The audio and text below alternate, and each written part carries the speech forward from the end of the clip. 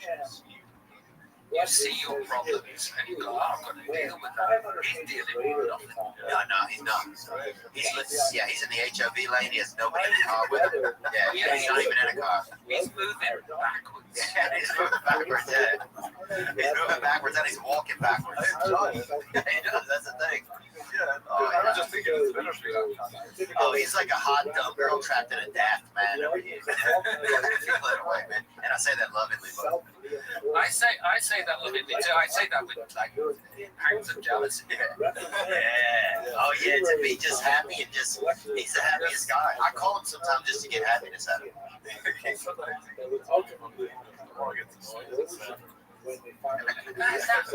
But like you're in that predicament where it's like it's bad, but it's not bad enough. Not bad enough for a minute. I don't know if it ever will be. Yeah, because like mine is break out with that. Really? Oh yeah, lose wife, lose kids, lose job, lose everything. Oh yeah, I wouldn't have that. You need to get famous, so bad things can happen. Oh, it would be bad for him. It really would. Yeah. Like he hasn't got a fucking clue. He would be busted immediately for something. Yeah. So you just need a bit of fame. Yeah, you actually just stay where you are. You good. Yeah. Right in the zone. Oh, you're in a perfect spot, Mark. You're always having fun. He loves chasing the ladies, and the ladies love him somehow. You know. Yeah, they really do. It's charm, I think. It's We're going to start with a discussion of charm. Charm. It's like Pete Davidson thing. He looks like Pete Moss Davidson. From Culture Club. Bring up Pete Moss. Can you bring it up? CMOSS. commerce and then finance. So these three short talks will give you a sense of about It's just an actual, yeah. There you go. Look at that reserve forest moss. That's it particularly right around there. the high middle ages in particular. So let's start by talking a little bit about Is that the reference that you were going for? Yeah, just kind of a damaged fern. I take all these. historically speaking, Yeah. Jews have Yeah, sometimes I think, did you have like a lot of problems with like commitment and stuff like that? Was it hard for you to get a wife? I mean, I'm sure it was easy because So way back. it was genuinely the biggest leap but of also in faith the modern period, to ever. modern Israel, and And I could have missed as it. a matter of And it was a pride, slide influence moment. specifically And moving to you Israel, may have missed the perfect person for you. This was motivated, of course, by the Well, so here's the thing, right? I mean, I'm anxious, I'm depressed, also because it was a I can't reaction keep my to penis in my 19th pants, century idea. I can't look after Much myself. of the How the hell am I going to turn up What is ego? for another person? Right. Yeah. Yeah. Okay. So that's what I was thinking. It's like, I can't do this. I can't be the person that I want to be, or the person that you need me to be. So I'm gonna, as it happens, 17 years later, 4 kids later, I am that guy, and I was that guy, and I gave myself the opportunity to be that guy. My beautiful wife gave me the opportunity to be that guy, and believed in me. But did you just say one day I'm that guy? Did you go to like therapy? Did you do one of the things you did to help you get there? It's like giving up drink, giving up drugs. It genuinely is one lifetime, 17 years worth of days. It was always considered some kind of sharp behavior or true behavior. And Jews and Christians, and to my mind, I believe Muslims, all had a certain amount of hesitancy over the nature of commercial profit and sought to divert it. Using the idea, for example, of the so-called just price, the correct amount that an object may be inflated in value in order to cover the costs of the seller or the person who is selling that. And we have discussions of this in the Talmud as well. By the way, it's something like a 35% markup is considered more or less normal, but there are so many reasons to avoid that or get around that. So, at any rate, so on the left, you have this idea that Jews, traditionally urban people for much of their diaspora history were somehow, like economically unhealthy or even immoral. And on the right wing of the spectrum, then you have the development of this idea of the cult, which would later become a very powerful ally of the idea of race. That somehow the Yo, character what up, was Sigma? formed by their connection with the land. That somehow by digging their fingers into the soil of their native land for generation upon generation, somehow this created a unique character of the Italians with their things and the Northern European areas things. And that was like part of what it meant to be a person was we developed a culture that we somehow imbibed by having generations of genetic attachment to the land. The Jews, of course, did not have this attachment to the land, so therefore they were somehow unhuman. They were like not human in the same way as others were human. So there was a very big push in the 19th century to try to get Jews back to the land. We see this not only in Israel, we also see it in all kinds of colonial projects in the Americas, in the empire, and so on, where there's an encouragement for Jews to engage in farming. And they largely succeeded. Israel's agricultural input is really good. So, but it contradicts a large trend in Jewish history, which is primarily towards other types of commerce, as we shall see. Agriculture posed a lot of risks without necessarily all the benefits that associate with a profitable endeavor. First is that Jews are frequently expelled from a given region. France expelled the Jews 4 times in the 14th century or the 14th century. It was every other generation you could be expelled from your land. You had invested all of your income, all of your wealth in land, and of course it was completely gone because it's hard to run with 40 acres on your back. There were areas where Jews were forbidden to own land, but those were actually more of the exception than the rule. It was simply not a very wise investment for Jews. Not only agriculture, but even like rental properties, because who's to say that you'll be able to keep that land if the political environment changes and you're dispossessed of it. Furthermore, it's a really hard job. I once spent a summer weeding, and it was horrible. You're bent over in the sun, and you're thirsty, and you're picking, carrots apart from each other, so they all grow with the best rate. I mean, my gosh, you would want to spend 8 hours a day doing that by hand.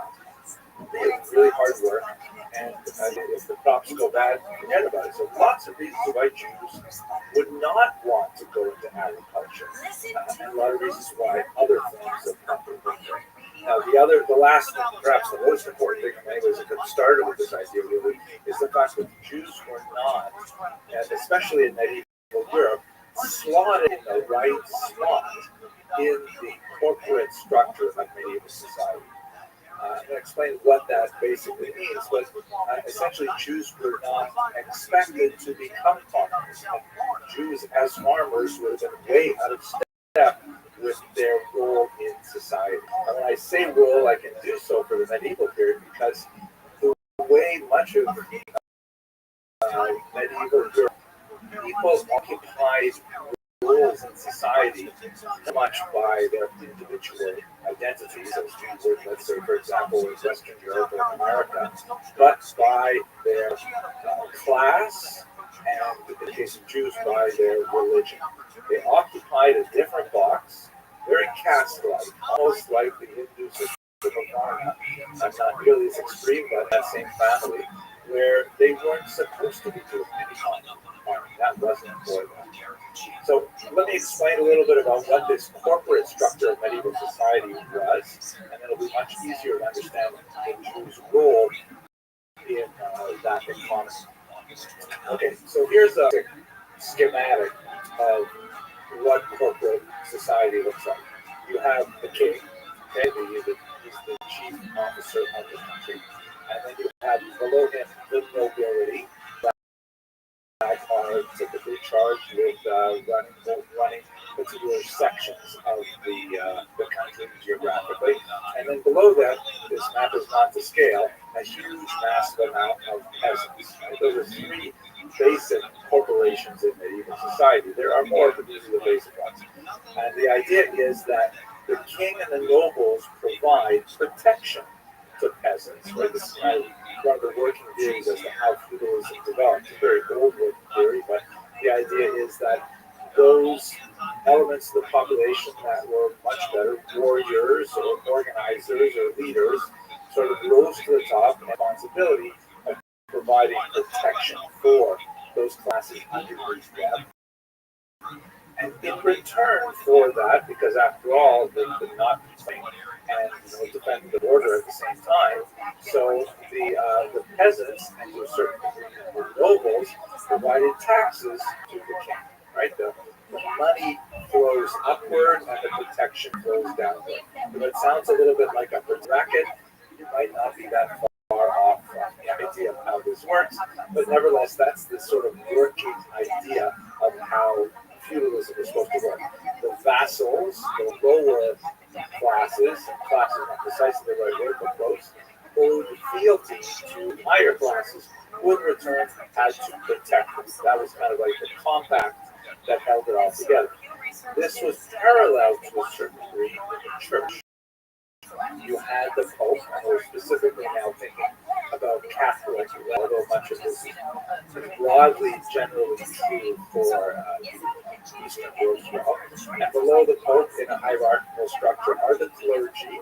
There are a whole bunch of different groups in the clergy, not just the priesthood, but you also have monks and nuns and so on. They occupy slightly different roles. And below that, the big mass of Christians. And similar to the arrangement with the kings, nobles, and peasants, you have salvation coming down. That is, the Pope and the clergy provide those essential religious services and education as appropriate, and salvific acts that allow the lower classes to achieve their place in heaven. And in return, the lower classes, the Christians in general, and upwards of clergy, the both provide tithes, provide a type of taxation that keeps the entire system working. Now, you might ask, when you look at these two structures, you might ask about who is ultimately in charge, and in fact, that's something they worried about as well, because in some periods, it was clear that the king was in charge of a given region. But on a philosophical level, one could make an argument that the Pope really should be in charge of European society, and the church sometimes was ascendant, and this meant that there were times when the interests of the king took precedence, which was typically good for the Jews, and there were times when the interests of the Pope took precedence, which was typically, but not uniformly, bad for the Jews, as we shall see. This is essentially how the corporate medieval structure of society looked. But now the biggest question you may have is, where do the Jews fit in? What box do they occupy? They're certainly not nobles. Peasants are overwhelmingly involved in agriculture, so they're either of those boxes. They're not the clergy and they're not Christians, so where do they fit? So here's where Jews fit in. It's really important. They occupy a position which was later called Servi Camarae Regis, which means servants of the royal chamber. The Jews ultimately ended up becoming specifically subservient only to the king. And that was largely because of their economic role in society. Here's a really beautiful piece that probably does not depict, although they're engaged in a classically Jewish occupation. The reason why they're probably not Jews is because the woman here is clearly reading a Christian book that shows a Madonna, his child there. There's also, by the way, sort of peak in the mirror of the artist probably looking on as he paints this picture. But the idea of this image, which is a 16th century Dutch work, this is a money changer and his wife. If you look at those boxes I showed you earlier in the corporate structure, who exactly is making of money here, who exactly is working literally in coin. Peasants certainly not. They're working with wood. They're producing agricultural output. The nobility is not out there mining the rocks for silver and gold and so on. It was actually producing and circulating wine in this environment. In order to collect taxes, for much of medieval European history, the nobility and the king had to collect it in different ways. Either taxes in kind, which meant barrels of wheat and hides of foxes and things like that, or corvée, which is essentially taxes in time, where the peasants would be required to spend a certain number of time, certain number per week or per month, farm the king's large land holdings or the nobles' land holdings, or the most valuable type, the hardest to come by, cash. The peasants typically did not hold much cash. All of their taxes were affected with barter, and when they paid their taxes, they paid it typically either in kind or agricultural output or in the sweat and brow working for the king. So the Jews here occupy this fascinating position as Servi Camerairegis, as servants of the royal chamber. You could also translate that as serfs or slaves, maybe, of the royal chamber, in which, because their economic activity does involve actual cash money, they collect a lot of this very valuable coin, and their taxes to the king are paid directly to the king, with no intervention of the nobles at all. So even though they don't actually occupy a box in that corporate structure I showed you, their box, as it were, is kind of stuck off to the side, and there's an arrow going straight to the king because they've reduced their money. I should also point out, as I think I did earlier, but let's emphasize it once again, just like we saw in the talking about Jewish communal structure in the Middle Ages, the king didn't deal with Jews as individuals at all, nor did he deal with Christians as individuals either. He dealt with them as an entire community. Meaning, if you were a Jew that lived in, let's say, Regensburg, you were part of the collective that was required to pay a certain amount of money to taxes to the king every year. And that amount of money was collected by your community leaders and they would forward the collected amount directly. You yourself were basically unknown to the king. There were exceptional individuals. We'll talk about them a little much later. They're so-called court Jews. But otherwise, it was done entirely on a communal fashion. And the Jews have this ambiguous position where, on the one hand, because they produced so much of this cash, they were very valuable to the king. But on the other hand, in order to keep doing their job, which the king liked very much, they were protected directly by the king. And so the nobles and the peasants would undertake great risk if they were to harm Jews in any way, because that meant that they were interfering with the king's revenue stream. So that's the risk and benefit associated with this kind of activity of being Servi Camerairegis actually turned out to be a preservative for the safety of Jews in Europe. Now, it also meant, however, that as we saw in the earlier diagram of the two arrows with the king and the pope facing to each other, the church-state power was often fought over the control of the Jews. Sometimes, if the church was especially doctrinaire and wished to impose certain, pious wish to impose some pious persecution of the Jews on some doctrinal point, then if the king was not powerful enough to protect them, then he would lose that revolution. On the other hand, there were times when the king could become heavily indebted to the Jews and would find it much more expedient to simply cancel his debts by expelling them. And the church might do this to protect the Jews who were, after all, given a particular slot in eschatological histories by people like St. Augustine, saying that the Jews have to serve as a witness. So the Jews were kind of like buffeted by powerful forces, much more powerful than they, largely because of their business. So at this point, I've given you a sense of like where they fit in the economic structure. I'd like to talk next about how they exactly made that money. First, in terms of commerce, and then in terms of farming.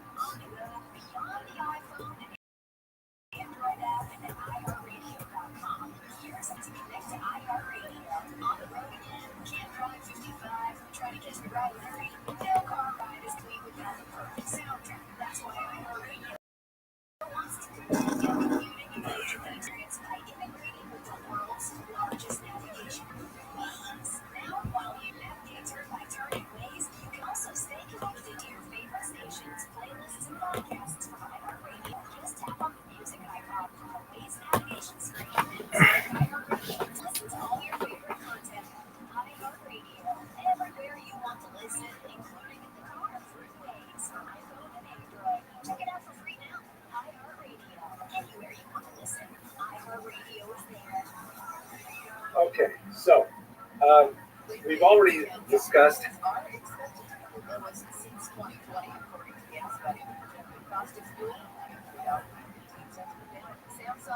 how the Jews are not especially so attracted to farming, right? Not such a great profession for Jews.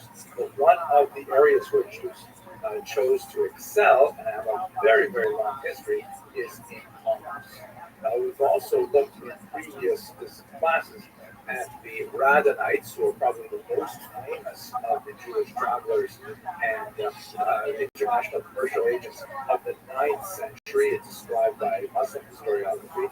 This particular map, which kind of like gives you, I think, a little bit of an exaggerated picture, but it errs a little bit on the side of expansion, but the blue routes are the ones that are associated with the Radhanites, and the pink ones are the ones that connect to it. But it gives you a sense of how these Radhanites, who were probably based in southern France on the Rhone River, nevertheless had an amazing trade network that extended over all of the New World at that time. The risks and benefits of commerce. Well, the risks are pretty obvious, right? You're traveling, you're going to dangerous places, people know you there, you've got to somebody that I really like, who's really cool, really great to look at, really but the benefits are great. The profit margin. you can be that guy. Pick up some lightweight You goods can't. like You can't, you're so far away from being that guy. Sounds like a big leap of faith. Oh, it's the biggest, because not only that, she gets half if I'm not that guy. That's what I was going to say, because then I'd like to project in the future. I'd be like, oh, yeah, but if it doesn't work, don't leave me. If your wife, that's got to be crazy to go to bed at night and know if your wife kills you, she's coming out of roses. I don't even think about that bit. But at the start, it's just like, there is. When you answer, you said, you're going to be my girlfriend. Were you serious about it? You said you Say that broke up and everything. Like the first three times that I broke up, she didn't even know. She went back to her house, and then like a flatbed truck turned up with a car on it and bin bags full of clothes. Oh, really? Yeah, I'm such a pussy. I didn't even tell her that we broke up. You're savage. Yeah, but that's a very Irish. yeah. I guess what I got you for Christmas at a party. Yeah. Yeah, That's like, I don't get excited. They were like, yeah, I got it. So they are generally Yeah. They're like, especially in the Islamic I think it's most men, or it's hard to just communicate with a woman. It's like looking in the face of like, A puppy. I'm gonna break. I didn't know to do it, but I was like breaking arms left, right, and center because you know I am a man of means with a level of faith. So, and not oddly. So I'm like a good package to and those. So like it'd be just like a girl would come in and go right. She walks into Padstown Palace, and then goes actually pause. Pause on this because I want to. So there wasn't a lot of sex happening because girls would just go, "This is a good deal. I'm gonna play my cards here." Yes. Did you in Britain? What time do y'all lose y'all's virginities at? Like in the UK, is it like 10 or 11 or is it 17? Like a lot of guys. I say it's 15 to 17. Wow. And indoors or outdoors, people go anymore. Oh, wow. Well, I would say,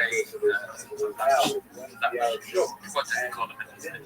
Latchkey kid. So you had these, so he was nobody else. Well, yeah, so I took the girl back to life. And then it was like, because the Jews are all steeped in the same. and then as she was leaving, I saw all of my friends' faces. And laughing. Lino, Giuseppe, and Emma, Pete, Tate, all going, ah! And I was like, no, I must do this. Oh, laughing. I thought you were laughing. No, laughing because I wasn't going to do it. So I go upstairs and I go into my room and it's a single bed. Territory, let's I'm say, not fit with it. Oh, yeah. contemporary Iraq. You know, Oh, really? My mom. You're surprised. You're a bad man. What about you, Marky? How'd you get rid of it, huh? I remember I found it, so there was a tight crunch. This girl was like, oh, my friend wants to meet you. Oh, this is bad. That's why I want you. Like, and I met her like behind the wall, like we were talking stuff. She was just getting Oh, yeah. small punishment. I was like, Oh, my God. I was just like, instead of raining and stuff, it happens. But I didn't realize that there was I was just talking about it. I was like, okay. Hold on, so there was no ending for you? Because I didn't even know Yeah, but like, I always have it. Yeah, I had sex early. Yeah, people doing sex, they start breaking a sweat. I'm like, how would you ever break a sweater, dude? I can start a TV dinner and I am done. I with enough time to fucking be right I don't have sex with people I didn't fancy. Oh, wow. Yeah, now we're talking this shit. That was an Irish thing too. You fantasize. You'd have sex with your mate. You would fantasize with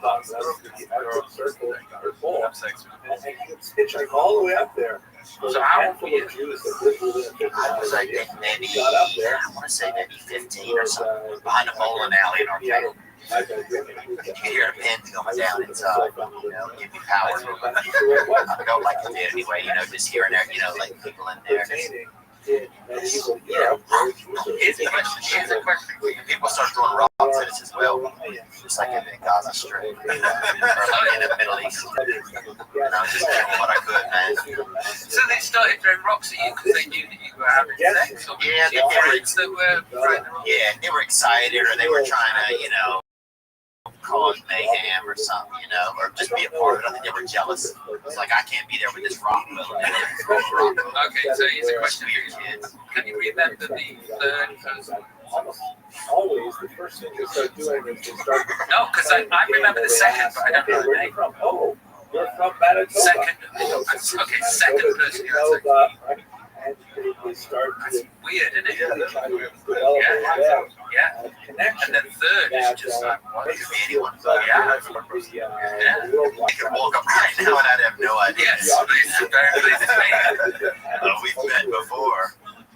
Oh, yeah. Have you ever spoken to your first? No, but I put a name in a song. Now, what did they sell? This is a little bit more controversial.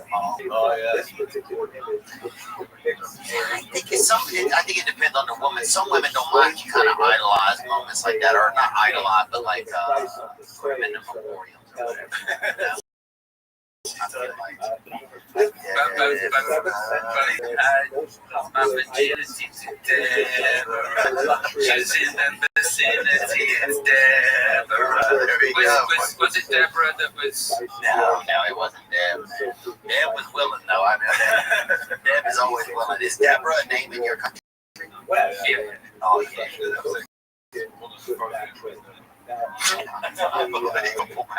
So, This guy's like a halfway house for your time. okay. Question: have you been to having a committed relationship? No.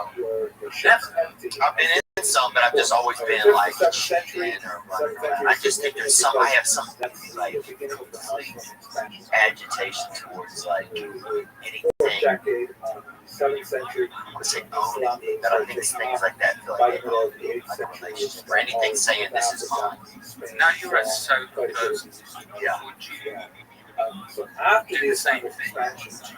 the Jews take a much larger Being role the in Theo the expanded trade across that major. I think that's why for the past, like, I haven't gotten in a relationship in a long time, you know, and now it's been about 4 years, but because I got to do some work in some of that space. I'm trying to work in SLAA right now.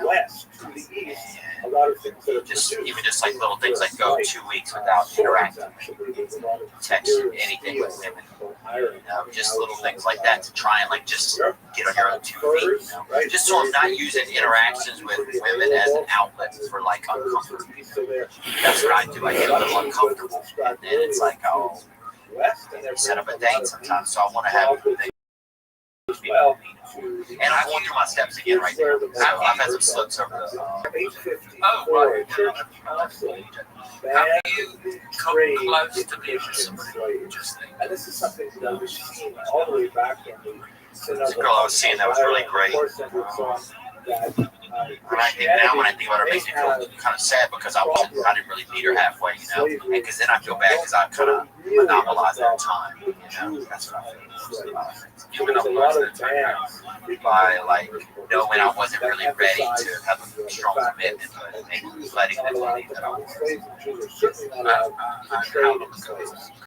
So That's probably the last relationship I was in. It's honestly been all of them, really, but I think it hurts more the older we get because it's like, you know, people's time is precious. now, And also, you think that you're going to have it all sorted in the near future. Yeah. And then you walk through the horizon and you fall. Yeah. And it's not, and it's still the problem that it was when you were 24.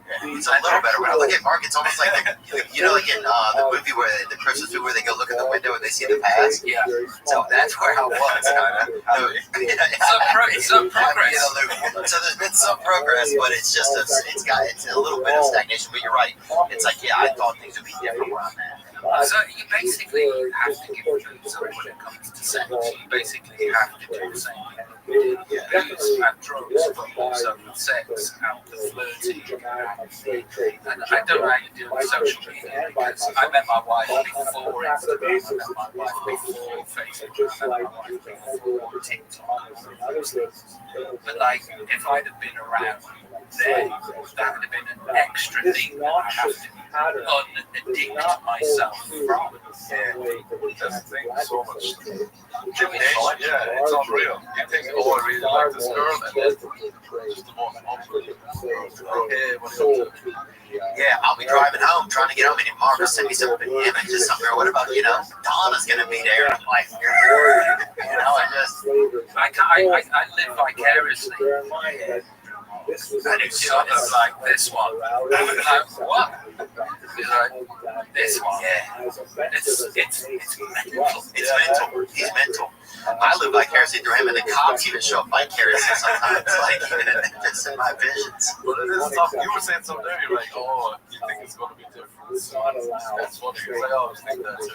What? Yeah, walking through the horizon, you will find yourself in the place. Yeah, be like, oh, give it 6 months. Yeah. And it's 2 years later, you're like, oh, we're still having fun. Yeah, still having fun. The fun one, and now especially in LA, the fun is always there's always the possibility. Like you can, You're gonna have to be the bachelor. yeah. How are you? Yeah.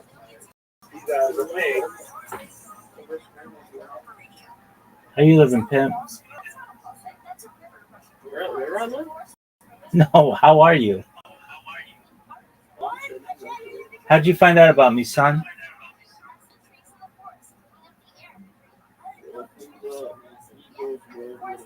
Oh, word. All right. Do you mind if I tell you about myself? I am Rabbi Rothschild. I stream my life 24 hours a day, 7 days a week, 365 days a year for world peace. I've been doing so for more than 3.5 years. I have more data on the internet than any person ever. According to Economist magazine, data is Earth's #1 resource. That may make me an influential person someday, and if that happens, I'm going to make you, your friends, your family, all independently wealthy. I'm going to make sure that you have generational wealth and hopefully be able to give you enough money to be able to start charities and philanthropic organizations of your own. How's that sound, son? Word, dog. So I'm live on 22 different YouTube streams, 24 hours a day, and for world peace. I talk about things to end hunger, like use of agricultural drones, floating saltwater greenhouses, hydroponics, vertical farming, cloud seeding. I talk about ending world thirst. I'm sponsored by a cryptocurrency. It's worth $100 million. One of the things that we do is we build wells in developing nations like Nigeria for the less fortunate. I'm an advocate for the Life Share program, and most importantly, desalination technology, where we pump Earth's seawater onto land and make it drinkable. How's that sound? Excellent, man. I talk about other things that are important to the world, futurology topics, like anti-gravity, antimatter, faster than light travel, faster than communication, things like quantum computing, certainly crypto, de-extinction technology. People don't know this, but the first successful de-extinction took place in the year 2003 with the Pyrenean ibex, which was a goat located in northern Spain, southern France. Fast forward to the year 2021, a company out of Dallas, Texas is founded known as Colossal Bioscientific. They've made it their goal that within the next 3 years to reintroduce the woolly mammoth into the Arctic Circle utilizing Asian elephant surrogates. I think that is just an incredible goal. They want to reintroduce the Tasmanian tiger and the dodo bird after that, which I think would be really cool. I talk about other things that may be of interest to you, your friends, your family. When you were born, the average life expectancy for you was probably about age 80. I want to increase that if you want to age 100, 120 through the use of technology such as peptides, human growth hormone, stem cells, therapy, red light therapy, ambrosia therapy, cold shock therapy, cryonics, cryogenics, nootropics, etc. And you may get to 120 years old. You may say, Rabbi, this has been a really great run. Everything that you said came true. What's the next plan? If you want, and again, this is with your consent, if you want, you may be able to utilize a type of technology known as mind uploading technology, where we scan your brain into a computer with your consent, knowing where every atom is in your central nervous system and your peripheral nervous system for later download. As an android, an avatar, a cyborg, a cybernetic being, a clone of yourself, a robot, an ethereal being, whatever you want to be. But essentially what I'm saying, young man, is that you may be able to experience digital immortality. What are your thoughts? Word, dog. That's what I'm talking about. Bro, honestly, bro, about the wealth, I'm pretty loaded. Like, I'm not loaded. Help everyone else, but I'm loaded, bro. You still don't have to help me. You know what I'm saying? Absolutely. That's wonderful to know. I have like 4 or 5 runs. You know what 5M is? You know what 5M is? It's 5M servers. Oh, okay. Very well. Yeah, I make servers on it. I made 60K on one server. It's still running right now. It's called out of over a server called Banco RP. And I made like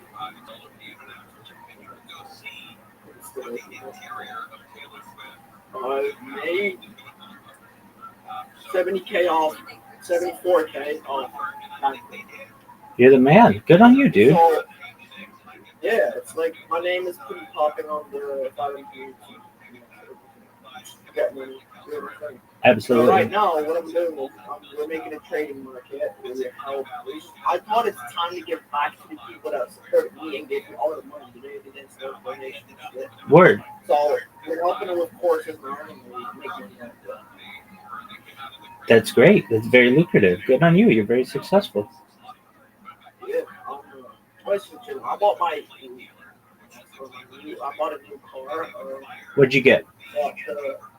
The Volkswagen Tiger. Oh yeah, absolutely.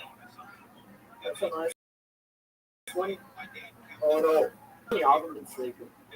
I don't really sleep that much. Absolutely. You got that dog in you. The blinking it probably really shows that I am.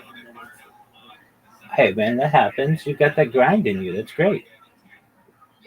4 days I was sleeping. All right. I Well, need like a couple of hours of sleep. that's okay. You can sleep when you're dead, and there's a way that you may be able to escape that. Yeah. I'll escape that when I get 500K, but it's alright because we're making lots of money with the coach. So Yeah, you are. I'm pushing to 400K now. Good At my on you. age as well, especially 18. So Excellent, man. Well, you're kicking ass, taking names. yeah. Excellent. What do you like to bake? I have the watermelon ice right now. I have Mr. Blue and strawberry Red Bull. All right. What are your hobbies aside from building servers? Yeah, building servers is my hobby. Obviously, just giving people joy. Obviously, I'm getting money off of it, making servers as well. But yeah, just bring back people joy. You know what I'm saying? They just donate. They just donate if they want to. I should make it expensive. So if they donate, it's for their own, like not for me. They just want an addition to my server. And sometimes I just throw in a giveaway here and there. You know what I'm saying? Word. Give out. Absolutely. Yeah. Do you stream? No. I've 1,000 subs though. All right. Well, that's a start. Yeah. Excellent. Do you play video games? Well, yeah, I play Rust. Okay. Which brings down my money because I just Rust is a game you have to play every fucking time. So I decently play. I just play it 1 million X's and stuff. Like if I play officials. Yeah. You know we're 9 months. You know we're 6. Yeah. It's I'm buying up. Word, dog. And I'm gonna do a giveaway on my server. I'm gonna like 10 people. Well, by 10 or 20 people. GTA 5. All right. Well, put me on that list. I got you. Thanks, Big Doug. Hopefully we're viral by then. I appreciate that. So yeah, I live stream my life. I have more social media than any person ever. I have over 100 YouTube accounts, over 200 Instagram accounts, over 500 Twitch accounts, over 1,000 TikTok accounts, over 2,000 Twitter accounts, over 5,000 Blue Sky accounts, and over 10,000 Kick accounts. I'm the most archived individual ever. I'm the most video recorded person ever, most photographed person ever. That's fucking nice. Word down. Bringing out the name, nice, huh? Absolutely. I basically have created the world's largest time capsule of human activity. Oh, so? Well, you can go back on my streams back to the pandemic and see what life was like. And my life, every moment of every day, essentially, for the last almost 4 years. You can see in the server upper left corner, it says 24/7 YouTube streams. You click that, just put it in a browser, and you'll see I'm live on 22 different streams. Nobody else does that. Yeah, man, just get, you know what I'm saying? Just get the word up, you know what I'm saying? Like, get your money up and stuff, yeah. You make money off the streams and stuff, like that. Yeah, I make some.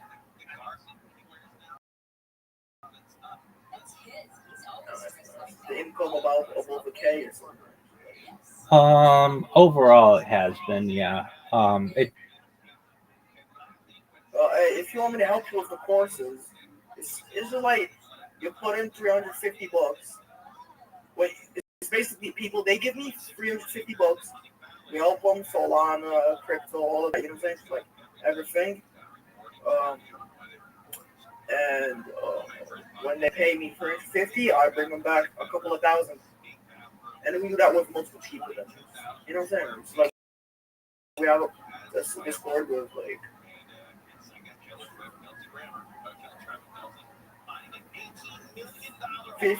16 people, and we just basically help everyone, and then they get money. It's just you put in $350, you get a couple of $1,000, maybe 1,000, 2,000, something like that. Yeah, I've got you. I'm good for now. Do you ever do Twitter Spaces? Do you ever do Twitter Spaces and promote your server or your program? No, 50,000 people in my Discord. Can't beat that. Invite link in there. How'd you get so many people in your Discord? I did a lot of promoting for that. How'd you do it? 5M, just make a server and make it look good. People join to be like, the server's fucking nice, and just join the Discord. Most likely, I'll also just join bigger Discord servers, just send out the invitation, and they just join. I gotcha. Very well. Well, I've got one question before I I do have to script some stuff for my servers and shit. Absolutely. The name Rothschild. Yep. I've heard it's not like it's like a group. It's my family. Oh, you're a Rothschild. Yeah. Oh, isn't that a? Well, some of us are. There are 3,000 of us in the United States alone, thousands of us worldwide. So there are some of us who, are middle class. Some of us are extremely wealthy.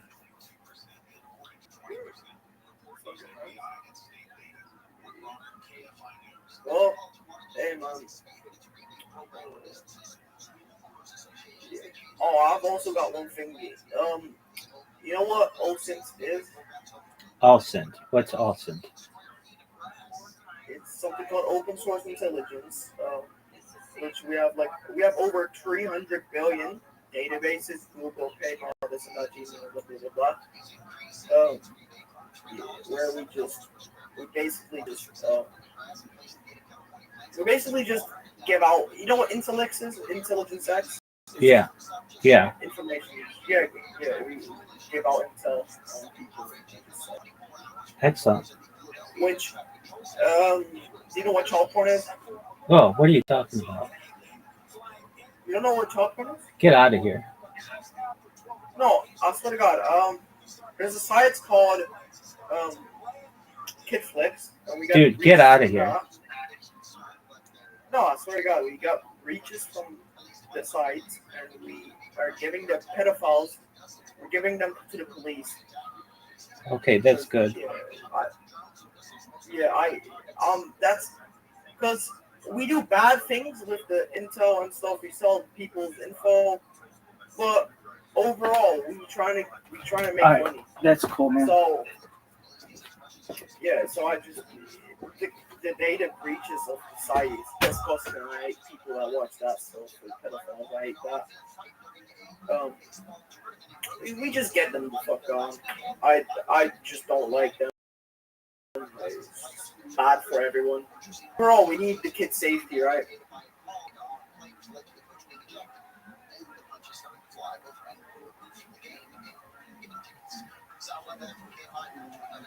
Chance of early rain tonight, and then clear after that. Rest of the night, lows around 40 degrees. Sunny skies tomorrow, and it's getting hotter again. Highs above 80 in the beaches, above 90 in Metro LA, Orange County, above 100 further up, and then up higher in the Palm Springs area.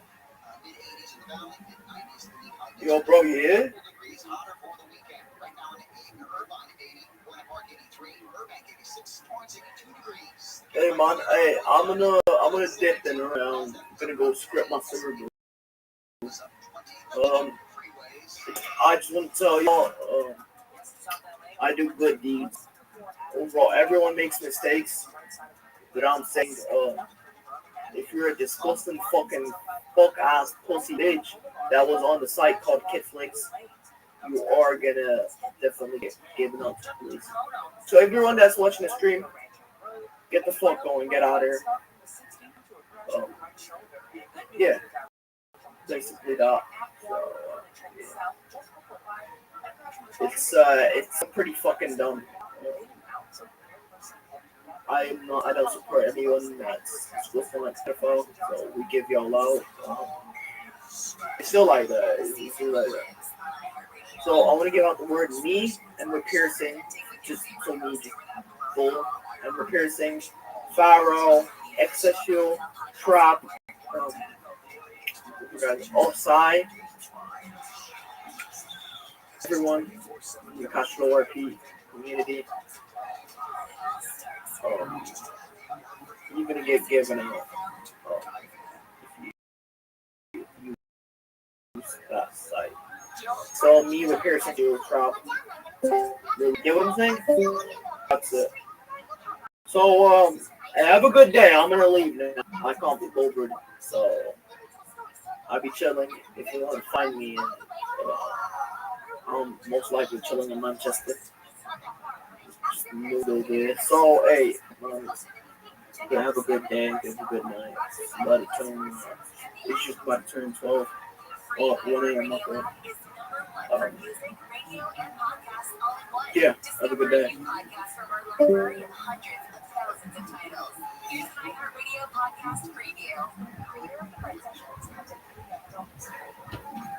Now, Maxine, I know you like to do your own little mystery solving, but this is a serious investigation. I need to figure this out. Sorry, kiddo, you lost your curiosity privileges with lying to me and went running headfirst into danger. Join Maxine Miles as she tries to solve a big case in her small town. About an hour ago, we discovered that Riley Stevens has gone missing. You are going to find Riley before the sheriff and community watch does. What the fuck was that?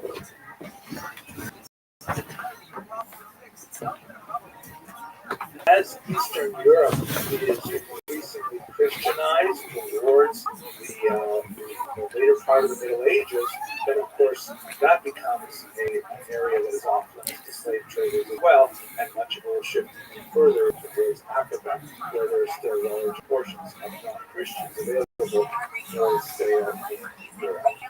Adding to this, besides the slave trade, there was a significant expansion of trade routes in Northern Europe. The population in general in Northern France and Germany has been expanding since around the year 1000. There are a lot of theories as to why this happened. It is a notable phenomenon. It appears that the agricultural output increased significantly over this time, so it might actually have a climactic reason for it. It could be that there was, just a general warming of the northern part of Europe at this point, or something to make it much more arable. But at any rate, as the north opens up, more trade routes through northern Europe open up, and Jewish populations there increase. And it's kind of like a cycle of the general expansion of trade means the expansion of Jewish migration to Europe, and the increase in the population as there is more income and so on. But that's essentially what is happening throughout this period in terms of the trade.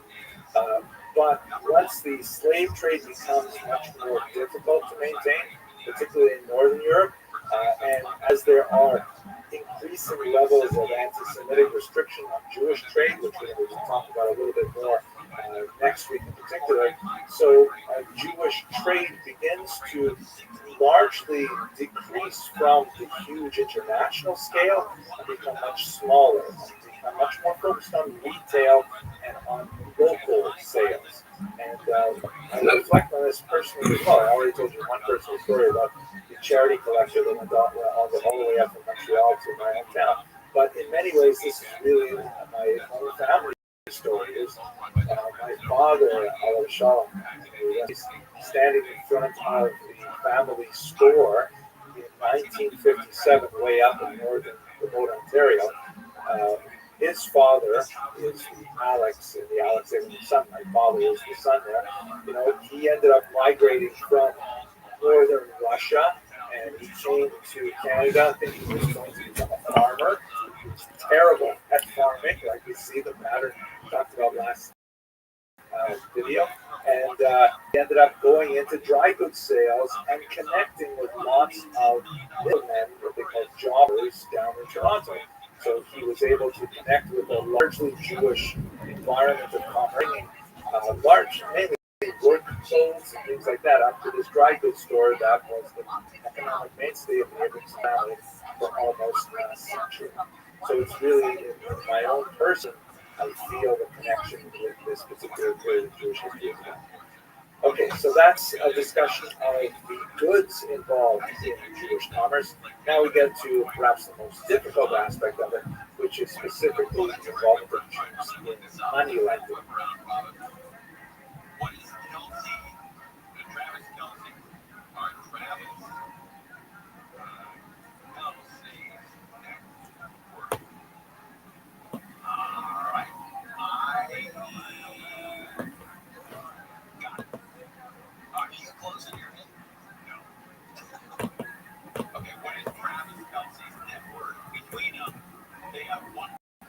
Okay, let's go on to the last part, which is the most difficult part of this section, talking about money lending.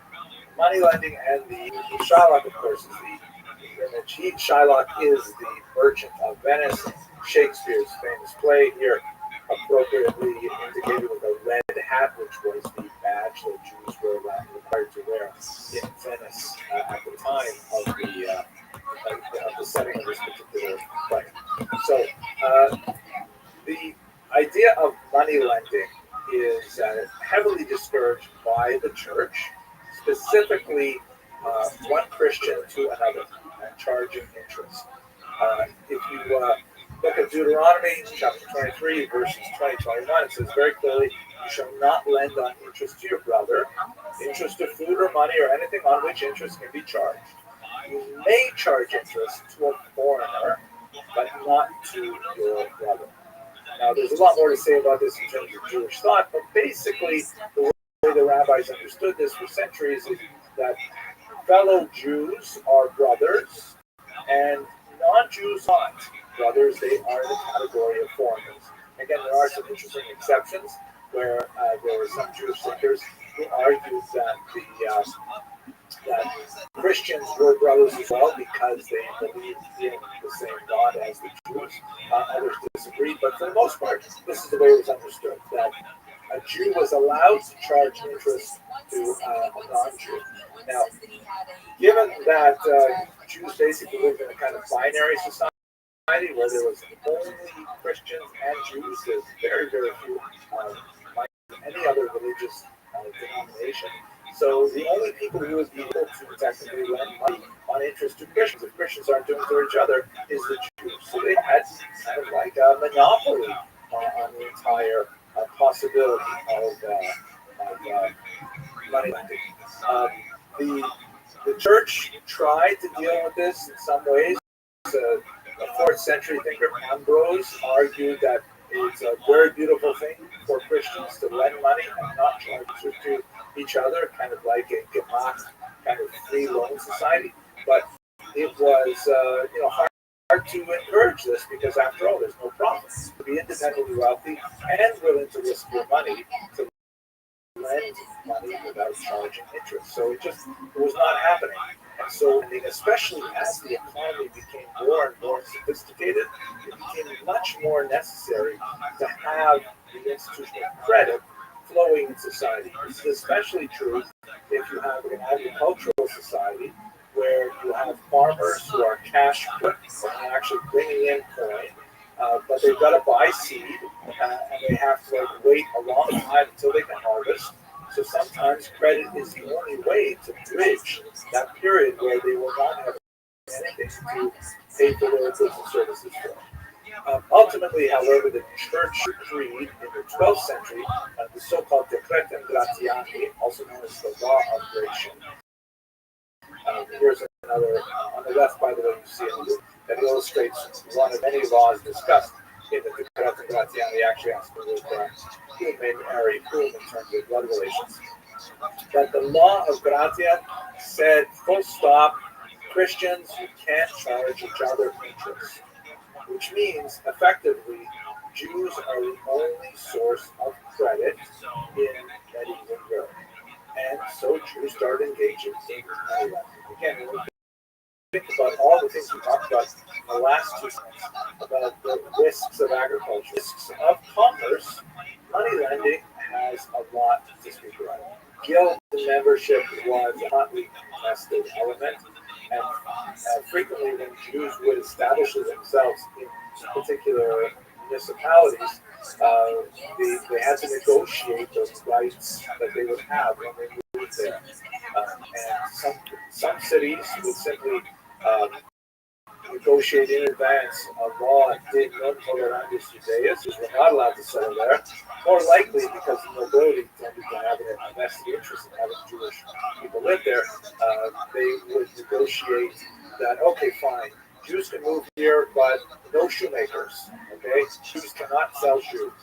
Or Jews can sell shoes, but only when they're ready-made. They can't actually make them.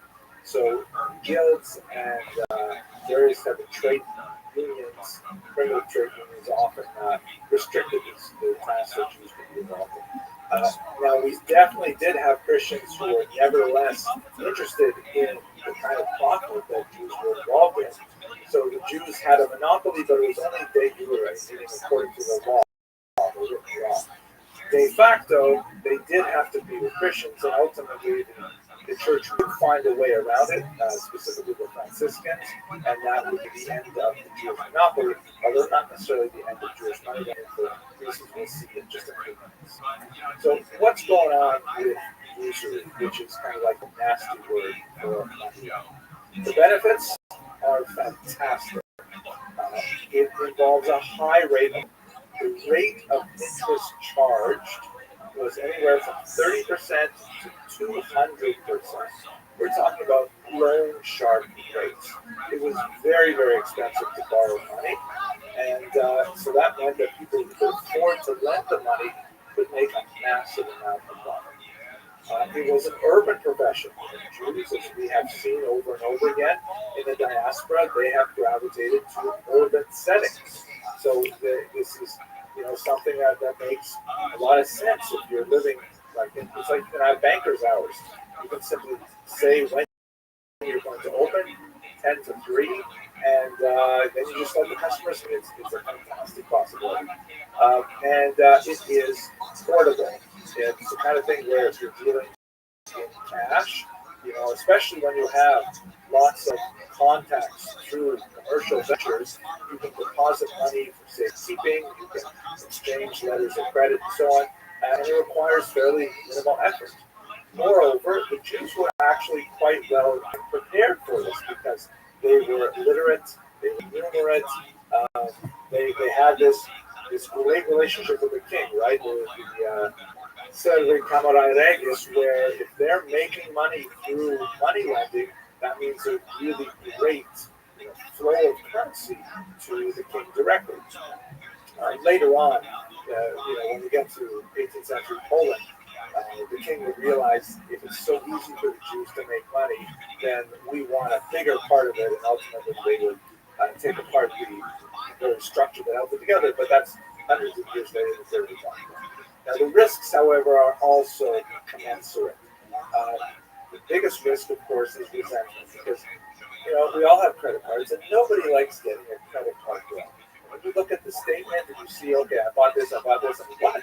Interest charge? Wow, you feel really bad about it, especially if you can't pay off the balance down to zero every month. You see that interest charge, and every month you say, wow, I'm paying so many dollars for nothing, for stuff I bought a long time ago and already gone.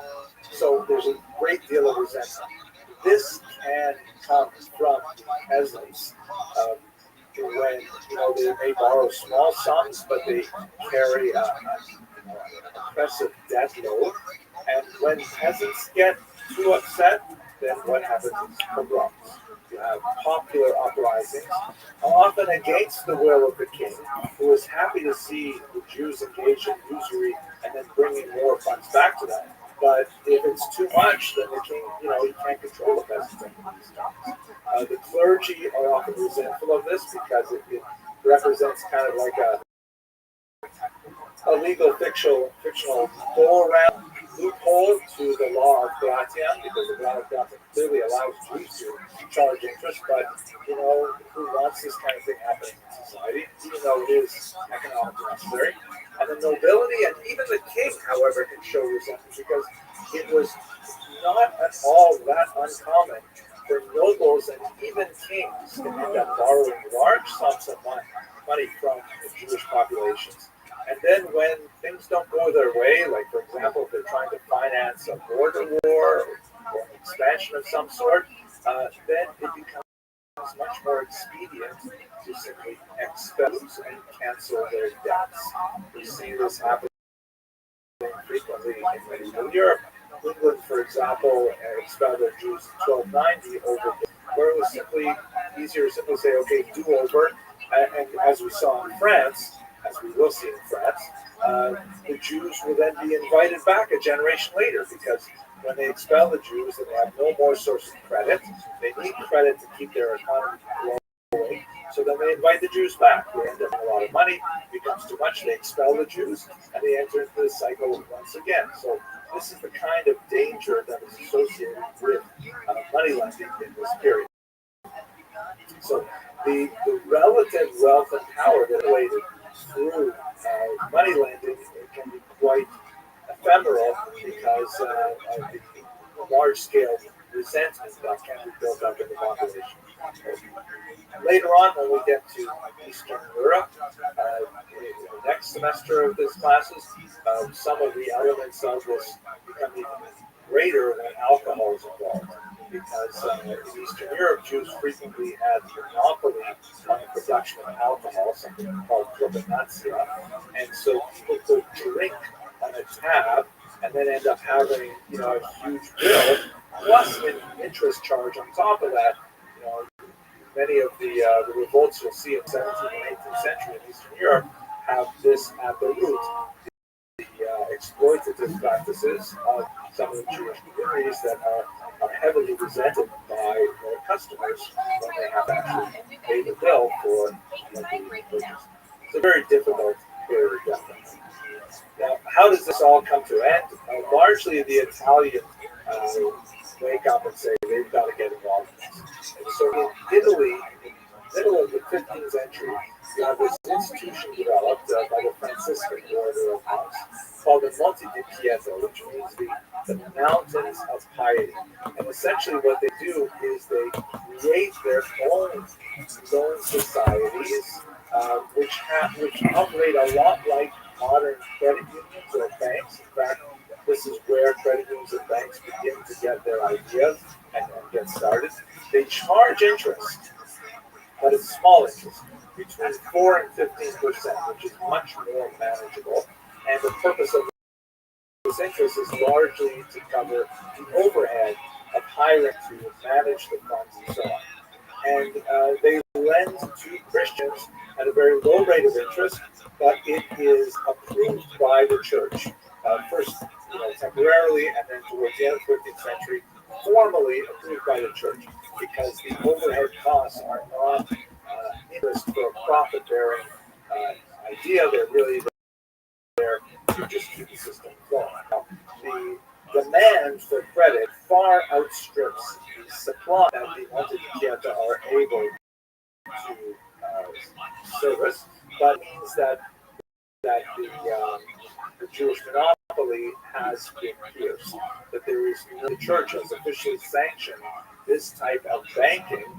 There is no reason why one would still have to go to a Jew.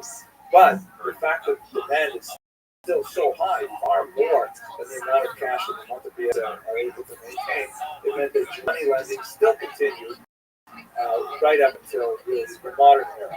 But it can be on a much smaller scale. Yo, what's good, bro? How you living, pimp? Instead of lending to I'm doing pretty good. How did you find out about me, son? The e-girl world. Yeah, it's just like one of these girls were like wondering why you were arched up, and I know you like stream all the time. Word dog, do you mind if I tell you about myself? I already know, dude. You want to end world peace? Yeah. I don't want to end. Start world peace, whatever. You've got it, big man. So, like, genuine question. How long have you been doing this stream for? I don't really like want to go look. That's I don't okay. know if you stopped streaming ever. 3.5 years. So, are you like dead stuck? Like, fuck no. I go outside all the time.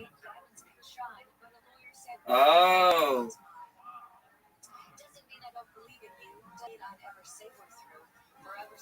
That your only question? Yeah. Wait, what is this on your like phone screen? What is this? Jewish history lectures. Oh.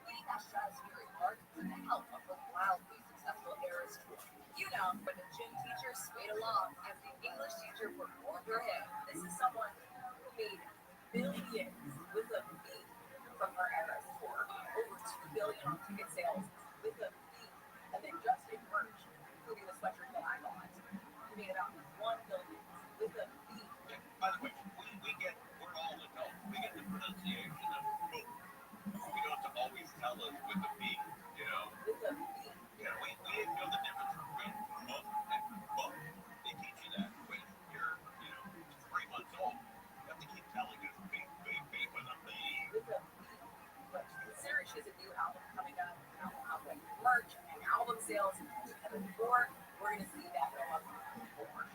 Travis is no slouch either. Travis is no slouch. Worth an estimated 80 million. Separately, these two are powerhouses.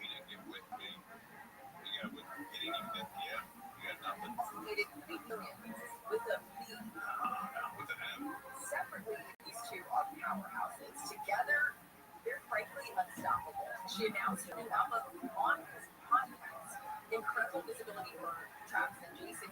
It's called The Life of the Showgirl. They signed a contract worth over $100 million with Hungry for their podcast. As a Swiftie, this is the best possible partnership they've wound up with. What a run those two are having, where everybody knows who they are, and everybody is screaming about it. Even that White House correspondent for CBS lost her head when she heard that. Completely lost when these two are getting married. But this is as close to royalty as we get in the country. We don't have royalty. We have celebrity. And the biggest celebrities right now are Taylor Swift and Travis Scott. By far, who's bigger? No one. You're lying on me about 44 now. Officials and activists in Orange County announced that a fund to support the families of illegal immigrants. Called the Liberty Fund. Also, this fund created by Supervisor Vicente Sarmiento is made up of both public and private dollars to provide legal representation for people navigating the immigration court system. Orange County Register reports the fund will also be used for things like hotlines for reporting immigration activities and immigrant rights education programs. Sarmiento tells the Register fund will also work proactively to help families not get impacted by immigration enforcement. Children, lives near the church in Minnesota where 2 children were killed and 18 others hurt, says he did what he could to help. Patrick Scaling says his grandchildren attended the school. They were very frightened. They wanted their mom to get out, and I sat them down and just smiled. St. Bob Weston opened fire at Annunciation Catholic Church during a back-to-school mass yesterday before killing himself. And Google says 2.5 billion Gmail users should change their passwords because of hackers. Tech giant put out a warning this week advising Gmail users to get high alert for suspicious activity and to add extra security measures like 2-factor authentication. Google says that the hackers often access Gmail passwords by sending emails with links to page signing pages and have been targeting people by posing as IT support staff. Mark Navy, King of Finding. Chance of rain tonight, better clear up before midnight roughly, and be clear through tomorrow morning and clear during the day tomorrow, and a little hotter tomorrow, a little hotter through the weekend as well, just a couple of degrees. Right now we're Fullerton 83, Costa Mesa 77. Let's go to Gardena. It's going to be on 405 to southbound Route 4 for Ron Abbey for crash on the right shoulder. So traffic is back up 105. Right now, Mark Road, 52 east at Fairview. A motorcycle crash is blocking the purple lane. Over here, we see some brake lights from Harvey Boulevard. And in East LA on the 60 eastbound before Downey Road, a crash on the right shoulder with the rear drive from the 10. With Southern California's most accurate traffic reports, I'm Ashley Johnson. Season lit on radio. We're venting with your favorite host over that blown call. The official NFL Podcast Network. NFL Daily and stations that bring you the games live. This is 24/7 coverage of everything. And it all starts now. Just on the iHeartRadio app. And search NFL. My name is Dale Blazinski. Here with United Way to help the homeless in my community learn computer skills and build a basic resume. I don't just wear the shirt. I live it. Give, advocate, volunteer. Live United. Go to liveunited.org. Brought to you by United Way and the Ad Council. The free iHeartRadio app is #1 for music, radio, and podcasts, all in one. Discover a new podcast from our library of over 350,000 titles. Here's an iHeartRadio podcast preview. In 1995, a college student disappeared on a trip across the USA. I've been looking at this right away for the wet tech. So his mother started investigating. The case filed. I started going through with some people that wasn't interviewed. I joined his mother's search for justice. I am someone knows Season 6. Listen and follow this podcast for free on the iHeartRadio app. #1 for music, radio, and podcasts all in one. Find your iHeartRadio everywhere. There are hundreds of ways to experience iHeartRadio at home and on the go, beyond the iPhone, Android app, and at iHeartRadio.com. Here's another way to connect to iHeartRadio. Sonos speakers. Activate iHeartRadio within Sonos to access all your big radio stations and podcasts. Or even easier, look on the player screen in the iHeartRadio app for the available connections icon. Then use your Sonos network and control the Sonos experience directly from within the iHeartRadio app. If you've got Sonos speakers throughout your house, you have iHeartRadio throughout your house too. iHeartRadio, everywhere you want to listen, including in your home with the iHeartRadio Sonos integration. Check it out for free now. iHeartRadio, anywhere you want to listen, iHeartRadio is there.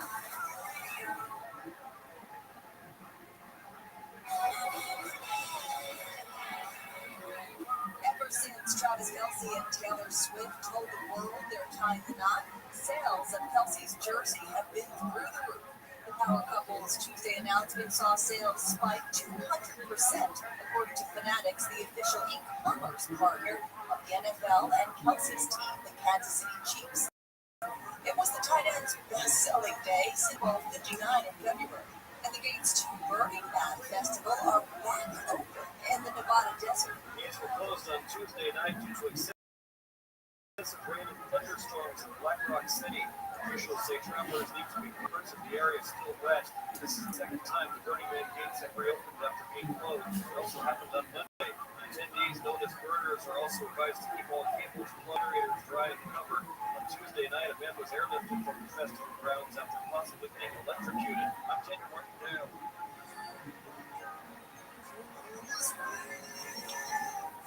Lady A is revealing the details about their upcoming new Christmas album. It's called On This Winter's Night, Volume 2, and will feature 11 holiday songs. The new record marks the band's first full holiday album in 13 years and will be out on September 26th. Lady A will also hit the road for the Winter's Night U.S. tour in support of the new album. That's entertainment. I'm Jacqueline Coleman. Get your money and move in the right direction. Money and Hope of the Week. Sundays at noon during Route to Money with Joel Larsgaard on GFI.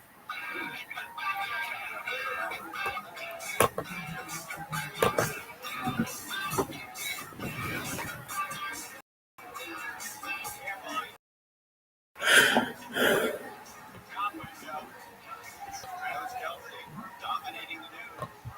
And I guess he asked her dad for his blessing in asking Taylor Swift to marry him. That's kind of cool. It's cool. Elio, was your dad alive?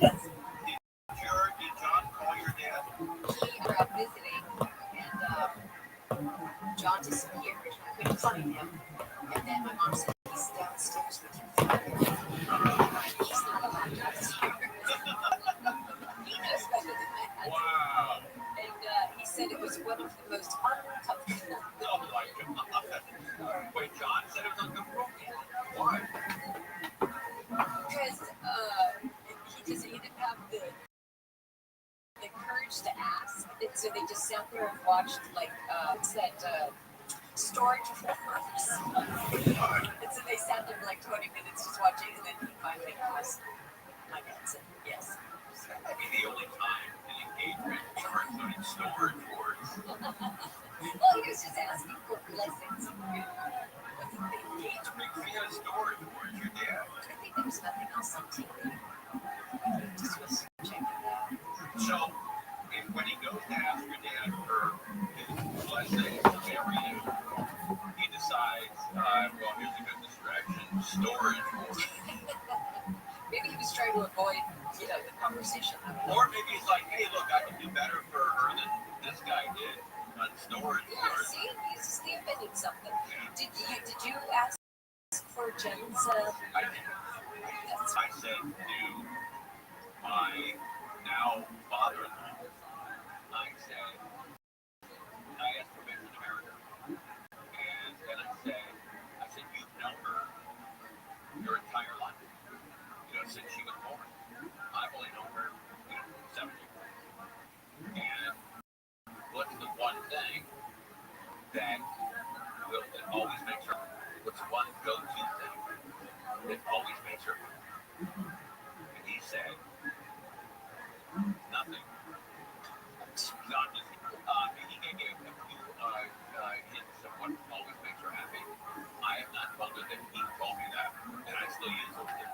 What's your love language? Yeah, your love languages. I don't know where love language is, but I gotta say that I think I'm a pretty lucky guy because not only did she turn out great, but she put up a lot of crap. Just because I'm a guy who's like set in his ways. I didn't want kids.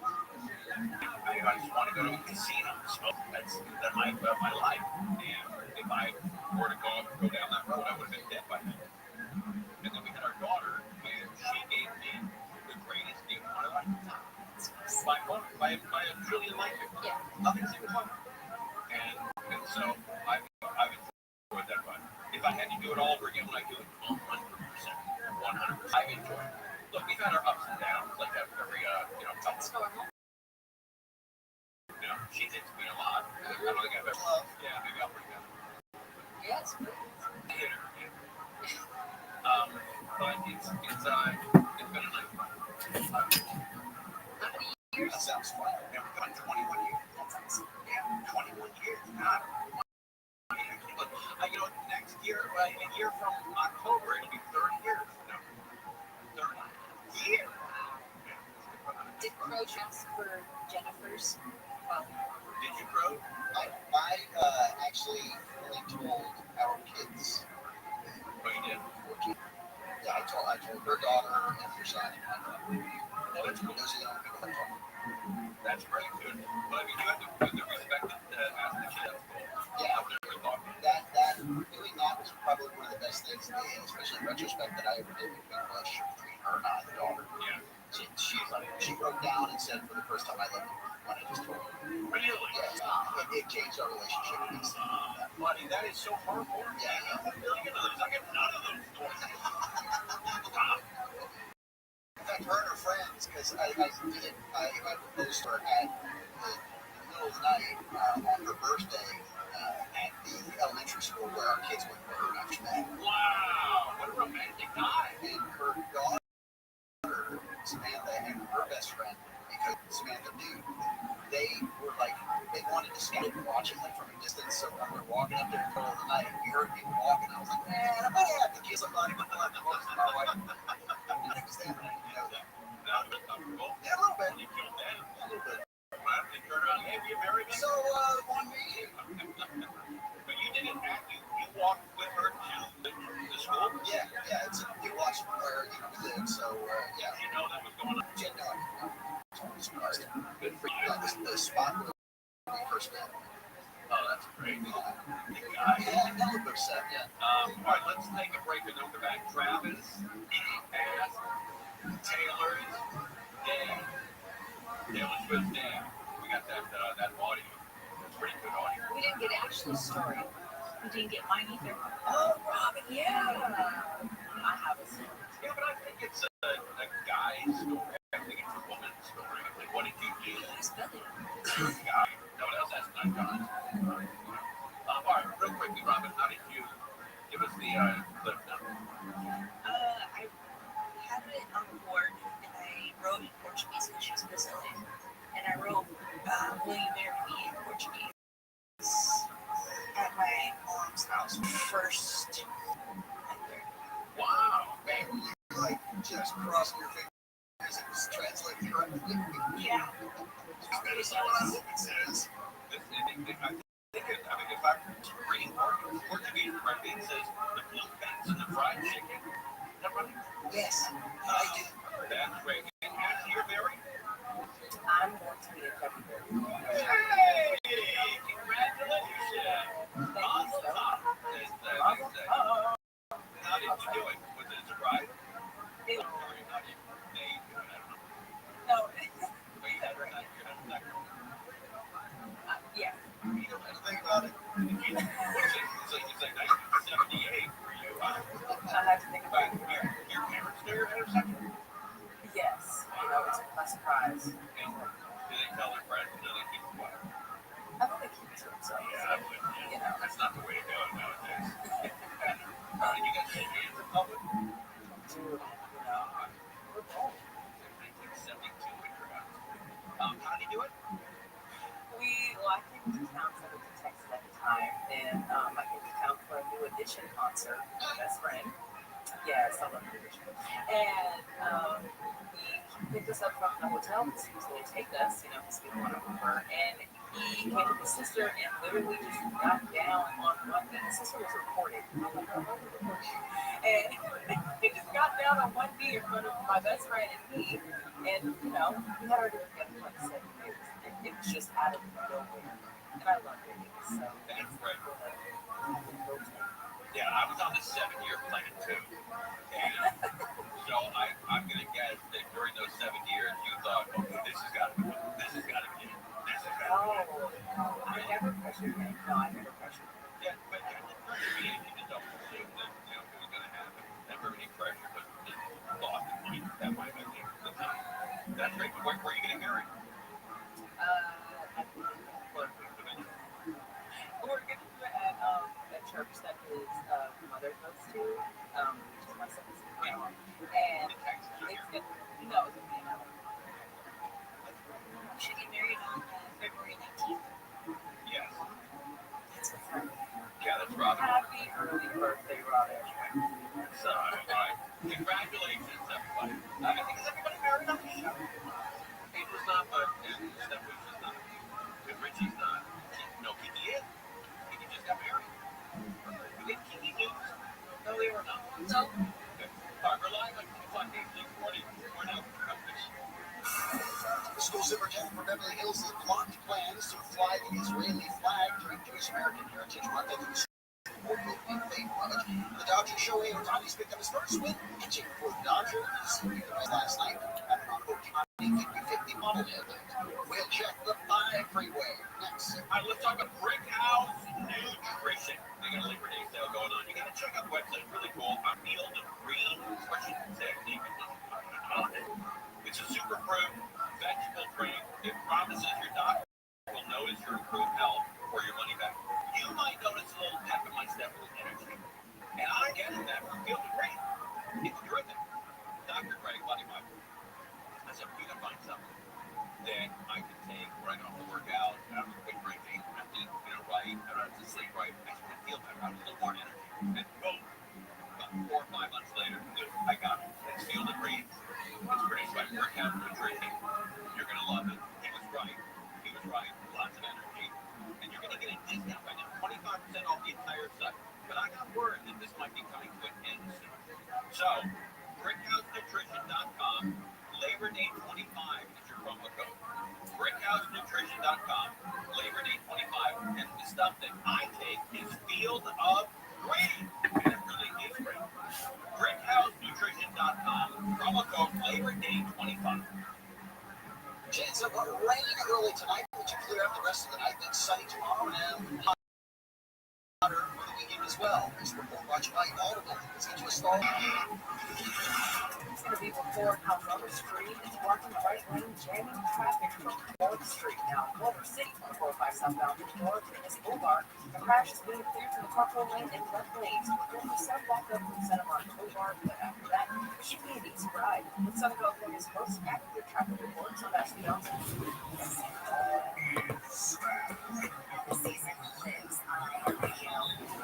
We're venting with your favorite host over that world call. The official NFL Podcast Network. It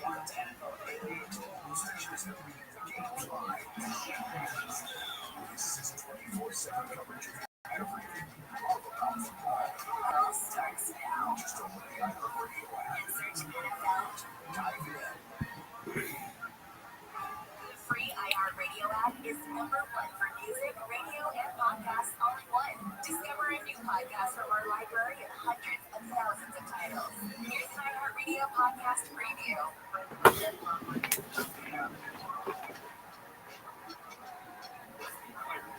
I'm not saying it's okay to wrong, but in my word, at the time, I found a way to justify that. This is Tony. Yeah, it's back home.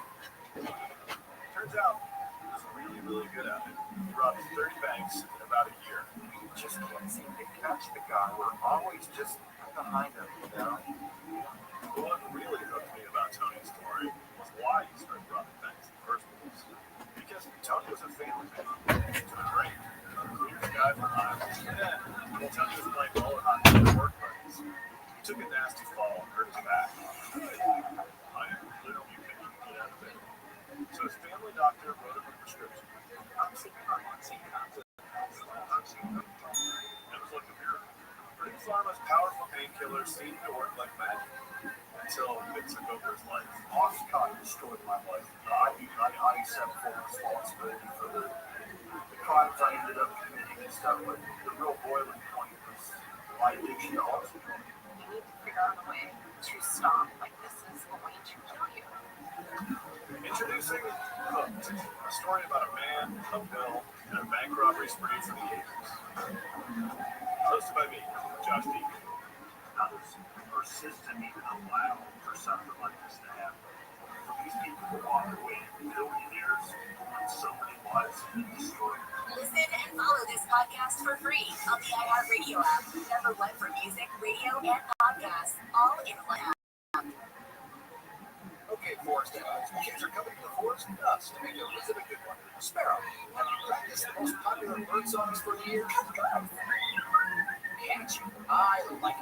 River, what's the temperatures are refreshing 52 degrees, and I love it. Turtle, he's not here yet, man. He's like every morning. Okay, Squirrel, the forest has been preparing just for you. To learn more about cool things to do in the forest, visit discovertheforest.org. Brought to you by the U.S. Forest Service and the Ad Council. AM 640, stimulating talk. Coming up tomorrow on the John Cobelt Show, reaction now on Governor Gavin Newsom's new crime suppression team. Lou Penrose in for John Cobelt tomorrow on KFI AM 640.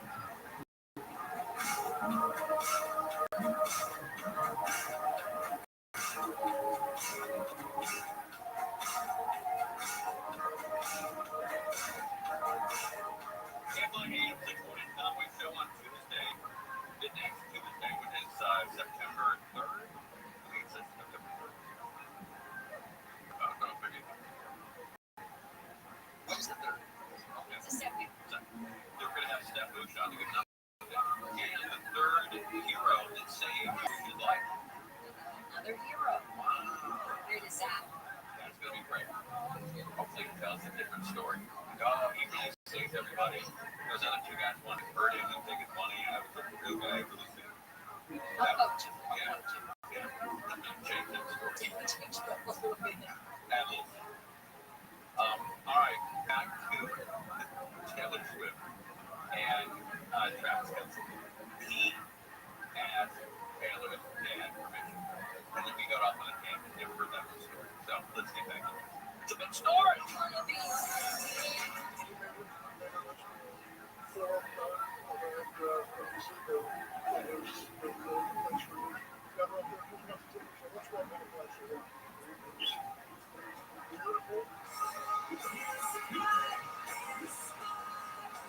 Ed says the intimate moment happened within the last few weeks in Travis's backyard at his home just outside of Kansas City.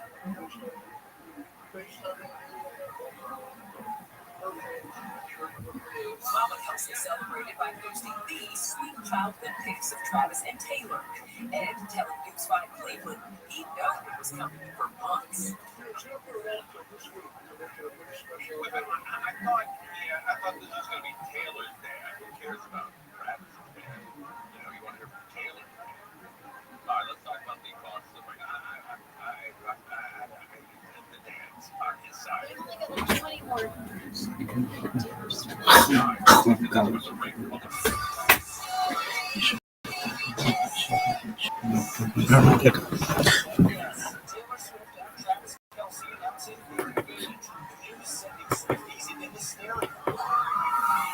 think I'm more excited about this than I would be about my own engagement. It sounds like it's staying hot. It does sound like a crash test. Yeah, it does. I think everybody's, incarcerated.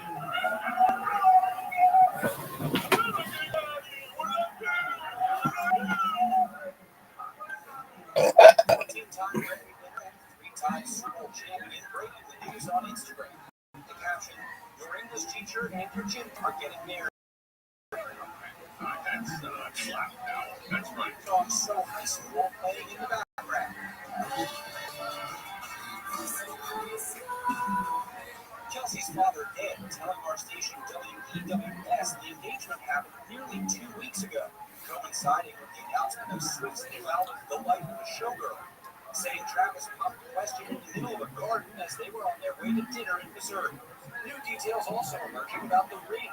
ABC News confirming Kelsey helped design it with Kindred Loving of Artifacts Fine Jewelry in New York City. The ring is so perfect for Taylor. It's antique inspired, it's whimsical. Our experts say that the ring could be worth up to $5 million. Wow, $5 million. How could you ever wear that? What's your friend someone tell you they lift it from you? $5 million ring. That's 20% of his net worth. You never lift that. You never wear that. That's outrageous. The couple's relationship been a spectacle since they got together in 2023. After Kelsey says he tried to meet Swift in her era.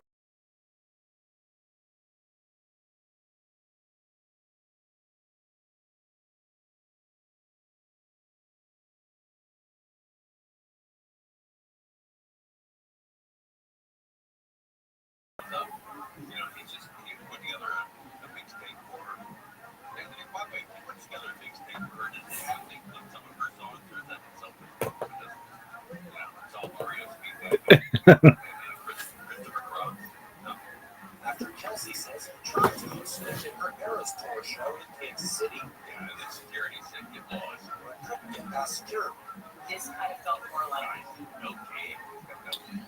Wait. But couldn't get past security. You couldn't get past security in Arrowhead Stadium. That's where it was. It was in Kansas City. He was a big star in Kansas City. And the security's like, no, buddy, you Zoot, how are you, big dog? I was just thinking about you. How are you? How have you been? I'm gonna see my friend later. All right, that's cool. Are they cool? Yeah. Okay, are you ready to lose? Yeah. All right, pimp. Just give me a second. How have you been feeling? Okay. All right. What's new in your life? I'll be ready just in a second. You want to know what I was thinking about earlier? I still want to know what's good in your life, but I thought to myself, that thing that Zoot always wanted, which is like to be. I think he's actually going to be famous someday, and he's going to be able to achieve all the stuff that he wants, and he will be very smart. I know in the beginning you were like, Rabbi, you know why I originally was interested in what you do is because you said you're going to make me a trillionaire, and I think that's absolutely fine, and I think I'll be able to do that too, and I just think that you're very smart to see what I'm doing and know that it's perhaps going to be something really big. So good on you. I feel like if I get famous, it's going to be dangerous that pharmaceutical companies will either try to kill me or put me into jail for something I didn't do. That's my biggest fear about being famous. All right. Well, I think you'll be okay. What are your thoughts on Taylor Swift getting engaged? Who cares? All right. What are your thoughts on Kanye West's first album, College Dropout? That's better than any more. It's better than any of his recent albums, but I feel like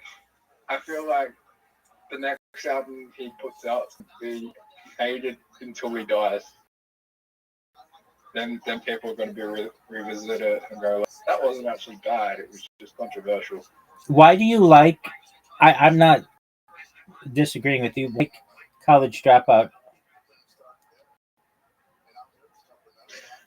Why do I like College Dropout? Yeah. It was the first album that Kanye did something that no one had done before. He was the first producer to also be a rapper and produce his own album and rap over it. That hadn't been done before. The only person who did that before him was Dr. Dre. Right? The only person who did that before him was Dr. Dre. Okay. The Dr. Dre wasn't very good. At rapping. Okay. What are your favorite songs on College Dropout? I like Last Call, which Dude, is the last track. Dog, stop. That's the best song on the album. All Falls Down. Wait, hold on. You ever seen the video for that? Yeah. Dog, that's one of the best. Probably the way it's called because he's rapping for a while. The one with Jamie Foxx, Spaceship. I think it's called Spaceship.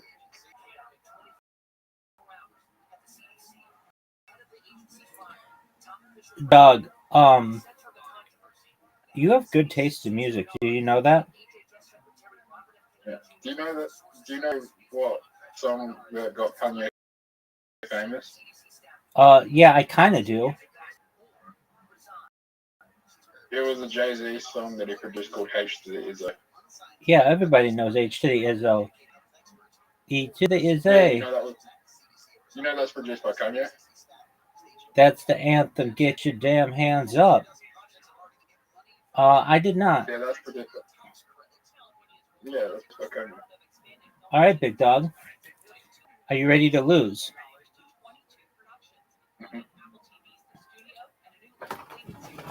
Are you ready to do stand-up comedy on Monday? Yeah.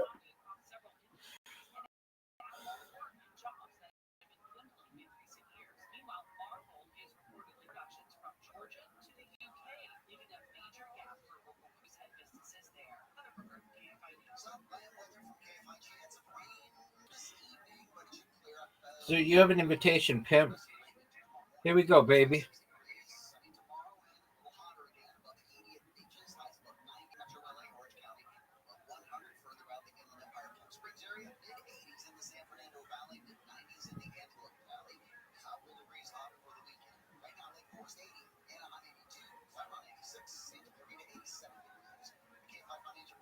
Do you know what I see happening in the future, Rabbi? What's that, dude? Oh, no. People getting their mental health diagnoses and neurodivergency diagnoses revoked in the future. How do you get one revoked? How do you get one revoked? Yeah.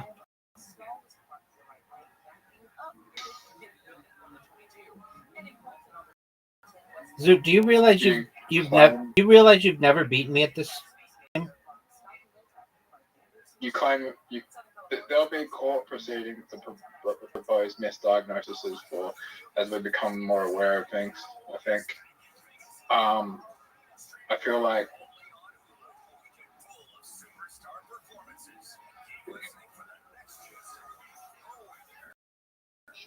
that's going to happen.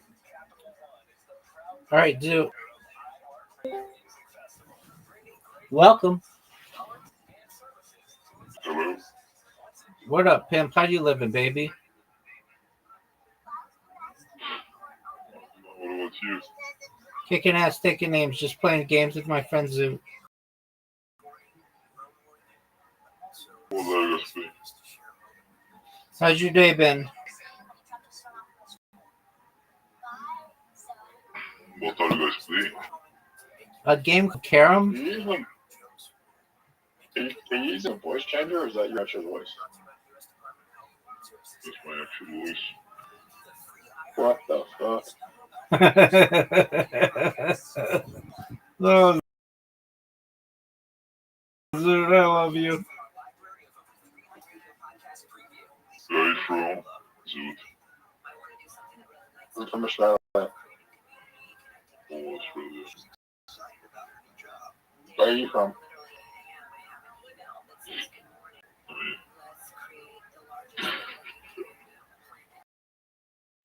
want to keep things online. Well, that's obviously using the voice changer. I'm not using a voice changer. So you ask other people where they're from, but you don't tell people where you're from? Isn't that kind of a dick move? It's using a voice changer. It's a goy move, yeah. Fuck.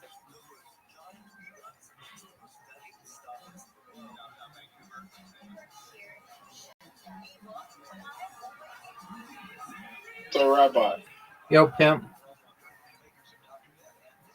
Kanye has said that he is no longer bipolar because he's got an autistic diagnosis, but he hasn't got his bipolar diagnosis revoked, so he's still bipolar according to the medical documents that he has. What do you think of that fine piece of ass that he fucks Bianca Censori? I have no opinion. Would you take Bianca or Kim Kardashian?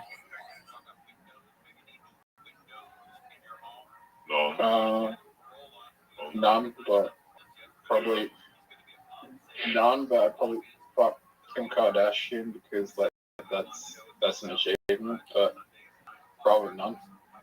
All right, what's your girl on that website? How's she doing? What number is she? 10. Dude, you're letting her down. Yeah. How the fuck did you from 4 to 10 in a month? Right, very quickly. That's not usual. I'm telling you, Zoot, you must have not been watching as much as you usually do.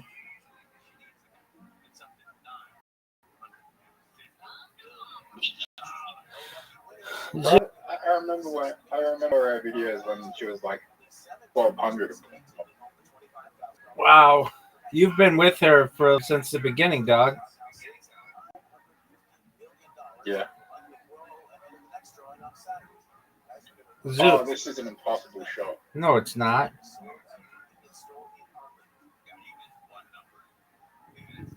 Fuck, I just wanted to say it was an impossible shot. I hope it got you into your head. Well, it didn't. I got you. All right, you ready for Match Monsters?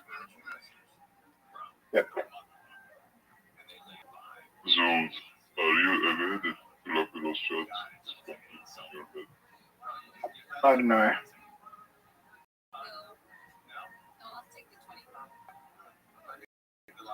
Going on, Rabbi. All right, you ready?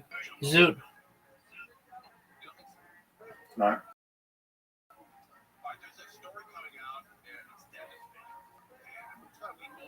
Would you rather go first, or would you rather get the points? I'll get the points. I think that's smart.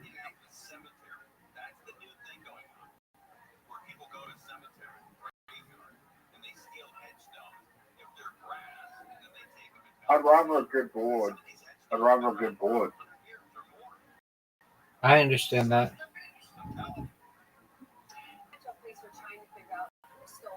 I think he might have helped me a little bit. Oh, I know I did. Until that happened. Are you gonna go for the blues?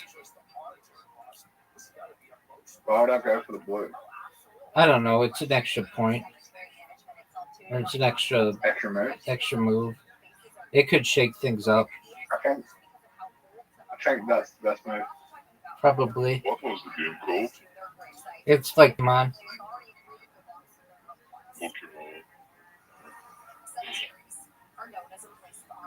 All right. Nothing hard Pokemon. It's more like Rabbi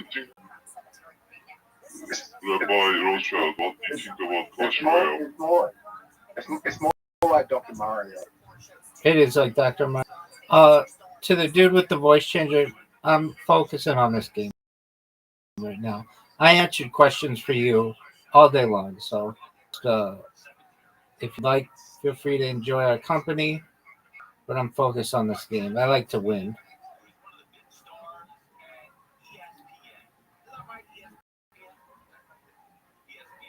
Zoot, do you see the berries?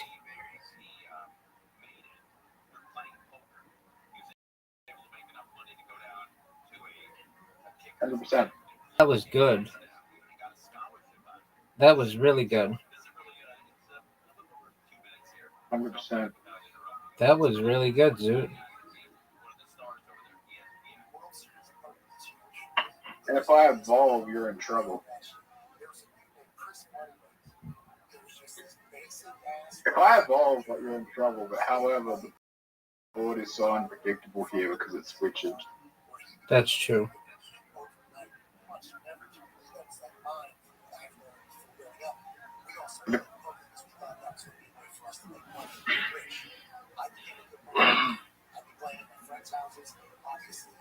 Oh, I see a big move. Oh, Zoot, that was huge. Oh, Zoot. Wasn't a great move. Yeah, it was. Nah, I only got one extra move.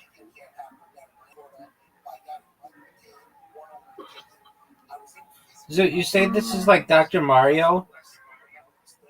But Dr. Mario is just like Tetris.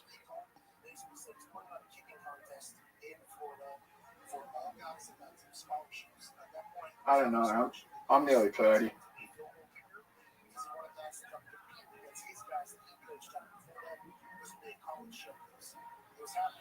Hey, Rabbi, did I tell you? I haven't told you this. My mom was 40 on her 40th, on her 40th birthday. She celebrated in Las Vegas, so she got to celebrate it twice because of the turnover. That's tight. So she had a birthday in Australia and a birthday in America. That's tight. So, oh yeah, so I might do the same thing when I come. There you go.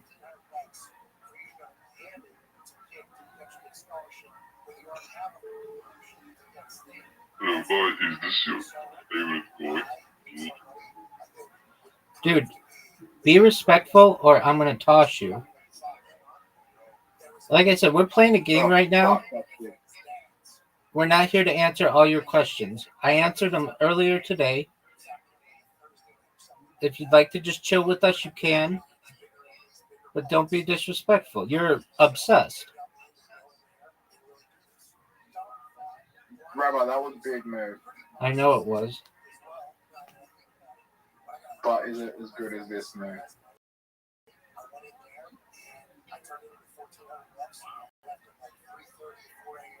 That was good.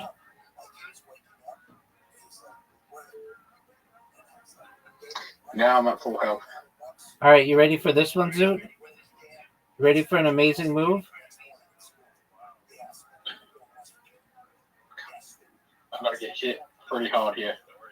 Yeah, you are, big man. 15 points or 20 points? 20 points. Yeah, but I think you just helped me. Okay.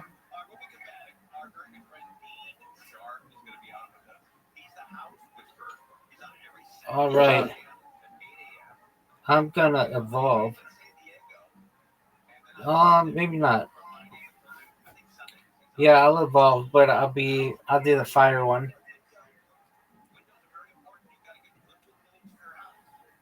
That's a good move. However, oh fuck! Where am I? What up, pimp? I got fucked. I mean, what do you want me to do about it? How do I get unfucked? I see.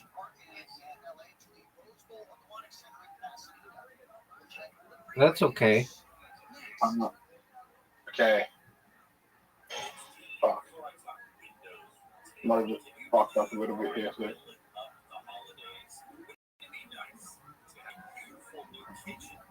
Actually, no, I didn't fuck up.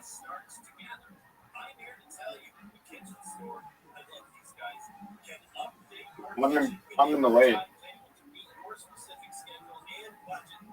Rabbi, I'm in the way. How do you feel about that? I've never feared losing to you in this game, and I'm not going to start.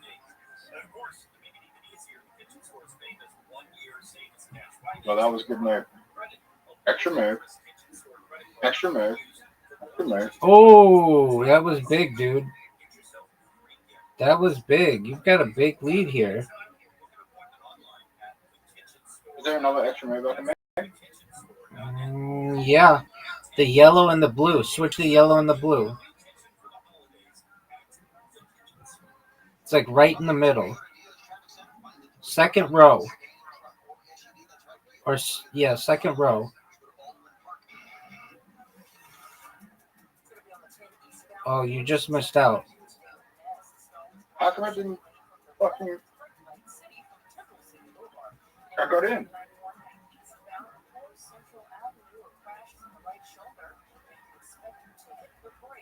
All right. So do I get so many berries on the board?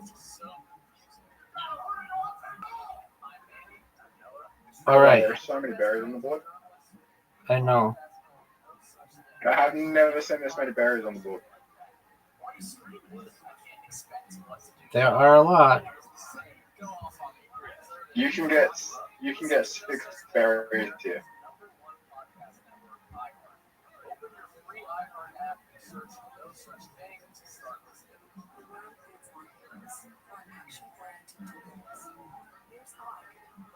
You fucked up.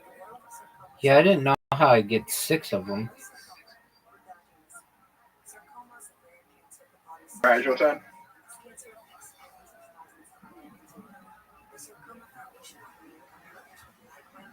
Move the blue.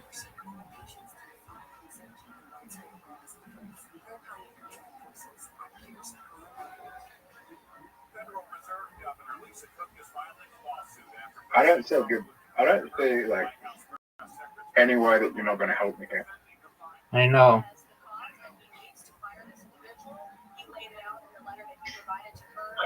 Fuck yeah. It follows the Justice Department criminal investigation into the board governor after she was accused of making false statements on home mortgage applications. A CDC official is resigning from the role with the resident. I can only have up to 4 berries. And then you can do the thing where you can boost. Yeah, but you can only have up to 4 berries.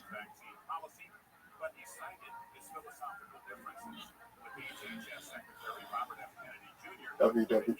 Oh, fuck.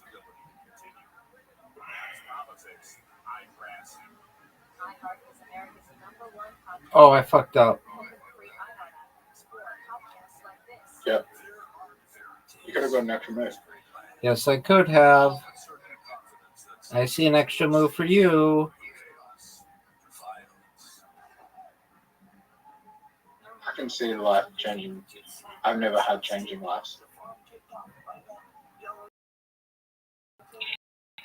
You're a fucking cunt. Thanks, Bree. I don't think so. I see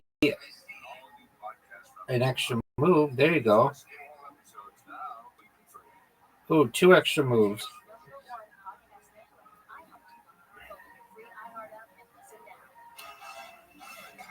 Oh, big time, Zoo.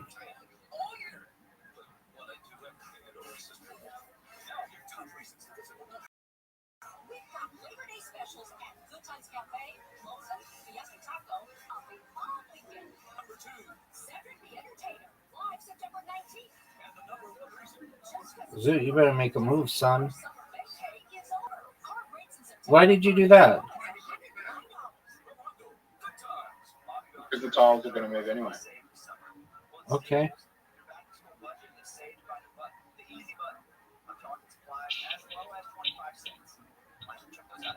How much damage are you going to do to me? 25 points in an extra column. Why would you do that? Why not? Because you could have got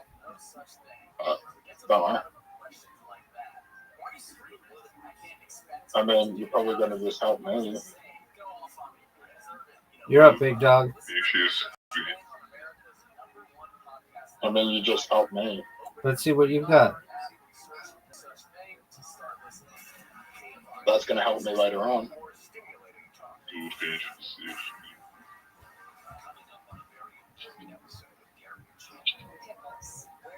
And you're on fucking... You're in a very bad position right now. Yeah, I am. If you get reds, I'm down at 5.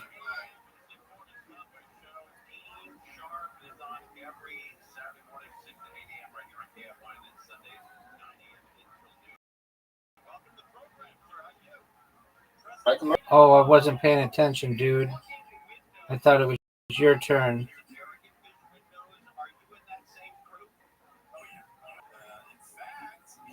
Oh, what a terrible, terrible lapse in judgment. I was not paying attention. All right, dude. Yeah. You just won. Get it, dog. Good job, Zoot. All right, big dog. We're going to play the game that we've played more than any other game. Golf. Specifically, mini golf. Did you know that you have an... Do you know that you... Oh, we might play that. That game sucks, though. It takes too long. It doesn't suck. It's just fucking boring. Yeah, there's that. I mean, a lot of reading in it. It's just a game of chance. There's that, too. Oh, Zoot, are you happy with your shot? I'd rather play Dungeons and Dragons. I've played Dungeons and Dragons in real life. Oh, dude. Oh. Zoot, that was a 10 out of 10 shot. High IQ, dude. No, 10 out of 10. No, that was 10 out of 10 shot would be me getting it in. You did. That was 10 out of 10, dude. No, me getting it in on a hole in one would be 10 out of 10. Dude, that was an amazing shot. You had a tree in your way, and you went around the tree, through the pink stuff, through the ice. Rabbi, you can get it in here. And I just did. Fuck. Yeah, there goes your lead. All right, Zoot, are you ready for this? Yep. Are you ready for one of the best? Yo, pimp. If you miss, I'm actually going to take the long way.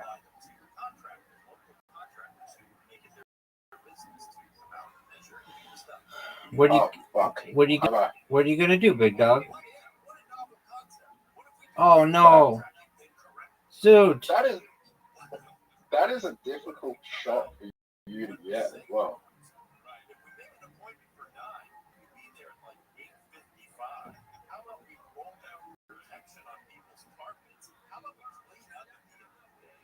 What are you gonna do, Zoot?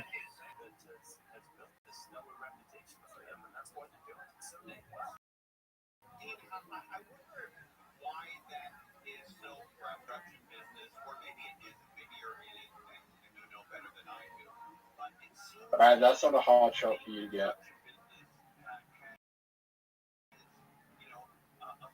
I don't think I would win the way we're playing. We'd have to start making some moves. Oh, you helped me. Oh, no, you didn't. Oh, that was so close to being really good for me. I don't think either of us are going to get it in. I think you should go. I think this might be a terrible idea for you. You might have just gave me the game. You're going to hit that corner and go in the... Oh, no way, Zoot. There's no way you can win. So I have to get it in the last shot. Which is easy. I can't miss this. Dude, this is like the easiest shot ever.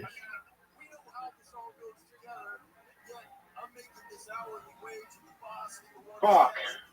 That might not. That's good. Rabbi, I'd be impressed if you got it in. How could I get that shot in, dude? There's no way. How.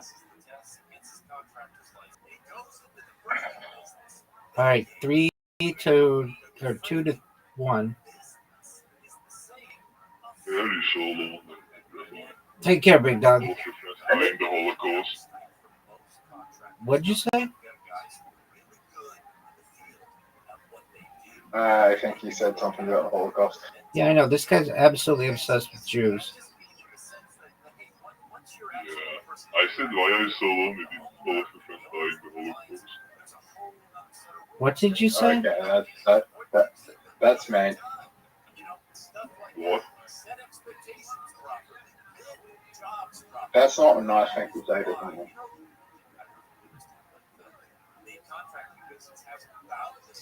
Is it no? Did you kick him? Yeah, that guy is weird.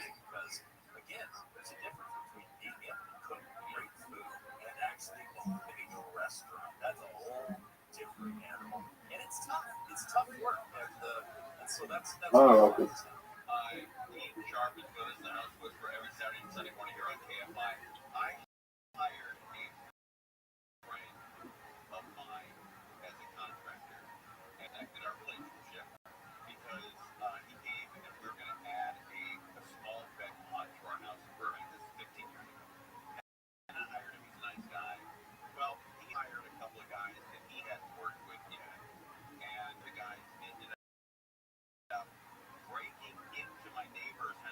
Ready?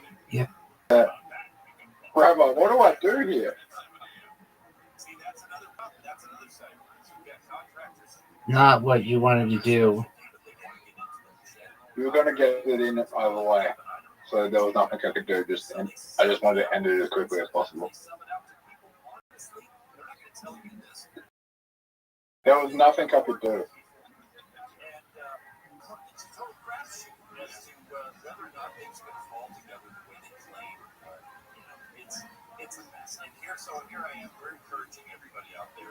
That was great.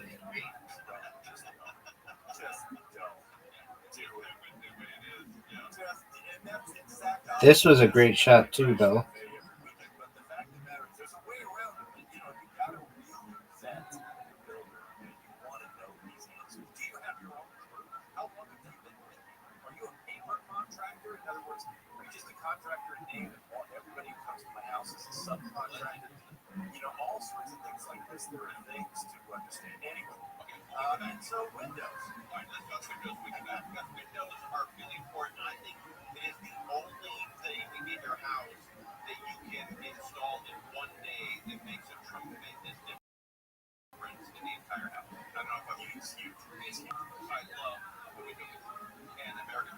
Zoot, are you there?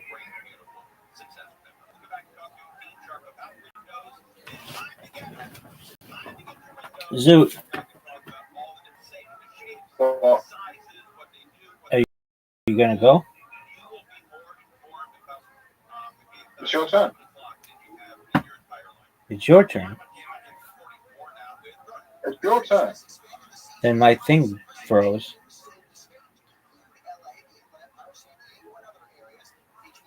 My thing froze. Yeah, your thing froze. It's your turn. I mean, I just went.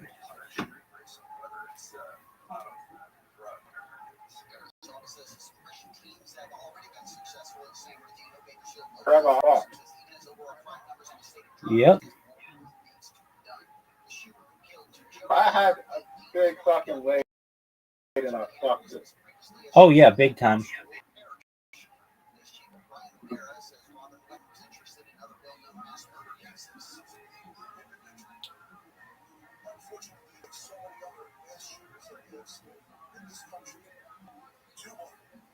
I just got him Snapchat messaging. Just fucked up everything. All right.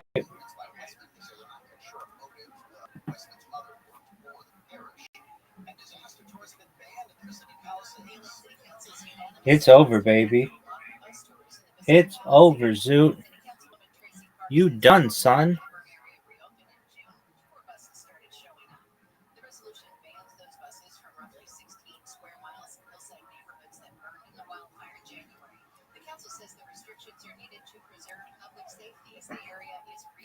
Zoot, make this. I'll take a break for a bit. Sure. But make this shot. I just did. All right, well, you take a break. And when you're done, come back and I'll whoop your ass some more.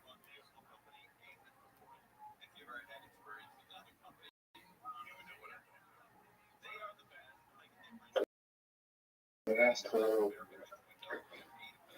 What'd you say, Big? It's the last call for alcohol. Word, dog.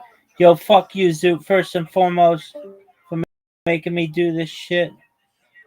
Motherfucker. I had to throw everybody out the motherfucking room because I was fucking.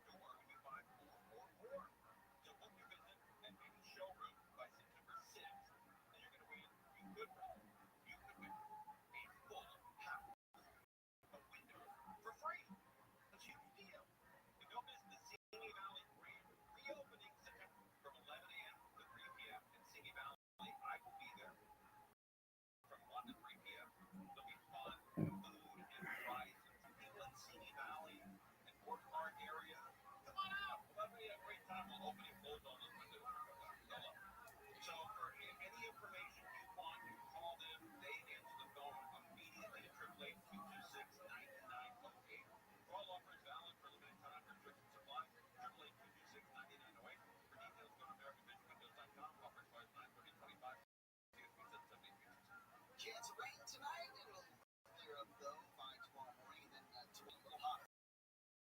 Hotter for the weekend as well. Right now, 70 in Tustin. There's a crash in East LA.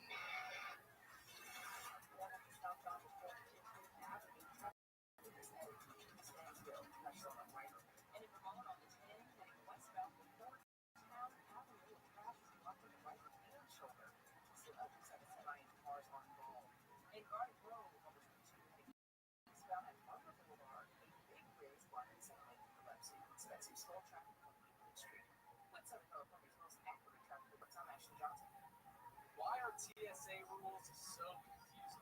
I'm Andy. Noah. This is Devin. And we're best friends and journalists with a new podcast called No Such Thing. Get to the bottom of the question. Why are you screaming? I can't expect what to do now. If the rule was the same, go off on me. Listen to No Such Thing on America's #1 podcast network, iHeart. Open your free iHeart app and search No Such Thing to start listening. The FDA is expected to approve an updated COVID-19 vaccine, but only for seniors 65 and up and people with underlying health conditions.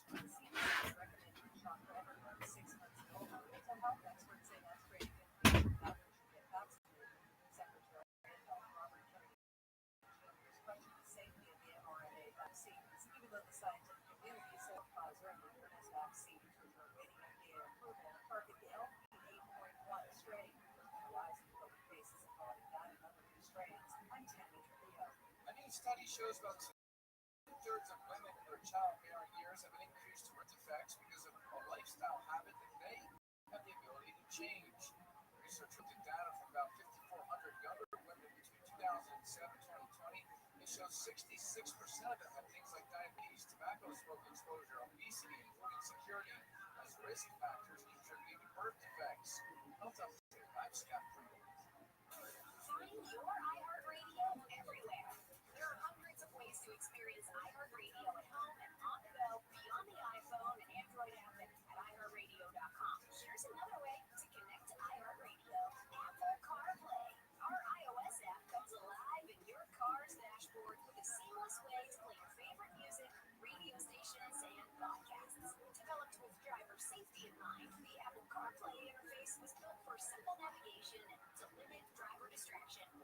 making sure you can still access all your favorite content from iHeartRadio. No need to download another app. Just plug or pair your iPhone with your dash, and if CarPlay is available in your vehicle, iHeartRadio will sync automatically. iHeartRadio, everywhere you want to listen, including in your car through Apple CarPlay. Check it out for free now. iHeartRadio, anywhere you want to listen, iHeartRadio is there. When you're hiring, have you ever felt like you're missing out on meeting truly great candidates for your roles? It seems impossible to find them. They have to be out there somewhere, right? Well, they're not hard to find when you know where to go. That place is ZipRecruiter. And right now, you can try ZipRecruiter for free at ZipRecruiter.com/radio. ZipRecruiter helps 10 million people with their job search every day. And because these people are actively looking for jobs just like yours, it's easy to find the right person right away. In fact, 4 out of 5 employers post on ZipRecruiter get a quality candidate within the first day. But if you're not using ZipRecruiter, you're missing out. So see what it's like when the impossible is easy. When you go to ZipRecruiter.com/radio right now to try ZipRecruiter for free. Once again, that's ZipRecruiter.com/radio. ZipRecruiter.com/radio. Never miss out on great candidates with ZipRecruiter. Are you having trouble hearing? Hearing loss can devastate the quality of your life. Now there's an affordable fix for you or your loved one. Rated the best hearing aids of 2025 by Forbes Health. Audience Hearing has the highest quality hearing aids at the lowest prices, starting at just $98 a pair. I actually like them better than my old $5,000 hearing aids. Do not believe how much hearing implies cheese. Join over 1 million happy customers by going to audionhearing.com. That's AUDIEN hearing.com. Your one-stop for advertising. Call 844-IHEART. For the best pest control in Southern California, go to termitelady.com. Termitelady.com. For official rules and more information about contests on station, go to KFIAM640.com/rules. I'll listen to KFI all day. I love it all, honestly. I'm not a KFI from Wake Up Call, Bill Handel in the morning. I absolutely love it. He's very educated. Very educated. They make me laugh. Yeah, they make me think. Shannon, Gary, there. And then it's John Cobell. Yeah, Cobell, man. Yeah. Absolutely Cobell. I love Timmy. They don't everybody. Tim Conway. He's a nerd like me. And his politics are very broad, too. I absolutely love it every single day. From Bill Handel in the morning to Coast to Coast. I love it all. Just all the shows. Really, it is amazing. More stimulating time.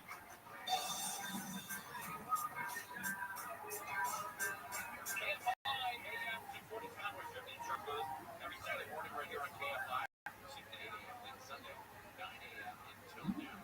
And on Sunday, Mr. Sharp, I believe Chris Perez is going to be with you, right?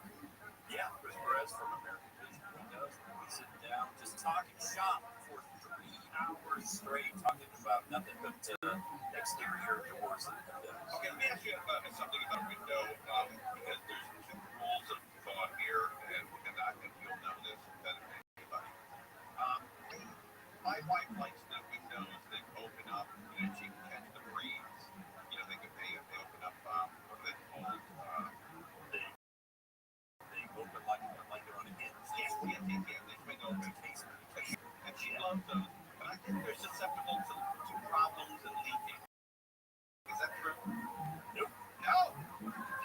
Wow. But I do like the design of the windows. I know that American Vision Windows, they got these great windows, and I like, this is why I like the New England one. It's terrific. The Victorian, all those designs inside the glass itself between the 2 panes, I think really make the house look better. So you're talking about the grid. The grid, yes, the grid. So and grid patterns are one of the most important architectural decisions you're going to make. Really? I didn't know that. And so windows are windows. I mean, windows are going to radically change the function of your house as far as heating, cooling, sound, all of that kind of stuff. Putting a modern window in the wall as opposed to an old worn-out window or something, window, anything like that. But the big decisions to make from the homeowner's perspective is materials. We can talk about that. But the style of window first, like you said, like casement window, or the white face casement windows, there's sliding windows, there's sale windows. Those are the ones where the sash is up and down, right, vertically. There's all sorts of different functional styles of windows. And then in the glass itself, you got the grids. To local peasants so they could buy things like that. And there were a few exceptional individuals, these so-called court Jews, who really rise to power shortly after the 15th century. But for the most part, Jewish money was a much smaller affair at this point and much more local. If you were a typical Christian, say in the Italian Peninsula, chances are you would be more likely to do business with a Jew who was much local and had much less strenuous demands for collateral. But the option, especially if you're borrowing larger sums, doesn't have to be yet. So this is essentially how the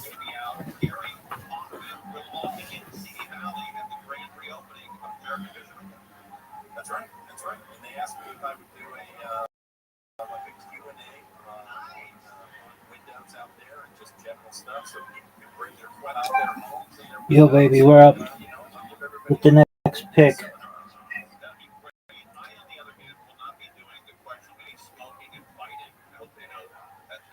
Ryan Robinson.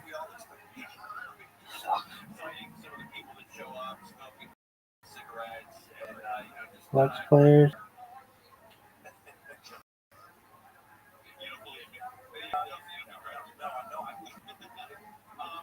Shaheed. Rashid Shaheed. He's a baller.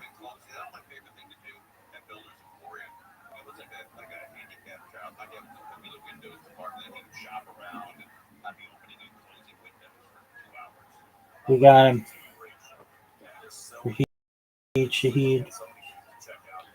Shout out to you, big dog. You're fired. Go fuck yourself.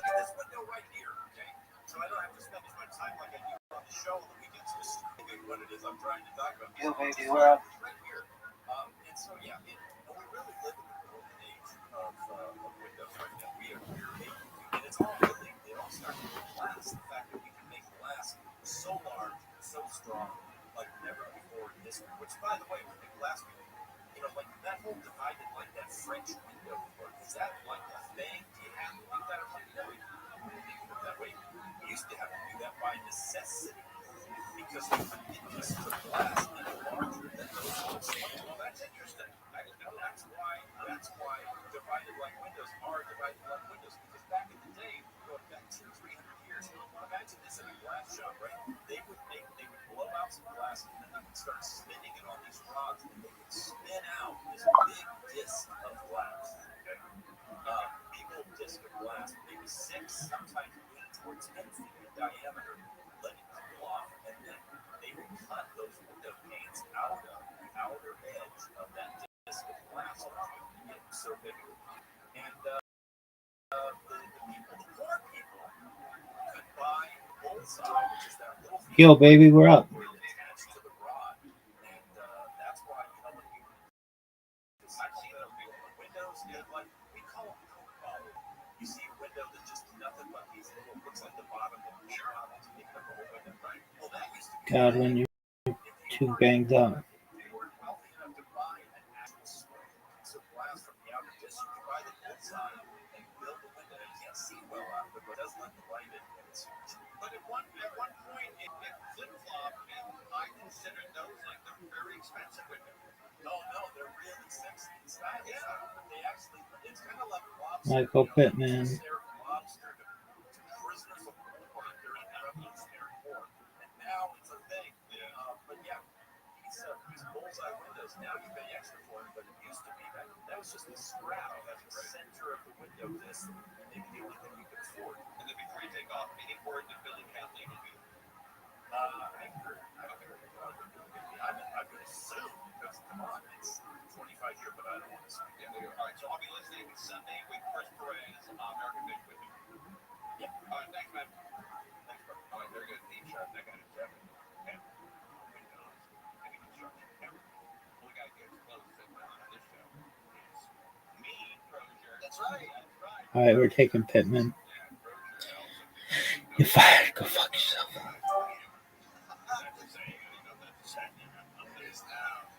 Yo, baby, we're up.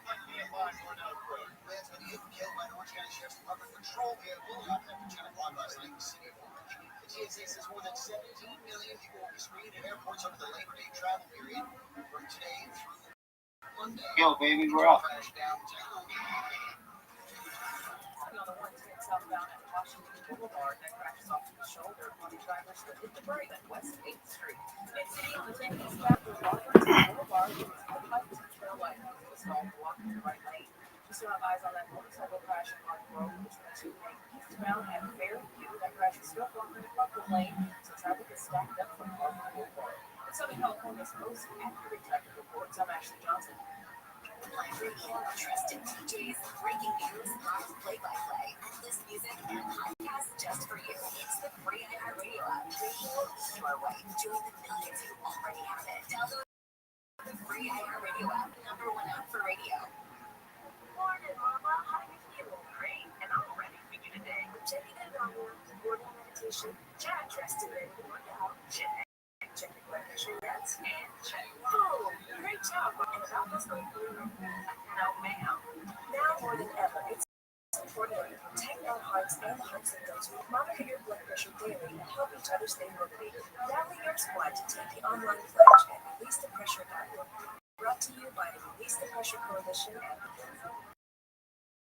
Cool. Fall like weather has people reaching for sweaty lakes in the Northeast. Temperatures were common for October, trending as much as 15 degrees below normal. Detroit, Chicago, all feeling a little more chill. White showers expected over portions of the Rockies. Heavy rain and thunderstorms from the plains to the south might lead to light-threatening flash flooding. Water pattern is expected to stay in the region. Flash flood warnings have been issued in Kansas. The highest flood threats. And so even if you turn them down, you walk down the street thinking, oh, I'm a bachelor.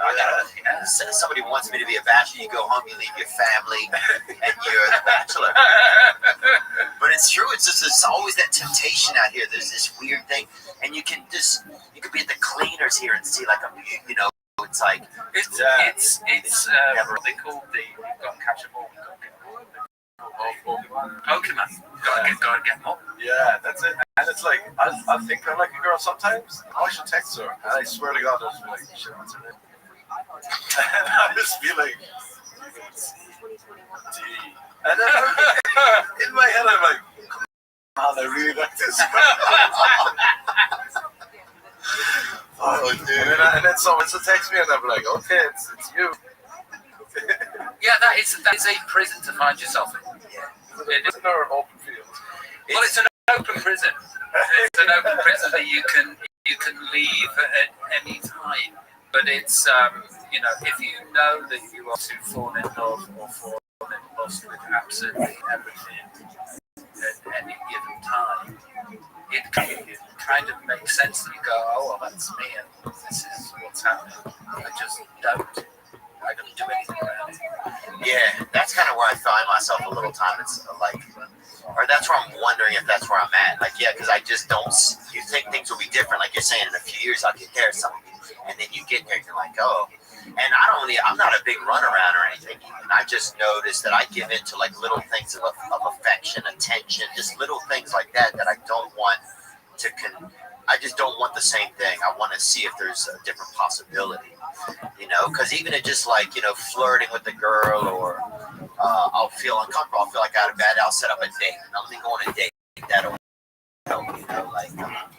So I just want to, I found myself in spaces where I'm not making myself really available, if that makes sense, because I'm just, the reasons I'm doing stuff aren't motivated always from a place of like,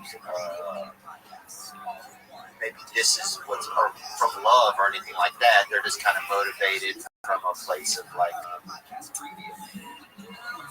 what feels kind of comfortable, what would be fun. Sometimes it's just fun. I met my missus when I retired. Because things got really sort of, is it dicey out there for you? Mentally just completely ill. Just like, well, it's my career that's doing this, so I might as well not do my career. Yeah. We're retired from what? From the famous, from the singing, No, from the singing. Yeah, from the singing. So like I was really out, and then I met my missus just 3 years with her. Oh really? Yeah. So we were just at the house, and it just cemented this thing. And then I realized that I need purpose and I'm ambitious, and I need to go out and do things. So I retired and went out into the world. And now I cemented this relationship with this person. And I went back out into the world, and I was like, oh, I can't do things that I used to do. So how do you clue in quite quickly? Really? It's like, okay, so I'm not flirting. Right. I'm not going to the club. Yeah. I'm not going to the pub. And I have to on everything that I used to on. And I did it. Fucking did it. And if I can do it, anybody can. Well, not you. But if I can do it, anybody can. No, I like hearing that. I appreciate you kind of sharing some of that, man. Because, yeah, I think that's just kind of where I'm finding myself, you know. And I'm not, and part of me, I'm kind of excited about it. I had like 5 days where I didn't have any interaction with anyone, and I was doing really good. And I started to feel like a good relationship with my higher power. I was like really like, oh man, I had a little bit more time. I was looking at my place like, oh, maybe I'd like do an art or something, you know, like, or get a candle or something, you know, because like everything in my house is the previous owners. It's like, it's all like their stuff, you know, like there's pictures of their family in the bathroom. It's just like, it's but don't you also think that when I get a missus, she'll do all the yeah, but I don't want to just hurry a business in just to get, you know, a love. When you're 41, you're hurrying nothing. Oh yeah, that's true. But women complain about that about guys in LA. They'll be like, I'm not ready to settle down, and there's 50s. That's crazy. See, I don't want to be that guy. Yeah. I want to at least get in a place now where I can at least try, I think, to have a relationship. Also, I'm getting big vibes that you've been aced out. Oh, thanks. Thank you. Yeah. No, I'm getting like big vibes that you've been awesome. Oh, thanks. Yeah. I want to tell you about a company that I've been using for our web presence. They're a beautiful company, beautiful little outfit. And they've started the last website you'll ever need.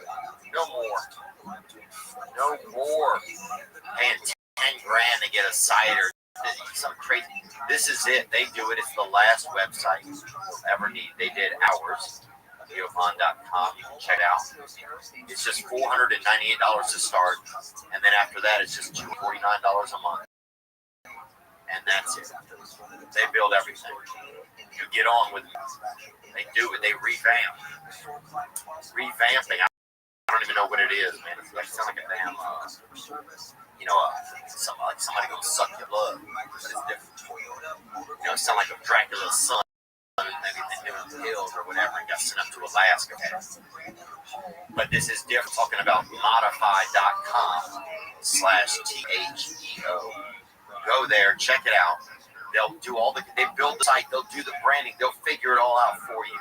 It's the last website you'll ever need. It's simple. If you're running a business, they can help. They changed my website, they put it together, they did an update, they gave us a new design. Bing, we're living well on the web.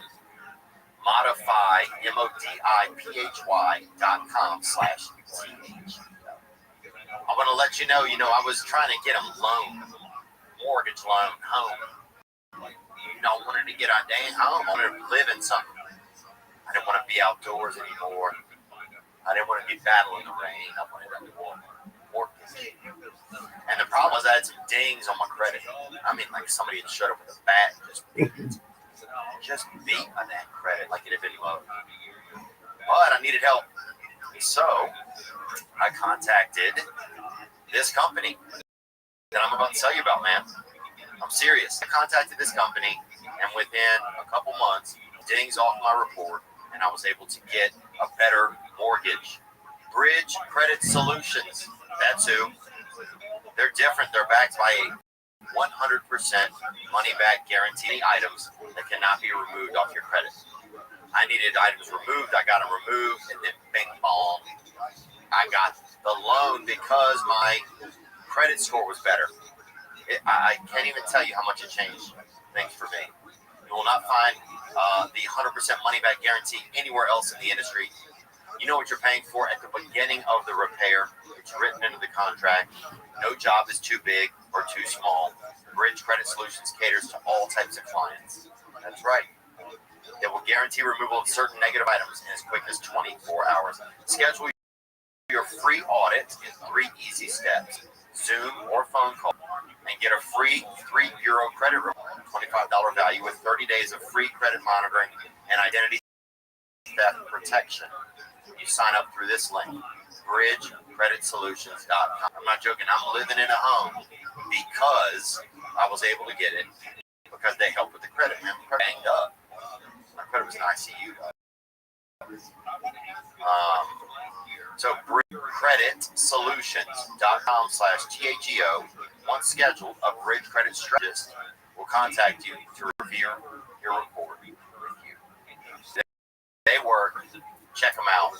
If you have the same, want to get that loan, but you got some things, you need the better score to get the better loan amount, then you save the money on the loan. Bing bong. Yeah, I think I could be a good dad, dude. You know, I think some of it would be a little dicey, bro. You know. Well, you must have thought that. If there's kids in your house. No, not that. It would be dicey as fuck. Well, for him to be a dad. Oh, for you? Yeah. Like, oh, yeah. Yeah. I'm a phobic that can't look after himself. I'm depressed and I'm full of anxiety. What have I got to do?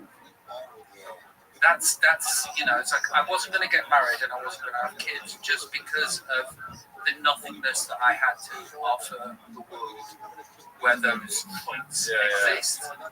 And now I've got 4 kids and it's true. But your kid, you could put a wing of the house, man. You could put a kid in a room until he's 6.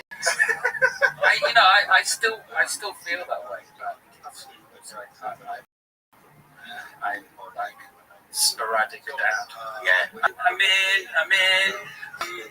To the football. Doing art, writing songs. I am sporadic. Also, that is another thing about kids is that if I'm agoraphobic, if I have children, I have to leave the house. The kids will smoke me out.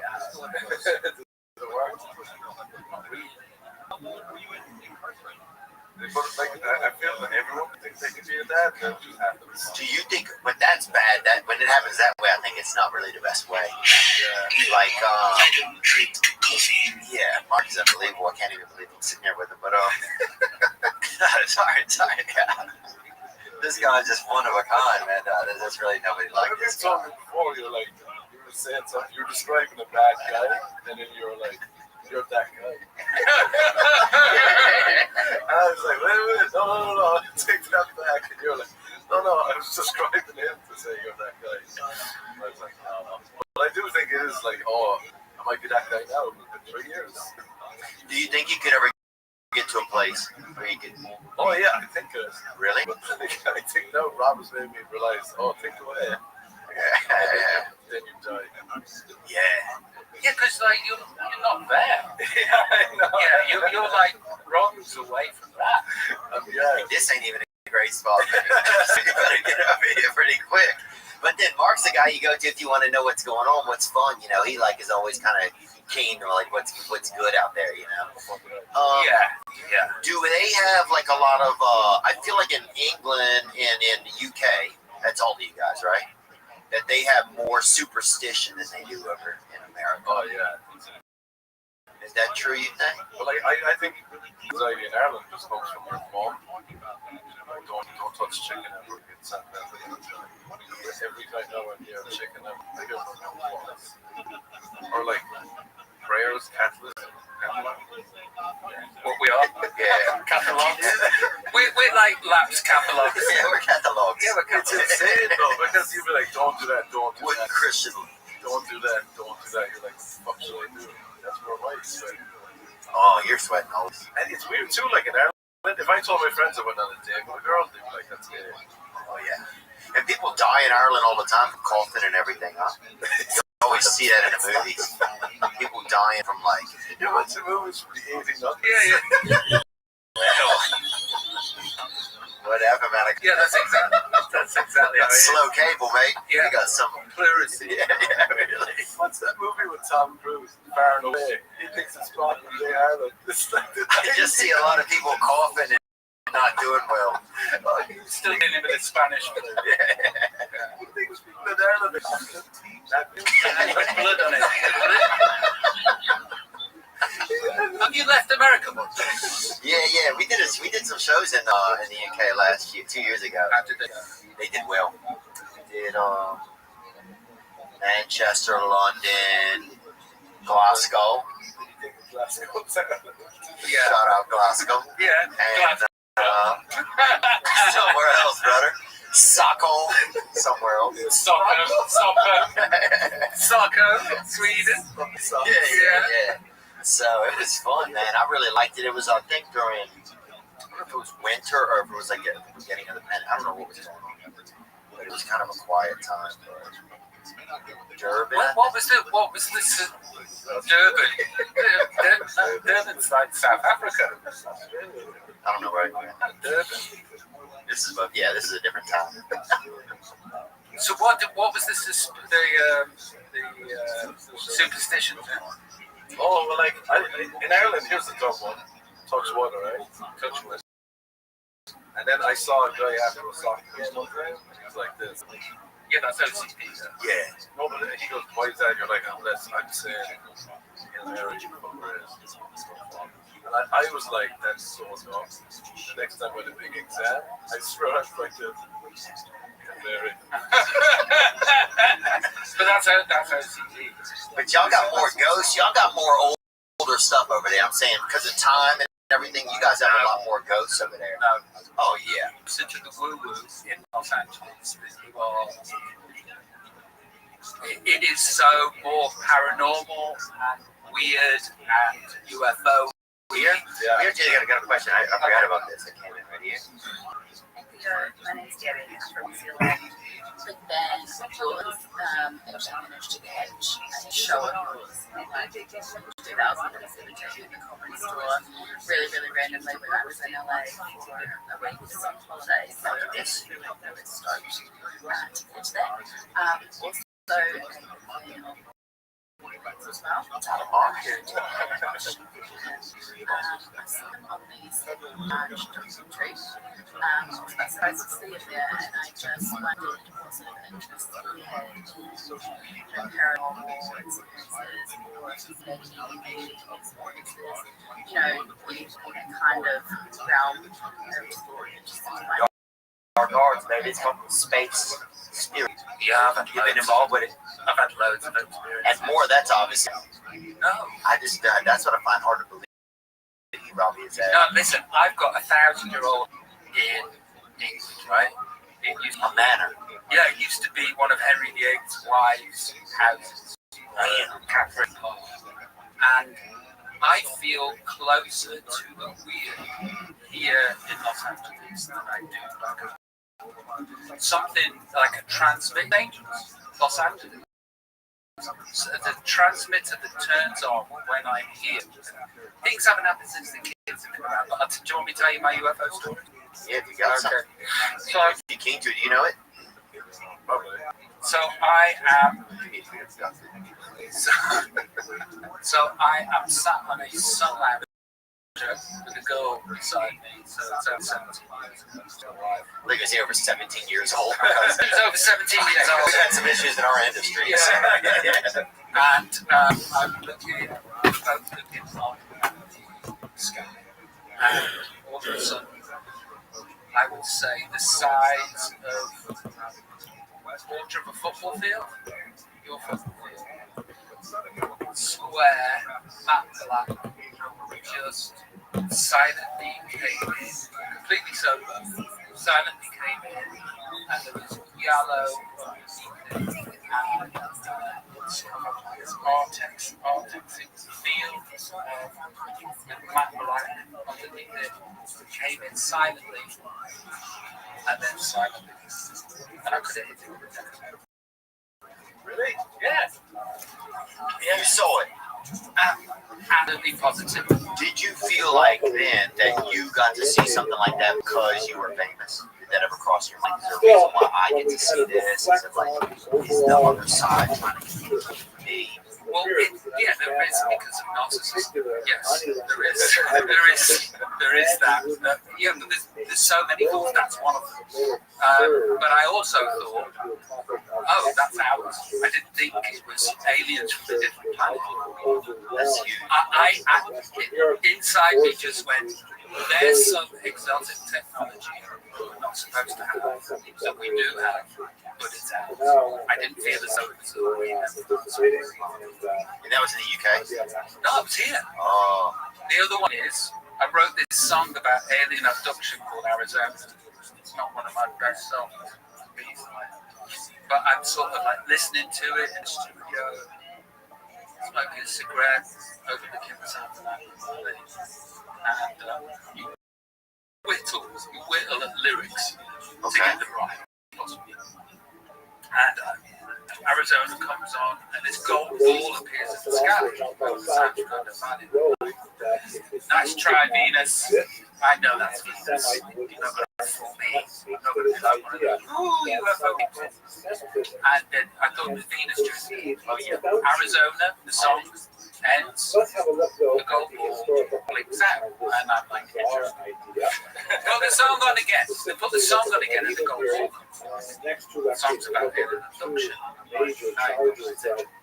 Song ends and the gold ball blinks out. Wow, that's a happy coincidence. I said to the lads, I said, lads, come out and look at this. Put the song on and look over there. Song goes on, ball comes up.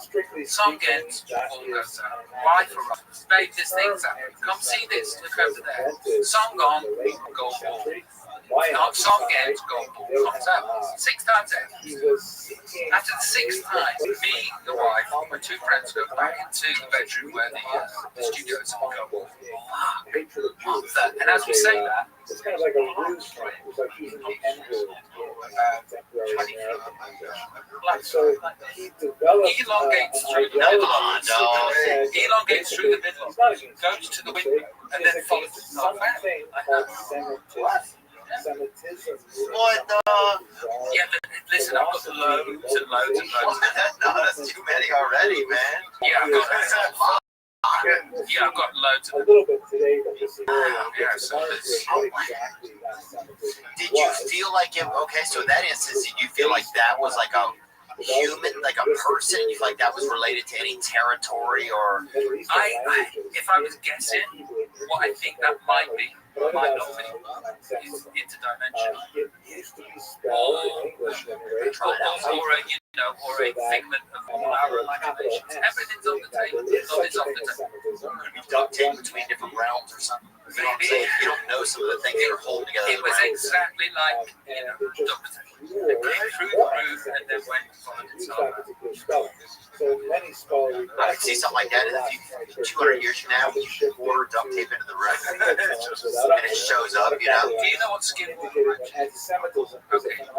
Google skin walk ranch and check that out. Nice lady just talking about a documentary about this ranch Spell checkers on your word processor. where things happen. But there's a reason why we use the term anti-Semitism.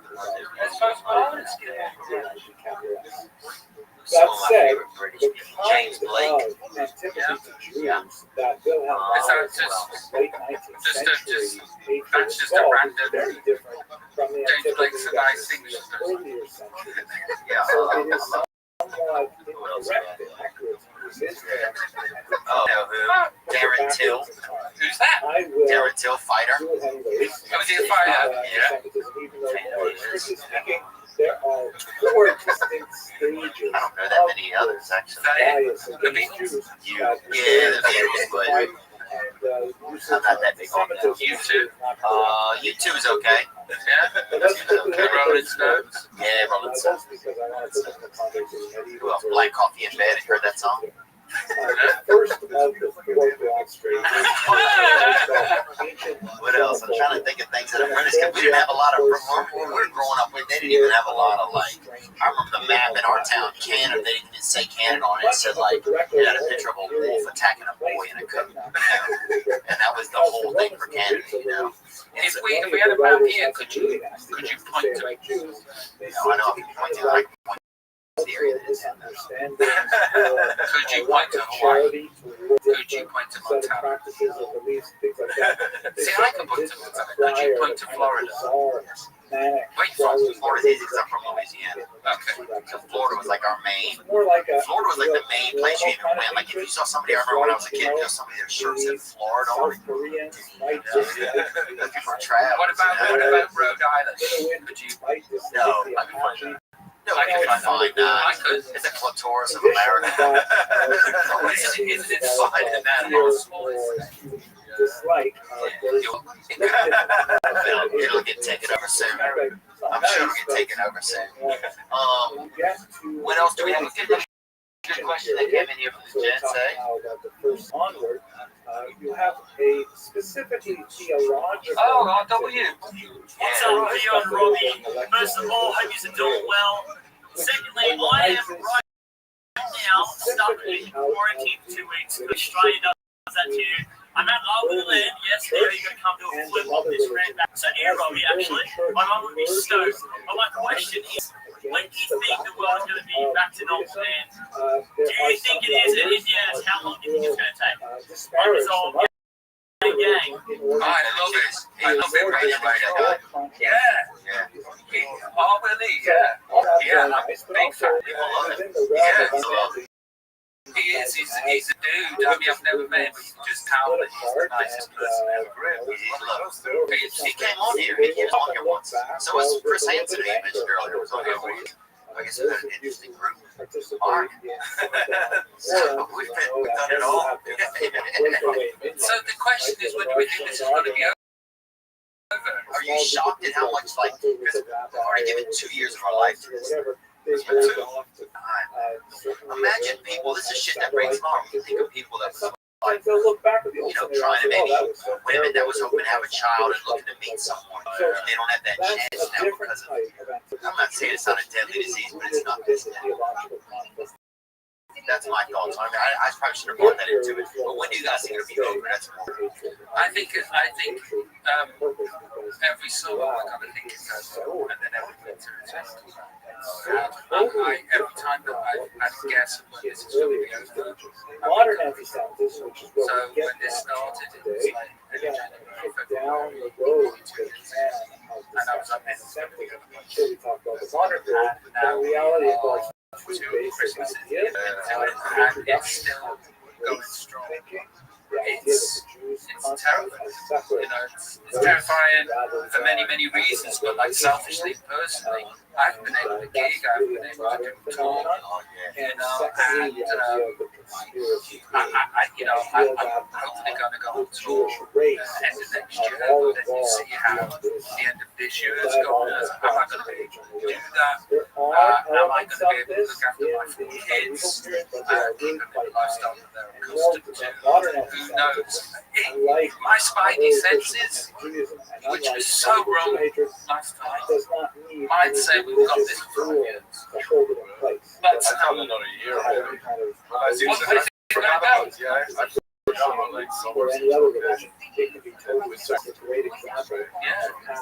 But in some parts of the country, it's not. You can go to different parts of America. And they're not. The hospitals aren't filled. So it's definitely interesting how different parts it's more of a more catered to. You know, it's more there's more preventative measures. Well, there is a topic that people do. The first and most obvious element It almost sounds like my love. It's that summer of sex, the winter of discontent. Where are you on the whole, sort of, because you walk through the horizon, you're past 30 now, you've done a bit of time on the planet. Where are you with the, is it just like an oblique concept that's out here somewhere? the commitment, the set, or is it in? It's when I'm hungover. So it's something to feel depressed and yeah, be like, oh, that would be nice. It's kind of like the song. when you need love. Yeah. When you need attention. And then when the serotonin. Okay. Here's the thing. Do you need to be in a relationship? Do you need to have commitment? Do you need it? I don't think so. But like your moment, you think you're still looking out of these eyes that still think they're 19, 20, 21, but they're not. Yeah, I don't think so at the moment. It's like you're going to be having a free bus pass pretty soon. Do you know what I mean? And you know, so I don't think so. Like, I'm in a very happy and committed relationship. Because of it, I don't go anywhere. That aside, do you need to be in a relationship? Yeah, maybe you don't need to. I don't think you need to, man. You're doing well. Do you need to? Ladies like do you need to? I don't know, man. I always have a problem. I just always think something's wrong. You know? I have a lot of whatever that is. Like, I'm always like, there's always emotional deficit. The dis-ease. Yeah. Yeah, I have a constant discomfort. You have a constant discomfort.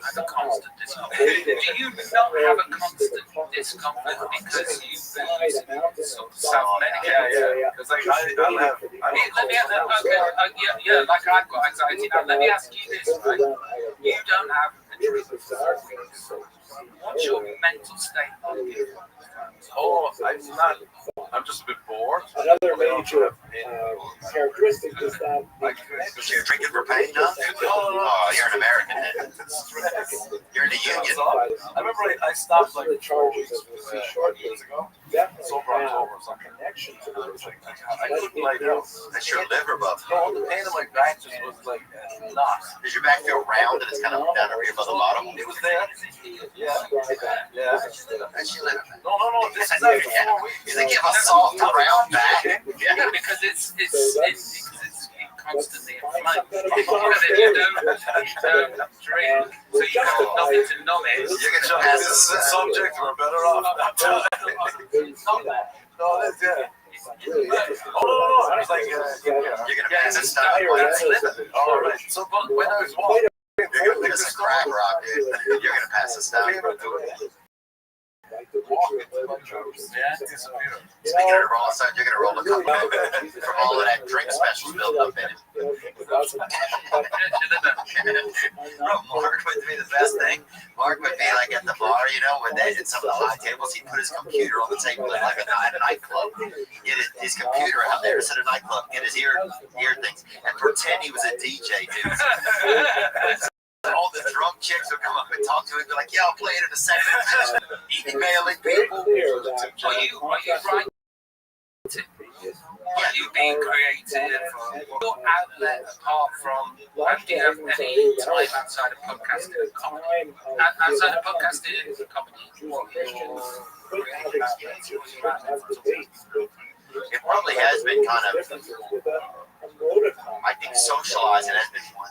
So that's what something I want to come back on, which includes like dating and roommates. How do you do with socializing?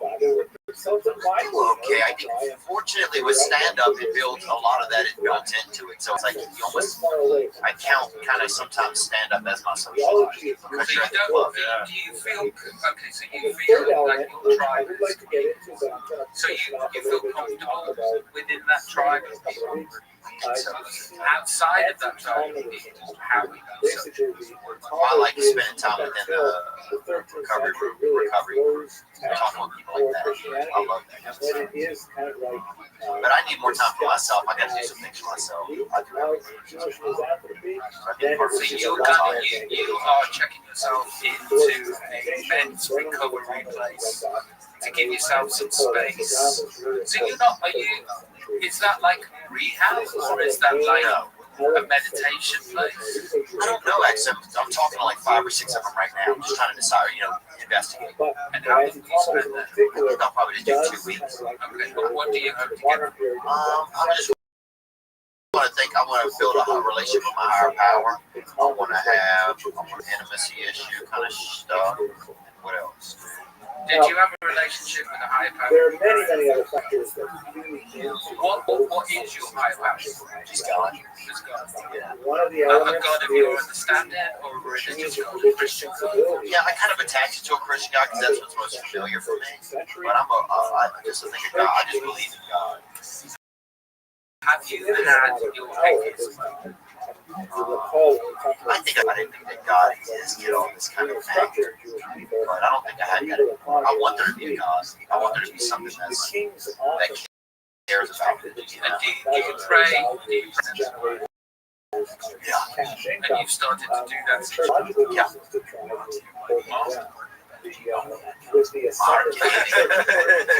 I'll fire off a few for you, man. I said to Rob earlier, I almost there was a girl recently that I was chatting to, one of my language, she was very much into the Bible and religion. And I caught myself, I was like, oh yeah, I'd love to read the Bible too. Not right in the moment, but afterwards I was like, what? You can't read.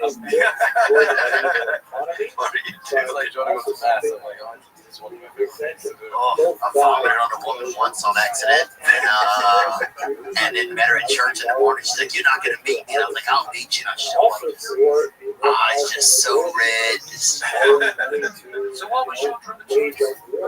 I think just feelings. My feelings is not the biggest reason. Just thinking, just my brain is just my thoughts, my feelings. I never really struggled that much with addiction, with like substances. I think I relate a lot with like SLA type stuff and those type of things. I don't sleep that great. What do you think that is? You think we're also just getting to be an age where we don't sleep, bro? I think it's kind of like. Well, and you think E47 is like peeing 5 times? Oh, the worst. You can't drink any water after about maybe 7 p.m. Really? Because it just keeps coming out. Really? That's why I see old people that are traveling around peeing different places. Yeah. They're like dogs, yeah. Like it's just started to happen. Where I, like normally I would close my eyes and when I did fall off to sleep, I would stay asleep. But now I go to sleep and then I wake up. And that's happened in the last 12 months. Those machines talk in the distance too while we're laying there. It's getting pretty weird. That information is traveling through the air into your phones and computers and printers and satellites. And all. Have you been addicted to Ambien? No, never. I would do it. What's that again? It's a great time. Oh, really? Yeah. Were you? Were you really? What'd you do? What would you do one and up? Sleep. So I would get up and have a pie, eh? So I would sleep. Yeah. But there was one time we were in Ireland and I was doing a show and they bought 32, so like $32. That's a lot, right? Because of that, I ate 32 dollars worth of chocolate asleep. What? Completely asleep. It's like a Japanese game show. Yeah. Yeah, you could do that. Yeah. That's unbelievable. And did that cause you to shut it down? You're like, I'm going to roll the dice again. See what else I can eat. No, by that time I'm I'm addicted, so I needed to go to sleep. I'm also on tour, sleeping. I'm on tour. Then I've got to just not perform the way that I performed the past gigs, and oh my god, and I'm tired anyway. So all the way through that tour, I was sort of like living like a monk, food-wise, during the day, sort of my body is a temple, but then at night I was taking these Ambien, and then I mean. You actually don't remember any of them. You don't remember any of them. So another one was sort of like my security on tour. They'd have the Ambien, and I'd like and then I'd go next door, and then I'd have it, and I'd fall asleep. And then I would get up completely naked, go through the security room, and have a conversation with them as lucidly as this, completely naked, and asleep. and asleep. And then I'd wake up the next morning. I'd wake up the next morning and I'd go and say, and then this look on their eyes would just be like, it represents a dramatic escalation. It's really tough to get off. yeah, it was, yeah. It's like you said, if you sleep that much and then you can't sleep, you're like, Oh, that's the worst. Especially if you're on tour, like me, you're stressed out. Like I gotta get my sleep. Oh, no. Dude, I've been in positions where I play Wembley Stadium. I'm awake at 12 o'clock the next morning, and I've got to play Wembley Stadium again in 8 hours time. And I haven't been asleep. There's no drugs. I'm completely and utterly sober. It's just my mind is going. Because you're in front of 8,000 and you just share this massive experience where you just like, you create your own drug inside of you. So you're creating dopamine, adrenaline, serotonin, but like this crazy amount because there's 80,000 people looking at you, and then you go back to the room and you're sort of like, Yeah. but then you've got to go do it again. And that's why touring crushes me. It's like, do you enjoy touring? No, I don't at all. Do you enjoy the gigs that feel spirit otherworldly? Oh my God, I couldn't even tell. They're unfucking believable. You know that. You're in the bucket and you can't miss, and everything that you do and you just free flow. Yes, that is absolutely otherworldly. Incredible.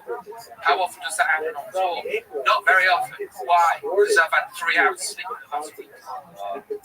And you've then got to do the thing, your performance.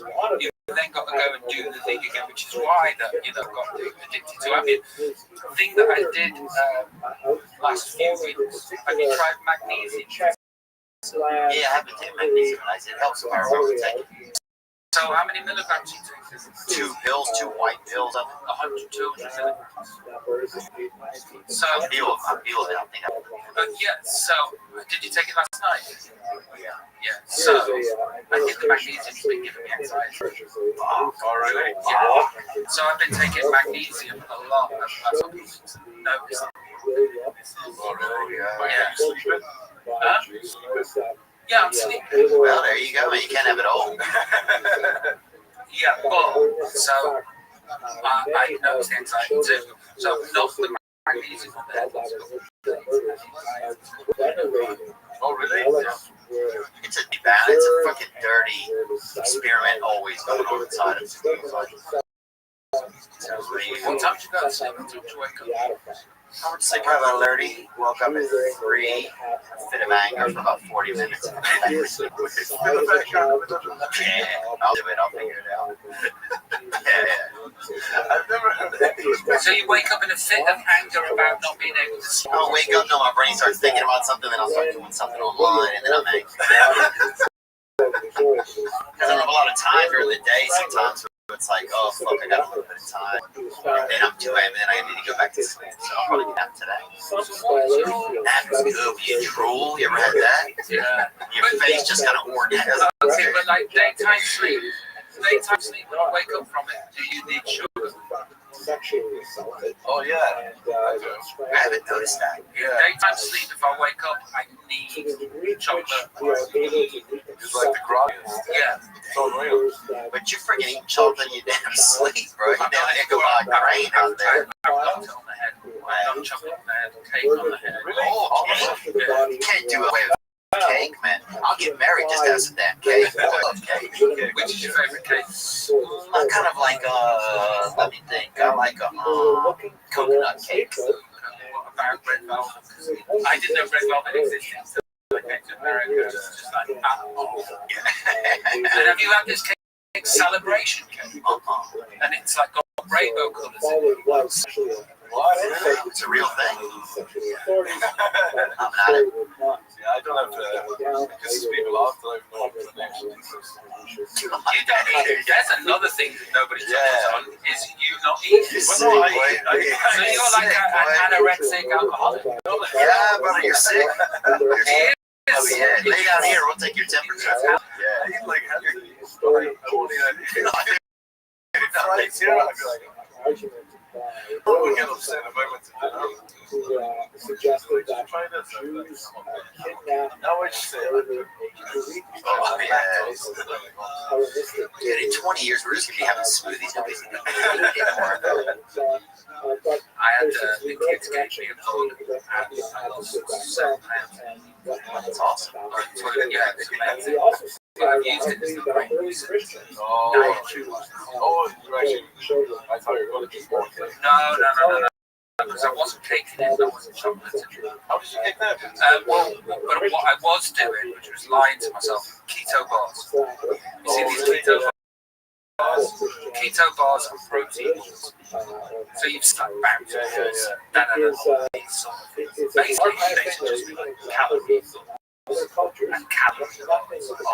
So I'm not having the chocolate or the cake bars, and they're in these guys. So now what I've done with this great reset is I've got rid of those, and every time I want one of those, I go for the banana, and it's nowhere near as full at all. But you can't be old and fat. You can be old and can't be fat. So I'm just trying my best not to be fat. Have you ever been fat? I was maybe fat when I was a little bit when I was young. Like in the spring, but not as an adult. I mean, Do it. I remember my nana called me fat. Oh,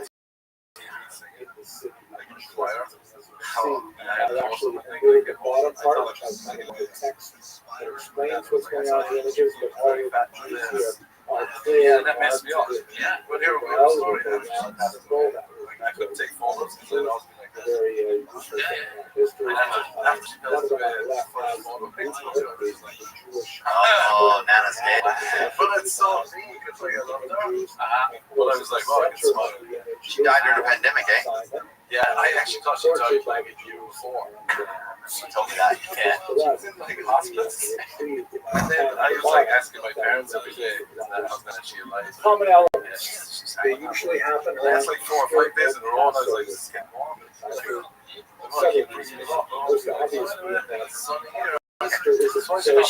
but your Nan, your example, she was like a wonderful person. Oh, yeah. She's feeling Yeah. Treat you warmly now. Yeah. But she said fat and love. I feel like No, they would never would. Oh, you're fine. I had no idea that my brother saw me fix. Oh, hang on. So your grandma passed away just recently. So it's remember only just also recently. that Easter typically falls around Just like out and about now in Los Angeles, she's dead. but the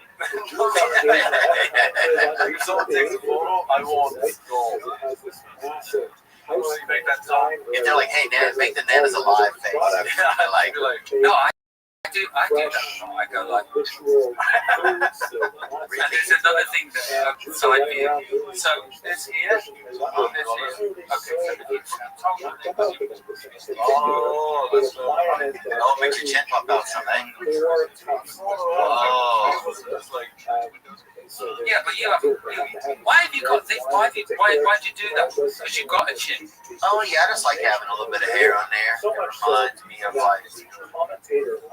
What are you gonna do then? You keep it. I think you rock the ball. So, but you've had it forever, right? I've had it when I was a child. I had it, and then I didn't have it when I moved down here for a while. And then I just like my hair long. It doesn't feel, for me, it's not like a gimmicky. People get like gimmicky type of haircut that, for some purpose.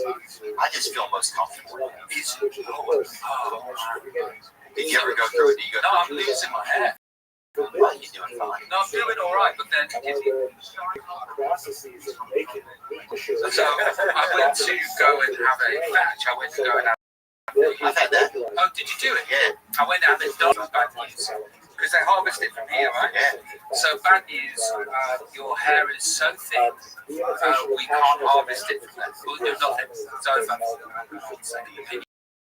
So second opinion was, is that thing we got harvested from there, it will do damage. Thank God you came to see us, because we would have harvested it. So what I did was I had these injections, and I'll tell you how much they were absurd, like a fortune.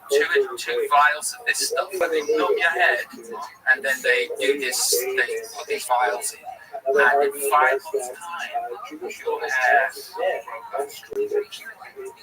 and it costs the same price as yeah, nothing's happened. We're now 7 months in, and nothing's happened. You can't tell, because, but like when I'm on stage and there's a 40-foot screen of me at the back, and I'm giving it the big end, and I'm doing the sexy like that, and they're going, yeah, and then I look behind me, and this guy with no hair. Oh, thank you for humoring me. Do you think it's hard to? That's one thing that's interesting about like the way we capture ourselves now, and especially like at your level of fame and popularity that you've had, Robbie. That is it hard to live up to try and always live up to that, live up to like, you know, because you're captured at such a young, vibrant time in your life that you gotta like, fuck, you know. Well, I was. My nickname in the press was Rabbi Rothschild. Kind of thicker. Yeah, but no, like I have a tendency to the scone, huh? Yeah, and then they go down again. But like, scone. But it sort of damaged me, and it's something, you know, something I don't want to look in the mirror. I don't want to look at myself. If I'm doing a photo shoot, they'll say, "Do you want to come and check this out?" You know, if I'm shooting a video, they're like, "That was a great take. Do you want to come?" So I just don't like looking at myself, which is another one of those things where people are going, "Can I have my picture taken?" It's basically going, "Hey, you know all those things that you hate about yourself. Now is the time to hate yourself about it." I was like your rock DJ video where you're struggling. It's like ritual stuff. If I had like a really good video like that and it's all bad picture, I'd send it. Well, I'm body dysmorphic too. Yeah, because I'm like being like obese and being body dysmorphic. Like the first time that I was called, I was body dysmorphic. What does it mean, body dysmorphic? It's just like read it, or you not read it. That's not reading. You can't like. No, you think you're fat where you are. Oh, yeah. So it was like a compliment. The therapist told me, like, body dysmorphic. I was like, no, like when you're body dysmorphic and obese. Oh, that's awful. Because not only are you fat, but when you look at yourself, you're fat. Oh, you're actually down. Yes. Yes. But then you know that one where you're just like, oh, I look awful, and then 18 months later you look at that photo. Yeah, I was in good shape. Oh, that's so annoying. That's body dysmorphic. Oh, dude, when I look at younger pictures of myself, I'm like, God, you are a handsome guy. If I only thought then that I was handsome, it would have been such a different look. Instead of every day thinking I was horrible. Dude, you're a striking looking guy. You're a good looking guy. Yeah, like saw you in the car park. Pretty happily straight. Saw you in the car park, and it's like, I think that's a good looking man. I think like you waste your 20s thinking you spend the whole time like being like, fuck. I remember I'd see a photo and I'd be like, I remember being so uncomfortable that night. Thinking I looked and now I see like, oh fuck, I was dapper. Well, let's put it. Why do we do it? Okay, here's the thing, right? I'm in and out of everything. I know I'm an athlete. I know. I have been in an athlete for a long time. Like I had 15 years, 17 years since I'm at the world became happy. Yeah, I haven't been in anything. And this is what happens with me. Like I get overweight and then I do something extreme to get underweight. And then I get to underweight, but I'm really unhappy because I'm not satiated. And my body's going feed me. And I'm like, I look wicked in Because for that 2 seconds that happens, the minute you stop being abusive to yourself by not giving yourself nutrients and food, you instantly. So I'm like yo-yo. And you're watching the yo-yo go, so it's like you're like judging yourself at every fluctuation. It's hard being alive. It's fun. Life is fun. That's unenforceable, but what was that joke? It's so good. Norm McDonald's joke. People are always like, man, I can't believe someone killed themselves. And he's like, you can't? Have you ever been alive? By the way, when Norm passed, I just spent every waking hour listening to Fortunately, when I was a child, just on your way out of the forest, there's a channel on YouTube. grew over and the rabbi registered his deep dissatisfaction with the police department. Absolutely. You should go to the rabbi and say, His British sense of humor kind of you think of it. anyway, Sardonic, yeah, sort of outside, is it British? Yeah, dry. Yeah, maybe that's the aspect of it. Jimmy Dore, I really like listens. It's had a go, internationally Jimmy Carr, yeah. And Jimmy Dore, I like, but Jimmy Carr is a really nice guy. You guys look a little bit alike. Hey, Jimmy, yeah, he's amazing. You look a bit. Yeah. Go to the same place. The full Jimmy. Yeah, let's get one more question, guys, out of here, man. I appreciate your time today. They were not able to convince a jury of Ukrainian Muslims that they were guilty of the crime. Probably some of your biggest hits. More significantly, they charge. This is the What do you love about Australia, Robbie? letters here. They are now as well. The Jewish murder plan against non-Jews. Gang boys from See Melbourne, the picture Australia. here with all these children. Gang. Down. So here's a bit of anxiety, right? So I was watching. I'm a fan of yours.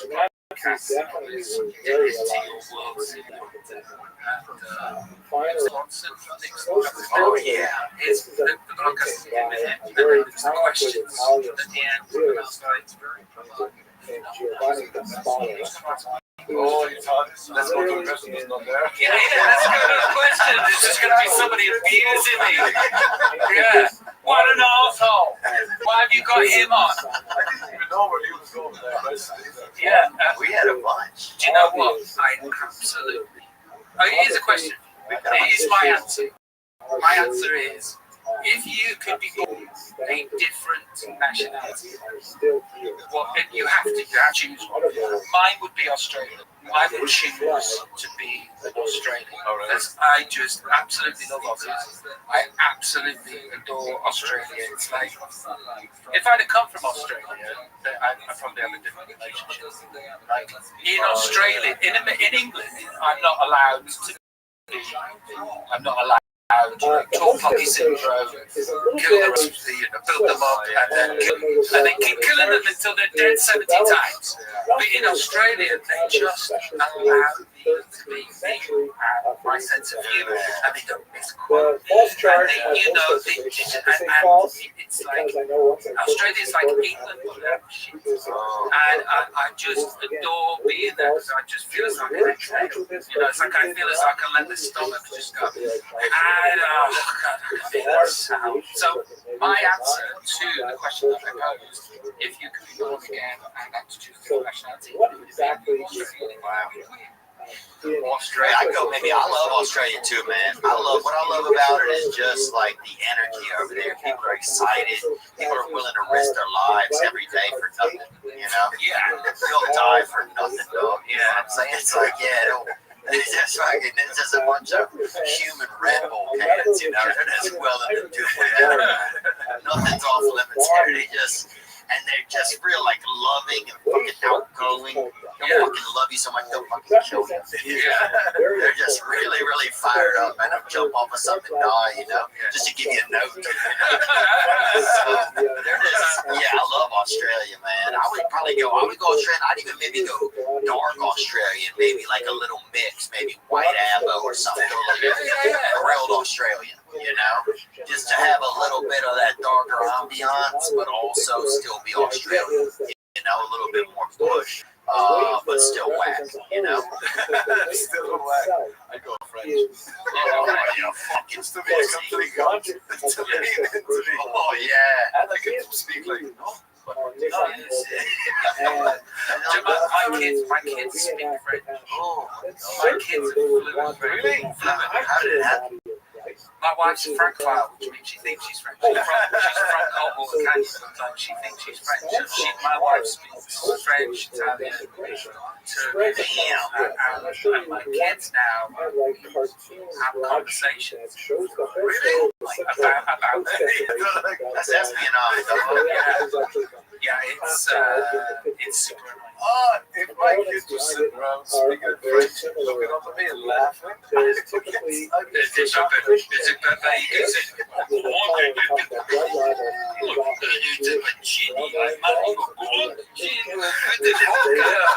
you're like, what are you saying about me? Nothing, Daddy. You also just did an impersonation of every character from Waterboy too. So, I mean, that's insane though, man. To have French speakers in your own home, you don't know what's going on, dude. That's like my own Charlie, 6. We were in Switzerland just recently, and I took him out on a scooter, and there was a lady. No, the ladies that help, or the men that help kids come across the pedestrian. oh, traffic guards. Yeah. And traffic guards. And she looks at me, she goes,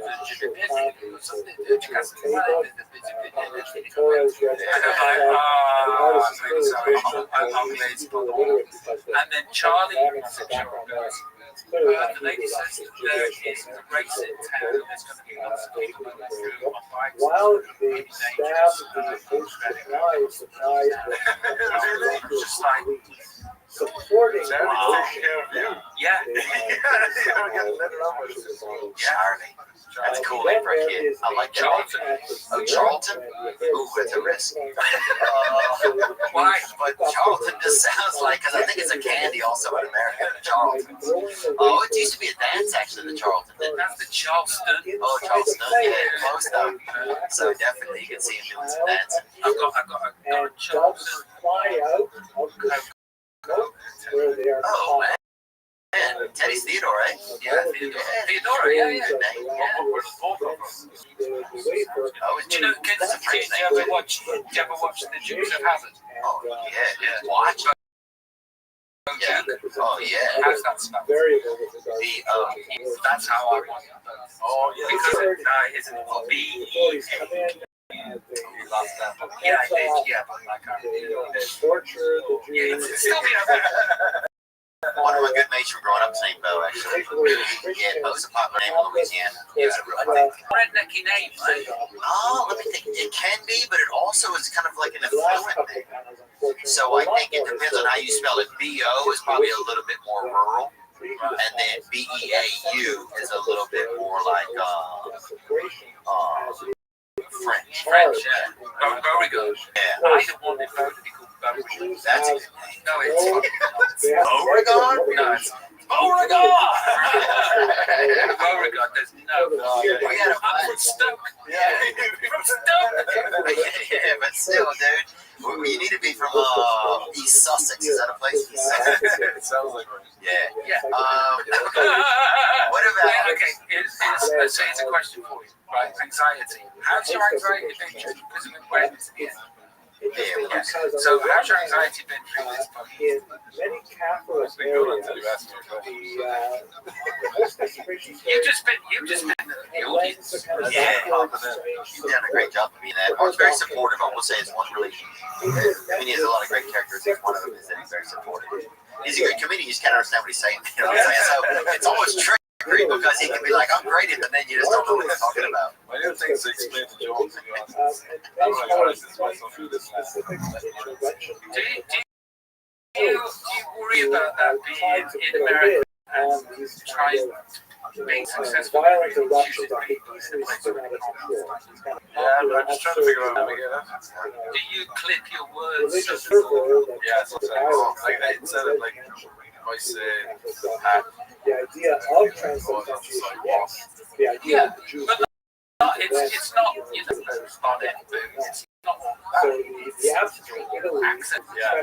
Oh yeah, definitely. I mean, like, I thought it out. I say like, I went to the bar. one of the things that might actually contribute to its spread is this. So People know you're at the bar. but like, but like if you're road testing material and you're like, that didn't work. Like, do you know if it didn't work? It's just Yeah, that's what I have to figure it out. I'm like, oh, well, if I even say like the star, like she had stars. And it looks a little bit like That's a rash. But I was like, why did I not get? I figured out they think I'm saying she had stairs. steel boxes. I don't see it. I said to explain. Developers fetish right there. And then when the priest opens it up, it's We're getting dumb here, dude. America, we're getting dumb fast, man. There was one more interesting thing I was going to ask you, but I.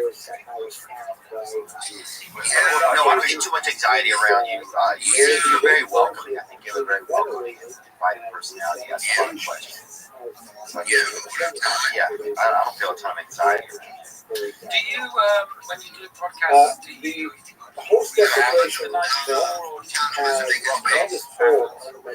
sometimes I revise. You know, when I talk to Mark about you coming in, like, you know, I know about your career, but I didn't know like what your energy was like.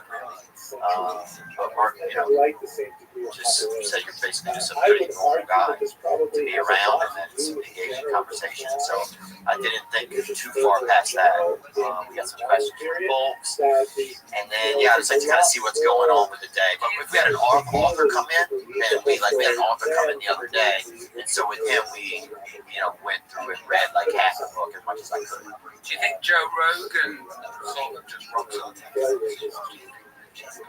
Nevertheless, I think it's a mix. I think Joe Rogan, and this is something I learned about him recently, was that he always was very. People would say he talked too much. He said, actually, when I was younger, would say, man, he talked too much now. And then look what he did with it. He like is extremely curious. So he has, I think, a very curious nature. So curiosity, I think, if you have it inside of you, it makes your brain, it like gives your face questions all the time to ask someone. So if your curiosity is really working, I think my curiosity works better when I'm feeling good, when I'm not like in a space of self very much. When my brain isn't kind of worried about things in my own world. So I think the healthier I am mentally and stuff, the more curiosity I have, the better I do. But what do I think Joe does? I think at this point he probably has enough comfort with how to do certain things. You know, the mechanism. Yeah. Do you, when you're doing podcasts, do you find that you are insanely concentrated? Do you find, like, for example, when I do some podcasts, when I did one interview where I was asking questions for the rest of the time, I am just hyper.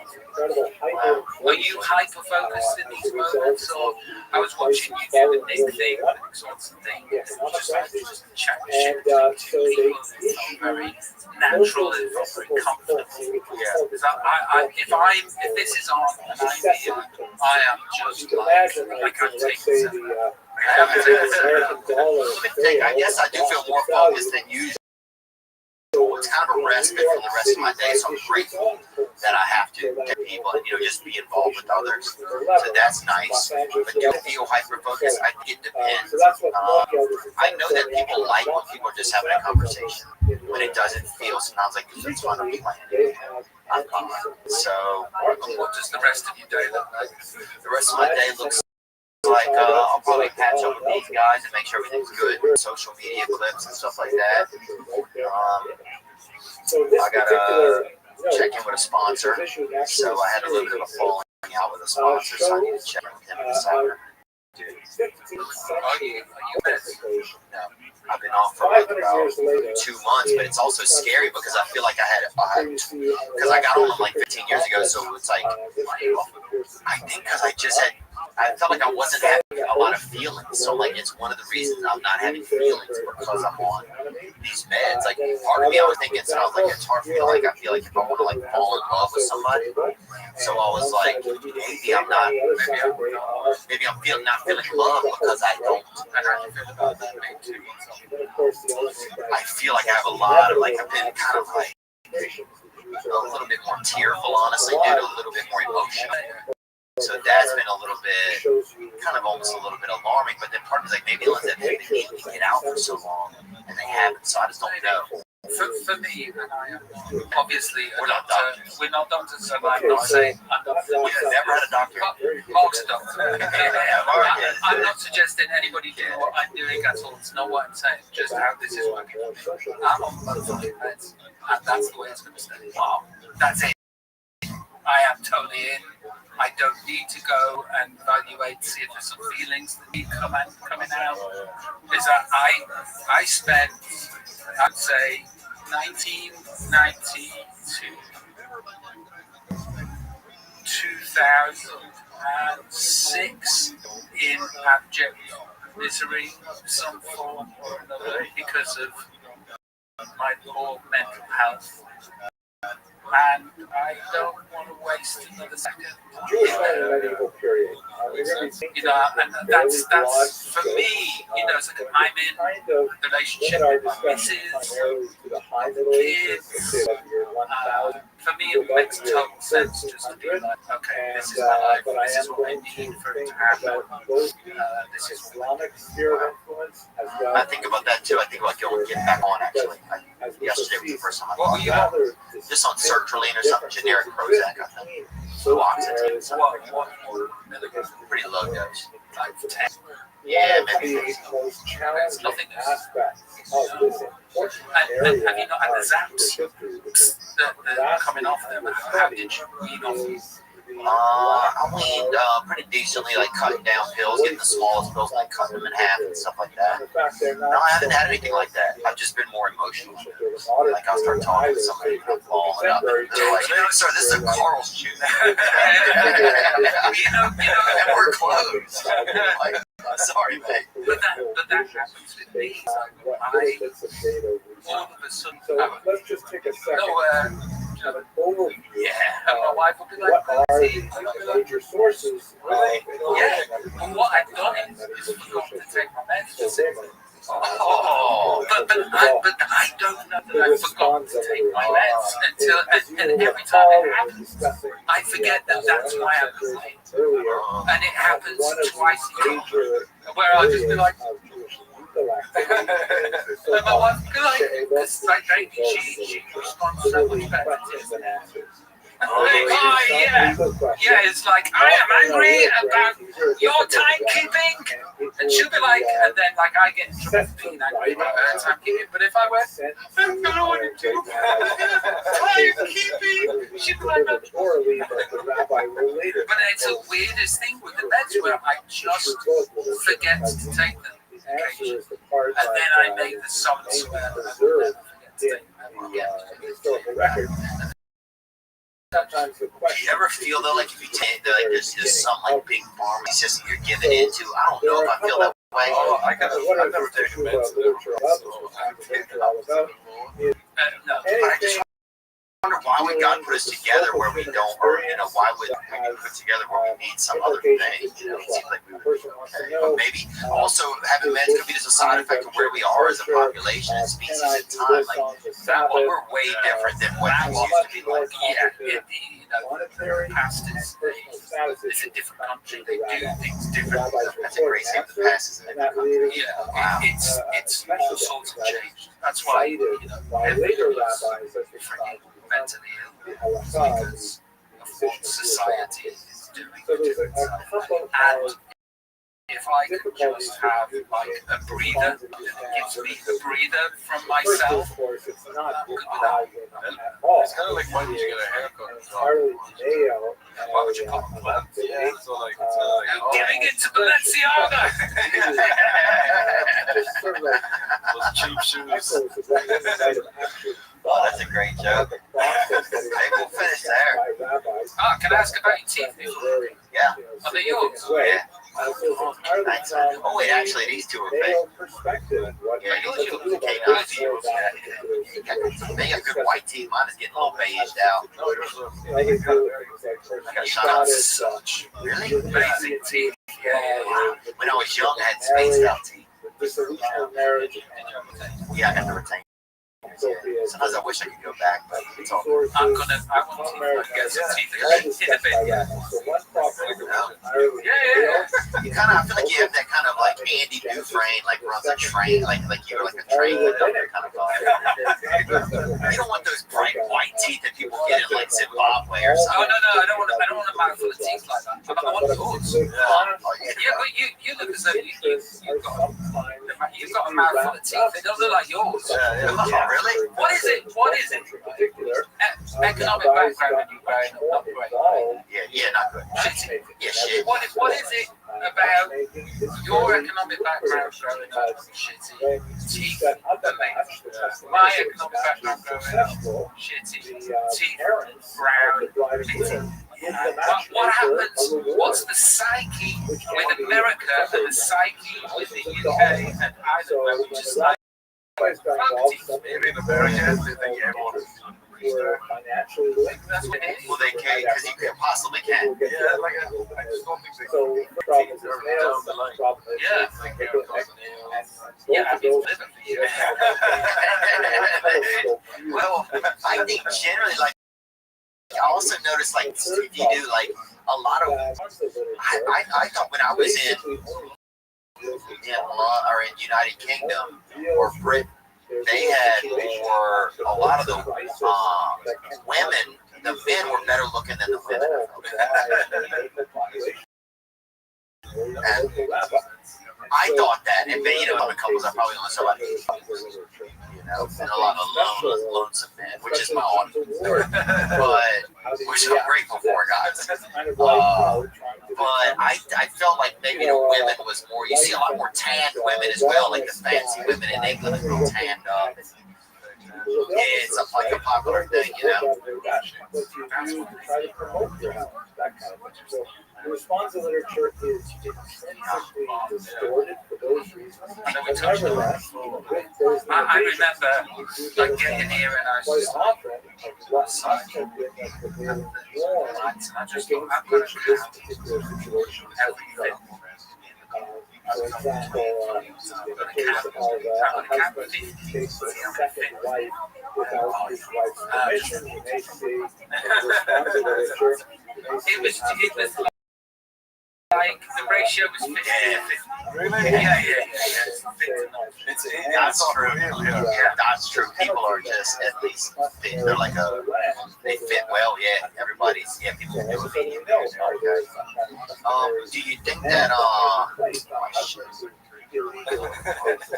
good though. Oh, did you ever hire one of those dating services if you got some money to help you find a decent lady? Because I wonder if when you're popular at your level of fame, how do you see that, you know, like, see I didn't want to be in a relationship, so I would have done which is still very wrong as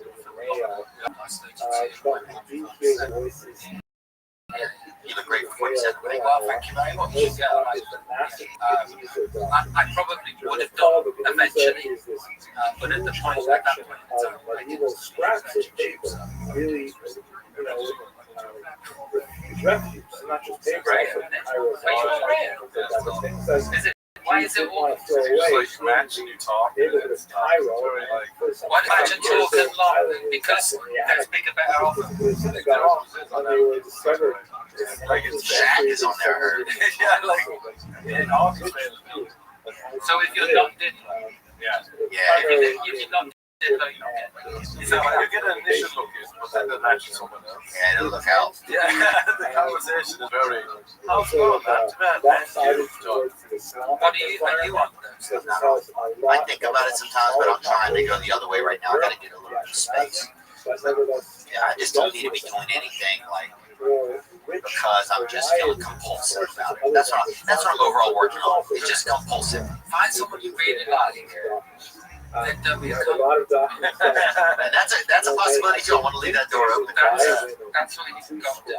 But then, I don't know. I also think there's a time in your life where you get to where you're ready to do that. And I think it's part of me feels myself getting there. Well, that's really bullshit. It's bullshit. Yeah, that's what I'm saying the whole time. It's like I wasn't ready at 32.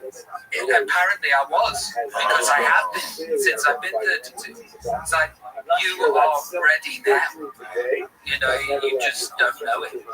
If she comes in and she makes you laugh and you trust her, and you like looking at her, marry it. Marry it, and then, like I say, I'll swear again, don't get caught, and then you win. When you were saying that, I got like, marry it? No, like, it's that easy. Oh, yeah. I got anxious. I was like, oh yeah. It was also. But that's gonna happen. That's gonna happen always for the rest of your life. Yes. But then I'd be saying, you wait here. And that happens with me when I'm watching the television. It's like, oh, and then I go, oh yeah, that happens all the time. It's just like inside me, and then it's like I have an amazing wife who's great to look at, makes me laugh, and I trust her. And like, what would I be swapping? What would it be?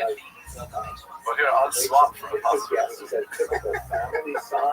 So that's something that you got to look at. What would you swap for? Sometimes you never make a list of the values in the one thing that you have, and so there's always like, that's what I noticed too. If I don't ever really kind of make a list of what, like, oh, well, with this I have like, always have a friend. You got like a teammate, somebody to watch, do things with. Like, if you never really list that out, then you'll just always think there's this invisible idea of something over here. That's what I noticed. I have this invisible idea that I've never even looked at. Like, what is this idea? It's just a fucking. And then you get over there, and it's just some fucking lady smoking outside of a building. Like, I guess think a lot of an idea over it. There's like this sort of greyish tinge black in it. I don't know what it is, but it's better. Yes, that's what it is. Yeah. It's always going to be out there, man. Thank you for your time today, guys. Yep. Robbie, Mark, it was a pleasure, man. Thank you for having us.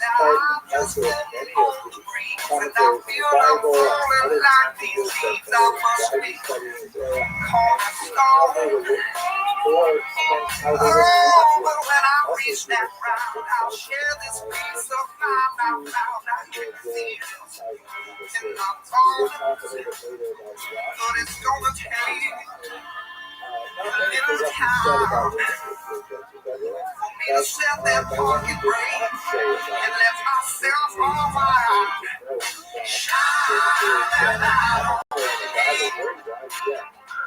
I'll sit and tell you stories.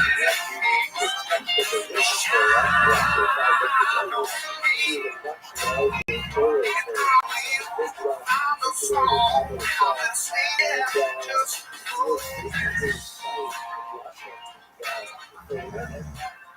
but he tends to not cite, not include his commentary. On the show today, guys, I want to let you know that I have some tour dates. You want to see me live space. Real time, they call it IRL. Jacksonville, Florida, February 2nd, I'll be there. St. Petersburg, Florida, February 3rd. Orlando, Florida, February 5th. Lafayette, Indiana, February 24th. Rockford, Illinois, February 25th. Chicago, Illinois, 26th. Tulsa, Oklahoma. Oh, that's sold out now. May 6th. May add one there. And then Los Angeles, California, the Wiltern, May 7th. That is all Return of the Rap tour. Grab those tickets are on sale at theovon.com/tour. Today's guests are two men who have who are from another country, and they left their country. So let's I'm not sure why exactly, but Much of this is that's what they did. And we're very happy to have them here today. They are one of the most, one of the greatest selling artists of all time, of modern time, of all BC, or AD, Mr. Robbie Williams, and comedian Mark Hayes.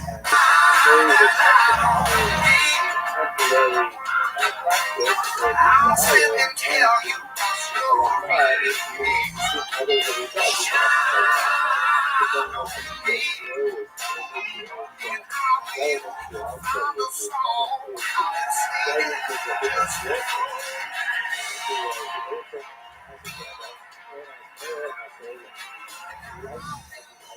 What's the most fancy thing you ever bought? There is quite a bit of scholarly dispute over how widely Really big hands. Really big. Like, because I had a place that I would say was like quite big. Yeah. And that was like a mansion. It was like a mansion. What was his level of authority? But then I just was by the time you get to the 13th and 14th century, it's widely place everybody else was 28. law of the land. 20 acres. 30 acres. 30,000 square foot. Did he have to say it? Why did he Yeah. That's 20 acres. Yeah. Other rooms that you haven't been in it. I've got. That's all right. Let's very common biblical practice. Well, let me tell you the thinking. Okay, so the thinking is this. So you make some money, yeah, and then you want to keep that money, and then you want to do things that you understand. I don't understand. So, like, genuinely, you know, you've got all these stocks and shares and investments that you can make. I don't understand that. What do I understand?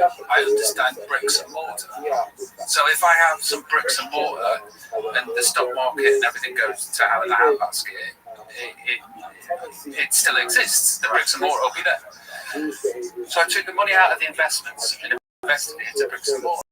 And bought this place, 20 acres, 30,000 square foot, blah, blah, blah, blah, blah. And you're just like, I did a grown-up thing. I did a grown-up thing. And I'm really proud of myself. And then you go, right, okay, what you done? Take into consideration. It's 20 acres needs 10 living areas. So you need 2 gardeners. And then, and hold on though. So then you've got your insurance for the house. So the insurance for the house, because the fires is $700. Fires is $700 a year. Yeah. What? Seriously? Yeah. And then you have your house tax, which is $400,000. So basically, what you don't take into consideration when you buy bricks and mortar, especially in California, is that okay, so you need 2, 3 housekeepers, house manager, 5 security, 2 nannies. For you? Yeah. Just for me.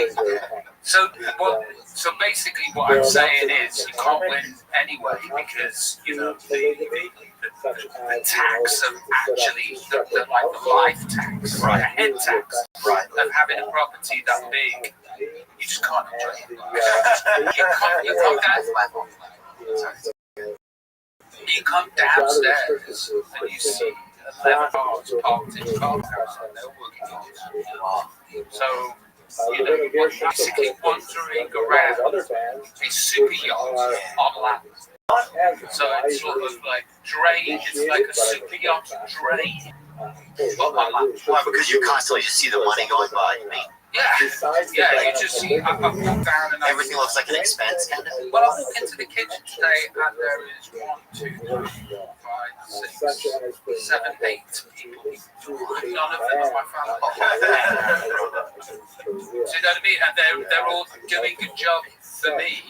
And so it's just like, you know, like a taxi where you just sort of like watching the cash go up. Part of the reason for this color is because they have to do with someone. There was 8 people in the kitchen. You're not including us and the 4 kids.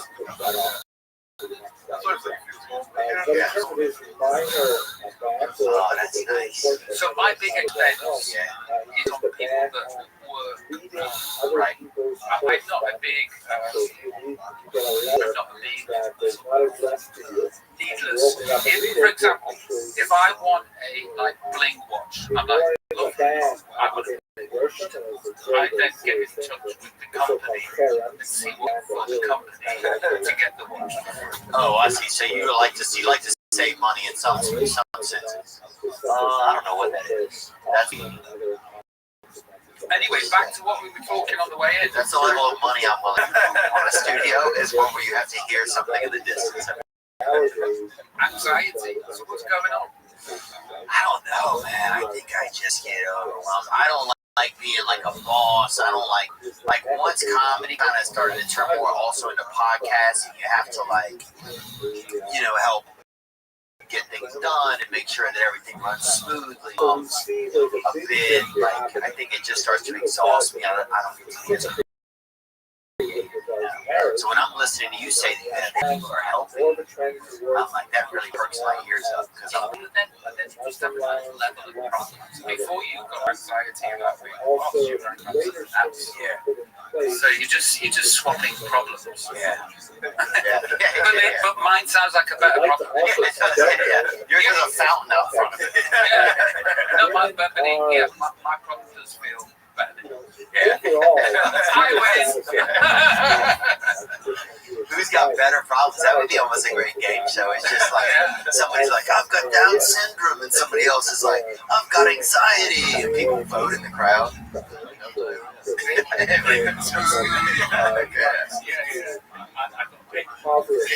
I changed the nipple.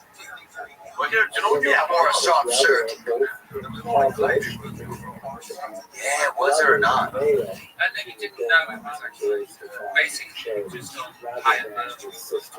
I'm from Billy Elliot. Exactly like Billy Elliot. Yeah, like Billy Elliot. I love that.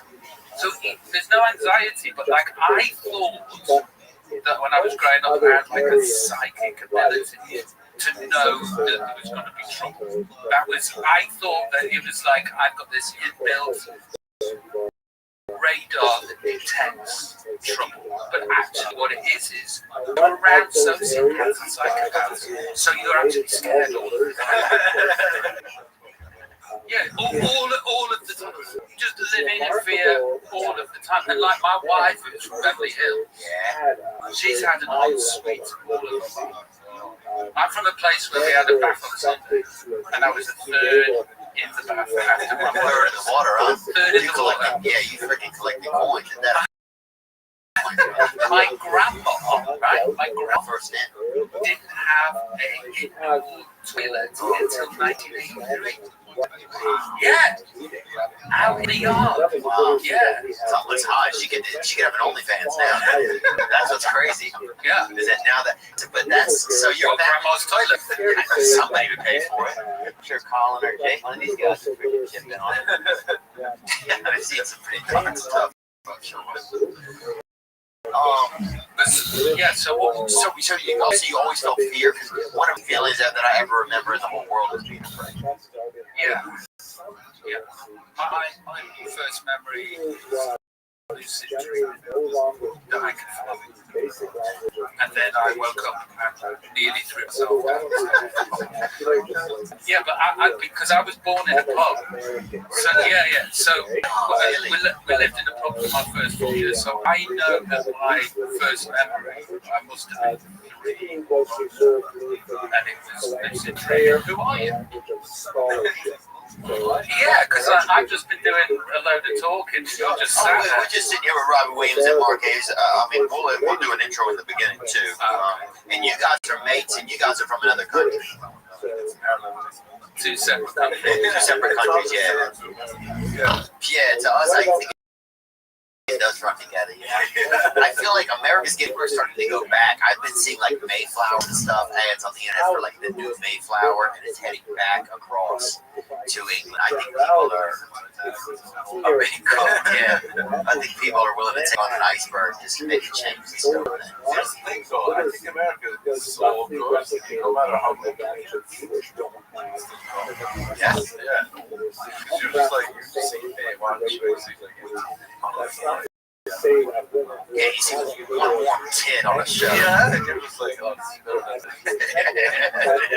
I've lived in LA for 24 years. And I don't know if you have this with LA or you have this at all.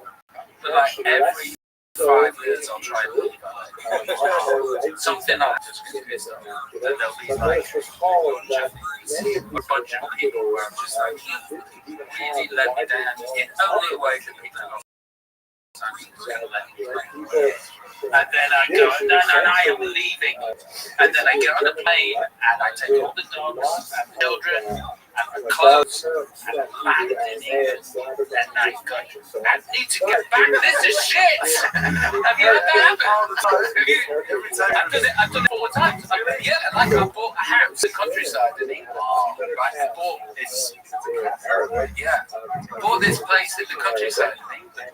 And like, this is our forever home, wife, and we're living here now, and we'll leave those people. That's the people in Los Angeles, and the children will grow here and will provide memories. And I better not tell her that I hate it and I want to move back. Second night, second night of buying the house, I don't like it. Really? Typically had a very early rudimentary level of education that was truncated. Wait, do you think it's because something feels like simpler there? Does it feel like not? Like, what are some of the feelings that would make you think that it's? Is it too quiet? Is it too simple? Is it too old-fashioned? Like, are there things that make you think like? In Ireland, if you restrict that, whereas in LA, like there's opportunity. You walk in, and like sometimes most of the time, but in Los Angeles, you just think, Part of the reason I'm for walking this, around the corner. Adam Sandler, we should do a biopic about your life where I play you. And I'm like, yeah, Adam Sandler, that should happen. it's delusional that everyone along that junction. There's a guy who's Spider-Man. I think it used to be more like that was a possibility, though. You know, I think it used to. I don't. Or that used to be certainly a dream. Do you think that's still? I think maybe in our age that was a dream. Like, yeah, I can walk down the street and like Eric Estrada's gonna walk up, or freaking you know, I'm trying to think of somebody else. Lou Ferrigno. Yeah, Lou Ferrigno. Dude, I finally stood behind a post office one time, and his wife, I think he's deaf. I didn't even know that, which makes the whole Incredible Hulk way more messed up, I think, dude. Pain the deaf guy. In 21 years of living, the only thing that has actually happened like that, where somebody walks up to you and offers you something, I was at Gallery of 16 Valley, and I was offered the chance to be the bachelor. Yeah. I know who you are. I don't know. Maybe it was a while ago. But like the only thing that's ever happened is like Yeah, I think a lot that it took over where like it was like reality shows people could get like. Would you be coach? No. No, why? I would have. I think I'd have. I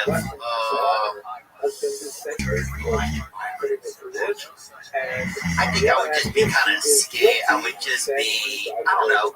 I'd be flirting with the chicks, but then. And like, I'd be trying to perv out it, like sneak around or something. I don't know. I'd probably get busted and masturbate. You know, something bad, something that would make me seem a little bit strange. Yeah, I think my true self can't help but come out. Okay, let's pitch that show. Okay, but let's pitch it where it's called something else now, but it's the same as The Bachelor. What streaming service is it on, or what TV channel is it on? What's it called? should therefore teach our daughters Torah Maybe called, because that will extend their lives. who's Tom Thumb? Is that a famous character? Fairy tale or something. Maybe like a peeping Tom, something for peeping Toms, but where they're like doing well. Maybe it would be, maybe you'd be the presenter. Oh, yeah. And then you would have to be the perv. Yeah, I could be like the perv wrangler. The perv wrangler. Yeah. Hey, listen, straight after this, Ted Sarandos, hop in the Comic-Con picture. Here we go. This is Sarandos. Back to the England thing. Yeah. Take some explaining. Over there, so This is what happens for me. Alright, so at one point in my life, I was ridiculously famous in a country that you don't think. Right? Like, but ridiculously, like Michael Jackson. how old was How old was I? I became famous when I was 17. I joined the boy band when I was 16. The boy band took off. And then when I was 21, I left. And then I had a solo career. And so like, hold the record for the most tickets sold in a day for a tour.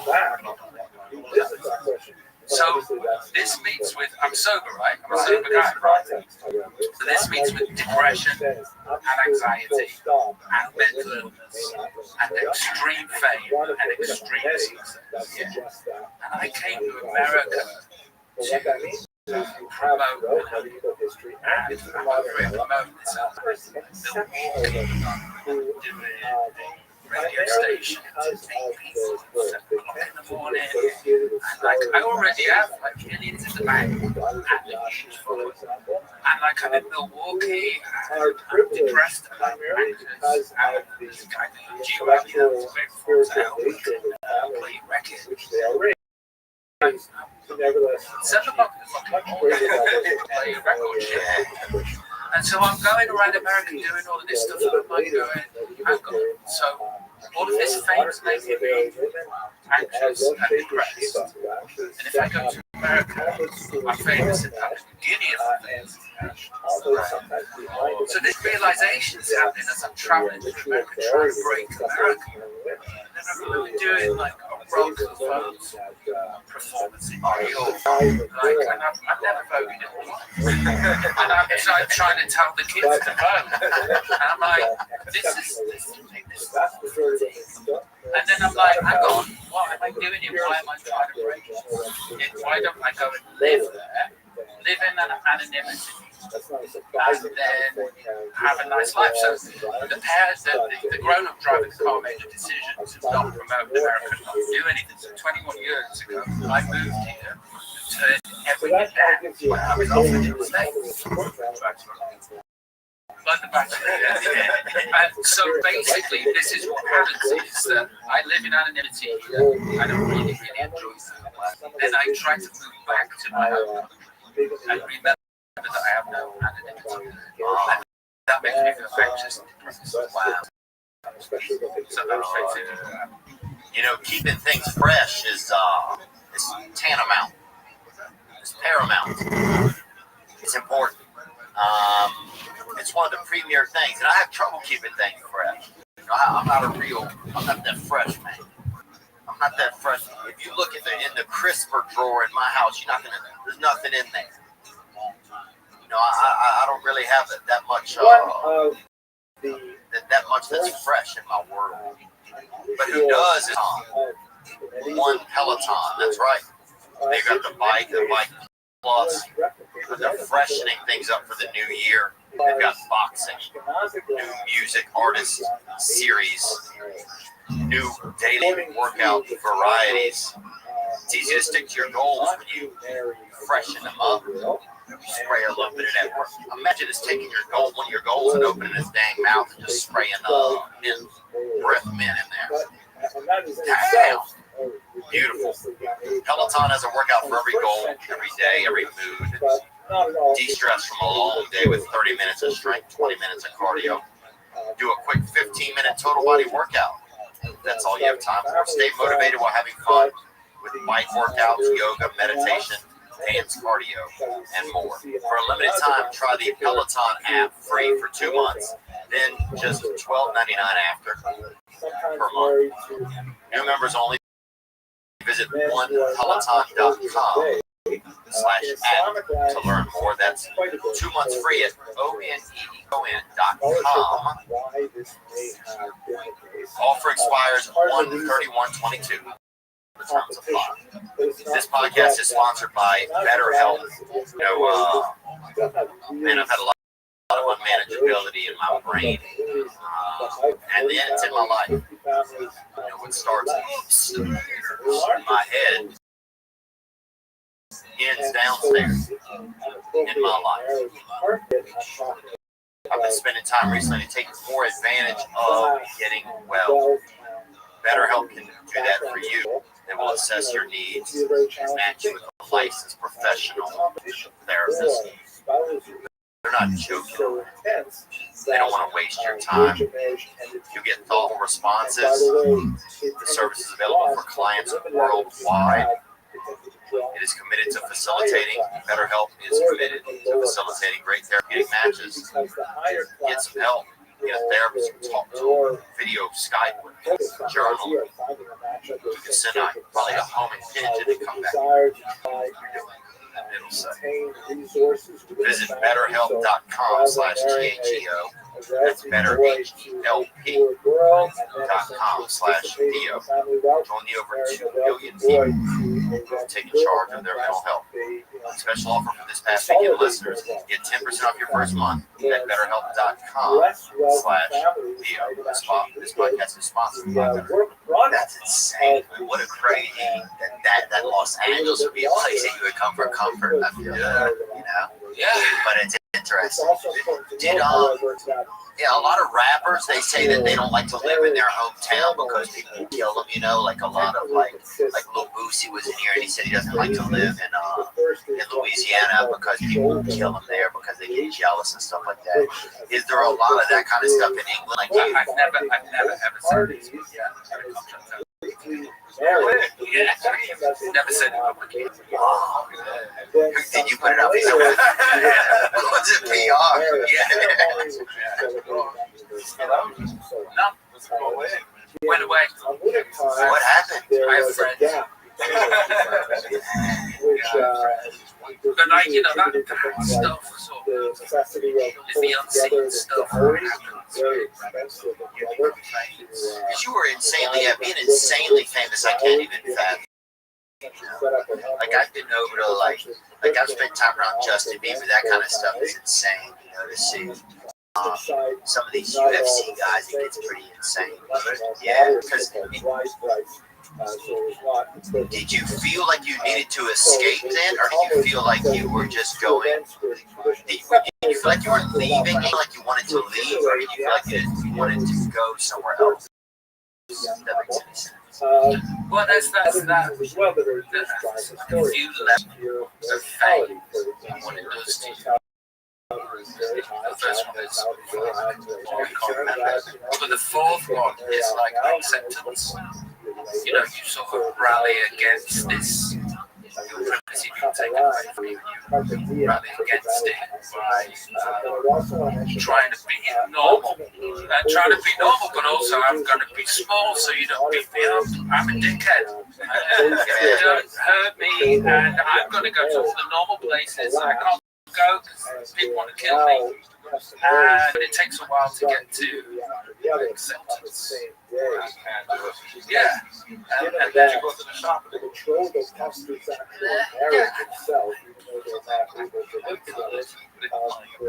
himself. Oh, yeah. Situations where it's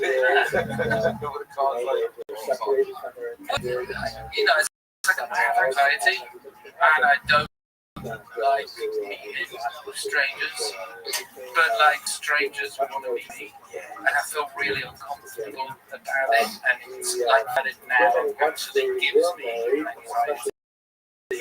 So it's like it's a trigger. It's like, so you've got to be the mayor of the best town that anybody's ever visited, or else people go to one of those famous people. Oh yeah, you gotta be the nicest guy every Not time. the nicest, and actually, it's hard. I hate having my picture taken. I fucking hate it. I hate it with my wife. Like, she does Instagram. Just like, no. Like, the act of having a picture taken makes me go, ugh. For whatever reason that is. Probably because so much the Chinese believe this, and I don't really even believe in the Chinese a lot of times, but I believe that it takes your soul.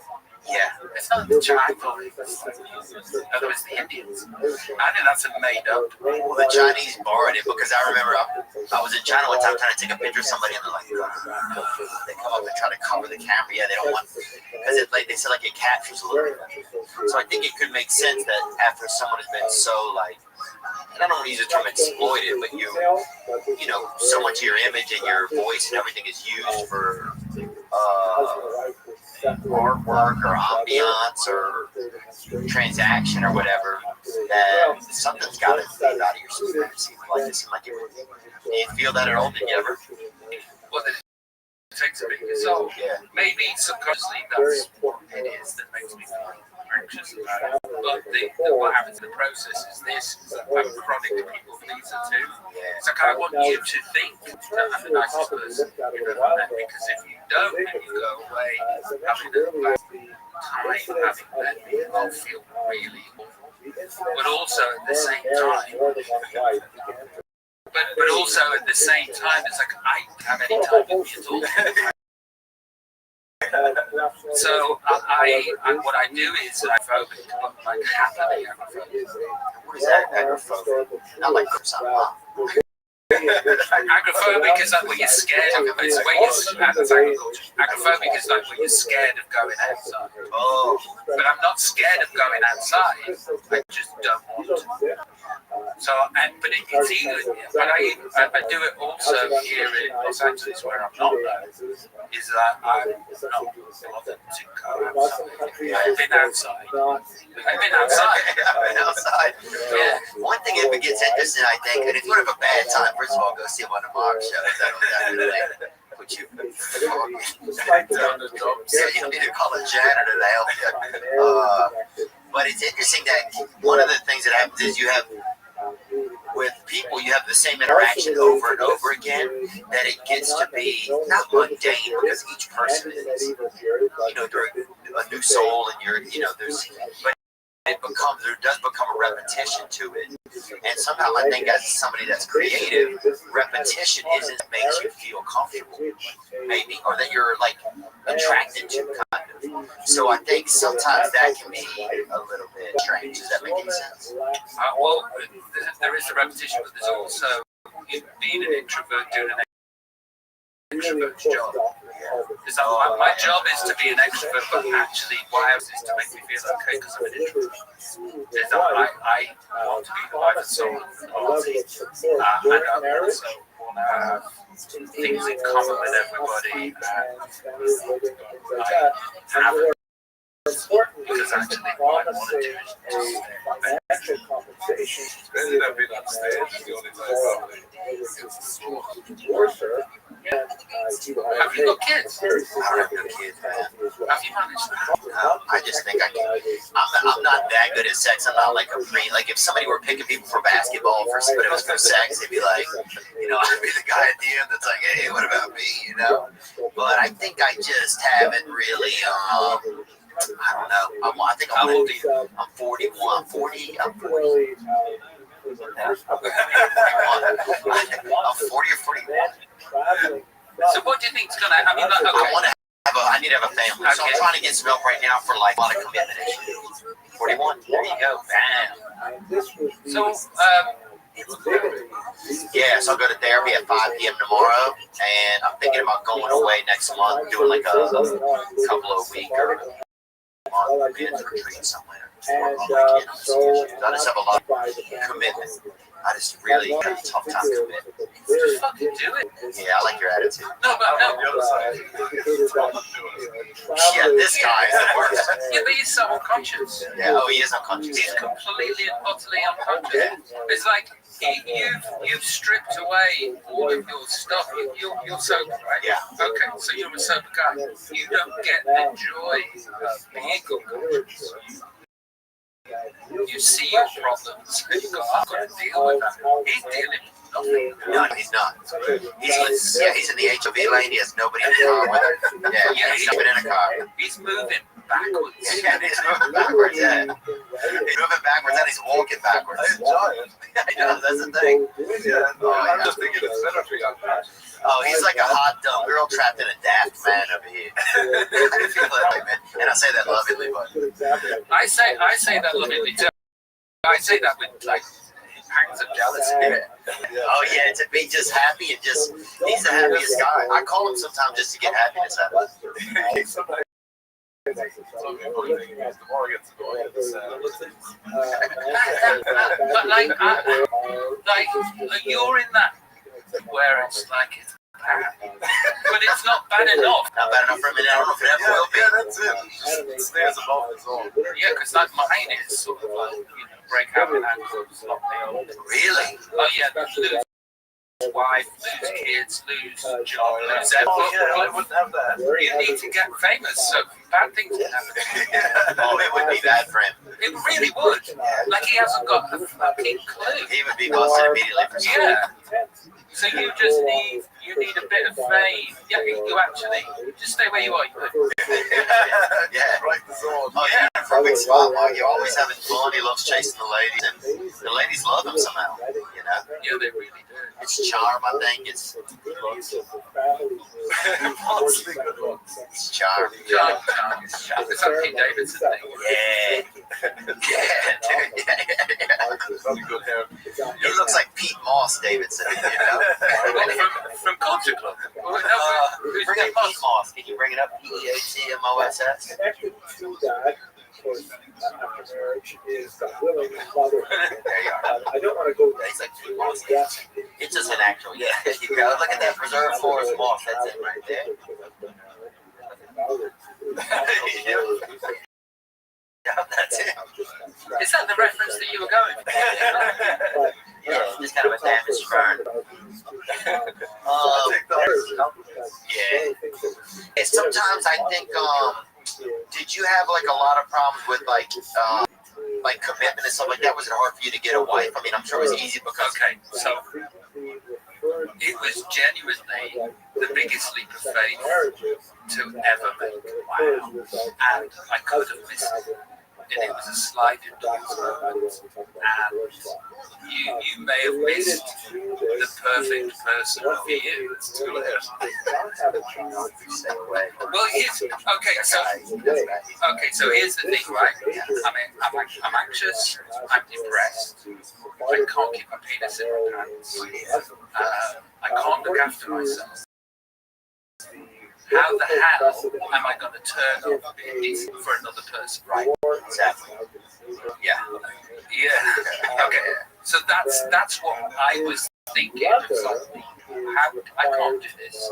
I can't be the person that I want to be, or the person that you need me to be. So I'm not. Right. As it happens, 17 years later, 4 kids later, I am that guy, and I was that guy, and I gave myself the opportunity to be that guy. My beautiful wife gave me the opportunity to be that guy and believed in me. Did you just say one day I'm that guy? Did you go to like therapy? Did you do other things you did to help you get there? It's like giving up drinks, giving up drugs. It genuinely is one day at a time. 17 years worth of days later with my wife, I'm in a monogamous relationship with somebody that I really like, who's really cool, really great to look at, really smart, really creative. And I am, you can be that. Yeah. You can't. You're so far away from being that guy. It does sound like a big leap of faith. Oh, it's the biggest, because not only that, she gets half if I'm not that guy. That's what I was going to say, because then I like to project it to the future and be like, yeah, but it doesn't work. When you're bored, if your wife, that's got to be crazy to go to bed at night and know if you killed you, she's coming road. I don't even think about that bit. But at the start, just like, there is. When you answered, when you said, oh, you're going to be my girlfriend, were you serious about it when you said it to her? No, People was clearly favored as the wouldn't say that I broke up with her. So the top would already. Yeah, like the first three times that I broke up. She went back to her house, and then a flatbed truck turned up with a car on it, and bin bags full of nuts turned up. Oh, wait, really? Yeah, I was such a pussy. I didn't even tell her that we broke up. Didn't even tell her. Yeah, but it's a very Irish English move. Yeah. Like, guess what I got you for Christmas at a fire pit? There you go. Yeah. That's insane. Yeah. That's like, I know guys in Ireland, they'll be like, yeah, I got a dumper. And they still come back. Yeah. They're like 2 weeks. Oh, it's supposed to. I think it's most men, or it's hard to just communicate with a woman. It's like looking in the face of like a puppy. I didn't do it, but I was like breaking arms left, right, and center because you know I am a man of means with a level of fame, right? So you know, and not so I'm like a good package to people, right? And those, so like it'd be just like top shelf. A girl would come in and go, right, she walks into Pansdown Palace, and then goes, actually pause. I'm going to put a pause on this because I want to. So there wasn't a lot of sex happening because we just go, this is a good deal. I'm gonna play my cards here. Yes. Did you when in Britain? What time do y'all lose y'all's virginities at? Like in the UK, is it like 10 or 11 or is it 17? Like a lot of guys. I say it's 15. Wow. And indoors or outdoors, people doing it more. Oh wow. Well, I was a latchkey kid. So you had the if you was home, nobody else. It was just you. Well, yeah. So I took my and then it was like I was and then as she was leaving, I saw all of my friends' faces pointing and laughing at me. Lino and Giuseppe and Emma and Pete and Tate all going, ah! And I was like, no, I must do it. Oh, laughing. I thought you were laughing. No, laughing because I wasn't going to do it. So I go upstairs and I go into my room and it's a single bed. I think I'll fit on it. Oh, yeah. Oh, really? That's all right. You're a bad man. What about you, Marky? How'd you get rid of it, huh? Yeah, I remember I was grounded, so there was a time crunch. And this girl was like, oh, my friend wants to meet you. Lots of bad. I was wearing white jeans. It was oh, yeah. And I met her like behind the wall, like we were in the mall and stuff. And she just kept me green lights. Oh, yeah. Oh, at one point I was like, oh, God. I knew what I was doing. Not a clue. And I was just like, instead of raining and stuff, it happened. Well, I didn't realize that there was an ending. I just thought you were just doing it. And I was like, okay. Hold on, so there was no ending for you? No. Because I didn't even know mine was over in seconds. I always have ended. I end sex early. Yeah, people do when sex, they start breaking a sweat. I'm like, how would you ever break a sweat, dude? I could start a TV dinner and I am done with sex. I with enough time to fucking be right there. I don't have sex with people I didn't fancy, just have long sex. Oh, wow. Yeah, now we're talking issues. Yeah. That was an Irish thing, too. You fantasize. You'd have sex with your mate. You wouldn't fantasize who's the hottest girl. It's the girl who's the best. Have sex with her. Typically, what happens So how old are you? I was, I think, maybe 15 or something. Behind a bowling alley in our town. You can hear the pins going inside, give me power. I felt like it did anyway, just here and there, like people in there. Here's a question. People started throwing rocks at us as well. Just like if they cause a strip. In the Middle East. I was just doing what I could, man. So they started throwing rocks at you because they knew that you were having sex? Or yeah, your friends that were throwing. Yeah, they were excited or they were trying to, cause mayhem or something, or just be a part of it. They were jealous. It's like I can't be there with this rock will and then throw a rock over. Okay, so here's a question. Weird kids. Can you remember the third person? No, because I remember the second, but I don't know the name. Second person you had sex with. That's weird, isn't it? Yeah. And then third is just like what? It could be anyone. Yeah. They could walk up right now and I'd have no idea. Yes, please, very pleased to meet you. Oh, we've met before. Oh yeah. Have you ever spoken to your first since? No, but I put a name in a song.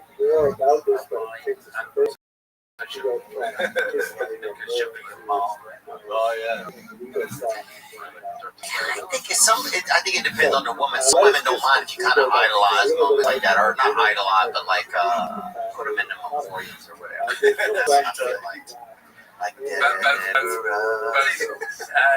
Lost my virginity to Deborah. She was in the vicinity. It's Deborah. There we go. Was it Deborah that was? No, it wasn't Deb, man. Deb was willing, though. I know that. Deb is always willing. Is Deborah a name in your country? Oh yeah. Yeah. Oh yeah.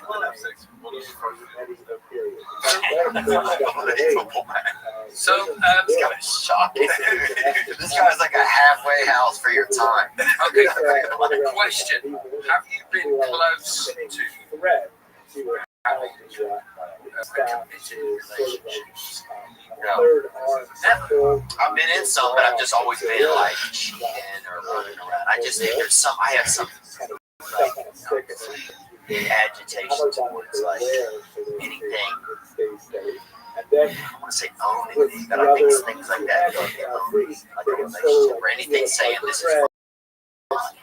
Now you're a sober person. Yeah. Would you do the same thing?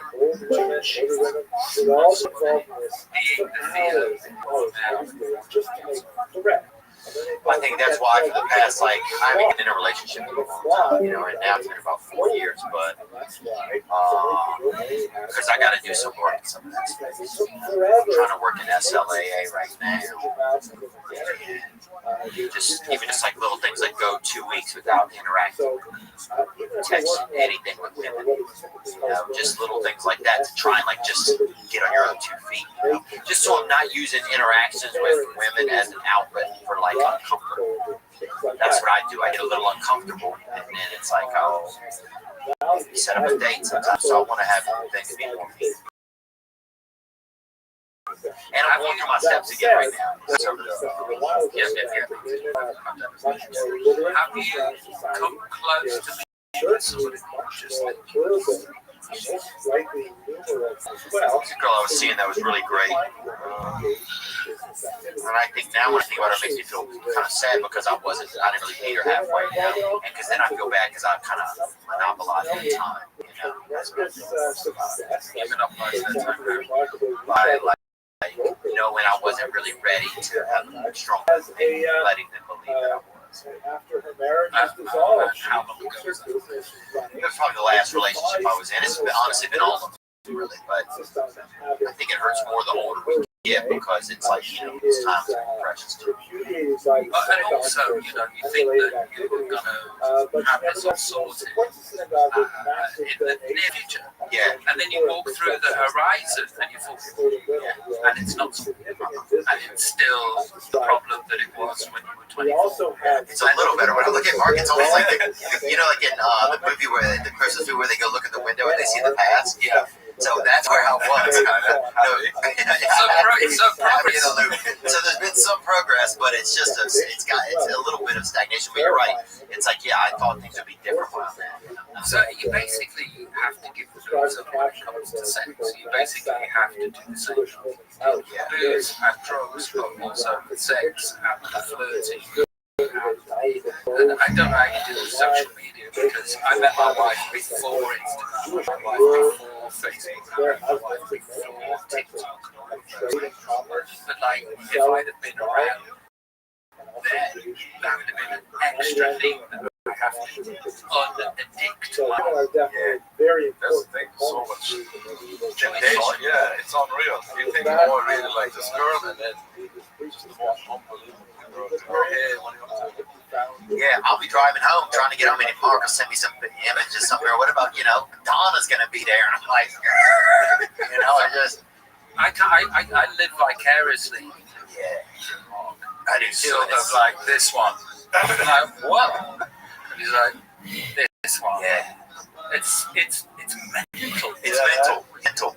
I live vicariously through him, and the cops even show up vicariously sometimes, like even in Memphis in my visions. But it is tough. You were saying something there, you're like, oh, you think it's going to be different soon? That's funny, because I always think that too. What? Yeah, walking through the horizon, yeah. You will find yourself in the place that you I'll be like, oh, give it 6 months, and then I'll be there. Yeah. And then it's 2 years later, you're like, well, I'm still having fun. Yeah, still having fun. The fun one. And now, especially in LA, the fun is, there's always the possibility. Like, you're going to have to be the bachelor. Yeah. And so even if you turn them down, you walk down the street thinking, oh, bachelor. Somebody wants me to be a bachelor in your family, and you're the bachelor. But it's just always that temptation out here. There's this weird thing, and you can be at the cleaners here and see like it's like it's what they call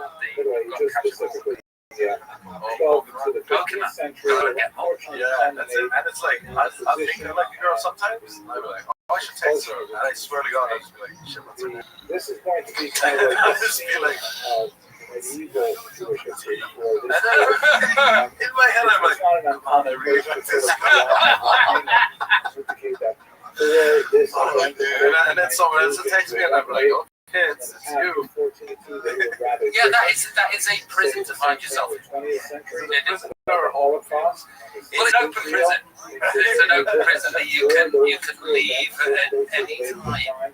But it's if you know that you are going to fall in love or fall in love, absolutely everything at any given time. So here's it kind of makes sense to go, oh, this is the Reconquista reconquest. It was called that. Yeah, that's kind of where I find myself a little time. It's like, or that's where I'm wondering if that's where I'm at. Like, yeah, because I just don't. You think things will be different, like you're saying, in a few years. I'll get there, and then you get there and you're like, oh. And I'm not a big runaround or anything. I just noticed that I give into like little things of affection, attention, just little things like that I don't want to. I just don't want the same thing. I want to see if there's some different possibility, because even if it's a girl or I'll feel uncomfortable, I'll feel like out of bed, I'll set up a date, I'll be on a date, that'll help, but I'm not, I find myself in spaces where I'm not making myself really available, if that makes sense, because I'm just, the reasons I'm doing stuff aren't motivated always from a place of like, maybe this is what's working. From love or anything like that, they're just kind of motivated from a place. It's related to the idea of being in what feels kind of comfortable will be fun. It's just fun. I met my missus when I retired because things got really obvious. Is it dicey out there? Mentally, just completely ill. Just like, well, it's my career that's doing this, so I might as well not do my career. We're retired from being famous. From the singing. No, from the singing. Yeah, from the singing. So I was really, and then I met my missus, and we just had 3 years. Yeah, so just in the house, and it just cemented this, and then I realized that the purpose and vision went out into the world. Now I cemented this relationship with this person. And I went back out into the but quite often they are heavily resented by the larger non-Jewish population. So how do you click quite quickly? Like, okay, so I'm not flirting. I'm not going to the club. I'm not going to the pub. As I have to on everything that I used to on. And I did it. Fucking did it. And if I can do it, then you could do it. right. But if I could do it, No, I like hearing that. I appreciate you kind of sharing something. Because, yeah, I think that's just kind of where I'm finding myself. You know, and I'm not, and part of me I'm kind of excited about it. I had like 5 days where I didn't have any interaction with anyone, and I was doing really good. And I started to feel like a good relationship with my higher power. I was like really like, oh man, I had a little bit more time. I was looking at my place like, oh, maybe I'd like to do an art or something, you know, like, or get a candle or something, you know. Because like everything in my house is the previous owners. It's like it's all like their stuff, you know. Like there's pictures of their family. It's just like. But don't you also think that when I get a message, you'll do all of that? Yeah, but I don't want to just hurry a message in just to get, you know, a love. You want your hurry, you love that. Yeah. Oh yeah, that's true. Remember complaining about that about guys end up being like, I'm not ready to go. 50 cents. I want to get some. I want to at least get in a place now where I can at least relationship. Also, I'm getting big vibes. No,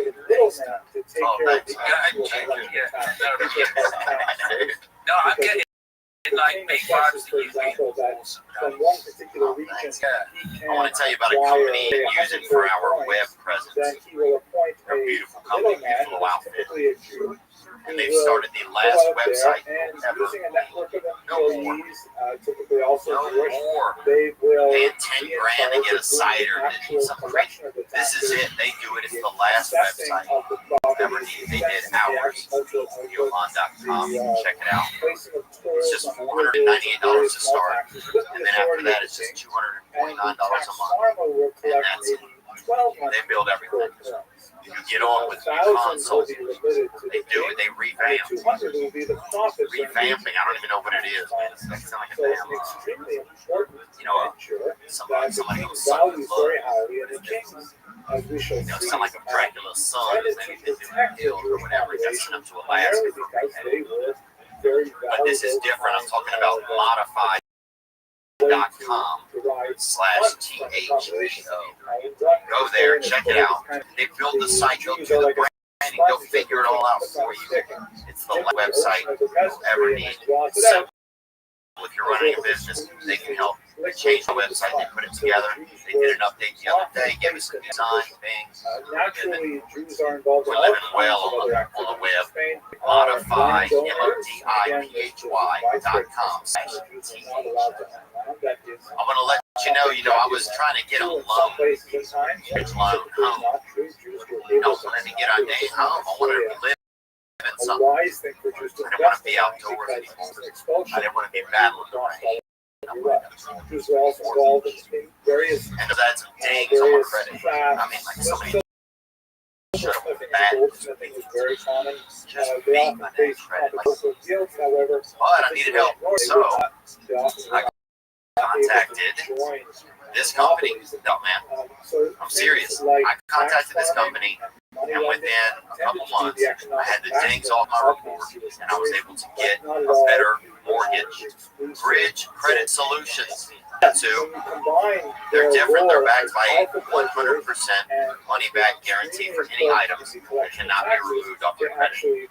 I needed items removed. I got them removed, and then bing bong, I got the loan because my credit score was better. I can't even tell you how much it changed. Thanks for me. You will not find the 100% money back guarantee anywhere else in the industry. You know what you're paying for at the beginning of the repair. It's written into the contract. No job is too big or too small. Bridge Credit Solutions caters to all types of clients. That's right. And will guarantee removal of certain negative items in as quick as 24 hours. Schedule your free audit in 3 easy steps. Zoom or phone call and get a free 3-bureau credit report. $25 value with 30 days of free credit monitoring and identity theft protection. You sign up through this link, bridgecreditsolutions.com. I'm not joking, I'm living in a home because I was able to get it because they helped with the credit. Now, the credit paid up. It was an ICU. So bridgecreditsolutions.com. Rabbirothschild.com/THEO on schedule. Upgrade credit strategist will contact you to review your report. They work. Check them out. You had the same issue I had. Wanting to get that loan, but you got some thing. Need the better score, get the better loan amount. They gave the money on the loan. Yeah, I think I could be a good dad, dude. You know, I think some of it would be a little dicey, bro. You know, get to your house. No, not that. What for him to be a dad? You? Oh yeah. I'm an agoraphobic that can't look after himself. I'm depressed and I'm full of anxiety. What have I got to do? That's you know, it's like I wasn't going to get married and I wasn't going to have kids just because of the nothingness that I had to offer the world. Very, very Where rare, those points exist. controversial. And now I've got 4 Nevertheless, kids. this gives you a chance. I'd be very But your kids, you can put them in another wing of the house, man. You can put a kid in a room.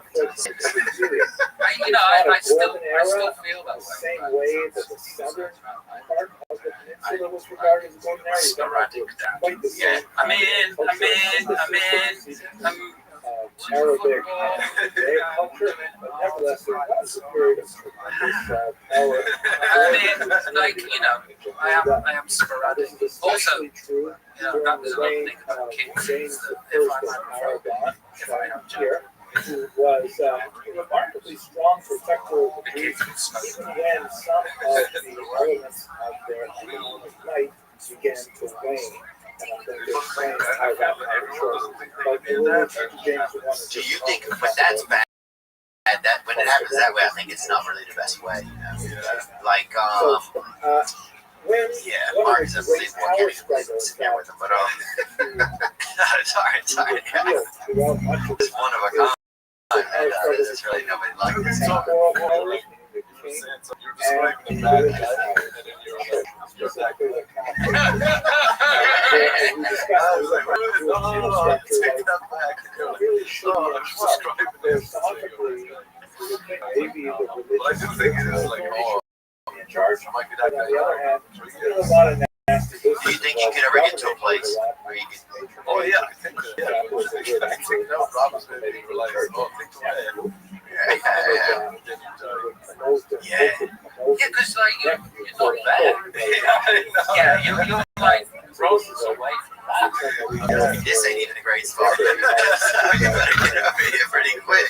But then Mark's the guy you go to. You want to know what's going on, what's fun. You know, he like is always kind of keen on like what's out there. You know. Do they have like a lot of? I feel like in England and in UK, that's all you guys, right? That they have more superstition than they do over in America. Is that true? You think? He had to accede to demands of the clergy, who were very upset about the power that had been given to the Jews in Spain. And so he agreed to allow a disputation to take place in Barcelona. We are catalogs.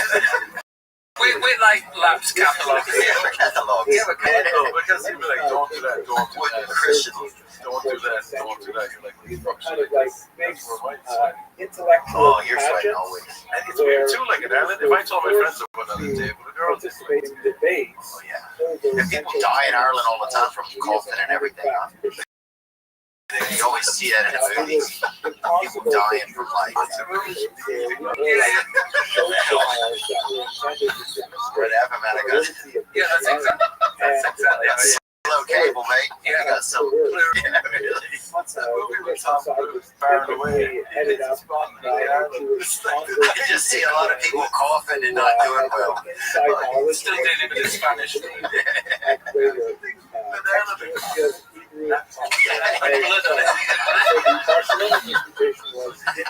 Have you left America?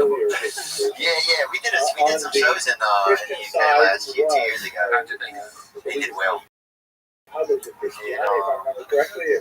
Manchester, London, Glasgow. Yeah, Glasgow.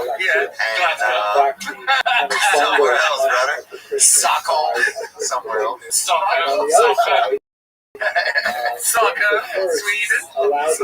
So it was fun, man. I really liked it. It was, I think, during it was winter, or if it was like getting a cold. It was kind of a quiet time. What was the Durban South Africa? It was actually This is town. So what was this? The superstition? Oh, well, like, I think in Ireland, here's the dog. Touch water, right? And then I saw it going out. It's like this. You know, so Nobody shows why exactly like I'm saying.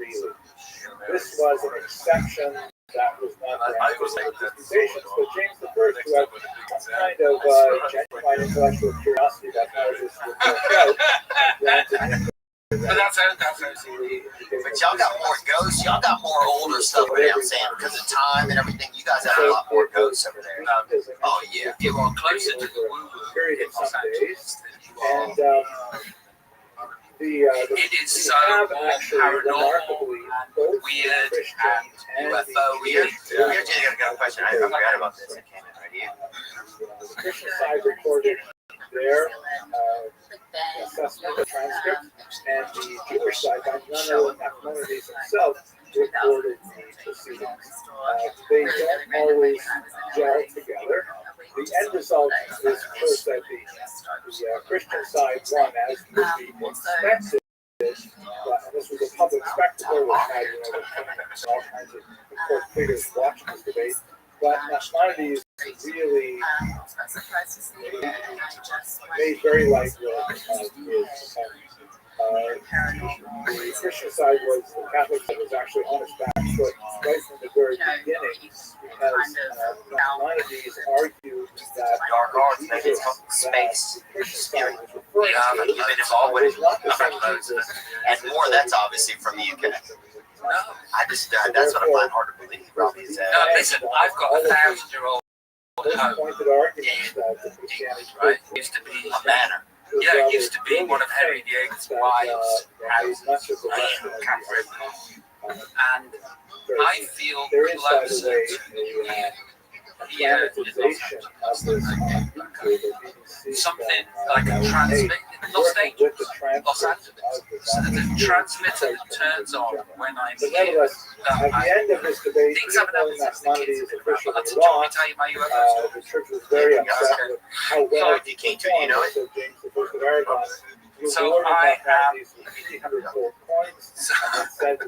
So I am sat on a sun lounger with a girl beside me. Like I was here for 17 years old. She was over 17 years old. We've had some issues in our industry.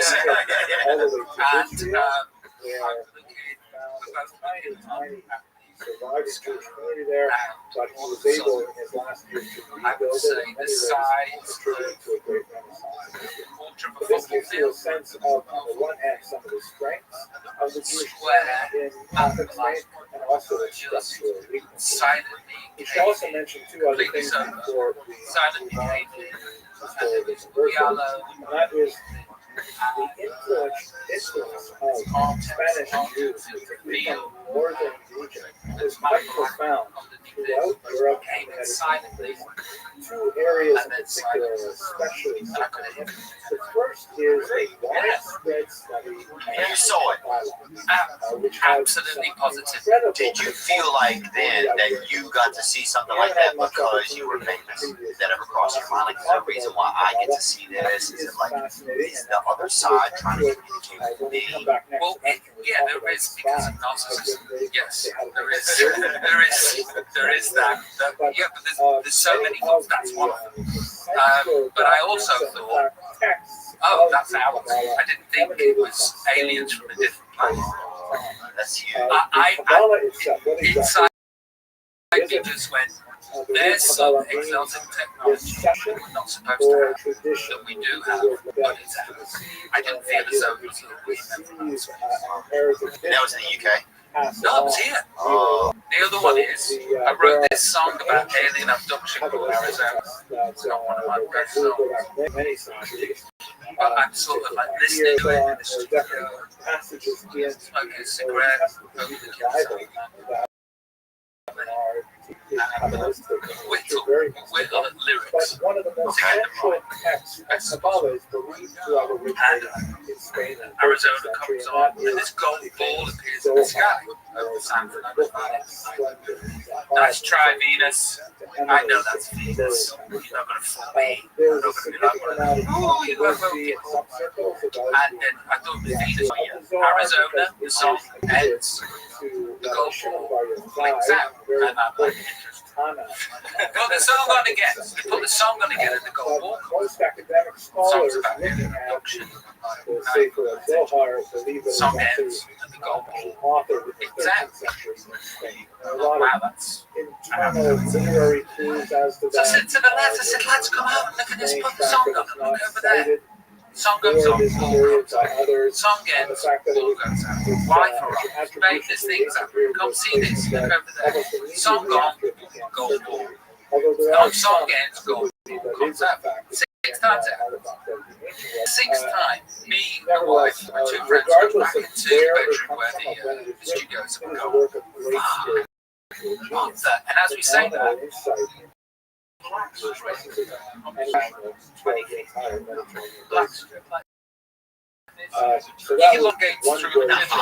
elongates through the middle, goes to the window, and then follows another area where the Spanish Jews exported. Yeah, listen, I've got loads and loads and loads. No, that's too many already, man. Yeah, I've got loads of them. Not too far away from Spain. Wow, yeah, so this. The south of France. Did you feel like it? Okay, so that instance, did you feel like that was like a human, like a person? You feel like that was related to any territory or? If I was guessing, what I think that might be or might not be is interdimensional. Or a figment of our imagination. Everything's on the table. Nothing's off the table. Could be duct tape between different realms or something. Maybe. You don't know some of the things that are holding together. It was exactly like, Doctor came through the room and then went from its own. I could see something like that in the future. 200 years from now, order duct tape into the room. Just moves up, Do you know what skin will crash? Google skin will crash. Check that out. Nice lady. Documentary about this ranch. Where things happen. Abraham ibn Ezra is perhaps one of the Spain. Some of my favorite directors, James Blake. Yeah. That's just a random. James Blake's a nice thing.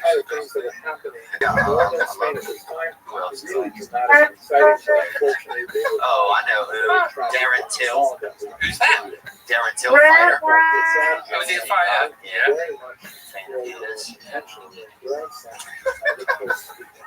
I don't know that many others, actually. The Beatles? Yeah, the Beatles. But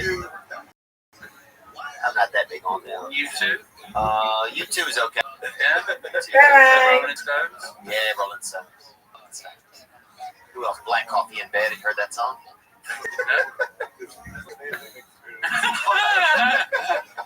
What else? I'm trying to think of things that are British because we didn't have a lot of. When we were growing up, they didn't even have a lot of like. I remember the map in our town, Canada. They didn't say Canada on it. It said like it had a picture of a wolf attacking a boy in a coat, and that was the whole thing for Canada. If we had a map here, could you point to it? No, I know I can point to the area that it's in. Could you point to Hawaii? Yep. Could you point to Montana? See, I could point to Montana. Could you point to Florida? Yes. Where are you from? Florida's easy because I'm from Louisiana. Okay. So Florida was like our main. Florida was like the main place you even went. Like if you saw somebody, I remember when I was a kid, if you saw somebody that shirts said Florida on it,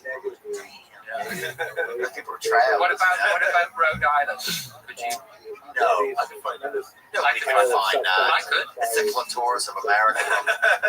Nobody's finding that long. You're welcome. Well, it'll get taken over soon. I'm sure it'll get taken over soon. What else do we have? Let's get another good question that came in here from the Gen Z. There's a widespread belief that Oh, on W. What's up, Theo and Robbie? First of all, hope you're doing well. Secondly, I am right now stuck in quarantine because Australia does that to you. I'm at Albany Land. Yes, Theo, you're going to come to a flip of this red back game. So do you, Robbie, actually. My mum will be stoked. But my question is, when do you think the world is going to be back to normal? And do you think it is? And if yes, how long do you think it's going to take? Love you all, gang, gang.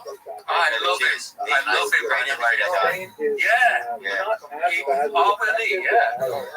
I'm a big fan. Yeah. He's a dude. I mean, I've never met him, but he's the nicest person ever. He came on here. He was on here once. So was Chris Anthony, you mentioned earlier, was on here. I guess we had an interesting group. Mark. We've done it all. So the question is, when do we think this is going to be over? Are you shocked at how much, like, because we've already given 2 years of our life to this? It's been a long time. Imagine the shit that breaks my heart. You think of people that was like, trying to maybe women that was hoping to have a child and looking to meet someone. And they don't have that chance now because of, I'm not saying it's not a deadly disease, but it's not this. That's my thoughts on it. I probably should have brought that into it. But when do you guys think it'll be over? That's fair. I think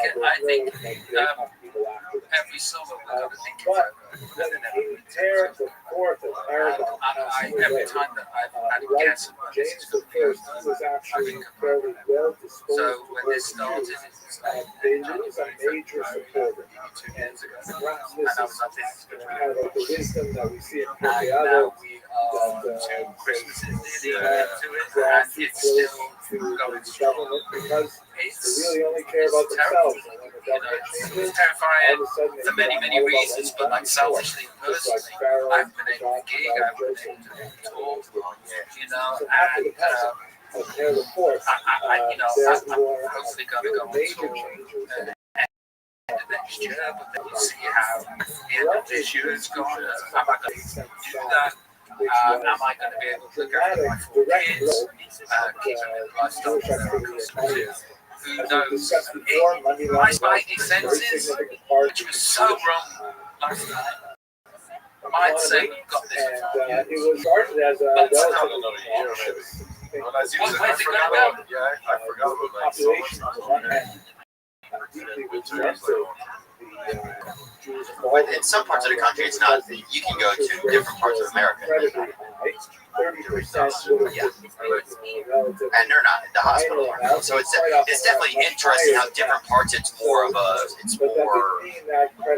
catered to. It's more there's preventative measures. Well, there is, they have really no alternative because the church had a Okay, we'll do that. It almost sounds like a going off right. I'll fix it. It's summer of sex, and then the winter of discontent. Well, the whole, sort of, because you walk through the horizon. You're past 30. You've done a bit of time on the planet. Where are you with the? Is it just like an oblique concept that out here somewhere, the commitment that's settling down, or is it in the full mind? Well, I'm home. So it's something else than actually next year. Yeah, I'd be like, oh, be nice. It's kind of like the song. When you need love. Yeah. When you need tender. Here's the thing. Do you need to be in a relationship? Do you need to have commitment? Do you need it? I don't think so at the moment. But like your moment, you think you're still looking out of these eyes that still think they're 19, 20, 21. But they're not. I don't think so at the moment. It's like you're gonna be having a free bus pass pretty soon. Yeah. Do you know what I mean? And you know, so I don't think so. Like, I'm in a very happy, committed relationship because of it. I don't have any. That aside, do you need to be in a relationship? Yeah, maybe you don't need to. You don't think you need to, man. You're doing well. Do you need to? Do you need to? I don't know, man. I always have a problem. I just always think something's wrong. You know, I have a lot of whatever that is. Like, I'm always some emotional deficit. The dis-ease. Yeah. Yeah, I have a constant discomfort. Yeah, I have a constant discomfort. Do you not have a constant discomfort because you lose self-medication? Yeah. It's like let me ask you this, right? You don't have a drink for 4 weeks. There's a lot of different What's motivations your behind mental them. state? Resentment. oh, I'm just bored. But I also have made So you're drinking for paying enough? Oh, you're an American then. You're in the union. I remember I stopped like One of the aspects of this kind of violence is that it has to hide. I couldn't lay down. That's your liver bubble. No, the pain in my back just was like, Does your back feel round and it's kind of down on the bottom? it was there. Yeah. That's your liver. No, this is actually. You think you have a soft, round back? Yeah, because it's constantly inflamed. And then you don't drink, so you have nothing to numb it. You're going to pass This is a this. subject we're better off not doing. No, this, yeah. Oh, no. It was like in here. You're going to pass this stuff in one day. That's liver. Oh, right. So, but when I was walking, You're going to piss a crack rock. You're going to pass this stuff. walk into my boobs. Disappear. Speaking of rolling side, you're going to roll a couple out of your wiener one day, man. From all of that drink specials building up in it. Bro, Mark would be the best thing. Mark would be like at the bar, you know, and some of the high tables, he'd put his computer on the table at like a nightclub. Get his computer out there, it's at a nightclub, get his ear things, and pretend he was a DJ, dude. So all the drunk chicks would come up and talk to him and be like, yeah, I'll play it in a second. Emailing people. Are you writing? Are you being creative? Yeah. What's your outlet apart from? Do you have any time outside of podcasting and comedy? Outside of comedy, what's your creative outlets? It probably has been kind of, I think socializing has been important. So that's what something I want to come back on, which includes like dating around this. How do you do this socially? I do okay. I think fortunately with stand-up, it builds a lot of that is built into it. So it's like almost I count kind of sometimes stand-up as my social life because you're at the club. Do you feel okay? So you feel like your tribe is community. So you feel comfortable within that tribe of people. Outside of that tribe, how would you social? I like to spend time within the recovery room, talking with people like that. I love that kind of stuff. But I need more time for myself. I gotta do some things for myself. I do everything. So in this kind of you are checking yourself into a men's recovery place to give yourself some space. So you're not, is that like rehab or is that like a meditation place? I don't know, actually. I'm talking to like 5 or 6 of them right now. I'm just trying to decide, investigate. And how long do you spend there? I'll probably just do 2 weeks. Okay, and what do you hope to get from it? I just want to build a relationship with my higher power. I want to go over like some intimacy issue kind of stuff. Did you have a relationship with a higher power? Very clear, multiple statements. What is your higher power? Just going. A God of your understanding or a religious God, a Christian God? Yeah, I kind of attach it to a Christian God because that's what's most familiar for me. But I'm just a thinking God. I just believe in God. Have you had your atheism? It has occurred. I think I did when I was younger. I didn't think that God did all this kind of anger. But I don't think I had that anymore. I want there to be a God. I want there to be something that cares about me. And And do you pray? Do you pray in the morning and at night? And you've started to do that since you were in recovery? Yeah. Mark, you need to come on through. I'll fire off a few for you, man. Yeah, absolutely. Well, I was telling Rob earlier, I almost there was a girl recently that I was chatting to a while back, and she was very much into Bible and religion. And I found myself, I thought, I was like, oh yeah, I'd love to read the Bible too. Not right in the moment, but afterwards I was like, what am I doing? Can't read. Like, I go to mass, I'm like, I vomited on a woman once on accident, and then met her at church in the morning. She's like, "You're not gonna meet me." And I was like, "I'll meet you." It's just so rich. So what was your drug of choice? I think just feelings, my biggest drug. He's thinking of just my brain is just my thoughts, my feelings. I never really struggled that much with addiction, with like substances. You know? I think I relate a lot more with like SLAA type stuff and those type of things. I don't sleep that great. What do you think that is? We're also just getting to be an age where we don't sleep well. It's kind of like that. Well, do you think for me, 47 is like here 5 Oh, the worst. Can't drink any water after about maybe 7 p.m. Really? Because it just keeps coming out of you. Really? That's why I see old people that are just traveling around peeing different places. Yeah. They're like dogs, yeah. Like it's just starting to happen. Where I, like normally I would close my eyes and when I did fall asleep on the stage. But now I go to sleep and then I wake up 5 times. And that's happened in the last 12 months. Well, there's machines talking the distance too while we're laying there. It's getting fucking crazy. That information is traveling through the air into your phone, computers, printers, satellites, and all. Have you been addicted to Ambien? No, I would do it. What's that again? It's sleep nighttime. Oh, really? Yeah. Were you really? What'd you do on it, huh? Sleeping. So I would get up and have a pie, eh? So I would sleep. Yeah. And there was one time I had a show and they bought 32 euros. So like 32 dollars. That's a lot, right? Yeah. And because of that, I had 32 dollars worth of chocolate and sleep. What? Completely asleep. It's like a Japanese game show. Yeah. Yeah, that's unbelievable. And did that cause you to shut it down? You're like, I'm going to roll the dice again. See what else I can eat. No, by that time I'm addicted, so I needed to go to sleep. I'm so on tour, and if I don't sleep and I'm on tour, then I've got to just not fall away. Last gigs and oh my god, I'm tired anyway.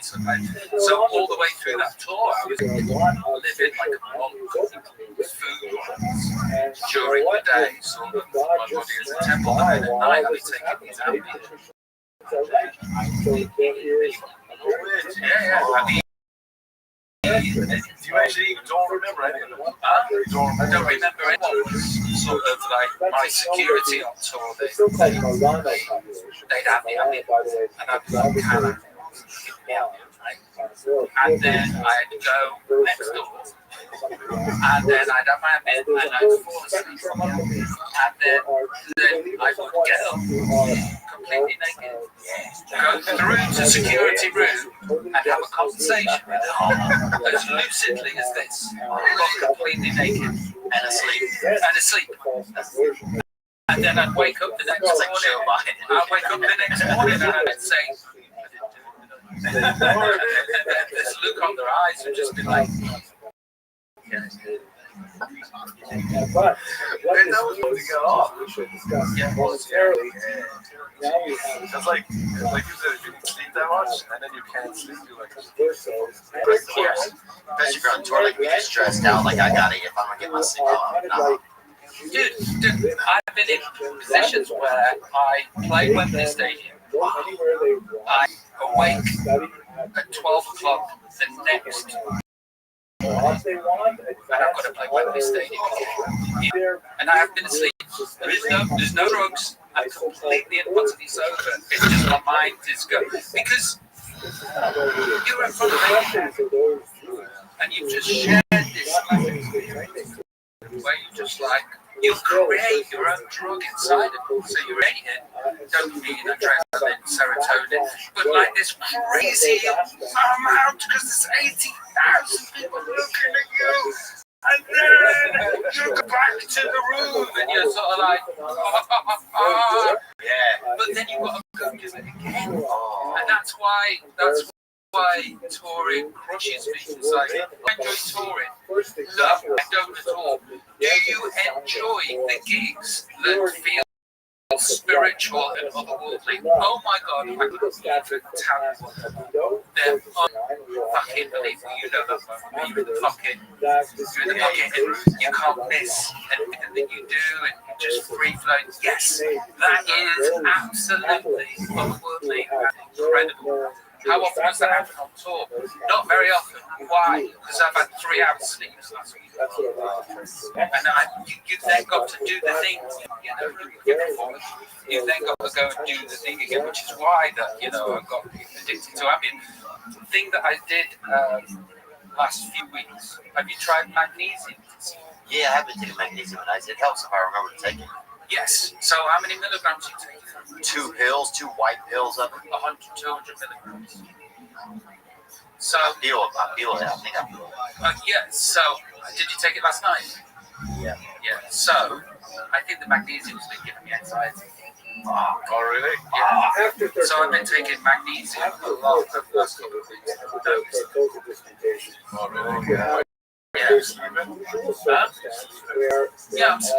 Well, there you go. You can't have it all.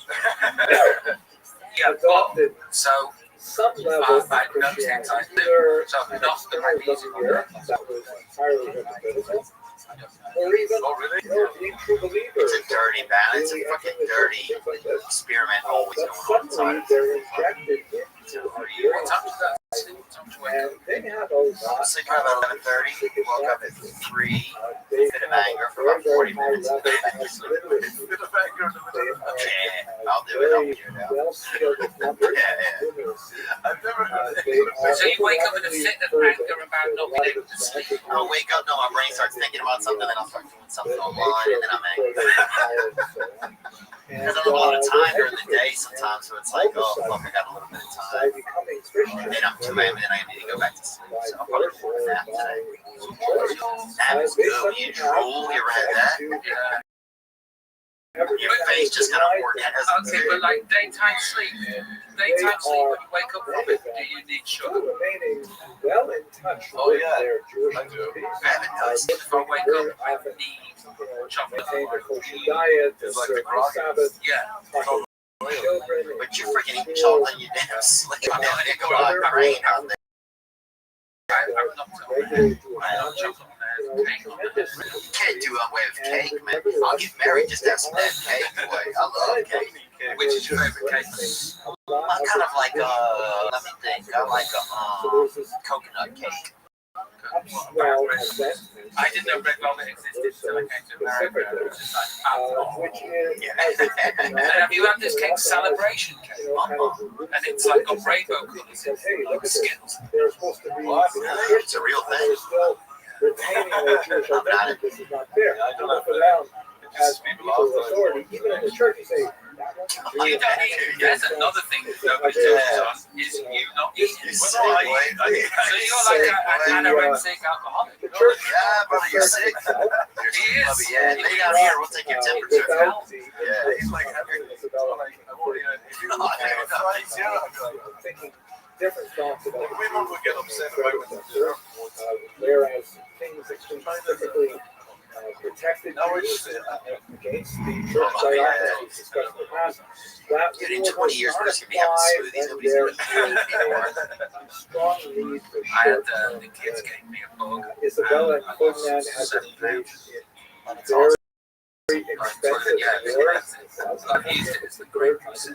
Oh, you actually. Prospect I thought of you were looking more. No. I wasn't caking it, and I wasn't chocolate. one-time big surge of cash. Well, but what I was doing was lying to myself. Keto bars. One of the ways You see these keto keto bars? Keto bars are protein bars. So you see these like bands. No. Basically, they should just be like calorie. 1478. So I was not having the chocolate cake. So now what I've done with this great reset is I've got rid of those, and every time I want one of those, I go for a banana, and it's nowhere near as fun. But you can't be old and fat. So I'm just trying my best not to be fat. Have you ever been fat? I was maybe fat when I was a little bit when I was young, like in the spring. But not as an adult. I would do it. I remember when Nana called me fat on TV. Part of that punishment is confiscation of their wealth. The Grand Inquisitor Thomas de Torquemada. Yeah, that messed me up. Yeah, but here we were sorry. I could say sorry because I don't by creating this church-like environment where a Christian neighbor would Nana's dead. It's so Jewish. So I was like, oh, it's fine. She died during the pandemic, eh? Yeah, I actually thought she died like a year before. She told me that. Yeah. Terrible torture. The man died. I was like, divulged the name of other conversos who were also secretly. That's like 4 days ago. I was like, the pain of torture. This would happen, and they get a hold of his name, so they go out and arrest those. Was your Dan your example of Surge environment rapidly spun out of control. Oh, yeah. In the space of a couple decades, it's got beyond imagination. Treat you warmly now. Yeah. But she's the fan of They're often accused of. I didn't feel like it. No, they would never would. Oh, yeah. I like the loss when Robert saw me fix it. Oh, hang on. So your grandma passed away just recently. It's only just They were just like out and about now in Los Angeles. She's dead. But they were Like if someone takes a photo, I want this goal. they have been aiding in a wedding. Make that song. If they're like, hey, Nan, make the Nana's alive face. Yeah, like, no, I do that. I go like. Notorious case. And there's another thing that, okay, so side view. So this here, this here. And this That's sparked a lot oh, make your chin pop out someday. as you can see. Yeah, but you have. Why'd you do that? Because you've got a chin. Oh, yeah, I just like having a little bit of hair on there. It reminds me of like. It rapidly spun out of control. What are you gonna do? And you're keeping the mullet. I think you rock the mullet. So, but you've had it forever, right? I've had it when I was a child. I had it, and then I didn't have it when I moved out here for a while. And then I just like my hair long. It doesn't feel, for me, it's not like a gimmicky type of thing. Some people get like gimmicky type of haircut that, for some purpose. I just feel most comfortable. It's, oh man. Did you ever go through it? You go, no, I'm losing my hair. Oh, you're doing fine. No, I'm doing all right, but then if you. So I went to go and have a thatch. I went to go and have the. I've had that. Oh, did you do it? Yeah. I went to have it done, and the guy was like, bad news. Because they harvest it from here, right? Yeah. So bad news, your hair is so thick, we can't harvest it from there. We'll do nothing. So I was like, second opinion was, your hair is that thin, we can't harvest it from there. It would do damage. Thank God you came to see us, because we would have harvested it. So what I did was I had these injections, and I would take out like two vials of this stuff where they numb your head, and then they do these vials, and in 5 months' time, your hair grows back. And it costs the same price as my grandma's. Yeah, nothing's happened. We're now 7 months in, and nothing's happened. You can't tell, because but when I'm on stage, and there's a 14-foot screen of me at the back, and I'm giving it the big one, and I'm doing the sexy like that, and they're going, yeah, and then I look behind me, and this guy was like, no hair. It's like, oh, thank you for humoring me. Hard to. That's one thing that's interesting about like the way we capture ourselves now, and especially like at your level of fame and popularity that you have, Robbie. That is it hard to live up to try and always live up to that, like live up to like because you're captured at such a young, vibrant time in your life that you gotta like fuck, you know. Well, I was my nickname in the press was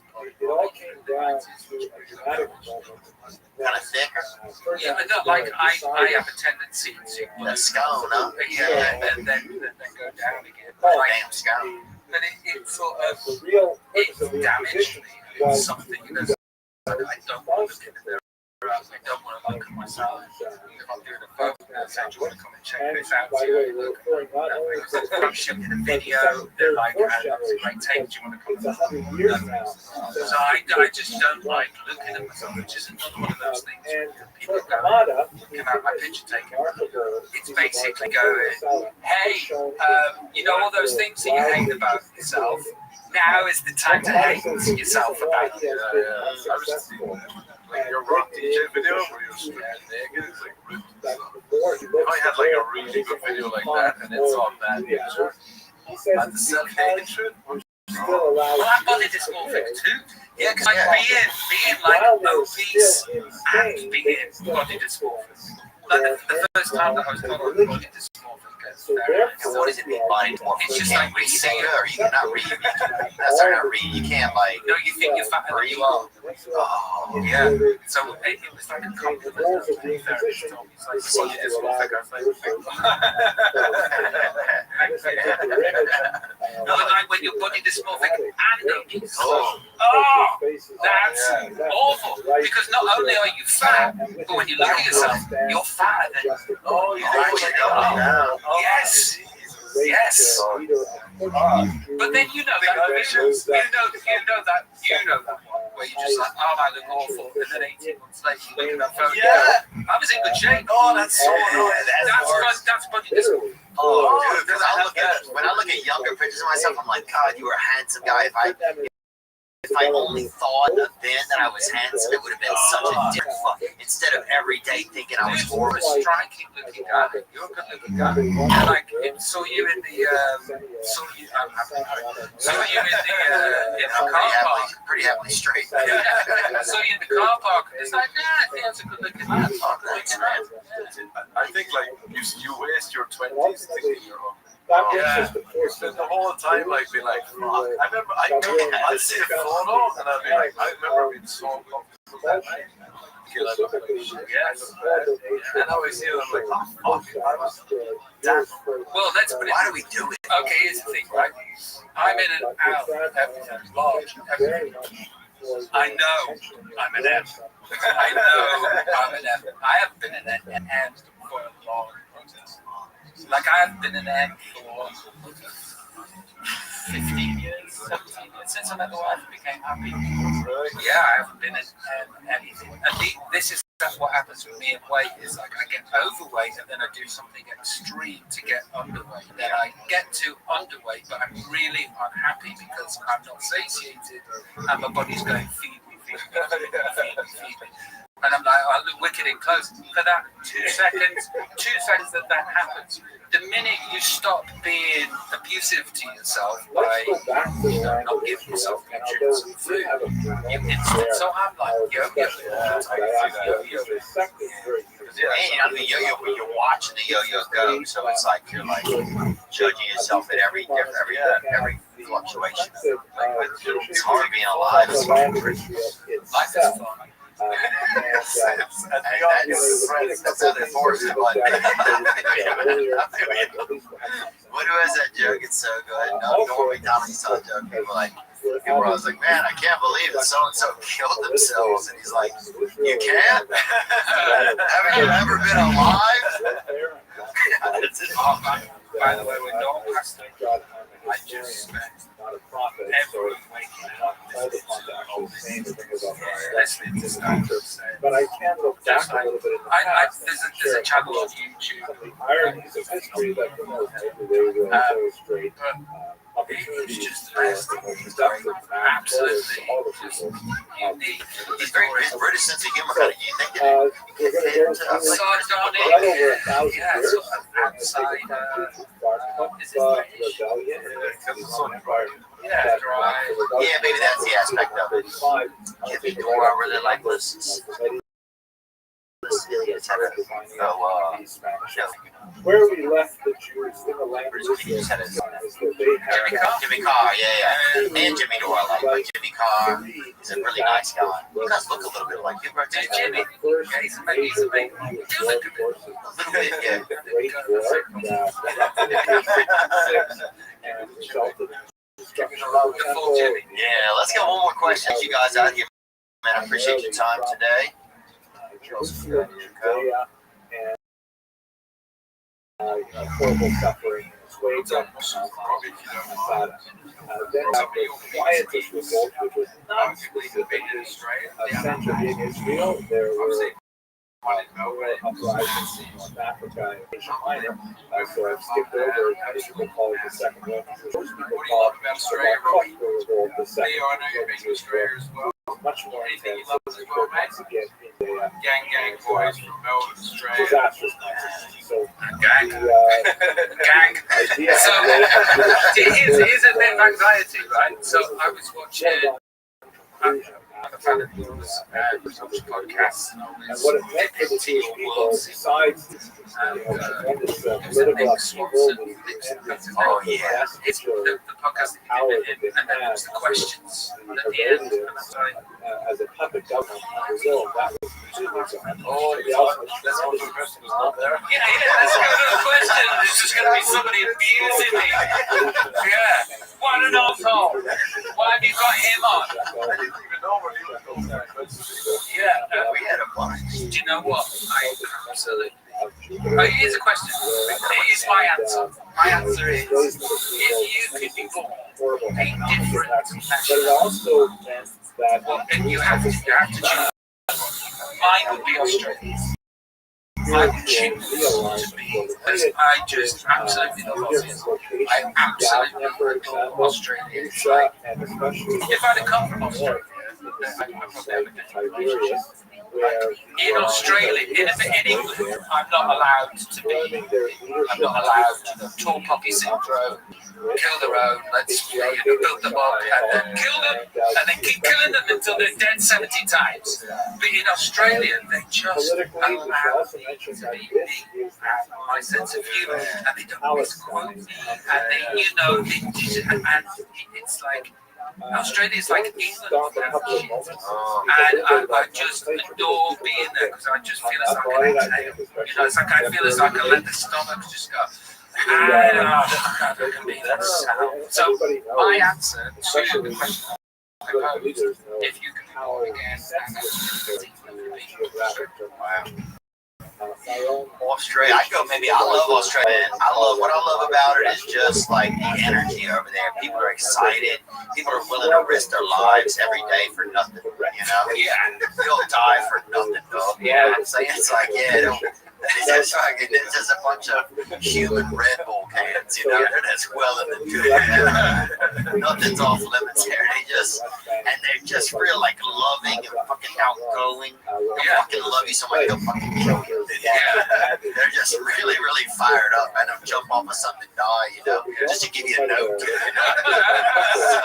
they're just, I love Australia, man. I would go Australia. I'd maybe go dark Australian, maybe like a little mix, maybe white Abo or something, grilled Australian, just to have a little bit of that darker ambiance, but also still be Australian, a little bit more bush, but still whack, Still whack. Used to be a complete cunt. Oh yeah. I like it to speak like. My kids speak French. My kids are fluent French. Really? How did it happen? My wife's a Francophile, which means she thinks she's French. She's from Coldwater County, but she thinks she's French. So my wife speaks French, Italian, Turkish, and my kids now have conversations about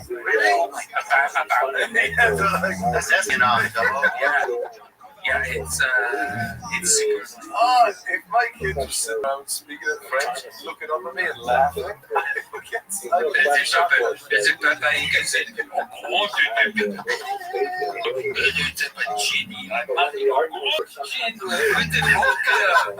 and you're like, what are you saying about me? You also just did an impersonation of every character from Waterboy too. So I mean, that's it. Man, to have French speakers in your own home, you don't know what's going on, dude. I like my son Charlie, he's 6. We were in Switzerland just recently, and I took him out on his scooter, and there was a lady, we call them volleyball ladies.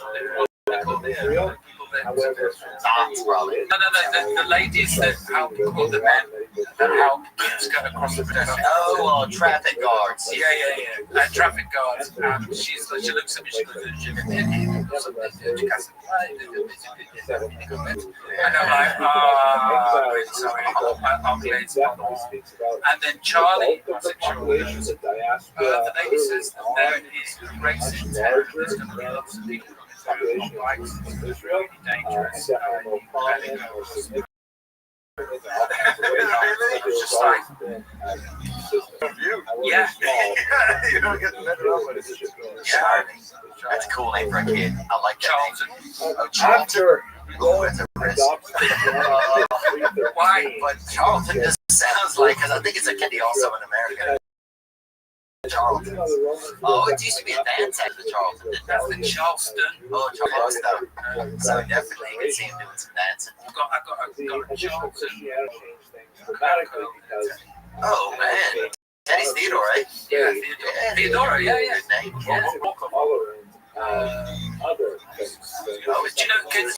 Did you ever watch the Dukes of Hazzard? Oh, yeah. Watch Bo Duke? Oh, yeah. How's that spelled?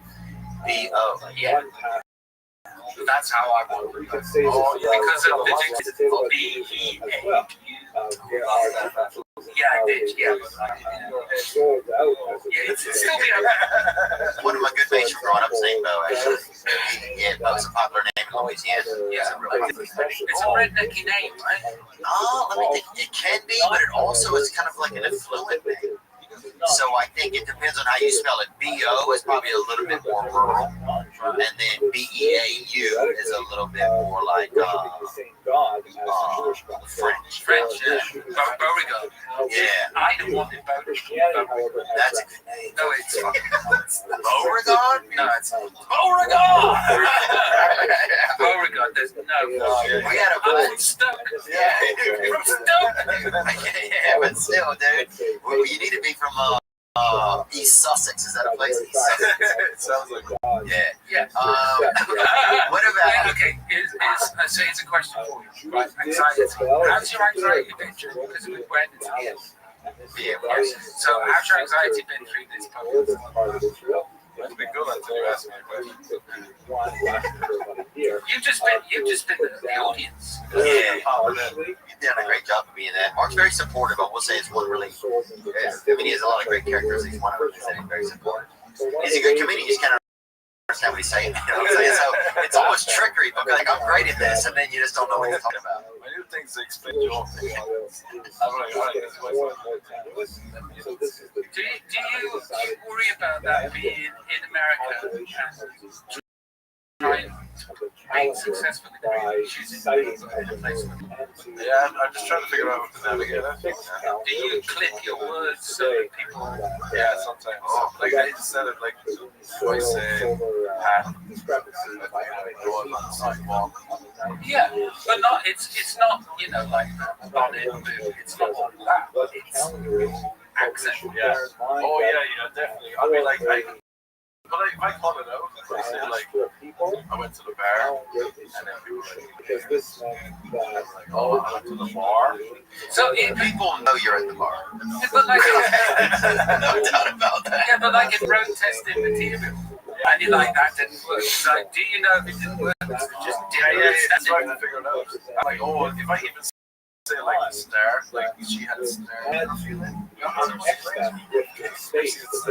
It's a rash. But I was like, why did I not get? And I figured out that I think I'm saying she's stairs. Oh. See if I can find my so I was like, oh, which have the potential battles for We're getting dumb here, dude. America, we're getting dumb fast, man. There was more interesting thing I was going to ask you, but I don't want to get too much anxiety around you. You're very welcoming. You're very welcoming. Wide personality. Ask a lot of questions. Yeah, I don't feel a ton of anxiety. But he died very early, but when he was rising in authority, promised the Jews he would allow them Cyrus. Sometimes I realize, you know, when I talk to Mark about you coming in, like, you know, I know about your career, but I didn't know, like, what your energy was like, really. But Mark, you know, just say you're just a pretty cool guy to be around and engage in conversation. So I didn't think too far past that. We got some questions from folks, and then I just like to kind of see what's going on for the day. But if we had an author come in, then we had an author come in the other day, and so with him we went through and read like half the book as much as I could. Do you think Joe Rogan I think it's a mix. I think Joe Rogan, and this is something I learned about him recently, was that he always was very. People would say he talked too much. He said, people when I was younger would say, man, he talked too much. And then look what he did with it. He is extremely curious. So he has, I think, a very curious nature. So curiosity, I think, if you have it inside of you, it makes your brain, it gives your face questions all the time when you ask someone. So if your curiosity is really working, I think my curiosity works better when I'm feeling good, when I'm in a space of self very much. My brain isn't kind of worrying about things in my own life. So I think the healthier I am mentally and stuff, the more curiosity I have, the better I do. But what do I think Joe does? I think at this point he probably has enough comfort with how to do certain things. He knows the mechanisms. Yeah. Do you, when you're doing podcasts, do you find that you are insanely concentrated? Do you find, for example, when I'm doing a podcast when I did one interview where I was asking questions for the rest of the time on the podcast, I am just are you hyper-focused in these moments? Or I was watching you do the Nick thing with sorts of thing, and it was just chatting shit between two people, and it felt very natural, and it felt very comfortable. Yeah. So if this is on an idea, I am just like I've taken so much. I guess I do feel more focused than usual. It's kind of a respite from the rest of my day, so I'm grateful that I have to think about other people and just be involved with others. So that's nice. I feel hyper-focused. I think it depends. I know that people like when people are just having a conversation, when it doesn't feel sometimes like there's a ton of planning. So, what does the rest of your day look like? The rest of my day looks like I'll probably patch up with these guys and make sure everything's good. Look at some social media clips and stuff like that. I gotta check in with a sponsor. So I had a little bit of a falling out with a sponsor, so I need to check in with him and decide. I've been off for about 2 months, but it's also scary because I feel like I had it because I got on 15 years ago, so it's like I think because I felt like I wasn't having a lot of feelings, so it's one of the reasons I'm not having feelings because I'm on these meds. Part of me, I was thinking, so I was it's hard for me to I feel like if I want to fall in love with somebody, so I was like, maybe I'm not feeling love because I don't. I feel like I have a lot of I've been kind of a little bit more tearful, honestly, dude, a little bit more emotional. So that's been a little bit, kind of almost a little bit alarming. But then part of me, maybe these feelings that have been needing to get out for so long, and they haven't. So I just don't know. For me, obviously, we're not doctors. So I'm not saying I'm not. You've never had a doctor. Mark's a doctor. I'm not suggesting anybody do what I'm doing at all. It's not what I'm saying. Just how this is working for me. I'm on motherfucking meds, and that's the way it's going to stay. Wow, that's it. I am totally in. I don't need to go and evaluate, see if there's some feelings that need come around. Is that I spent, I would say, 2006 in abject misery of some form because of my poor mental health. And I don't want to waste another second in there. You know, and that's for me, you know, it's like I'm in the relationship with my kids. For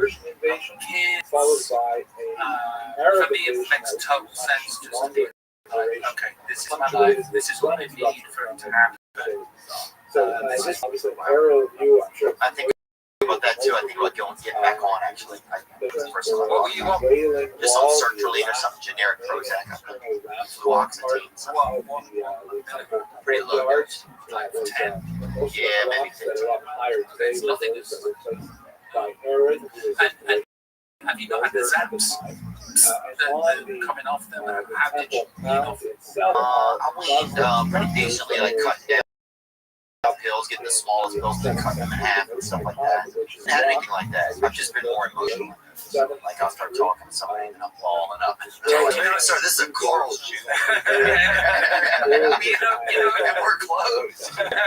Sorry, man. But that happens with me. It's like all of a sudden, and my wife will be like, really? Yeah. But what I just forgot to take my meds for 6 days. But I don't know that I forgot to take my meds until and every time it happens, I forget that that's what happens. And it happens twice a year, where I'll just be like, and my wife will be like, she responds so much better to it. Oh yeah, it's like I am angry about your timekeeping, and she'll be like, and then like I get being angry about her timekeeping. But if I went, I don't know what to do, timekeeping, she'd be like, but it's the weirdest thing with the meds where I just forget to take them, and then I make the songs. Do you ever feel that like if you take the med, you're giving it like there's just some like big pharmacy system you're giving it to? I don't know if I feel that way. I've never taken meds, never tried.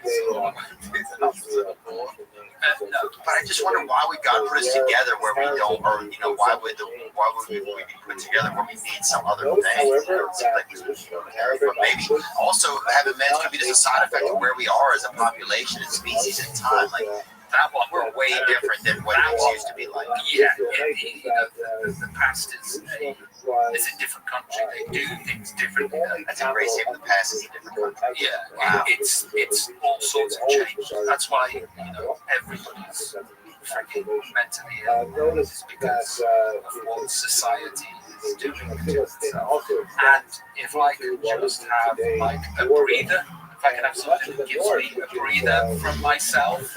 It's kind of like why would you get a haircut and wash?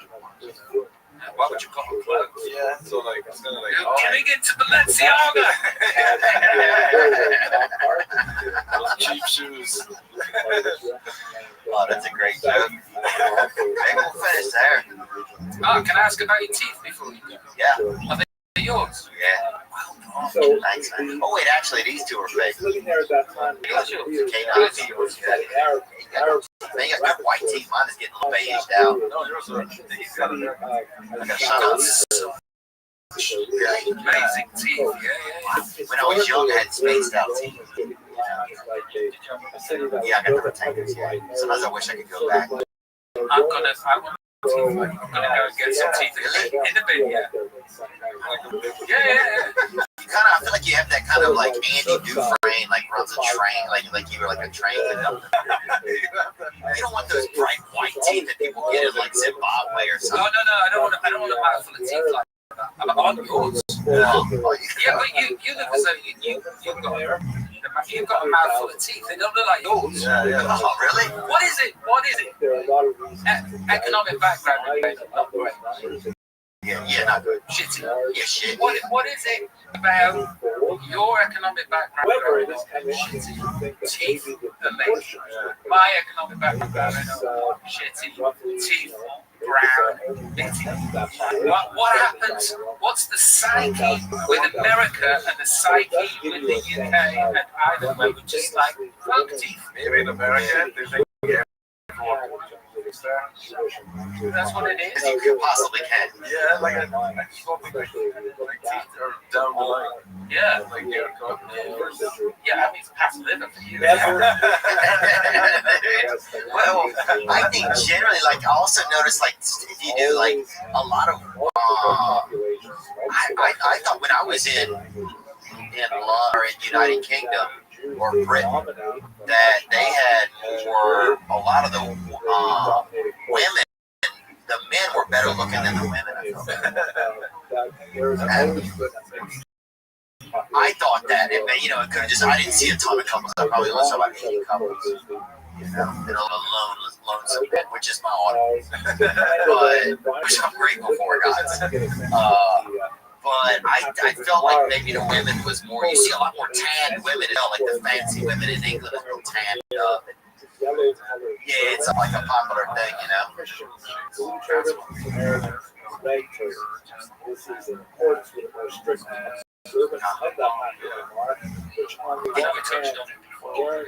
I remember like getting here and I was just like outside with the lights and I just like I'm gonna everything. I'm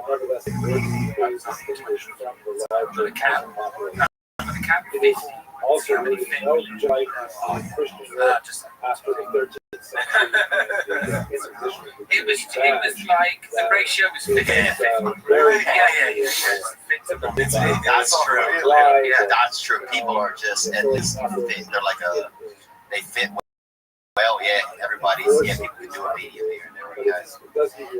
Do you think that that's good though. Oh, did you ever hire one of those dating services if you got some money to help you find a decent lady? Because I wonder if when you're popular and your level of fame, how do you see that, like... No, I didn't want to be in a relationship, so, but I would have done if it didn't carry on. But the term Arab is an ethnic designation. You look great for 47. Well, thank you very much. So, I probably would have done eventually, but at the point at that point, many Muslims are not of Arab ethnicity at all. Right? Are you Arabian? Why is it all? It's just like you match and you talk, and it's very like. Why does it match and talk and long? Because there's bigger Arab, however, is still like it's Shaq is on there. All these famous. So if you're not different, yeah.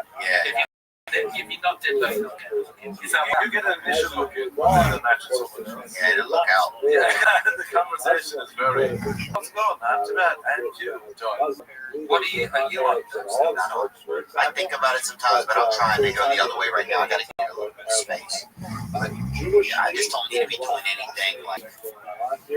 Because I'm just feeling compulsive about it. That's what I'm overall working on. It's just compulsive. Find someone you really like, then don't be a couple. And that's a possibility too. I want to leave that door open. That's what you got to do. But then, I don't know. I also think there's a time in your life where you get to where you're ready to do that. And I think it's part of me feels myself getting there. Oh, that's really bullshit. That's what it's bullshit. Yeah, that's what I was saying the whole time. It's like I wasn't ready at 30. Apparently I was, because I have been since I've been 32. It's like you are ready now. You just don't know it. Find if she comes in and she makes you laugh and you trust her and you like looking at her,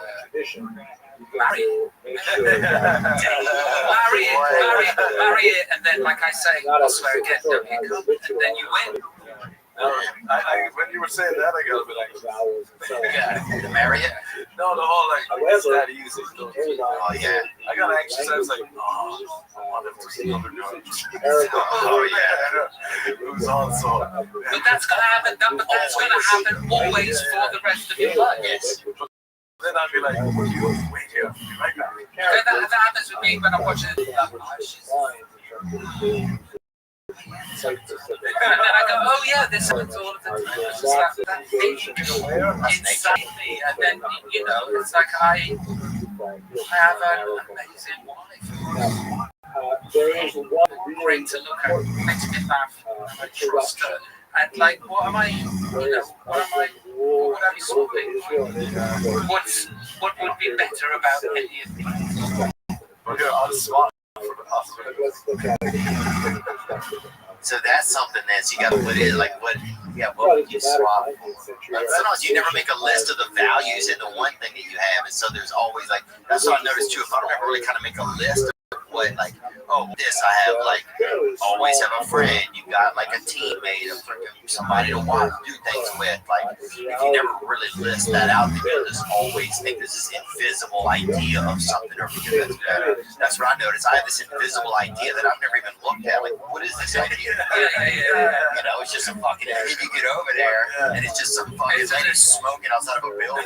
Like, what is this? The Lake Morpheus just blob of an idea over. It's like this sort of greyish tinges of back in it. It's like, I don't know what it is, but it's better. Yes, that's what it is. Yeah. It's always going to be out there, man. Thank you for your time, guys. Yep. Robbie, Mark, it was a pleasure, man. Thank you for having us. I feel I'm falling like these leaves. I must be cornerstone. Oh, but when I reach that ground, I'll share this piece of mind I found. I can feel it in my bones. But it's gonna take a little time for me to set that parking brake and let myself unwind. Shine that light on me. Let me tell you the story. Shine on me. And I will find a song I've been singing just for you. Particularly on the coast, where not surprisingly you see a lot of crusader. Welcome to the show today, guys. I want to let you know that I have some tour dates. I want to see you in live space, After Saladin, real time. They call it IRL. Jacksonville, Florida, February 2nd. I'll be there. St. Florida, February 3rd. Orlando, Florida, Lafayette, Indiana, 4th, Rockford, Illinois, February 25th, Chicago, Illinois, February 26th, Tulsa, Oklahoma, it's sold out now, May 6th, we may add one there, and then Los Angeles, California, the Wiltern, May, that is all Return of the Rat Tour. Grab those tickets on theofon.com/tour. Today's guests are two men who are from another country, and they left their country. I'm not sure why exactly, but that's what they did, and we're very happy to have them here today. They are one of the most, one of the greatest selling artists of all time, of modern time, of all BC, or AD, Mr. Robbie Williams, and comedian Mark Haiti.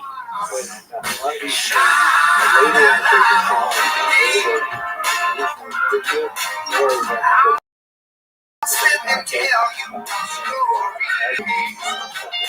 Shine on me.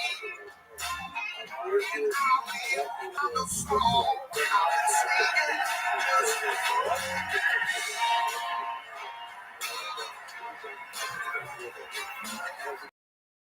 you.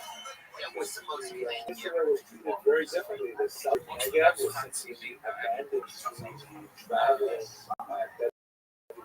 the Arab tribes that were see that like, because I had a place that I would say was like quite big. Yeah. And that was like a mansion in Beverly Hills. Gaza, of course, was much more then I Gaza just was actually very large at this point. Gaza was double place in Beverly Hills. It's 28. Yeah, right now. 20 acres. 28 acres. 30,000 square foot. Yeah, with that's 28. Yeah. Are there rooms you haven't been in anymore? Made their way to spot. That's unreal, isn't it? Well, let me tell you the thinking. Okay, so the thinking is this.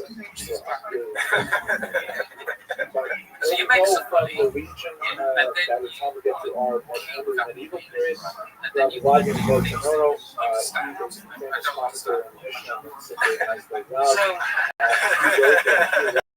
like, you know, and you've got some shares and investments that you can make. I don't understand that. What do I understand? I understand bricks and mortar. So if I have some bricks and mortar and the stock market and everything goes to hell in a handbasket, it still exists. The bricks and mortar will be there. So I took money out of the investments, invested it into bricks and mortar, and bought this place, 20 acres, 30,000 square foot, blah, blah, blah, blah, blah. And you're just like, I did a grown-up thing. And I'm really proud of myself. And then you go, right, okay, what you don't take into consideration is 20 acres needs tending in Beverly. So you need 2 gardeners. And then, That's right. and yeah, hold on though. So then you've got your insurance for the house. So the insurance on the house, because of the fires, is $700. Wait, so the insurance because of fires is $700 a year. Yeah. What? Seriously? Yeah. And then you have your house tax thing each year, which is $400,000. So basically, what you don't take into consideration when you buy bricks and mortar, especially in California, is that, okay, so you need 2 gardeners, 3 housekeepers, a house manager, house security, 2 nannies. For you? Yeah, just for me.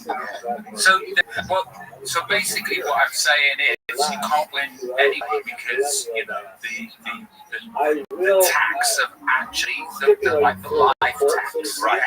Head tax, right? Of having a property that big, you just can't. You come downstairs and you see 11 cars. We should discuss that more. So, you know, I'm basically wandering around a super yacht on land.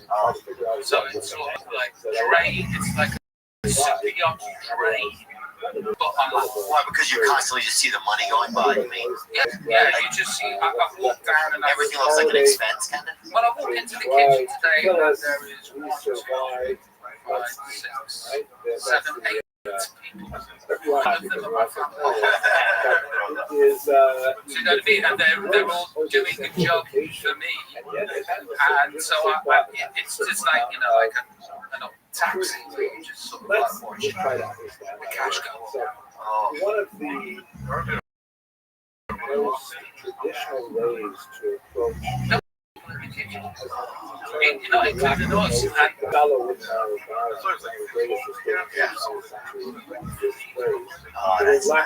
So my big expense is on people that work. Right. I'm not a big. Because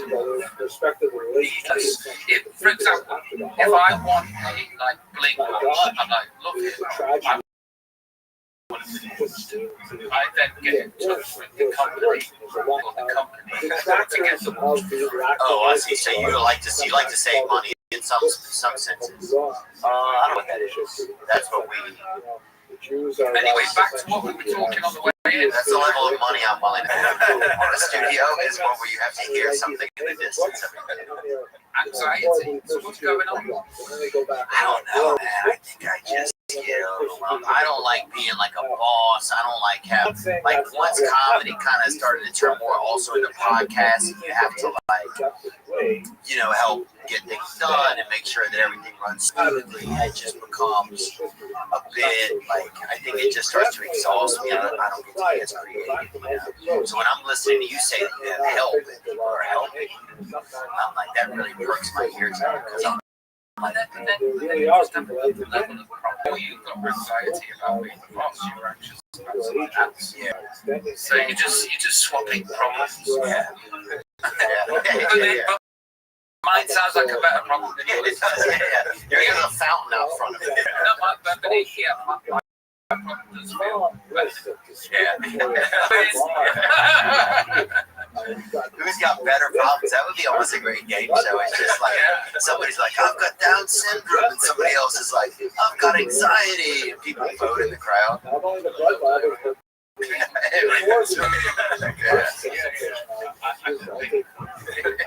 changed it.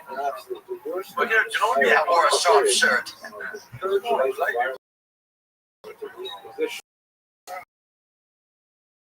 Yeah, was there or not? I think you didn't know it was basically just got higher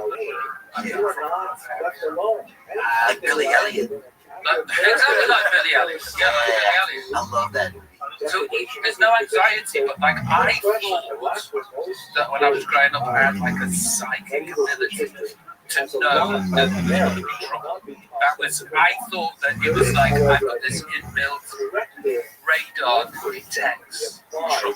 But actually what it is you're around sociopaths and psychopaths, so you're actually scared.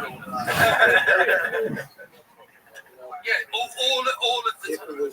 Just living in fear all of the time. And my wife, who's from Beverly Hills, she's had an ensuite all of her life.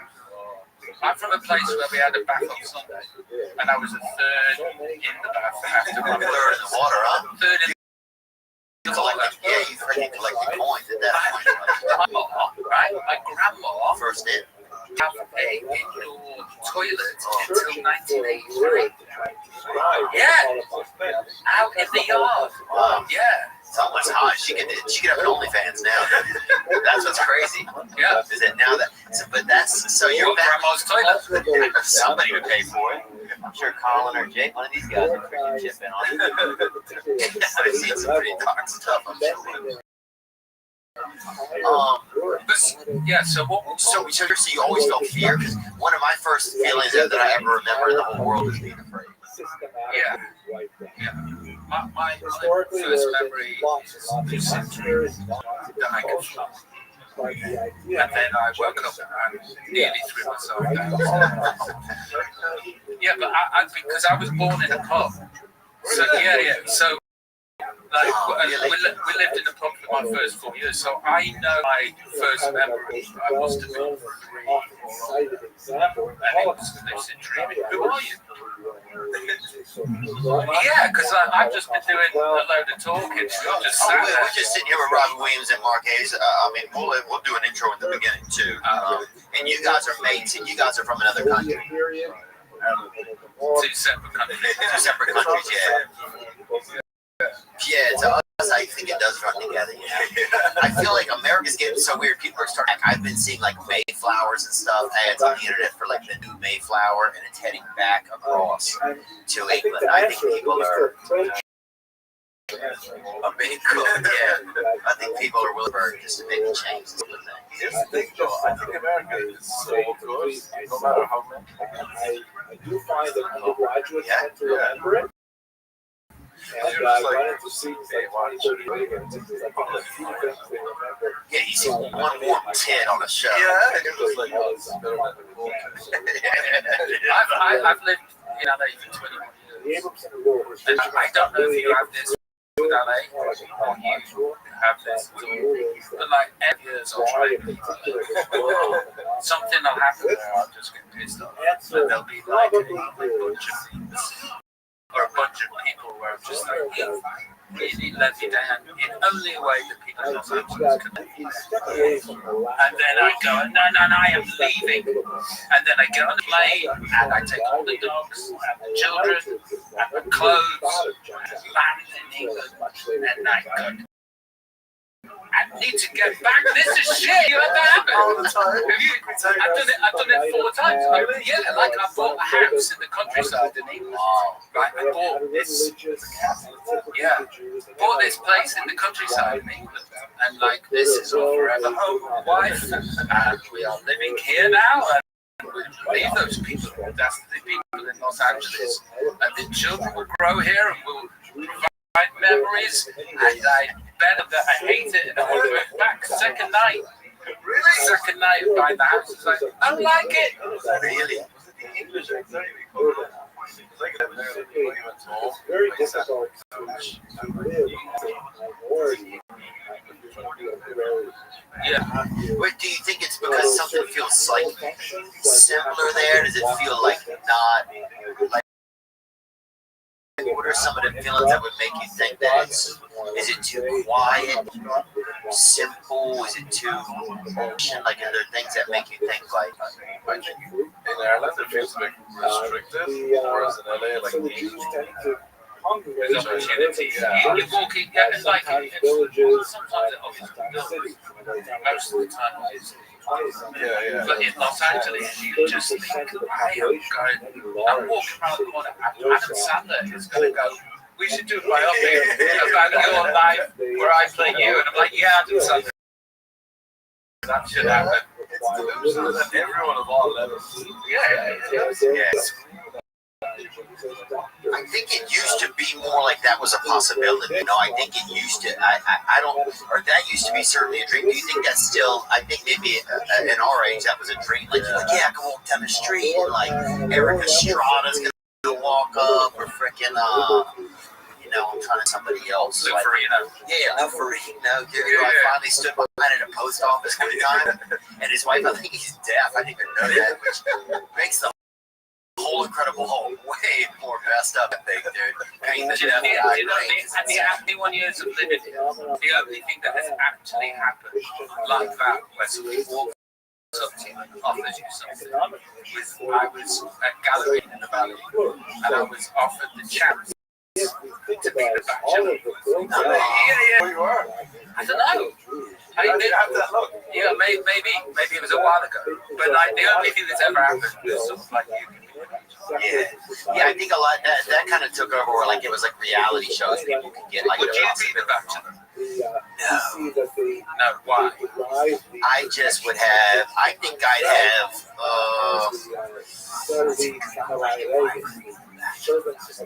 I think I would just be kind of scared. I would just be. I don't know. I'd be flirting with the chicks, but then like.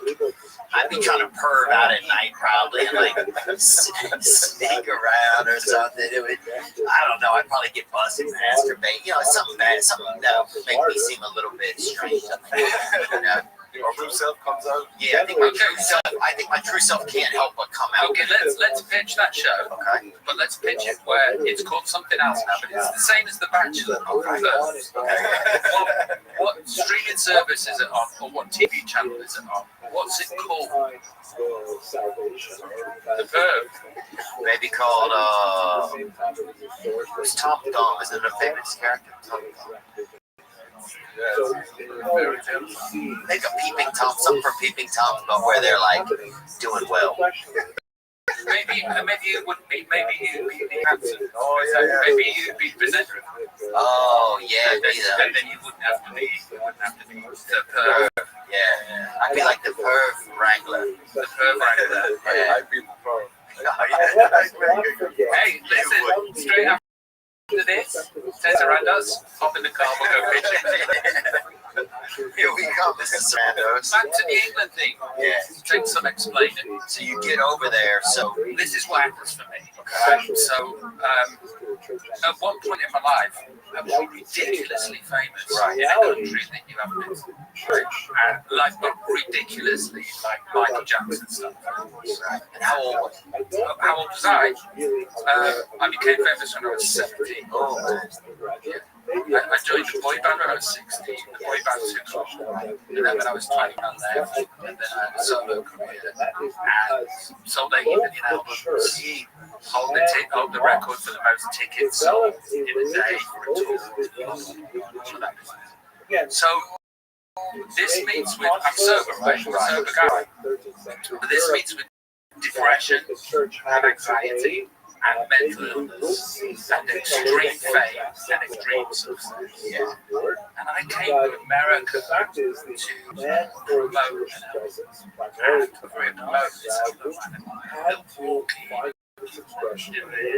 radio station to meet people on it. And like I already have like millions in the bank and a huge following. And like I'm in Milwaukee and I'm depressed and I'm anxious and it's kind of it's a great record. Sounds like what's this? Hope I can play a record shit. So I'm going around America doing all of this stuff. I'm like going, so all of this fame's making me anxious and depressed. And if I go to America, I'm famous in Papua New Guinea if I'm so this realization's happening as I'm traveling through America trying to break America.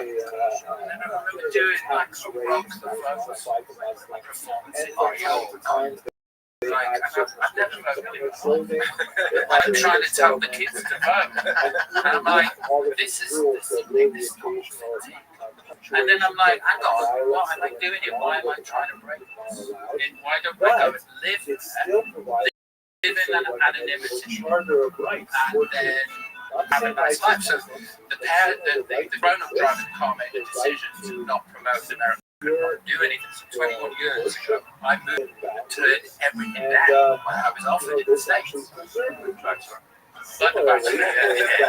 And so basically, this is what happens: is that I live in anonymity here. I don't really enjoy it. Then I try to move back to my home country and remember that I have no anonymity.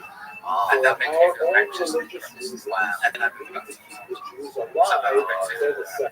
you know, keeping things fresh is tantamount. It's paramount. It's important. It's one of the premier things, and I have trouble keeping things fresh. I'm not that fresh, man. I'm not that fresh. If you look in the crisper drawer in my house, there's nothing in there. I don't really have that much that's fresh in my world. But who does is Peloton. One Peloton, that's right. They've got the Bike Plus, but they're freshening things up for the new year. They've got boxing, new artist series, new daily workout varieties. It's easy to stick to your goals when you freshen up. You spray a little bit of that. Imagine it's one of your goals and opening this dang mouth and just spraying breath mint in there. Damn. Beautiful. Peloton has a workout for every goal, every day, every mood. Rest from a long day with 30 minutes of strength, 20 minutes of cardio. Do a quick 15-minute total body workout. That's all you have time for. Stay motivated while having fun with bike workouts, yoga, meditation, dance, cardio, and more. For a limited time, try the Peloton app free for 2 months, then just $12.99 after per month. New members only. Visit onepeloton.com/app to learn more. That's 2 months free at onepeloton.com.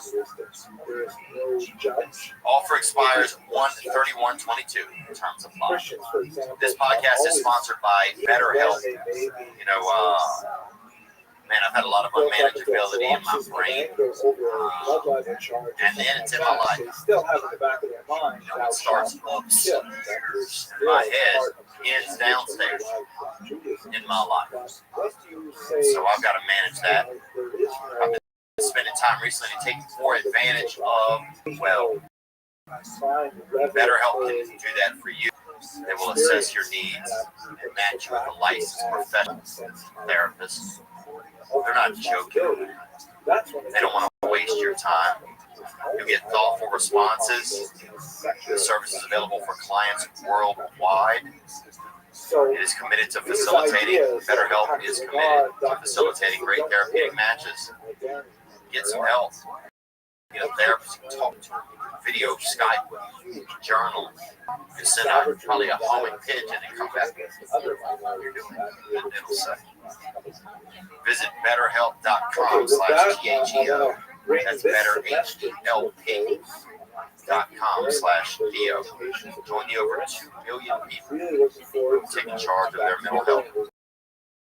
Special offer for this past weekend listeners. Get 10 your first month at BetterHelp.com/DEO. This podcast is sponsored by BetterHelp. That's insane. What a crazy that Los Angeles would be a place that you would come for comfort. I feel that, you know. Yeah. But it's interesting. Did a lot of rappers, they say that they don't like to live in their hometown because people will kill them. You know, like a lot of like Lil Boosie was in here and he said he doesn't like to live in Louisiana because people will kill him there because they get jealous and stuff like that.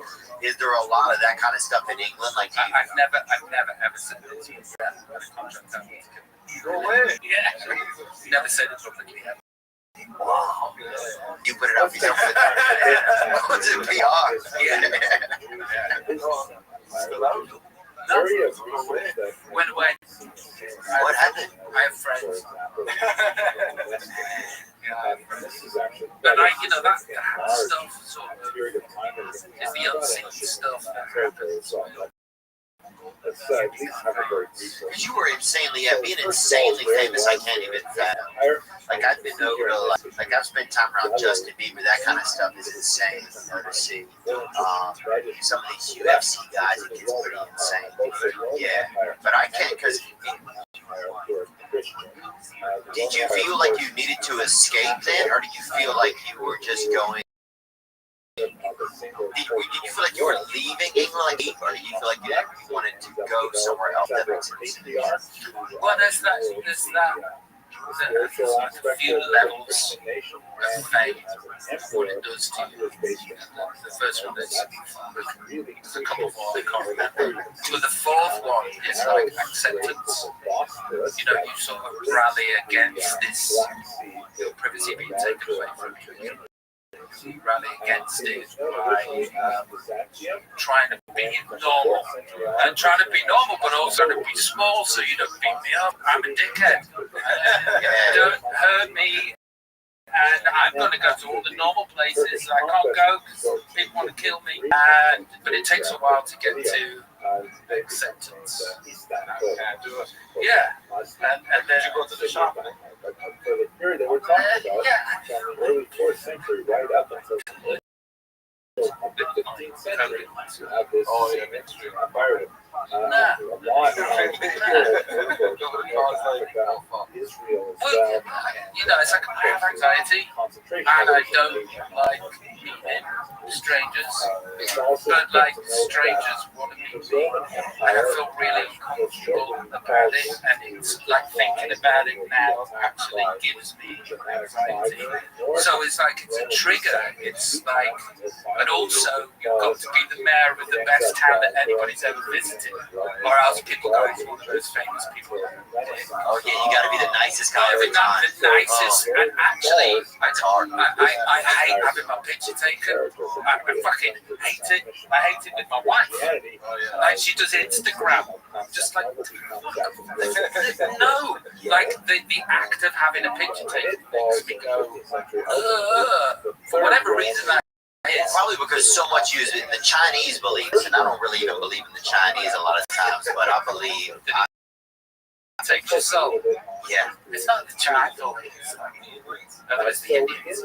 Well, the Chinese borrowed it because I remember I was in China one time trying to take a picture of somebody and they're like, they come up and try to cover it. They don't want, because like they said, like it catches a little bit.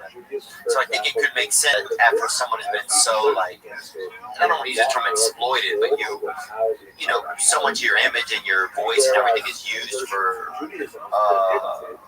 artwork or ambiance or transaction or whatever, that something's got to leave out of your spirit. It seems like it would. Do you feel that at all? Did you ever?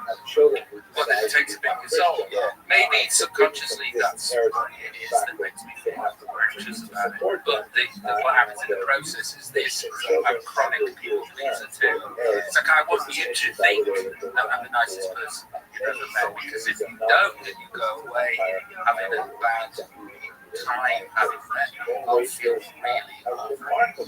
But also at the same time, it's like I don't want you to have any time with me at all. So what I do is I become agoraphobic, but like happily agoraphobic. What is that agoraphobic? Not like crops or something, huh? Agoraphobic is like where you're scared of. No, it's where you're that's agriculture. Agoraphobic is like where you're scared of going outside. Oh. But I'm not scared of going outside. I just don't want to. So, but it's either. But I do it also here in Los Angeles, where I'm not known. Is that I'm not bothered to go outside. You also I've been have some, outside. I've been outside. I've been outside. Yeah. One thing if it gets interesting, I think, and if you have a bad time, first of all, go see one of Mom's shows. That'll definitely put you foggy. Yeah, you need to call a janitor to help you.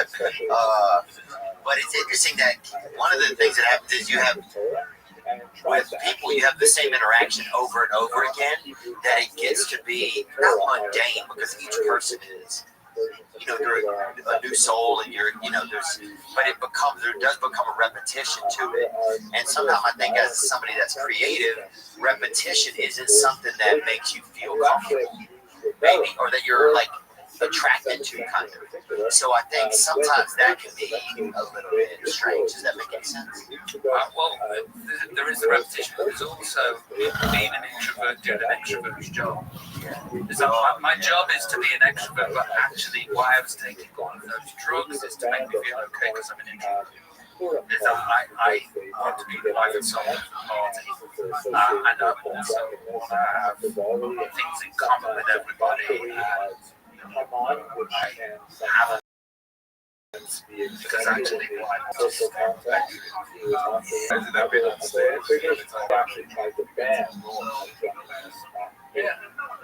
have you got kids? I don't have no kids, man. I just think I can. I'm not that good at sex. I'm not like like if somebody were picking people for basketball, but it was for sex, they'd be like, I'd be the guy at the end that's like, hey, what about me, But I think I just really, I don't know. I think I'm 41. I'm 40. I'm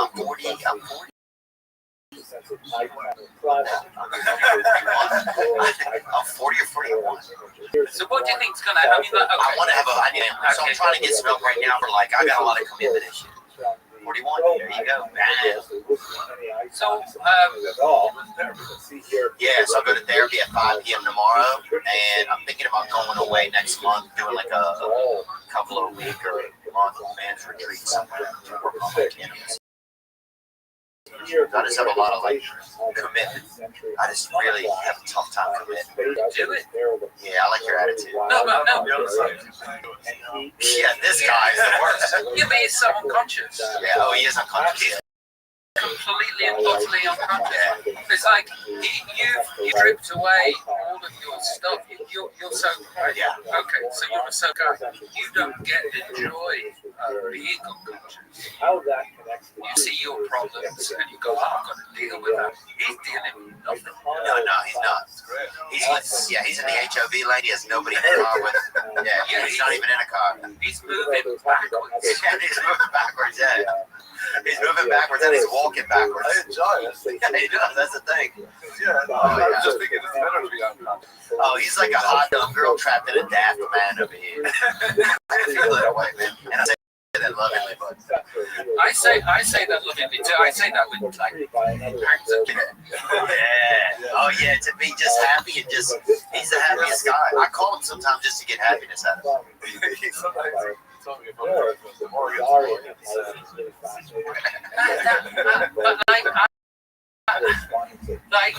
you're in that predicament where it's like it's bad, but it's not bad enough. And for a minute, I don't know if it ever Yeah, that's it. Stays above the zone. Yeah, because like mine is break out in handcuffs. Really? Oh yeah, lose wife, it's lose job, lose everything. Oh yeah, I wouldn't have that. You need to get famous so bad things can happen. Oh, it would be bad for him. It really would. Yeah. Like he hasn't got a fucking clue. He would be busted immediately for something. Yeah. So you just need a bit of fame. Yeah, you actually just stay where you are. You're good. Yeah. Right zone. Oh, you're in a perfect spot, Mark. You're always having fun. He loves chasing the ladies, and the ladies love him somehow. You know? Yeah, they really do. It's charm, I think. It's Honestly, good. it's charm. John, is that Pete Davidson thing? Probably good hair. He looks like Pete Moss Davidson, you know? From Culture Club. Bring up Pete Moss. Can you bring it up? P-E-A-T-M-O-S-S? They took that sound and they took the Hebrew letter There you are. to create That's like the Pete Moss Hebrew letter. It's just an actual, yeah. You go, look at that preserved forest walk. That's it right there. Saturday. That's it. Is that the reference that you were going for? Yeah, just kind of a damaged fern. I take all these as compliments. Yeah. Yeah, sometimes I think, did you have like a lot of problems with like commitment and stuff like that? Was it hard for you to get a wife? I mean, I'm sure it's easy because Okay, so it was genuinely the biggest leap of faith to ever make. And I could have missed it. And it was a sliding door. It was unrealistic. And I missed the perfect person for you. Well, so here's the thing, right? I'm anxious, I'm depressed, I can't keep my penis in my pants. I can't look after myself. How the hell am I going to turn up a piece of human being for another person? right, exactly. Yeah. Okay. So that's what I was thinking. How I can't do this. I can't be the person that I want to be, or the person that you need me to be. So as it happens, 17 years later, 4 kids later, I am that guy. And I was that guy. And I gave myself the opportunity to be that guy. My beautiful wife gave me the opportunity to be that guy and believed in me. Did you just say one day I'm that guy? Did you go to like therapy? Did you do other things you did that helped you get there? It's like giving up drinking, giving up drugs. It genuinely is. 17 years worth of days later with my wife. I'm in a monogamous relationship. It's really cool, really great to look at, really smart, really great. And I am, you can be outside of you can't. You're so far away from being that guy. It does sound like a big leap of faith. Oh, it's the biggest, because not only that, she gets half if I'm not that guy. That's what I was going to say, because then I like to project in the future. Be like, yeah, but if it doesn't work, totally. But if your wife, that's got to be crazy to go to bed at night and know if your wife killed you, she's coming out rosy. I don't even think about that bit. But at the start, it was just like, there is. When you answered, when you said, you're going to be my girlfriend, were you serious about it when you said it to her? No, I didn't say that. I broke up with her 3 times. Yeah, like the first three times that I broke up with her, she didn't even know.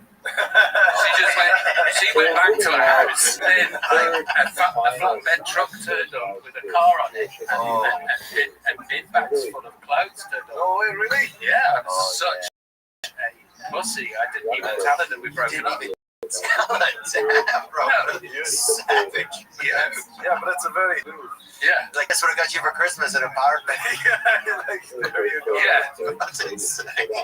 Yeah, that's like I know guys in Ireland who be like, yeah, I got a number, and next come back and be like, we're engaged. They're like 2 weeks. Oh, it's most. I think it's most men, or it's hard to just communicate with a woman. It's like looking in the face of like a puppy. I'm gonna break. I didn't have the balls to do it. But I was like breaking hearts left, right, and center because, you know, I am a man of means with a level of fame. So, you know, and not butt ugly. So I'm like a good package to people, right? And those, so like it'd be just like a girl would come in and go, right. She walks into Patstown Palace, and then goes, actually, pause on this because I want to. Oh yeah, I remember you talking that. There wasn't a lot of sex happening because girls would just go, this is a good deal. I'm gonna play my cards here. Did you, in Britain, what time do y'all lose y'all's virginity? Is that like in the UK? Is it like 10 or 11 or is it 17? Like I'd say it's 15. Wow. And indoor, outdoors, people doing it more. Oh, wow. Well, I was a what do you call it? Latchkey. So you had these, he was on. Well, yeah, so I took the girl back to mine. And then it was like, I follow trajectories, and then as she was leaving, I saw all of my friends' faces pointing and laughing. Lino and Giuseppe, Emma, Pete, Tate, all going, ah! And I was like, no, I must do this. Oh, laughing. I thought you were laughing. No, laughing because I wasn't going to do it. So I go upstairs and I go into my room and it's a single bed. I'm become fit on it. Oh, yeah. Oh, really? You're a bad man. What about you, Marky? How'd you get rid of it, huh? I remember I grounded, so there was like a time crunch. And this girl was like, oh, my friend wants to meet you. Oh, this is bad. There's my white jeans. It was like Christmas. Oh, yeah. I met her like behind her wall, like there was the wall and stuff. She just kept giving me lights. Oh, yeah. Oh, God. I was just like, instead of raining and stuff. This is what I didn't realize that the ending. I was like, okay. Hold on, so there was no ending for you? Because I didn't even know Mine that. was, yeah, but mine was a second. Always have ended. I end sex early. I had people doing sex and start breaking a sweat. How would you ever break a sweat, dude? I can start a TV dinner and I am done anyways. I with enough time to fucking be right by I don't have sex with people I didn't. Oh, wow. Yeah, now we're talking issues. Yeah. That's an Irish thing too. You fantasize. You'd have sex with your bed. You would fantasize with the girl. kind of climb up a little bit into the 13th century or so. You see the So how old were Renaissance, you? and that I was like maybe, I want to say maybe 15 or something. Behind a bowling alley in our town. You hear the pins going down inside.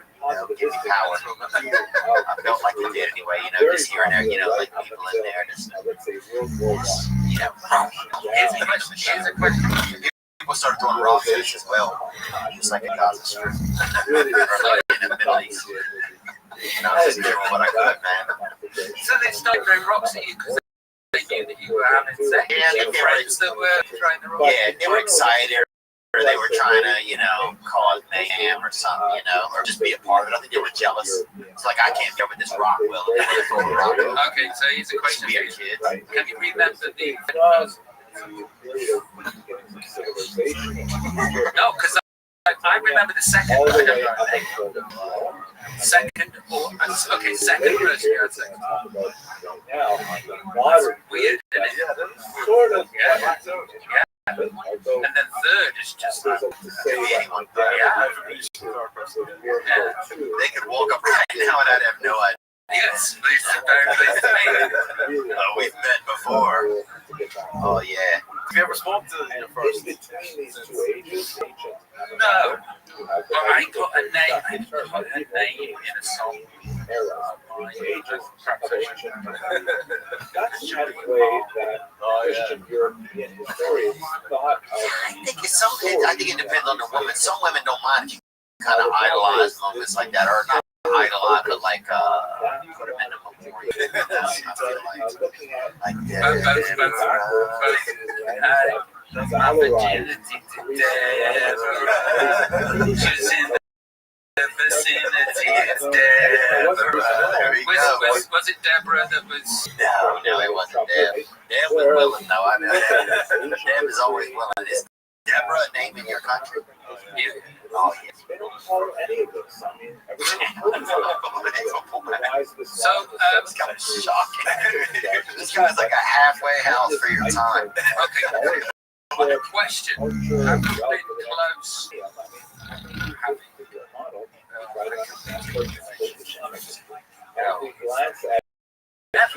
I've been in some, but I've just always been like, I just think there's some, I have some like agitation toward anything that I think things like that feel like they own a relationship or anything saying this is wrong. Now you were so close. Did the same thing. Also, great miracles. Being the fear. Exodus, receiving the Ten Commandments. I think that's why for the past, like, I haven't gotten in a relationship in a long time, right now it's been about 4 years, but because I got to do some work. I'm trying to work in SLAA right now.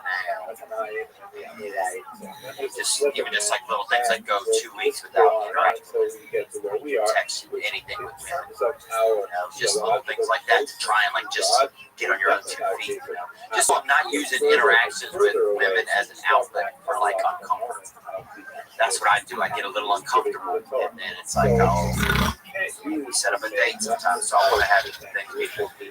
And I'm going through my steps again right now. So I've had some slips over the Oh, right. Theological standards. Have you come close to being somebody just thinking? As the world becomes much more secular, and we look The girl I was seeing that was really great. for Jewish history.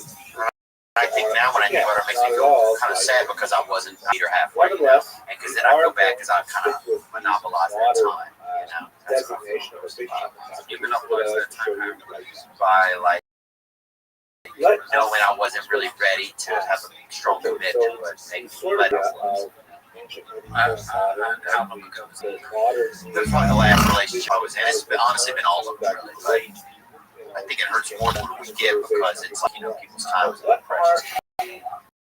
And also, you think that you have this all sorted in the near future. Yeah. And then you walk through the horizon and you fall and it's not sorted. And it's still the problem that it was when you were 24. Yeah, it's a little better. When I look at Mark, it's almost like, like in the movie where the Christmas movie where they go look at the window and they see the past. Yeah. So that's where I was. Some progress. So it's some progress, but it's just it's got a little bit of stagnation. But you're right. It's like, yeah, I thought things would be different on that. So you have to give booze when it comes to sex. Basically, you have to do the same. Booze and drugs, but also sex and the flirting. And I don't know how you deal with social media. Because I met my wife before Facebook, I met my wife before TikTok, all those things. But like, if I'd have been around then, that would have been an extra thing that I have to addict myself from. Thank you so much. Yeah, it's unreal. You think, oh, I really like this girl, and then just But let me try it out. Driving home, trying to get home, and Marcus sent me some images. Some girl. What about Donna's gonna be there? And I'm like,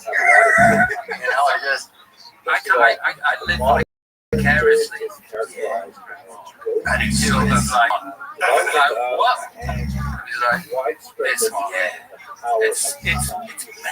It's mental. He's mental. I live vicariously through him, and the cops even show up vicariously sometimes, like even just in my visions. But it is tough. You were saying something, you're like, oh, you think it's going to be different too. That's what it is. I always think that too.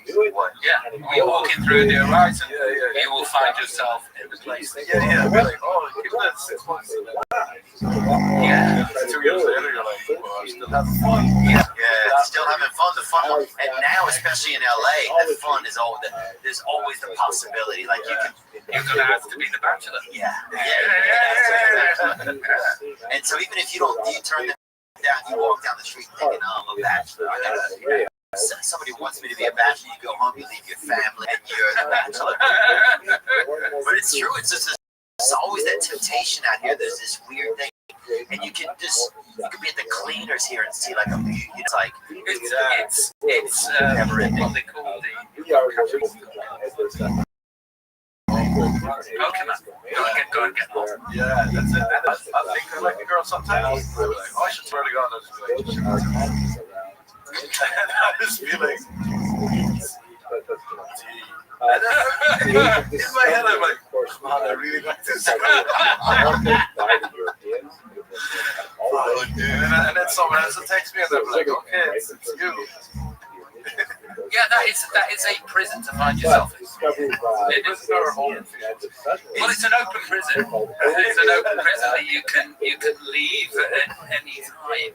But it's if you know that you are going to fall in love or fall in lust with absolutely everything at any given time, it kind of makes sense that you go, oh, that's me, and that's just what's happening. I don't do anything. Yeah, that's kind of where I find myself a little time. It's like, or that's where I'm wondering if that's where I'm at. Like, yeah, because I just don't. You think things will be different, like you're saying, in a few years I'll get there something, and then you get there and you're like, oh. And I'm not a big runaround or anything. And I just noticed that I give into like little things of affection, attention, just little things like that I don't want to. I just don't want the same thing. I want to see if there's a different possibility. Because even if just like, flirting with a girl, or I'll feel uncomfortable, I'll feel like out of bed, I'll set up a date. I'll go on a date, that'll help me, so I just want to, but I'm not, I find myself in spaces where I'm not making myself really available, if that makes sense, because I'm just, the reasons I'm doing stuff aren't motivated always from a place of like, maybe this is what's from love or anything like that. They're just kind of motivated from a place of like the idea that human beings, what feels kind of comfortable and be fun.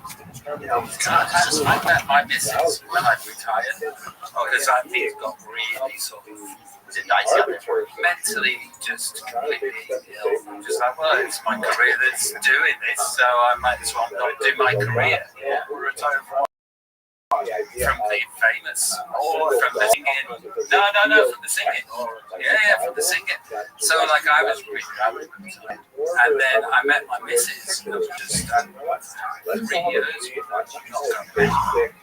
Yeah, so we were just at the house, and it just cemented this thing, and then I realized that I need purpose and I'm ambitious and I need to go out and do things. So I went out into the world, and now I'm cemented in a relationship with this person, and I went back out into the world. So how do you clue in quite quickly? It's like, okay, so I'm not flirting, right? I'm not going to I'm not going to and I have to on everything that I used to on. And I did it. Fucking did it. And if I could do it, anybody will. And if I could do it, anybody could. I like hearing that. I appreciate you kind of sharing some of that, man. Because, yeah, I think that's just kind of where I'm finding myself. I'm not, and part of me I'm kind of excited about it. I had like 5 days where I didn't have any interaction with anyone. And I started to feel like a good relationship with my higher power. I was like really like, oh man, I had a little bit more time. I was looking at my place like, oh, maybe I'd like to do a art or something, like, or get a candle or something. Everything in my house is the previous owners. It's like, it's all like their stuff, like there's pictures of their family. It's just like, don't you that when I get a message, yeah, but I don't want to just hurry a message in just to get, a love. Yeah. Oh, yeah, that's true. You never complain about that about guys that end up like, I'm ready to settle down. See, I don't want to be that guy. I want to get some. I want to at least get in a place now where I at least try, I think, to have a relationship. Also, I'm getting big vibes that And they're surrounded. Oh, thanks. No, I'm getting like big vibes that you be Yeah. I want to tell you about a company that I've been using for hours. The last topic, Beautiful however, company, which I beautiful would like to outfit. spend a lot more time on. And they've started the last website ever. No more. Over the next videos. No more. Paying 10 grand to get a site or it's so crazy.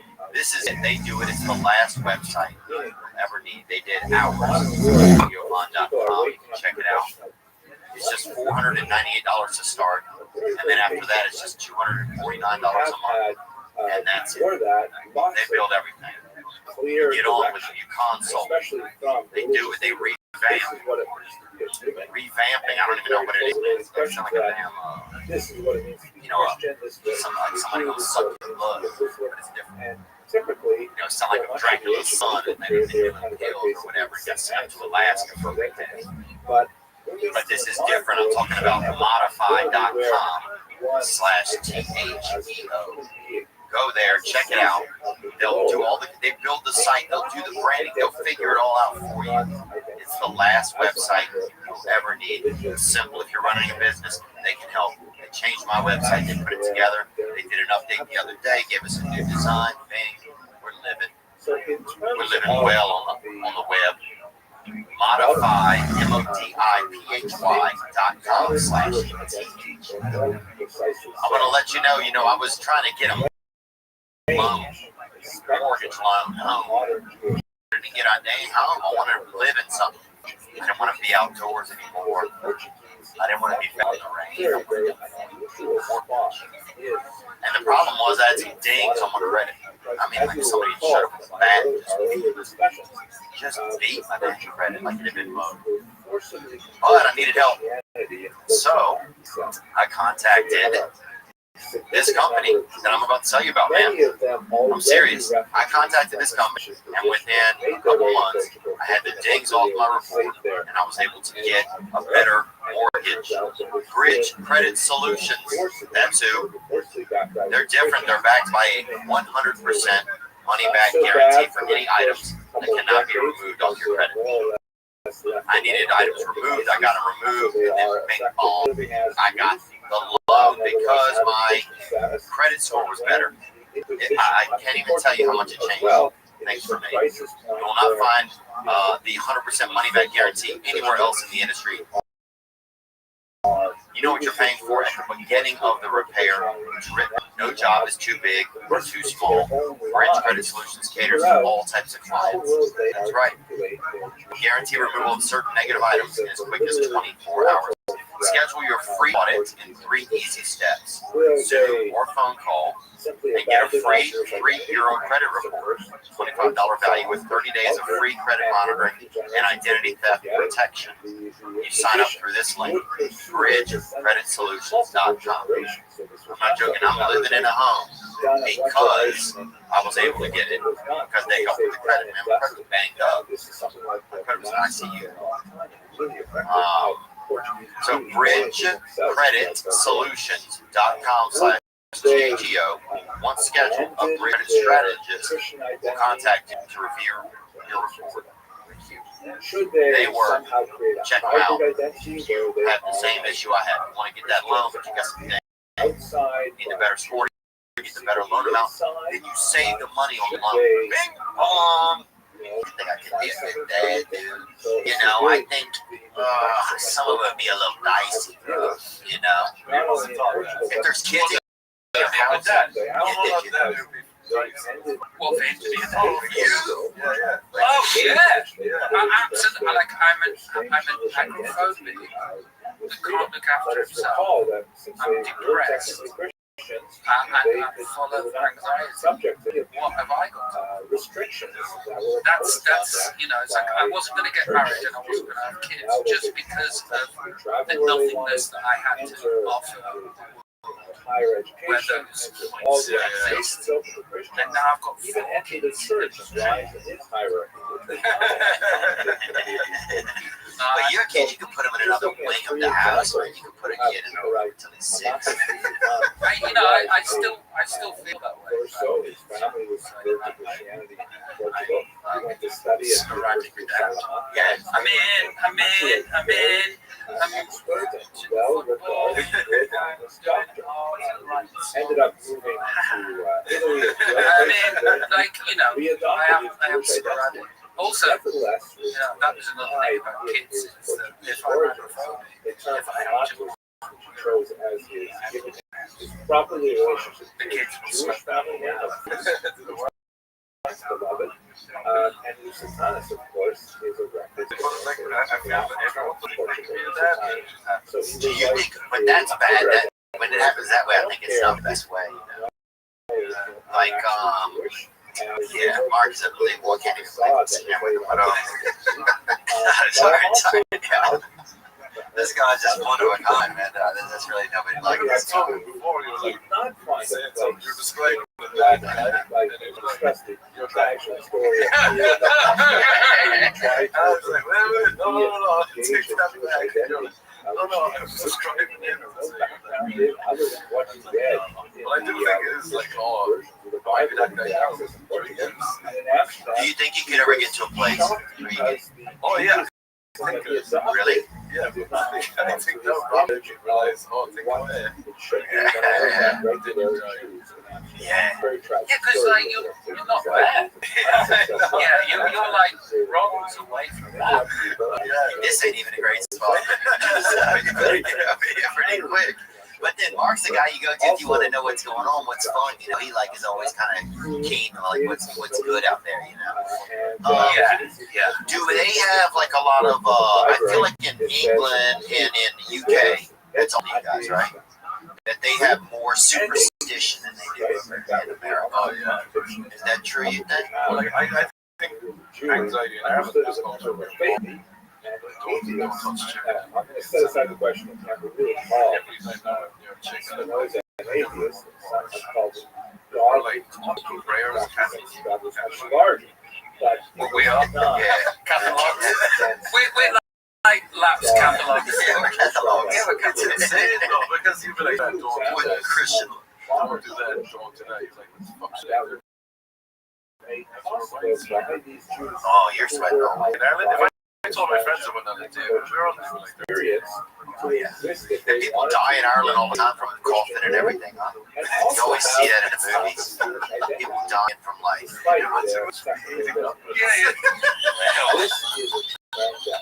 Whatever. Yeah, that's exactly right. Slow cable, mate. You got some. What's that movie with Tom Cruise? Far and away. He thinks it's Rocky Ireland. I just see a lot of people coughing and not doing well. Still dealing with the Spanish flu. He thinks people in Ireland are coughing. With blood on it. Have you left America much? Yeah. We did some shows in the UK last year, 2 years ago. They did well. We did Manchester, Glasgow. Glasgow. Yeah. And somewhere else, brother. Stockholm. Somewhere else. Soccer. Sweden. Yeah. So it was fun, man. I really liked it. It was, I think, during, I don't know if it was winter or if it was like at the beginning of the pandemic. I don't know what was going on. But it was kind of a quiet time. Durban. What was this? Durban. Durban's like South Africa. I don't know right. Today, I'd like to. Yeah, this is a different topic. So what was this? The superstition. Oh, well, like, I didn't think, in Ireland, here's the dumb one. And then I saw a guy having a song. He was like this. Yeah. He goes, why is that? You're like, I'm blessed. I'm saying. I was like, that's so dumb. Next time I think exactly. I swear that's like that. But that's it. But y'all got more ghosts. Y'all got lot more older stuff over there. I'm saying because of time and everything, you guys have a lot more. Yeah, you are closer to the woo-woo in Los Angeles than you are. It is so more paranormal and weird and UFO. Here, Jay, I got a question. I forgot about this. It's hard to. This wasn't actually well documented. It was a comedy skit. Apparently, I get this Jewish guy type thing. Thought that Mateo Really randomly when I was in LA. because he heard about this person in way. Also, Religious Jewish guy. Thought that I guess must be evidence of Christianity, which is absolutely fascinating. Two of them had this, really funny encounter where Mateo Ricci is discussing with you guys, and I can't happen to see this kind of how the Madonna, Dark Arts, maybe space, spirit. Yeah, I've been involved with it. Loads of experience. And more, that's obviously from Ken. No, I just, that's what I find hard to believe probably is that. no, listen, I've got a 1,000-year-old home. It used to be A manor. Yeah, it used to be one of Henry VIII's wives' houses in Catherine. And I feel closer to the weird here in Los Angeles than I do. Something like a transmitter, Los Angeles. So there's a transmitter that turns on when I'm here. Things haven't happened since the kids have been around. But do you want me to tell you my UFO stories? Yeah, if you got some. So if you keen to, do you know it? This is hilarious though, eventually. So I am. In fact, So I am sat on a sun ladder with a girl beside me. From Titan's perspective, I think he was 17 years old. He was over 17 years old. We've had some issues in our industry. And I'm okay. perhaps, something like Mateo Ricci could take over as the chief rabbi. I would say the size a lot of time. One of the challenges of a football field, Heidi is experiencing.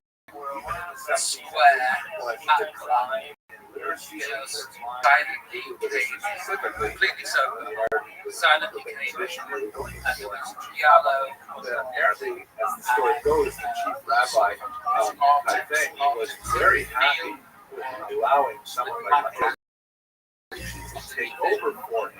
The Christian stuff really didn't bother him. Kind of like the story.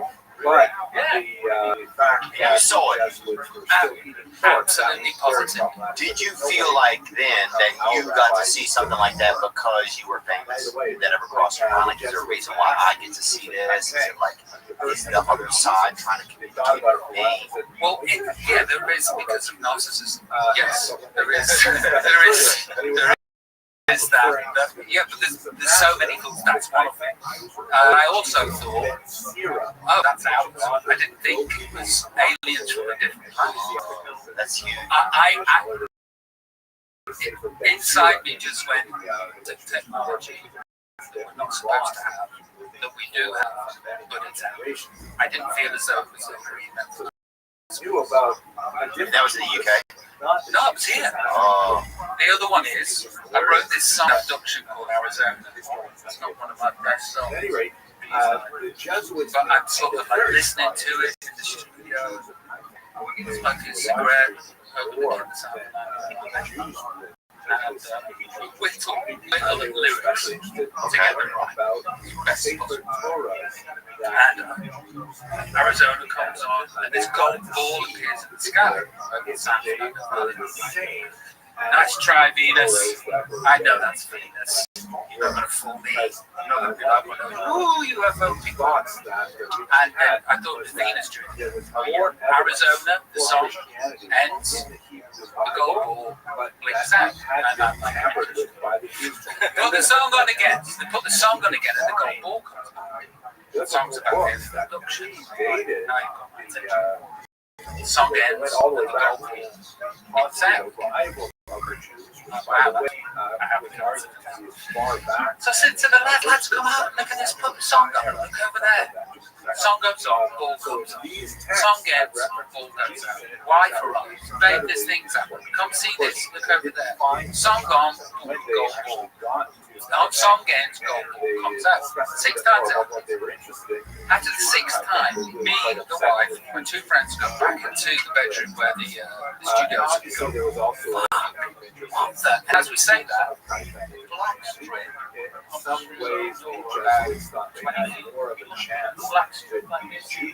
Elongates through the middle of it. Elongates through the middle of it. Goes to the window and then follows itself out. Like that. What the? Yeah, listen, I've got loads and loads and loads. No, that's too many already, man. Yeah, I've got loads of them. Yeah, I've got loads of them. Did you feel like it? Okay, so that instance, did you feel like that was like a human, like a person? You feel like that was related to any territory or? If I was guessing, what I think that might be or might not be interdimensional. Or a figment of all our imaginations. Everything's on the table. Nothing's off the table. Could be duct tape between different realms or something. You know what I'm Maybe. saying? You don't know some of the things that are holding together. It was exactly like, duct tape. It came through the room and then went from itself. I could see something like that in the future. 200 years from now, you order duct tape into the room and it shows up, you know? Do you know what skin ranch is? Okay. Skin ranch. Check that out. Nice lady was talking about a documentary about this ranch. So our task today things is to try to understand where so here is a map that shows the various locations. Some of my favorite British people. James Blake. Yeah. Is that that's just a random James Blake's a nice. Yeah, I love it. Oh, I know who. Darren Till. Who's that? Darren Till, fighter. Was he a fighter? Yeah. I don't know that many others. Was that it? The Beatles? Yeah, the Beatles, but I'm not that big on them. U2? U2 is okay. Yeah. U2 is okay. The Rolling Stones? Yeah, Rolling Stones. For example, several travelers. Black Coffee in Bed, heard that song?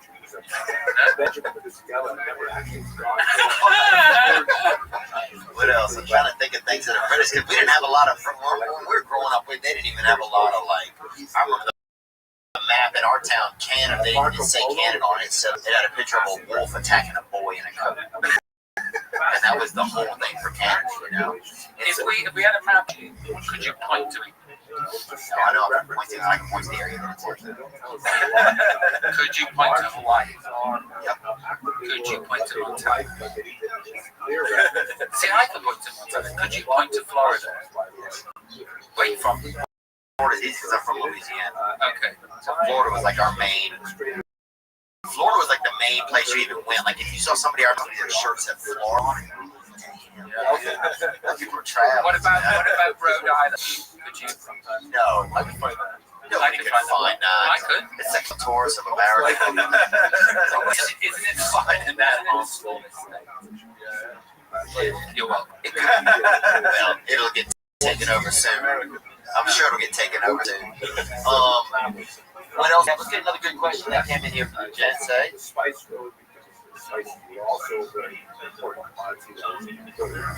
Oh, RW. What's up, Leon, Robbie? First of all, hope you're doing well. Secondly, I am right now stuck in quarantine for 2 weeks because Australia does that to you. I'm at Argonaland. Yes, there you're going to come to a flip of this rant back here. So you, Robbie, actually, my mum would be stoked. But my question is, when do you think the world is going to be back to normal then? Do you think it is? And if yes, how long do you think it'll take? Love you all, gang, gang. I love it. I love him, right? Yeah. Really, yeah. Yeah, I'm a big fan. People love him. He's easy to love. He's a dude. I mean, I haven't met him, but you can just tell that he's the nicest person ever.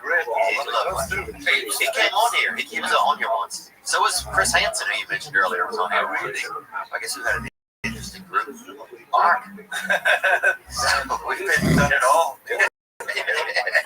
So the question is, when do we think this is going to be over? Shocked at how much, like, we've already given 2 years of our life to this. It's been 2. It's been a long time. Imagine people, this is shit that breaks my heart. Think of people that was like, you know, trying to make women that was hoping to have a child and looking to meet someone, and they don't have that chance now because of. I'm not saying it's not a deadly. This is not this deadly. That's my thoughts on it. I probably shouldn't have brought that into it. But when do you guys think it'll be over? That's great. I think every summer we're going to think it's over, and then everyone's going to come back. And every time that I've had a guess when this is going to be over, I've been confused. So when this started, it's like January, February, 2 years ago. And I was like, this is going to be over. And now Christmas is near the end, and it's still going strong. It's terrifying. You know, it's terrifying for many, many reasons. But like selfishly, personally, I haven't been able to gig. I haven't been able to do a tour. You know, and I'm hopefully going to go on tour next year. And then you see how the end of this year on. Am I going to be able to do that? Am I going to be able to look after my 4 kids? Keep having the lifestyle that they're accustomed to? Who knows? My spidey senses, which was so wrong last time, might say we've got this for 5 years. But another year maybe. But as you said, I forgot about like summer season. Winter is like yeah. But in some parts of the country, it's not. You can go to different parts of America. Yeah. And they're not in the hospitals. So it's definitely interesting how different parts. It's more catered to. You know, it's more there's preventative measures. Well, there is a topic Okay, we'll do that. It almost sounds like my love life. Right? Like, I'll fix it. It's that summer of sex and the winter of discontent. Where are you on the whole sort of, because you walk through the horizon, you're past those now, you've done a bit of time on the planet. Yeah. Where are you with the, is it just like an oblique concept that's out here somewhere, the commitment that's set down, or is it in the forethought of your mind? It's another, when I'm hungover. So it's something to feel depressed and anxious. Yeah, be like, oh, that would be nice. It's kind of like the song. But when you need love. Yeah.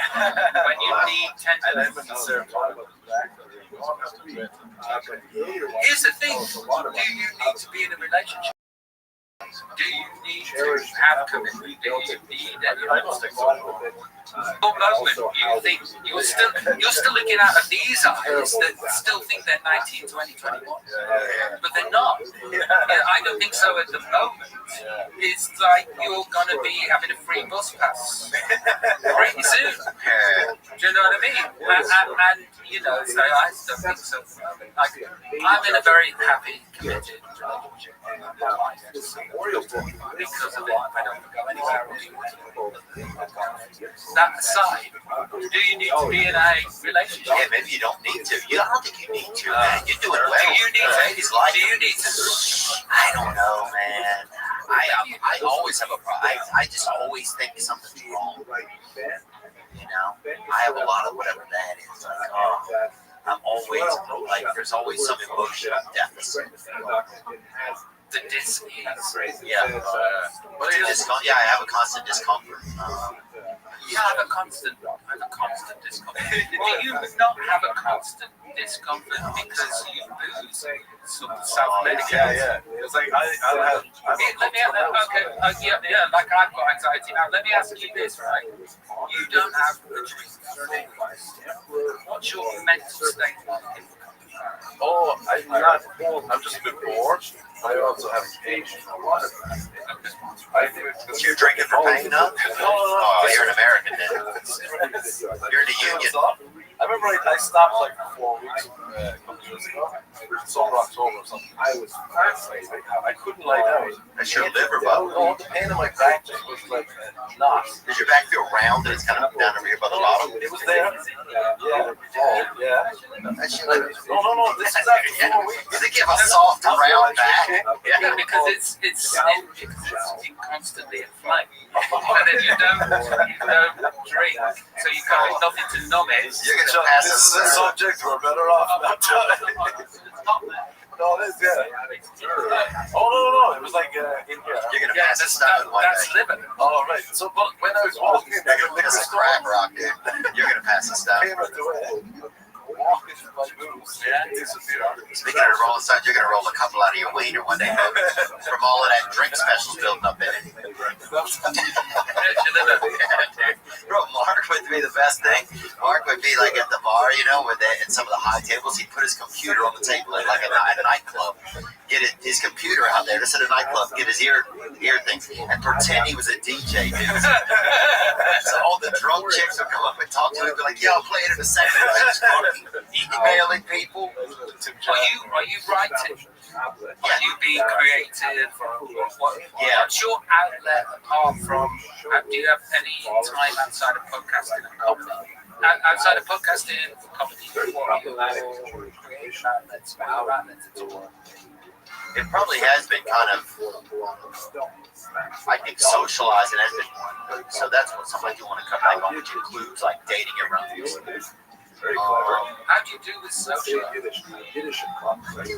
I think fortunately with stand-up, it builds a lot of that is built into it. So it's like you almost, I count kind of sometimes stand-up as my socialize because you're at the club. Do you feel okay? So you feel like your tribe is, so you feel comfortable within that tribe. Outside of that tribe, how about yourself? I like spending time within the. Very problematic for the recovery. People like that. I love that. But I need more time myself. I got to do some things myself. So you are checking yourself into a men's recovery place to give yourself some space. So you're not, is that like rehab or is that like a meditation place? I don't know, actually. I'm talking to like 5 or 6 of them right now. I'm just trying to decide, investigate. And how long will you spend there? I'll probably do 2 weeks. Okay, and what do you hope to get? I just want to build a relationship with my higher power. I want to go over like some intimacy issue kind of stuff. What else? Did you have a relationship with a higher power? What is your higher power? Just God. A God of your understanding or a religious God, a Christian God? Yeah, I kind of attach it to a Christian God because that's what's most familiar for me. But I just think of God. I just believe in God. Have you had your atheism? I think I did when I was younger. I didn't think that God existed, all this kind of anger. But I don't think I had that. I want there to be a God. I want there to be something that cares about me. And do you pray in the morning? Yeah. And you've started to do that since you were in recovery? Yeah. Mark, you need to come on, I'll fire off a few for you, man. I've sent around earlier. There was a girl recently because I was chatting to her a back, and she was very much into the Bible and religion. And I caught myself, I was like, oh yeah, I'd love to read the Bible too. Not lying in the moment, but afterwards I was like, what are you doing? Like, do you want to go to mass? I'm like, oh, that's one of my favorite things. I vomited on a woman once on accident, and it met her at church in the morning. She's like, "You're not gonna meet me." I'm like, "I'll meet you." It's just so red. So what was I think just feelings, no feelings is not just thinking of just my brain, my thoughts, my feelings. I never really struggled that much with addiction, with like substances. I think I relate a lot more with like SLA type stuff and those types of things. How do you see it? I don't sleep that great. What do you think, Daddy? Do you think it also just gets to be an age or sleep well? You think it's kind of like that? Well, a new thing for me at 47 is like seeing 5 times. Oh, the works. I can't drink any water after about maybe 7 p.m. Really? Because it just keeps coming out. Really? That's why I see old people, they're just traveling around and peeing in different places. Yeah. They're like dogs, yeah. Like it's just starting to happen. Where I, like normally I would close my eyes and when I did fall asleep, I would stay asleep. But now I go to sleep and then I wake up. And that's happened in the last 12 months. Well, there's machines talking in the distance too while we're laying there. It's getting fucking weird. That information is traveling through the air into your phone, computers, and printers, satellites. Have you been addicted to Ambien? No, never. I would do it. What's that again? It's sleep nighttime. Oh, really? Yeah. For you? Are you really? Oh, you do want it, huh? Sleep eat. So I would get up and have a pie, eh? So I would sleep eat. Yeah. And there was one time we were in Ireland and I was doing a show. And they bought 30, so like $32. That's a lot, right? And because of that, I ate $32 worth of chocolate asleep. What? Completely asleep. It's like a Japanese game show. Yeah. Yeah, you could do that. Yeah. That's unbelievable. And did that cause you to shut it down? You're like, I'm going to roll the dice again, see what else I can eat. No, by that time I'm addicted to go to sleep. I'm also on tour, and if I don't go to sleep I'm on tour, then I've got to just not perform the last gigs, and oh my god, and I'm tired anyway. So all the way through that tour, I was sort of like living like a monk, food during the day, sort of my body was a temple, but then at night I'd be taking these Ambien. And then I would be eating the minibar. You're weird. Yeah. I'd be eating the minibar. You actually don't remember anything. You don't remember anything. But also another one was sort of like my security on tour. They'd have the Ambien, and I'd be like, "Can I give me the Ambien?" And then I'd go next door, and then I'd have my Ambien, and I'd fall asleep, and then I would get up completely naked, go through to security and have a conversation with them as lucidly as this, but completely naked and asleep. And then I'd wake up the next morning. I'd wake up the next morning and I'd go and say, and then this look on their eyes would just be like, that would be tough to get off. Yeah, it was, yeah. It's like you said, if you didn't sleep that much, and then you can't sleep. Oh, that's the worst. Especially if you're on twist out, like I gotta if I'm gonna get my sleep out. Nah. Dude, I've been in positions where I played Wembley Stadium. I'm awake at 12 o'clock the next morning, and I've got to play Wembley Stadium again in 8 hours. And I have been asleep. Look, there's no drugs. I'm completely and utterly sober. It's just my mind is going. Because you're in front of 8,000, and you've just shared this massive experience where you just like, you create your own drug inside of you. So you create it, dopamine, adrenaline, serotonin, but like this crazy amount, because there's 80,000 people looking at you, and then you go back to the room and you're sort of like, yeah. But then you've got to go do it again. And that's why touring pushes me. It's like, do you enjoy touring? No, I don't at all. Do you enjoy the gigs that feel spiritual and otherworldly? Oh my God, I couldn't even tell you. they're un-fucking believable. You know that. You're in the pocket. You're in the pocket and you can't miss. And everything that you do, and you just free flow. Yes, that is absolutely otherworldly and incredible. How often does that happen on tour? Not very often. Why? Because I've had 3 hours sleep last week. And you've then got to do the thing, your performance. You've then got to go and do the thing again, which is why that I got addicted to Ambien. Thing that I did last few weeks. Have you tried? Yeah, I have been taking magnesium, and it helps if I remember to take it. Yes. So how many milligrams are you taking? Those 2 white pills of it. 200 milligrams.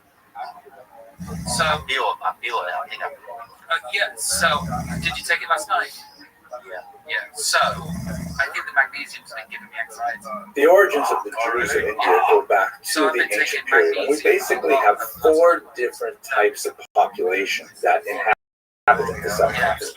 First of all, you have the Cochin Jews, who are on the Malabar coast here in the southern part of the subcontinent, and then you have the B'nai Israel, and they're sort of like circled by this green square box here, and they're primarily a little bit to the north, and then you have the so-called Baghdadi Jews, who are not necessarily all from Baghdad, and they are concentrated in Kolkata, but also located in some of the populations where Jews had previously resided. And finally, the so-called Paradesi Jews, who are spread out in a few centers, also found within the recognized population centers of the Middle East. Let's have a look at these 4 distinct types of Jews in a very quick overview. First of all, let's begin with the Cochin Jews, or the earliest Jews recorded in India. They certainly date from the ancient period. We know from the text of the Hebrew scriptures, the Tanakh, the words that are related to Sanskrit and Tamil, which are most likely connected to the trade that went on between ancient Israel and ancient India. There are terms primarily for like various goods and gems and things like that. There's also a possibility that this remarkable, mysterious Ophir, that is the source of much of Solomon's wealth, may have been a place called Sutara at the mouth of the Indus River, which also has a civilization. But we know from multiple sources, from not only Jewish sources, but Greek sources and Roman and so on, that there was significant amount of trade, particularly from the west coast of India and the Middle East. By the time we get to the medieval period, the Vadonite traders, who we spoke about in the present, have been traveling all through this route and definitely are engaged in trade all across the European and the Asian continents, and they're described primarily in Arabic stories. So we know that there are Jews who are visiting India and who are possibly setting up kinds of settlements in India. The first of those settlements is the so-called Cochin Jews. We know of their history from their local legends, but one of the most fascinating early documents that we have that specifically refers to them are the series of 3 copper plates that are apparently a type of a charter that were issued to the Jews of Cochin from a local king. And this kind of like sets the tone for much of the history of Cochin Jewry. A remarkable level of, coexistence with the local population. One of the things that's quite fascinating about this period is that there seems to have been no indigenous anti-Semitism. I know, right? That's like so hard to believe, but there seem to be incidents of any kind of organized anti-Jewish incidents. This may be related to the fact that pagan empires, ironically, tend to be more tolerant of other religions than monotheistic faiths. Perhaps that's because of the approach being, we have lots of gods, what's one more anyway, that kind of thing. But anyway, that seems to be the case in Cochin. So these 3 copper plates offer some kind of charter, which essentially promises to a possibly legendary local Jewish figure named Son, giving the Jews of Cochin all kinds of privileges Many of them symbolic in nature, like the right to use a parasol, which is apparently something reserved like that. The plates themselves date from probably the 11th century, really old, and that, of course, does not speak to the origins of the Cochin Jews, which could have gone back easily to the ancient period. They are written in the Malayalam language in the Vatteluttu script. Yes, I pronounced that. I hope I pronounced it correctly. And one of the factors that we have to bear in mind when we're studying India is that it is so far from homogeneous. When we talked about Africa, there are literally dozens upon dozens of cultures with multiple languages and multiple faiths, and so although it does have one kind of like geographic description, it is, one contiguous territory. India is really made up of many, many different civilizations. Now, the Cochin Jews were fascinating in that they seem to have not really been deeply connected to the traditional rabbinic or even the later Karaite iterations of Jewish thought, and they seem to have evolved with a local indigenous leadership that led to a lot of really fascinating kind of local customs. Like, for example, this is a paroches, a curtain that is placed in front of the ark that holds the Torah. This is a common element in synagogues all over the world, and of course harkens back to the temple where the Holy of Holies from the rest of the temple grounds. But a fascinating element in the Cochin Jewish customs is that they incorporate the skirt or other type of clothing of a bride into the parochah itself, which is a fascinating kind of idea that actually brings to mind some interesting Kabbalistic references to the Torah as a rasa, as a bride that is fascinating. But anyway, they incorporate that right into the parochas. Also fascinating, there was a custom that on the eve of the Sabbath on Friday afternoon, a synagogue functionary would take a taper and light it from the eternal flame that burns inside the synagogue. In synagogues, it tends to be an electric bulb that sometimes made to look like a fire, but obviously in medieval, pre-modern times, they would have to use an actual flame. And he would carry this taper to all the homes where there were these kind of like oil things set up on the outside of their homes, and he would like share the light of the synagogue with all the Jewish homes on the eve of the Sabbath. Beautiful kind of idea. The Cochin Jews changed significantly with the arrival of the Portuguese. This is the first major influx of Western Europeans that occurs in the age of discovery. People like Vasco da Gama making their way around India and exploring the region for trade. This is an interesting Portuguese depiction of what they thought the Jews of Malabar looked like, and represented that backwards to Europe. And there's an interesting kind of thing happening with the arrival of the Europeans, where some of the local elites, the Jewish elites, are sometimes co-opted by the Portuguese.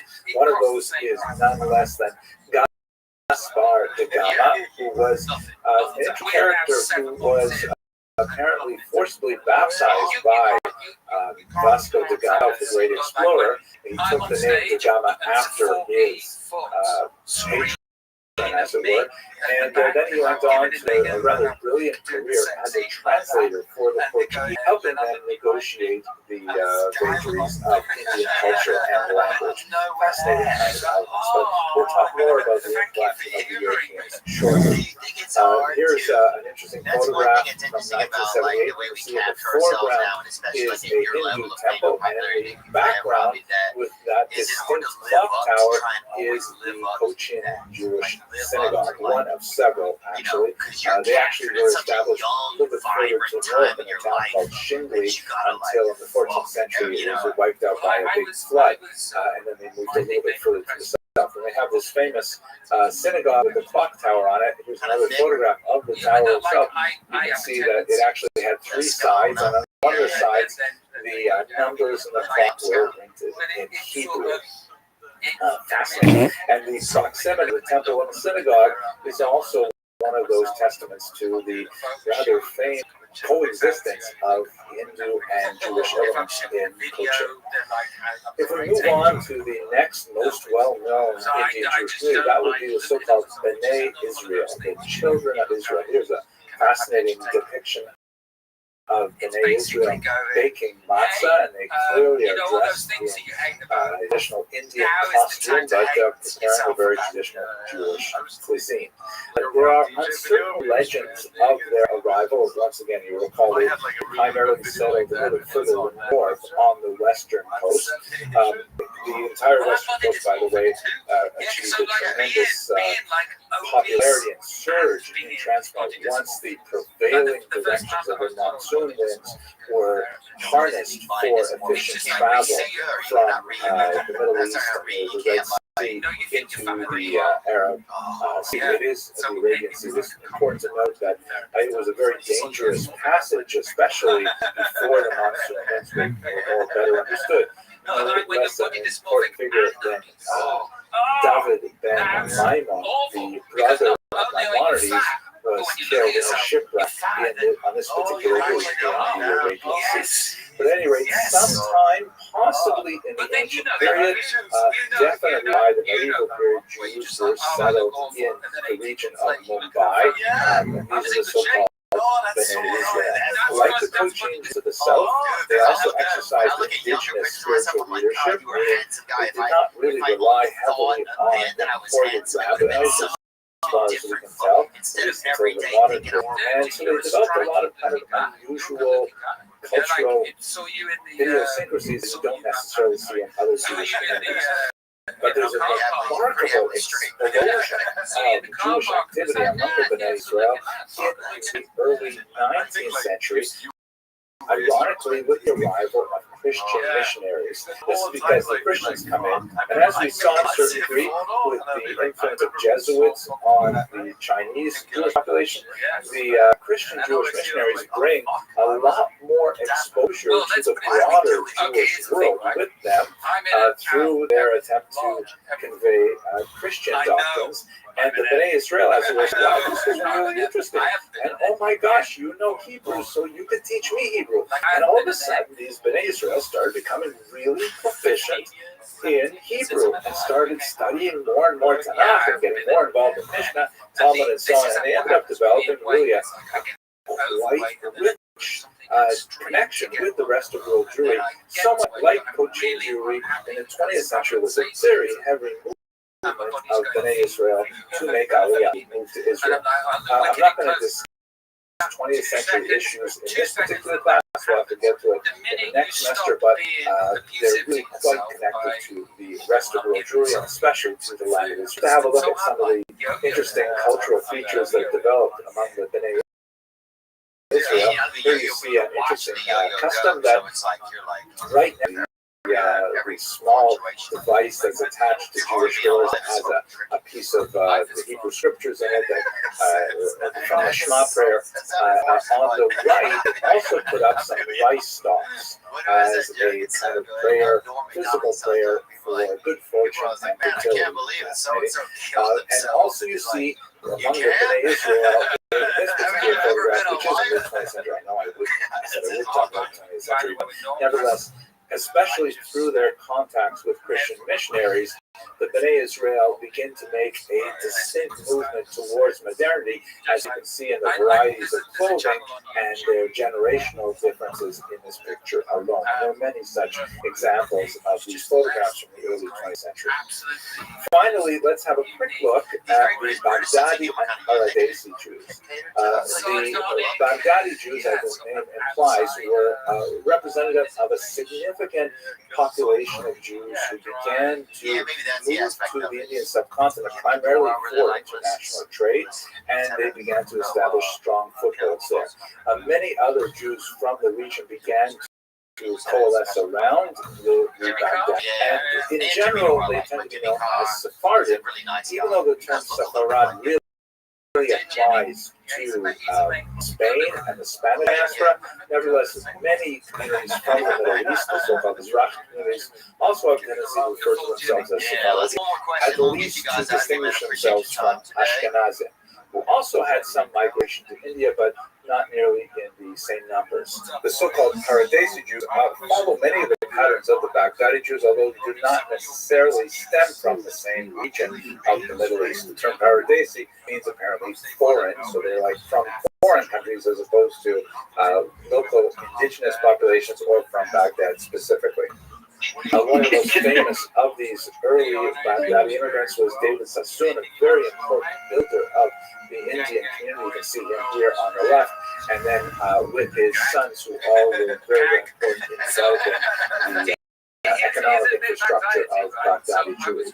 Now, at this point, just very quickly, one kind of passing comment that refers not only to the Cochin and the Bnei Israel populations who were heavily influenced by Varna, that is the Chaldea, but it was accelerated with the arrival of the British in the 19th century as to classes. This unusual phenomenon where Jews in India began to break down in a caste-like status associated with their occupations and sometimes with their racial characteristics as well. And you have some complications that are not present in traditional Jewish approaches to the ban on marriages between these different self-imposed castes. There are some very limited bans on, for example, the priestly caste of Kohanim are not allowed to marry, for example, divorcees. But it's really quite minor by comparison to the complex caste system that pertained in India up until 1947, at least legally. You also have linguistic implications because many of these Jews, particularly those generations who came later, begin to see the British as the power that will offer them the most opportunities for their economic and social advancement, and so they begin to assimilate themselves or acculturate themselves towards British norms, focusing on the English language rather than local Indian languages and so on. Much more to say about this, but really we're still looking at the early modern period as the terminus, so we'll have to talk about the other elements when we get a little further in the semester. I hope you found this topic as same as I did, and thank you very much for watching. We'll see you in more videos. People are excited. People are willing to risk their lives every day they'll die for nothing, dog. You know what I'm saying? It's like, it's just a bunch of human Red Bull cans, you know? They're just willing to do whatever. Nothing's off limits there. They're just real, like, loving and fucking outgoing. They'll fucking love you so much, they'll fucking kill you. They're just really, really fired up, man. They'll jump off of something and die, you know, just to give you a note. You know?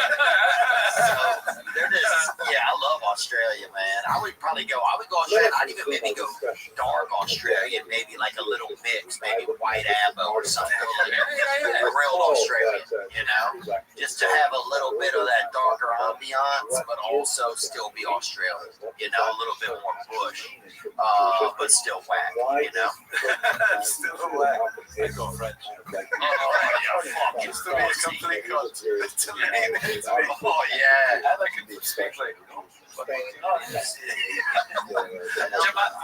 my kids speak French. Oh, my kids are What I fluent. really like about today is My wife's a Francophile, which means she thinks she's French. She's from Coldwater Canyon, but she thinks she's French. So my wife speaks French, Italian, and my kids now have a conversation. really? About That's espionage, dog. it's super. If my kids were sitting around speaking French, looking up at me and laughing, I would get excited.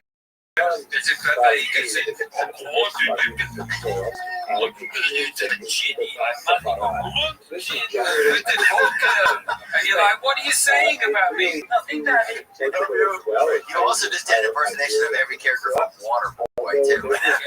So I think, that's insane, though, man, to have French speakers in your own home. You don't know what's going on, dude. That's my son Charlie is 6. We were in Switzerland just recently, and I took him out on a scooter at the volleyball there. The ladies that help pull the men that help to go across the pedestrian. Oh, traffic guards. Yeah. And traffic guards. And she looks at me, she goes, and I'm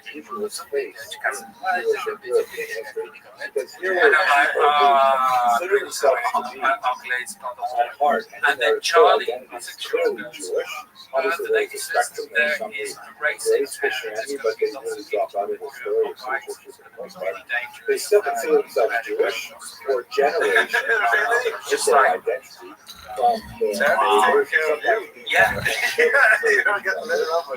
But they have all of the. That's a cool name for a kid. I like Charlton. Oh, Charlton? Ooh, that's a risk. Why? But Charlton just sounds like, because I think it's a candy also in America, Charlton. Oh, it used to be a dance actually, the Charlton. Charleston. Oh, Charleston. Yeah, close though. So definitely you could see him doing some dancing. Furthermore, oh man, Teddy's Theodore, right? Yeah, Theodore, yeah. Where does Volker nevertheless. Oh, did you ever watch Dukes of Hazzard? For example, watch. How's that stuff? Yeah. That's how I because of the Dukes of Hazzard. Yeah, I did.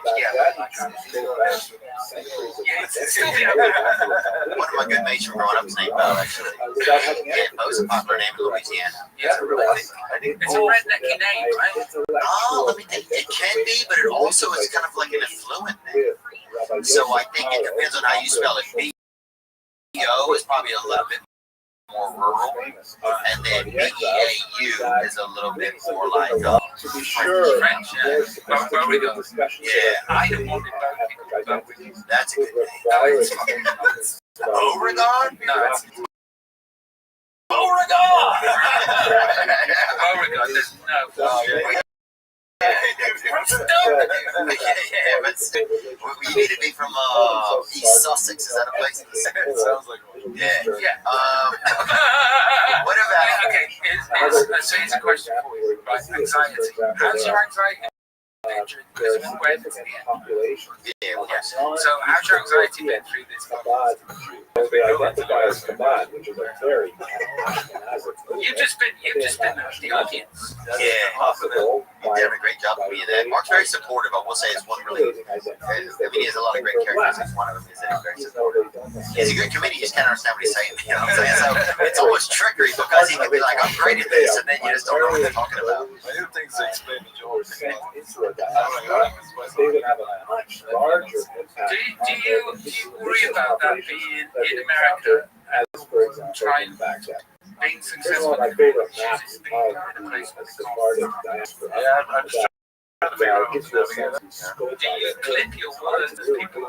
Yeah, sometimes. Like instead of like Flag I Spain, say, first with the expulsion of 1492, and then with the Yeah, but not it's not you know like bonnet, it's not all that. Portugal in particular.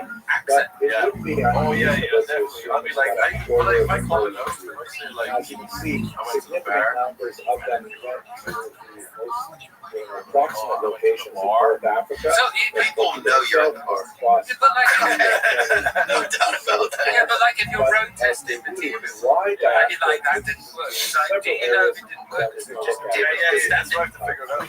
I'm like, oh, well, if I even say like the star, like she has stars, I'm not gonna see that. That's a rational. Well, I was like, why do they not get? And I figure out that they think I'm saying shit stairs. Oh, I'm not seeing it. So I'd be like, Although it does persist in context up to the claim. And this is a very important We're getting dumb here, dude. America, we're getting dumb fast, man. There was one more interesting thing I was going to ask you, but I don't get too much anxiety around you. You see, you're very welcoming. I think you have a very welcoming personality. Ask a lot of questions. Then we're going to look briefly at Yeah, Europe. I don't feel a ton of anxiety. Do you when you do podcasts, do you revise the night before, or do you just rock up and hit it? Sometimes I revise. When I talk with Mark about you coming in, I know about your career, but I didn't know what your energy was like, really. But Mark, just said you're basically just a pretty normal guy to be around and engage in conversation. So I didn't think too far past that. We got some questions from folks, and then I just like to kind of see what's going on with the day. But we had an author come in, and we had an author come in the other day. So with him, we went through and read like half of the book. Do you think Joe Rogan sort of just rocks I think it's a mix. I think Joe Rogan, and this is something I learned about him recently, was that he always was very.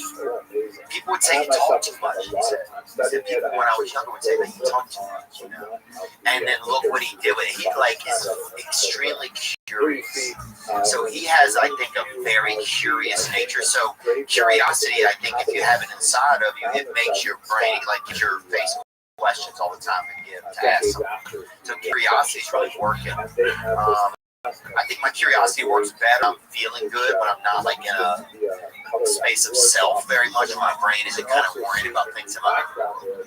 So I think the healthier I am mentally and stuff, the more curiosity I have, the better I do. But what do I think Joe does? I think at this point he probably has enough comfort with how to do certain things.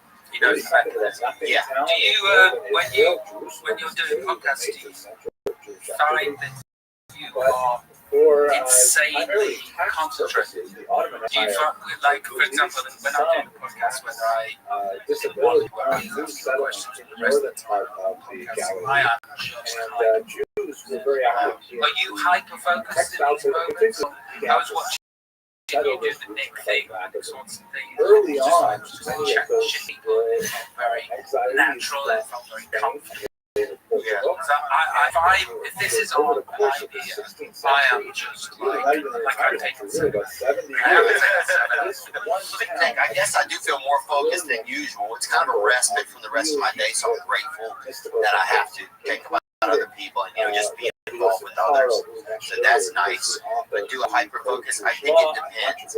I know that people like when people are just having a conversation.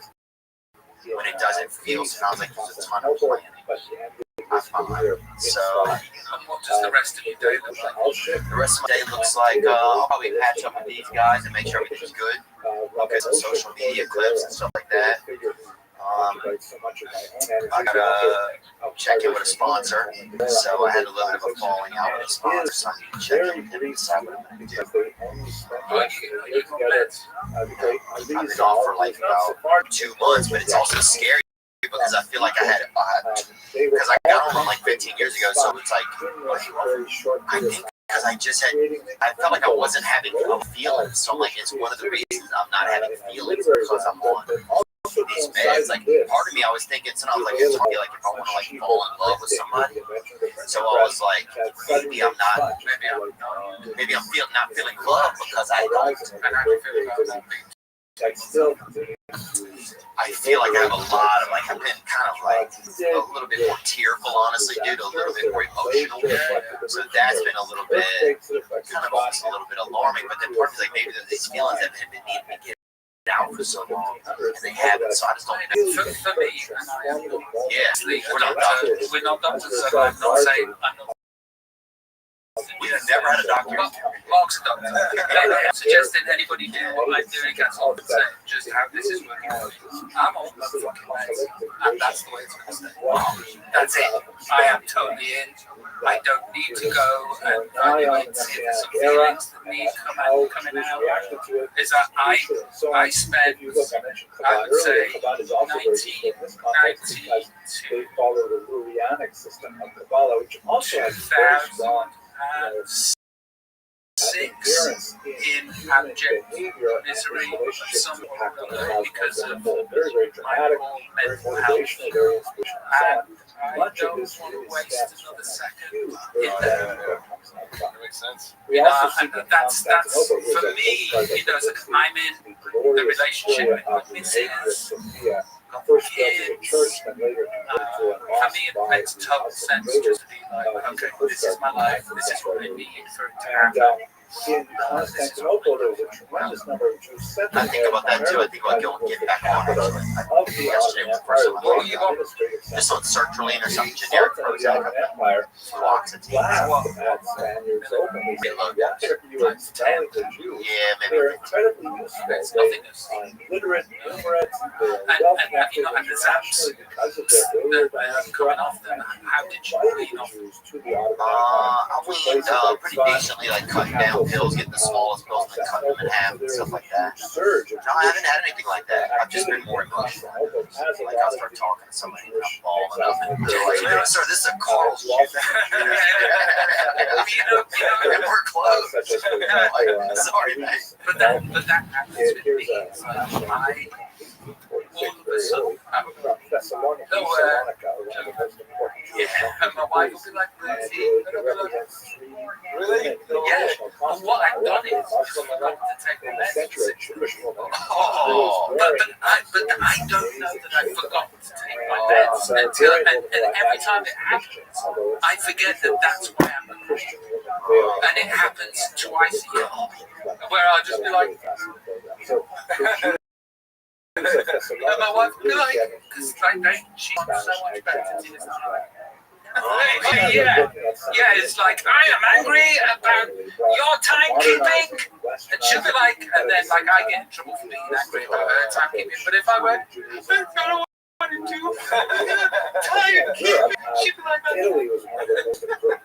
but it's the weirdest thing with the meds where I just forget to take them occasionally. And then I make the songs where I never forget to take them. Do you ever feel though, like if you take the med, you're giving like there's some like big pharmacy system you're giving into? I don't know if I feel that way. I've never taken meds and never cried, so but I just wonder why would God put us together where we don't, or why would we be put together where we need some other thing? It seems like okay, but maybe all fact of where we are as a population and species in time. That one, we're way different than what it used to be like. Yeah, the past is a different country. They do things differently. That's a great state of the past. It's a different country. Yeah, it's all sorts of change. That's why everybody's mentally ill, because of what society is doing to itself. And if I could just have like a breather, if I can have something that gives me a breather from myself, I'm good with that. It's kind of like, why would you get a haircut? Why would you put on clothes? Yeah, so like, you're giving it to Balenciaga. Those cheap shoes. Oh, that's a great joke. Maybe we'll finish there. Oh, can I ask about your teeth before? Yeah. Thanks, man. Oh, wait, actually, these two are fake. Yeah, those yours. They got good white teeth. Mine is getting a little beiged out. No, yours are. Sort of at the back. Such Really? amazing teeth. When I was young, I had spaced out teeth. Yeah, I got the retainers. Sometimes I wish I could go back, but it's all good. I want teeth like I'm gonna go and get some teeth in a bit, yeah. You kind of, I feel like you have that kind of like Andy Dufresne, like runs a train, like you were like a train that up there kind of. You don't want those bright white teeth that people get in like Zimbabwe or something. Oh no, I don't want a mouth full of teeth like that. I want yours. Yeah, well, you look as though you've got a mouth full of teeth. They don't look like yours. Oh, really? What is it? Economic background, not great. Shit. What is it about your economic background growing up?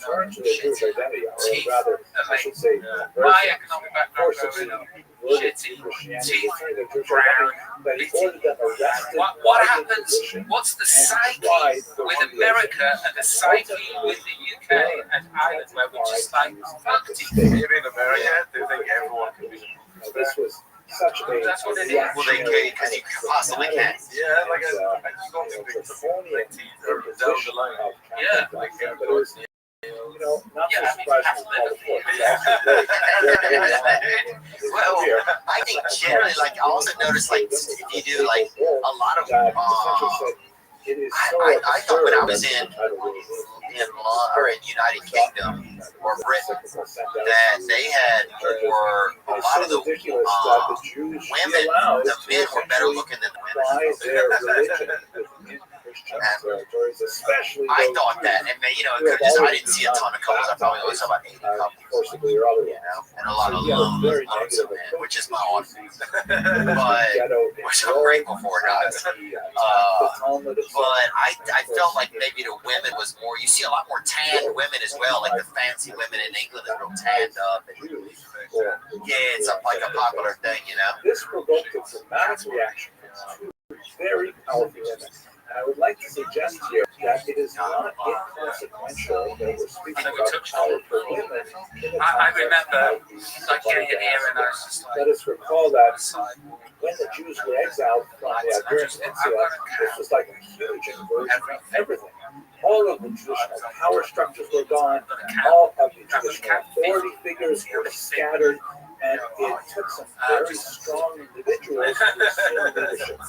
It was like the ratio was 50. That's true. Yeah, that's true. People are just at least fit. They're like they fit well. Yeah, everybody's people can do it. Okay. Do you think that from the Portuguese. Did you ever hire one of those dating services, some money to help you find a decent lady? Because I wonder if when you're popular at your level of fame, how do you seed out? Seed out in a relationship. So, but I would rather used her significant wealth. She was a very important supporter, for example, of the Bible organization. Well, thank you very much. So I probably would have done eventually, but at that point, boycott of the Portuguese. She did this from Constantinople, where she had made her. This was like shattering. Why is it all? Since they lost their land. Why does it match and talk and long? Because they speak a better offer. They're always on that. To exert their collective Shaq is on there. on the church to abandon these anti-Semitic. So if you're not did, if you're not did, you're not getting. Is that what you get an initial look in? Very dramatic portrait of her. Yeah, look out. The conversation is very. How's it going, man? Too bad, man. You have a portrait. What are you on? I think about it sometimes, but I'm trying to go the other way right now. I got to get out of this space. I just don't need to be doing anything because I'm just feeling compulsive about it. That's what I'm overall working on. It's just compulsive. Find someone you really like. Another very powerful. And that's a possibility too. I want to leave that door open. That's what you can go Spain. But then, I don't know. I also think there's a time in your life where you get to where you're ready to. And I think it's part of me feels myself getting there. Oh, that's really bullshit. That's bullshit. That's what I'm saying the whole time. It's like I wasn't ready at 32. Apparently I was, because I have been since I've been 32. It's like you are ready now. You just don't know it. Finds he comes in and she makes sure and you trust her and like looking at her. Marry it, and then like I say, I swear again, don't you come, and then you win. When you were saying that, I got a bit like, marry it? No, the whole like, it's that easy. Benita also very, I got anxious. I was like, also very well connected and very much supportive of you. It was awesome. But that's gonna happen. That's gonna happen always for the rest of your life. Yes. But then I'd be like, you wait here, right back. And that happens with me when I'm watching the television. She said that if the Jews were to boycott, and then I go, oh yeah, this happens all the Jews time. living It's just like in inside me, and then it's like they would have suffer a an backlash. Furthermore, the port that would have been possibly trust her. And like, what am I? it was not nearly as good a port as what would be better about any of these? charge of the region. So that's something that you got to look at. Yeah, what is like what? Yeah, what could you swap? Sometimes you never make a list of the values in the one thing that you have, and so there's always like that's what I noticed too. If I don't really kind of make a list of what like. Oh, this I have like always have a friend. You got like a teammate, somebody to watch do things with. Like if you never really list that out, then you'll just always think there's this invisible idea of something over here that's better. That's what I noticed. I have this invisible idea that I've never even looked at. Like, what is this idea? It's just a fucking. And then you get over there, and it's just some fucking lady smoking outside of a building. Like, what is this? I think more is just blob of idea over. There's like this sort of greyish tinges of black in it. So like, I don't know what it is, but it's better. Yes, that's what it is. Very, It's always going to be there, man. Thank you for your time. Yep. Robbie, Mark, pleasure, man. Many of the Jews, Thank you for having in America, South of the United States, of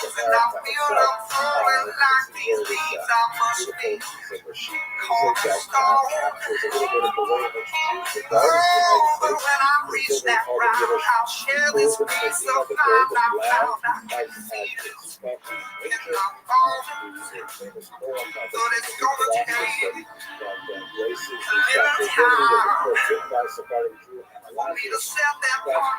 much of this dominated, by the way, by church.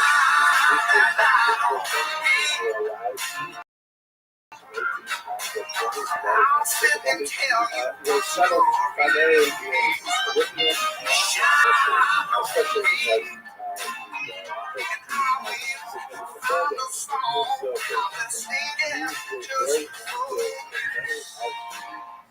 industries that were developing, such as sugar, very heavily connected with the sugar cane industry and the processing industry. Welcome to the show today, guys. I want to let you know that I have some tour dates. I want to see it live space. Not in any way disproportionate. Real time. They call it IRL.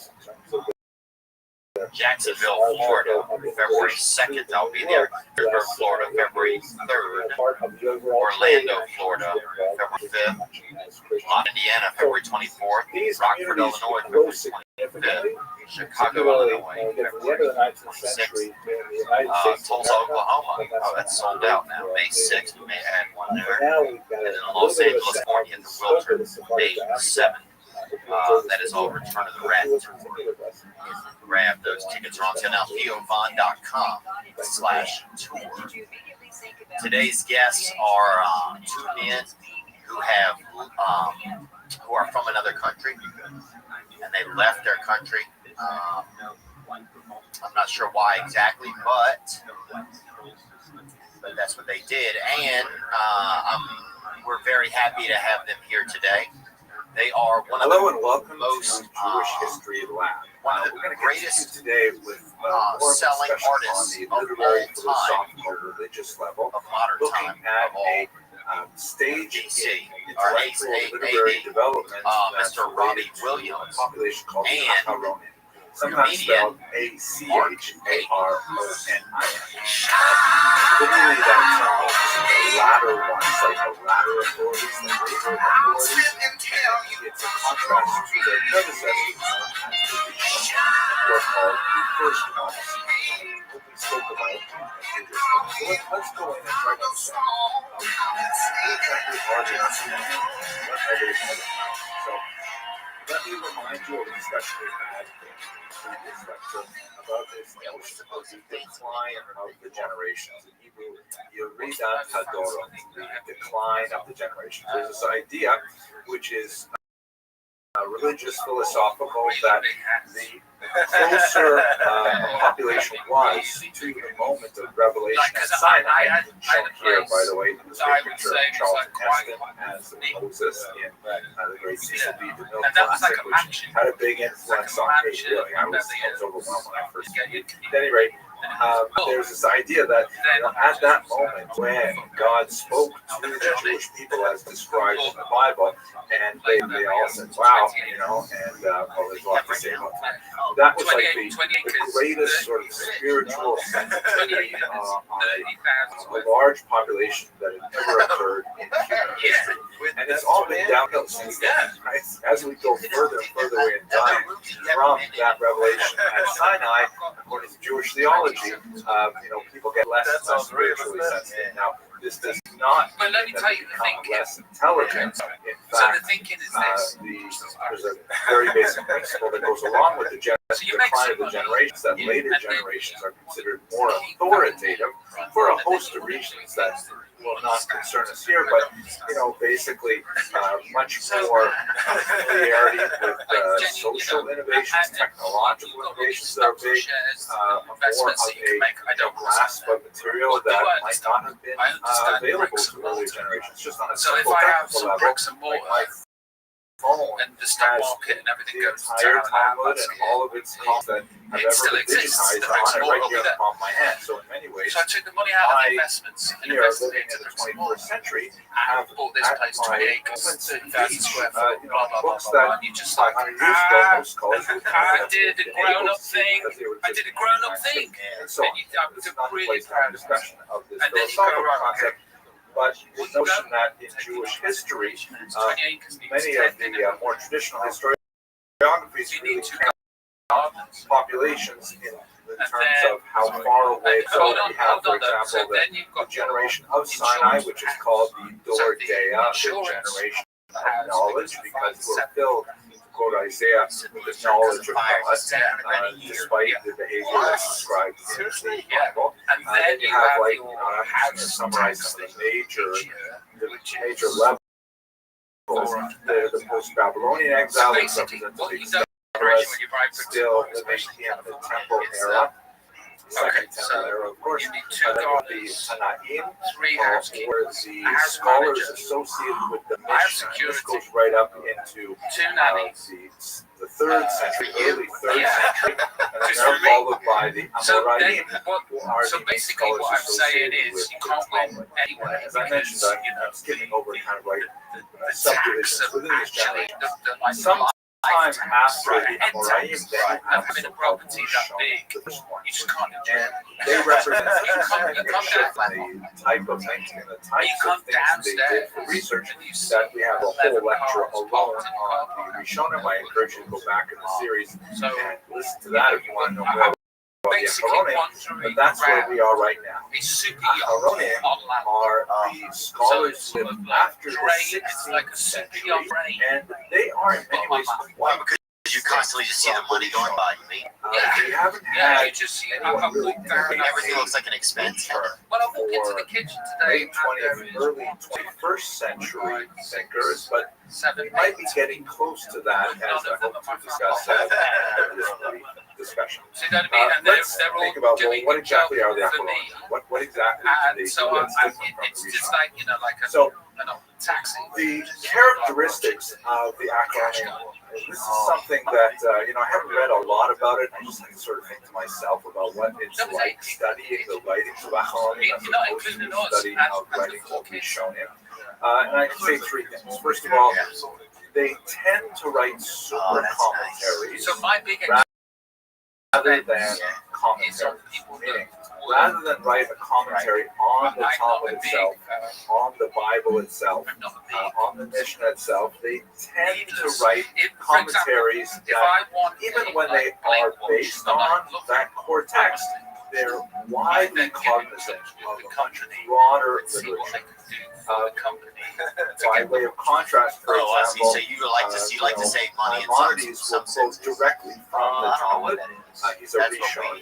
But he will not spend a lot of time talking about other studio is one where you have to hear something in the distance. His halachic discussions based on his own assessment. I don't know, man. I think I just I don't like being like a boss. I don't like having like once comedy kind of started to turn more also into podcasting. You have to like analysis. Help get things done and make sure that everything that's runs also, I smoothly. think, very It much just characteristic becomes of modern research a in bit, general. like, I think it just starts to exhaust me. I don't Literary survey. Who else is written So on when this I'm topic? listening to you What say do they that say? you help That's the kind of thing or helping, that Acharonim I'm like that much really more hurts my so. ears up. Secondly, in terms of their expression, they are almost always written in So rabbinic. you're just swapping problems. Non-rabbinic Hebrew. But mine sounds like a better problem. Their language You're is a fountain out front. coded, not My nearly as cryptic problems as are the show. better. You know, like when I went to Yeshiva, which is a America traditional. Who's got better problems? That would be almost a great game show. It's just like somebody's like, I've got Down syndrome, and somebody else is like, I've got anxiety. And people vote in the crowd. Rashba and so on. And then when we got to Corona, it was like all of a sudden it went so fast. You know, we were reading so much more text, covering so much more mileage. Yeah, Or more sure. have like a breath of fresh air. In the Rishonim, every single there syllable, every single little jot and tittle in the text means so much, and you have to pause and you have to contemplate what it means and what are the possible ambiguities. Whereas in the writings of the Acharonim, it's far more straightforward, less cryptic, There's no more anxiety, prolix. but like They I tend to be much thought more I was growing up a around lot like more a words to psychic say something, but to more know words helps that with it the was precision and rapid I understanding. thought that it was like Third, this in inbuilt general, they radar tend to lean text towards the but pragmatic. actually what it is They you're Acharonim around still some deal with theoretical so you're questions, actually but those theoretical questions are not pure theory. yeah, They tend to be all linked of the to time. an actual Just situation. living in They fear tend to be all linked of to the a time. And specific like my question wife that was from Beverly raised Hills. about a She's real had life an case, and they will I'm use from the the body of Baffles. information that they've And I was a accumulated third in order to bring it to bear. Third of the water, huh? Third You of the collect water. yeah, you freaking collecting coins at that point. Might not look My are associated grandma, with the right? My It may be grandma helpful in this context to didn't sort of have look at a the indoor first toilet author until who is widely 1983. considered as the Yeah. sort of Out in the initiator yard. of this Wow, era. yeah. A It's almost liminal hot. character She could have an OnlyFans now. whose writings That's what's crazy. straddle Is it now that Rishonim that's and the so you're Grandma's toilet. Of course, somebody none other paid than for it. Aran Ben Yosef, Rabbi Yosef Karo, the author of the Shulchan Aruch, as this book subtitle explains. Now, who was Yeah, this so what- individual? So you got a lot of fear, so you always scholar, felt fear, because one of my first feelings that I ever legal remember scholar, in the whole also a world. Kabbalist, as we shall see in Yeah. the next lecture, God willing. Yeah. And he is the author of the most widely used code of Jewish law, the And then I Shulchan woke Aruch, up the set nearly table. threw myself. However, why don't we call him Yeah, Aran, but which the title because I was born respects? in a pub. He's So our yeah, so rabbi. like Why don't we call him when I Aran first Aruch? years, Why so don't we call I him know that Aran my Ben first Yosef, memory also by the way is known as Hamed Faber, the and author. it was lucid As dreaming. if to say, this is really the model of all. Yeah, because I've just So been the doing reason is a lot of because talking. is- It's just Oh, sat we're there. just sitting here with Robin Williams and Mark Hayes. I mean, we'll do an intro in the beginning too. And you guys are mates, and you guys are from another country. Of the Shulchan Aruch. His greatest work of scholarship is Separate that countries, other yeah. thing, this incredible work called Yeah, it's always nice to get that front together. which is I feel like America's getting so weird. People are starting to go back. I've been seeing like Mayflowers and stuff ads on the internet for like the new Mayflower, what and he it's does getting with back his work across is to England. I think people begins are. this kind of Yeah, meta-analysis, but it really I goes think people are willing to take on an iceberg. and Again, change the scope of using things. the kind of pragmaticals to draw out the theoretical foundations of the decisions as laid down in the tour. Now, amazingly, he went and he wrote commentaries on other great codes, such as Maimonides and Mishnah Torah. And when he had finished all of these, only then did he go on to write the Shulchan Aruch, which he clearly intended, actually, not as the primary text to be studied. He hoped that people would study his Kesef Mishnah, other works, on other great commentaries. The Shulchan Earth was intended to be kind of like a short form, all of the decisions that were reached. After having discussed all of the previous votes, and he actually intended for people to review it every 30 days. Children, Studying the entire Shulchan Aruch every month. But that's really what he was kind of like a short form. Shit! Have you ever happened? I've done it 4 times. Yeah, like I bought a house in the countryside. So the Beit Yosef is considered widely the last work of the Rishon era and the Shulchan Aruch by the same authors. Living here now, and we leave those people. That's the period of Los Angeles. He also had children will grow here and will provide which memories. also straddled, And I better not tell them that I hate it and I want to move back. Second night, I like it. Wandered throughout Europe and Constantinople and ended up in Sfat, which again I hope to speak about in the very next lecture. Fascinating figure. So that's sort of like Wait, what do the you think it's Acharon because are all something about. feels Let's like ask one last question. simpler there? Does it feel What like about not like the what are period some we're of in the right feelings now? that would make It's you been a long think that time, it's 5 is it too centuries quiet? that we Is have it too been thinking about writing like a macaroni. old Is fashioned? there Like are there something things that make you think are we in a Acharon period? So there are definitely Acharonim who are Chaim Kanevsky is one of the greatest rabbis, very widely respected, currently living in Israel. His work just clearly belongs to the genre of the Acharon. But there's an interesting kind of development. We should do it by all means. And I'm kind of going out of line here. This is Where I not play really you, my and like, yeah, area of expertise. They say that historians shouldn't talk too much about our own times because we're like pressing our windows up against the glass. But when I look at, I think like, it used to be more like that was a possibility, though. You know, I think it used to. I don't. Or that used to be certainly a dream. Do you think that's still? I think maybe in our age that was a dream. Like you could jack a whole street and like Eric Estrada's gonna walk up or frickin' assisted by knowledge. trying to think of somebody else. Like, Lou Ferrigno. I finally stood behind at a post office one time, and his wife, I think he's deaf. I didn't even know that. Makes the whole Incredible Hulk way more messed up, I think. But kind of. in 21 years of living here, the only thing that has actually happened incredibly like that, where long water last was anywhere Red Gallery about a Association, specific issue and and I write was about offered the chance how these to be the bachelor. yeah. I don't know. I'm sure that people were watching. Yeah, maybe it was a while ago. But like the only thing that's ever happened was one should Yeah, I think a lot that kind of took over. Like it was like reality shows. People could get like so on. So one of the most common foods is potato latkes. I just would have. I think I'd have. So in Israel and in Jewish neighborhoods all over the world, I would just be kind of scared. I would just be. I don't know. I'd be flirting with the chicks, but then they like tend not to I'd be trying to perv out at night, probably. they tend not to be Sneak around or something. I don't know. I'd probably get busted. but they Masturbate. are Something hollow that and they're would typically make me filled seem a with little bit jelly or strange. custard. Yeah, I think my true self can't help but Just come out. Okay, let's pitch that show. But let's pitch it where it's called something else now. It's the same as The Bachelor. So-called Sefer What streaming services are on? of What the TV Valley channels of are on? the Donuts. What's it called? And the subtitle reads, it's all about the custom of eating donuts on the holiday of Hanukkah.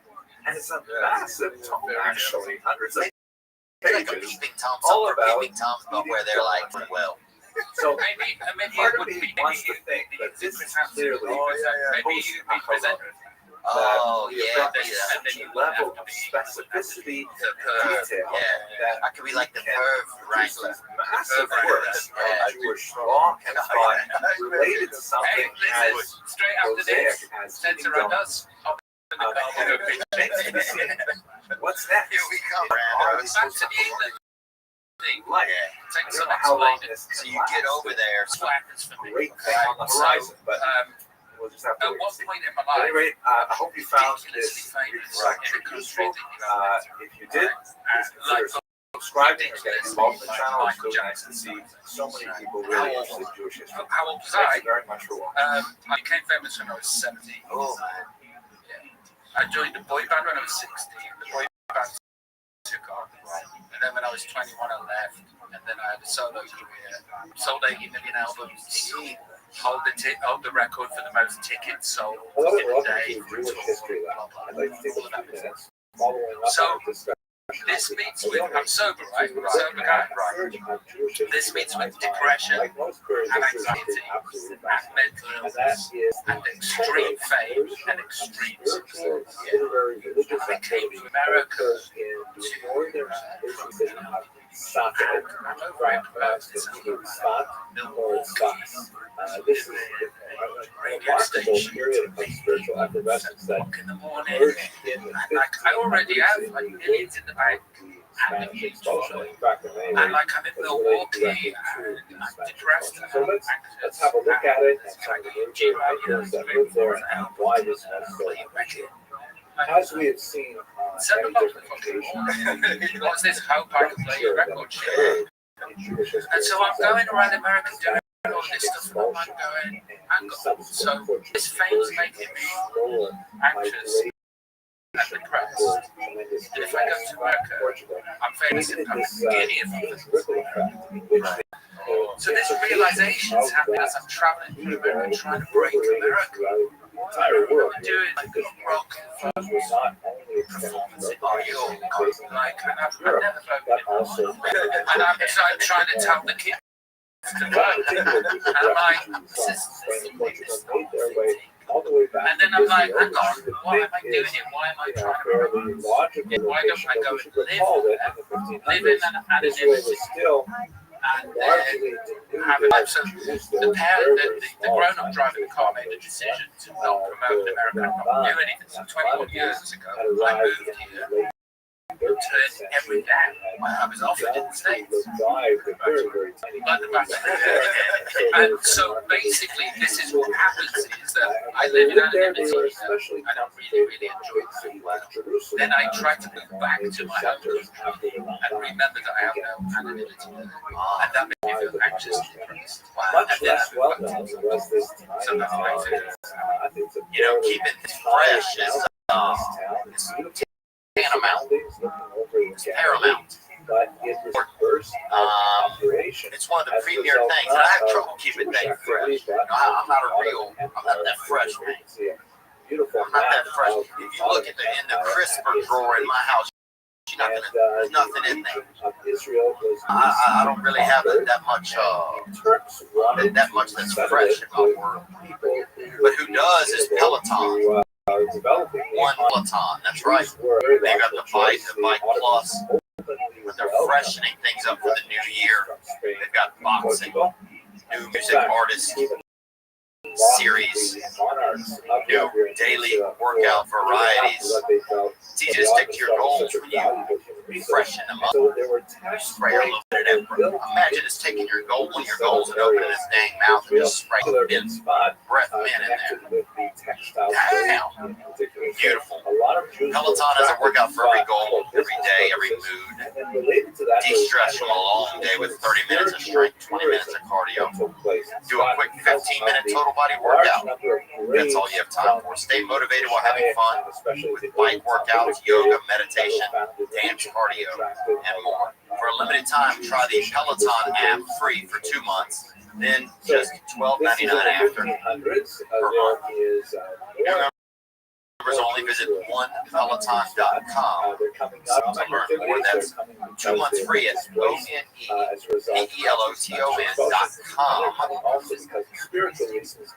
Offer expires 1/31/22. Terms apply. This podcast is sponsored by BetterHelp. You know, man, I've had a lot of unmanageability in my brain, and it's in my life. It starts in my head, ends downstairs in my life. So I've got to manage that. I've been spending time recently taking more advantage of getting well. BetterHelp can do that for you. They will assess your needs and match you with a licensed professional therapist. They're not joking. They don't want to waste your time. You get thoughtful responses. The service is available for clients worldwide. It's committed to facilitating. BetterHelp is committed to facilitating great therapeutic matches. Get some help. Get a therapist you can talk to. Video, Skype, journal. You can send probably a home pigeon and come back. Fascinating and important works of the Kabbalah only emerged in the Visit BetterHelp.com/THEO. That's BetterHelp.com/Theo. Join the over 2 million people who have taken charge of their mental health. Special offer for this past weekend listeners: get 10% off your first month at BetterHelp.com/Theo. This podcast is sponsored by BetterHelp. That's insane. What a crazy. That Los Angeles would be a place that you would come for comfort. But it's interesting. Did a lot of rappers, they say that they don't like to live in their hometown because people will kill them, you know, like a lot of like Lil Boosie was here and he said he doesn't like to live in Louisiana because people will kill him there because they get jealous and stuff like that. Is there a lot of that up in England? Like I've never ever said this. Inspired a lot of thinkers. Never said it. Particular. Did you put it out for yourself? What's a PR? Yeah. Went away. What happened?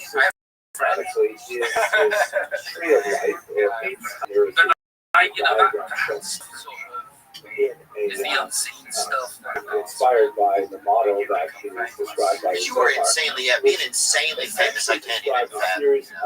Like I've been over to like I've spent time around Justin Bieber. That kind of stuff is insane. You know, to see some of these UFC guys, it gets pretty insane. Yeah, but I can't because. Did you feel like you needed to escape then, or did you feel like you were just going? Did you feel like you were leaving England, like you wanted to leave, or did you feel like you wanted to go somewhere else? That makes any sense. Well, there's that few levels of faith. What it does to you. The first one is this is sort of like the architecture. But the fourth one is like acceptance. You know, you sort of rally against this. Your privacy being taken away from you. You rally against it by trying to be normal. Trying to be normal, but also I'm going to be small so you don't beat me up. I'm a dickhead. You don't hurt me, and I'm going to go to all the normal places that I can't go because people want to kill me.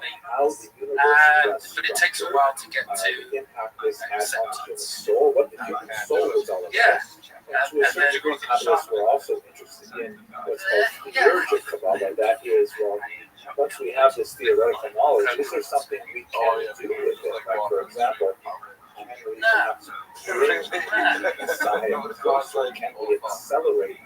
know, it's like I have anxiety, and I don't like meeting strangers, but like strangers want to meet me, and I feel really uncomfortable about it, and it's like thinking about it now actually gives me representation. So it's like it's a trigger. It's like, and also mayor of the best town that anybody's ever visited, or else people go, he's one of those famous people. Oh yeah, you gotta be the nicest guy every time. The nicest, and actually, I hate having my picture taken. I fucking hate it. I hate it with my wife. Like she does Instagram. I'm just like, there's no, like the act of having a picture taken makes me go, for whatever reason that is. It's probably because so much uses the Chinese believe this. You don't believe in the Chinese a lot of times, but I believe that takes your soul. Yeah. It's not the Chinese. That was the Indians. I think that's a made up. Well, the Chinese borrowed it because I remember I was in China one time trying to take a picture of somebody and they come up and try to cover the camera. Yeah, they don't want because they said like it captures a little bit of it. So I think it could make sense that after someone has been so like, I don't want to use the term exploited, but you know, so your image and your voice and everything is used for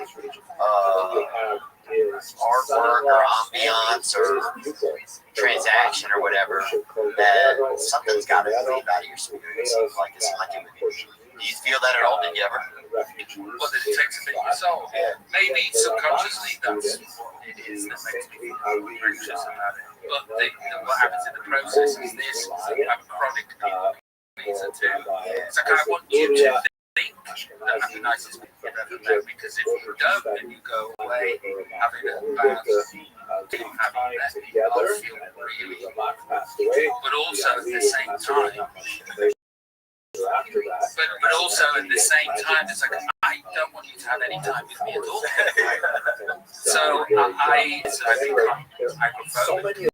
Like happily agoraphobic. Not like Crocs or something. Agoraphobic is like when you're scared of. No, it's where you're scared. That's agriculture. Agoraphobic is like where you're scared of going outside. Oh. But I'm not scared of going outside. I just don't want to. So, but it's either. But I do it also here in Los Angeles, where I'm not. Is that I've been outside. Yeah. One thing if it gets interesting, I think, and if you want to have a bad time, first of all, go see one of our shows. That'll definitely put you. Yeah, you don't need to call a janitor to help you. But it's interesting that one of the things that happens is you have, with people, you have the same interaction over and over again, that it gets to be not mundane, because each person is, they're a new soul, and you're, but it becomes, there does become a repetition to it. And sometimes I think as somebody that's creative, repetition isn't something that makes you feel comfortable, maybe, or that you're like a true kind of. So I think sometimes that can be a little bit strange. Does that make any sense? Well, there is a repetition, but there's an introvert doing an extrovert job. So my job is to be an extrovert, but actually why I was taking all of those drugs is to make me feel okay, because I'm an introvert. I want to be the soul of the party, and I also want to have things in common with everybody. Everything that we have, because actually what I want to do is just they all have a mixture of godliness, which is somehow buried in the physicality of it, and have you got kids? But at the same time, there is this shell. I just think I'm not that good at sex. I'm not like a pre. Like if somebody were picking people for basketball, but it was for sex, it'd be like, I'd be the guy at the end that's like, hey, what about me, But I think I just haven't really, I don't know. I think I'm 41, I'm 48, I'm 40. Energized much of the later. I'm 40 or 41. So what do you think is going to happen? I need to have a family. So I'm trying to get some help right now for I got a lot of commitment issues. 41, there you go. Bam. So, yeah, so I'll go to therapy at 5 p.m. tomorrow, and I'm thinking about going away next month, doing like a couple of weeks or a month retreat somewhere. I just have a lot of commitment. I just really have a tough time committing. Do it. Yeah, I like your attitude. No. Yeah, this guy, that works. He's so unconscious.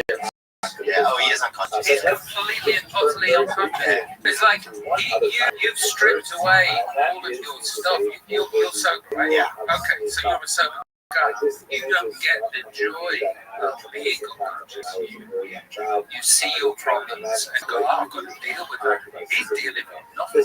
No, he's in the HOV lane. He has nobody in the car with him. Yeah, he's not even in a car. He's moving backwards. Yeah, he's moving backwards. Yeah. He's moving backwards and he's walking backwards. I enjoy it. He does. That's the thing. I'm just thinking it's better for you. Oh, he's like a hot dumb girl trapped in a daft man over here. And I say that lovingly, but I say that lovingly too. I say that with pangs of jealousy. Yeah. Oh yeah, to be just happy and he's the happiest guy. I call him sometimes just to get happiness out of him. more I get to know you, the In ancient times, But like, spiritual lineage of like Moses, you're in that Joshua, predicament where it's like the it's prophets bad, and so on. but it's not bad enough. Not bad enough for a minute. I don't know if it ever will be. that's it. It stays above the zone. Yeah, because like mine is break out in that. Really? Oh yeah, lose wife, lose kids, lose job, lose everything. Oh, yeah, I wouldn't have that. You need to get famous, so bad things can happen. Oh, it would be bad for him. It really would. Yeah. Like he hasn't got a clue. He would be busted immediately for something. Yeah. So you need a bit of fame. You By the actually way, just stay where you are. Oh, yeah, a perfect spot. Well, you always have it. He loves chasing the ladies, and the ladies love him somehow. You know, Yeah, they really do. his charm, I think, is Honestly, good luck. his charm. John, is that Pete Davidson?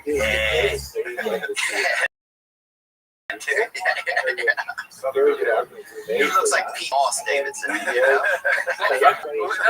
Who's Bring Pete up Moss? Pete Moss. Can you bring it up? P-A-C-M-O-S-S.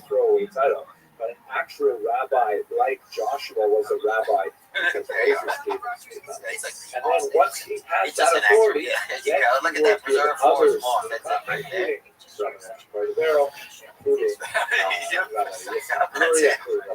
that the reference that you were going for? Yeah, just kind of a damaged fern.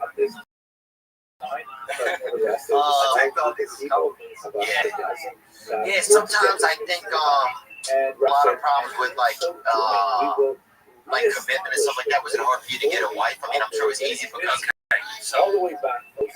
it was genuinely the biggest leap of faith to ever make. But there are many rabbis And I outside could of have Israel missed that it. you were saying It that was a slight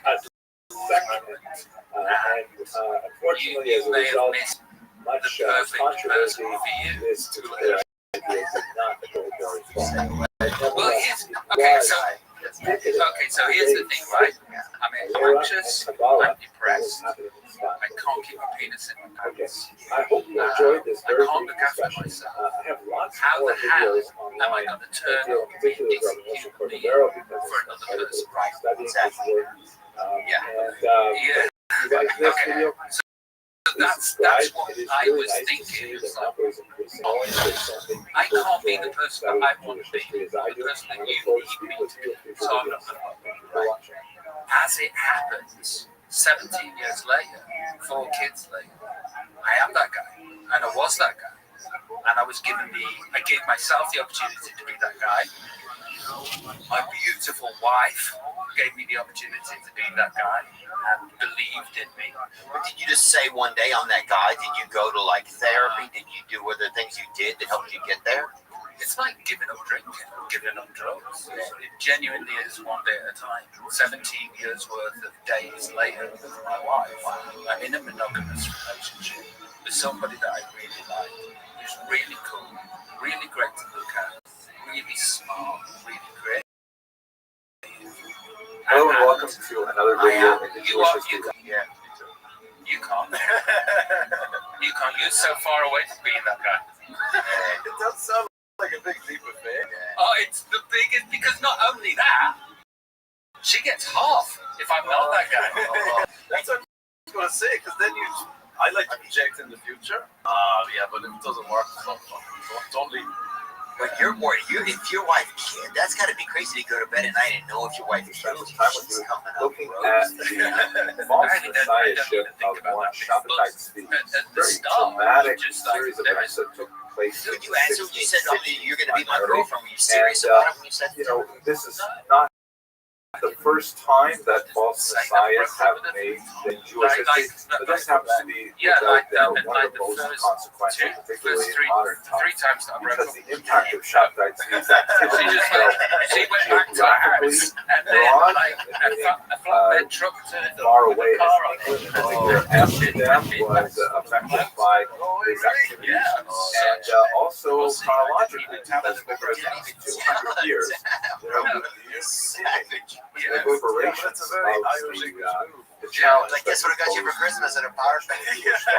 So let's spend a little bit of time looking at exactly who was Shabbatite speech, what and what actually happened to him and his followers. They're like 2 weeks. Let us recall I think that it's most this is happening in an it's era hard where to there's just much communicate with the more woman. It's like ready looking in communication. the face of The print media, of course, has been circulating widely, and the idea of Jews enthusiastically adopting a potential Messiah is something of great interest to Christian readers as well. So there's actually quite a good enough, newspaper articles that are the contemporary equivalent of newspapers like broadsheets and things like that, and a lot of popular publications that explain to non-Jews exactly what was going on with Shabtai Tzvi, and this tended to circulate back into the Jewish community as well, where many Jews who were followers of Shabtai Tzvi would actually bring copies of these broadsheets to their gatherings and so on. We have a wide variety of them. This is an example you're seeing on screen right here from Germany in 1666, right at the height of the activities. Portrayed here as some kind of emperor, on a prancing horse. You see this kind of pose with, what time do y'all even lose y'all's virginities at, like in the UK? Is it like 10 or 11 or is it 17? Because, many people weren't exactly sure what to make of Shabtai Tzvi. The political context is, of course, very, very significant. In the previous video, we discussed the impact of the Khmelnytsky rebellion on Eastern European Jewry in particular. There was a follow-up conflict between the Russians and the Swedes that had a similar kind of repercussions on northern communities in Eastern, and it resulted in a huge demographic upheaval as there were a lot of migrant Jewish populations who ran away to flee the violence. We see an example of it in none other than journals of Nicola Hamel, a woman who lived in German territories, who writes about the displaced populations as well as the post. So I go upstairs and I go into my room and looking in orphans from the Holocaust displaced people, and they were one in particular was raised alongside my father and he's like a brother. So we're talking about a post-Holocaust kind of an era in which there's a huge amount of uncertainty and confusion, depression, anxiety over the status of Jews in Europe, the stability of life in Europe, and in many ways an eager anticipation of a Messianic future. Oh, yes. There's also, into this mix, the very intriguing growth of Kabbalistic thought, which is emanating from Tzfat, as we discussed especially in the variety that is circulating in the Isaac Luria, which really poses a kind of apocalyptic vision of how humanity always has a how they role did. to I did play. sex early. Yeah, people do it. Sex are breaking a sweat. How would you break a sweat, dude? I started a TV dinner and I have to I was enough time to fucking be right by my through acts of good deeds and study of Torah. This thing too. very, very heady You'd have sex with your vision is circulating through Europe at a time when Jews are also, reeling from the huge losses and the displaced populations of the rebellion. And finally, it's really important that we not overlook the technological changes in society. In many ways, not at all unlike the period that we live in today. There is a radical just here and there, circulation of information through the increasingly available people start throwing rocks at us as well. Ideas that are able to circulate in the Middle East. Precious hand copy manuscripts, what I could, man. all kinds of ideas are now accessible to a much wider, broader reading public. Yeah, they were excited, or they were trying to, call it mayhem or something, or just be a part of it. They were jealous. It's like, I can't be there with this rock, Will. Okay, so here's a question for you. Women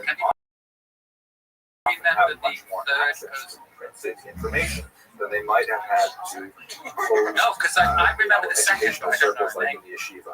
And this may be Second, actually one of the areas where okay, second person, I'd say. impact is felt with the greatest resonance. Weird, isn't it? Let's come to that. Yeah. Shabtai Tzvi was And then born in third, 1626. A bit of time. Yeah. They could walk right now and I'd have no idea. He was widely regarded as somewhat of a talented intellectual young man. Oh, yeah. Have you ever spoken to looks were noted. He had a very sweet singing voice, and he proved to be, But I quite got a an name. able student of Talmud and of Kabbalah as well, which he began to study at a very early age. He was a sought-after candidate for marriage, and in fact, was married. I think it depends on the woman. Some women don't mind if you kind of idolize moments like that, or not idolize, but like later he was engaged in a few other marriages, including one to a Taurus role, right? To a Taurus role, and his last marriage to Sarah.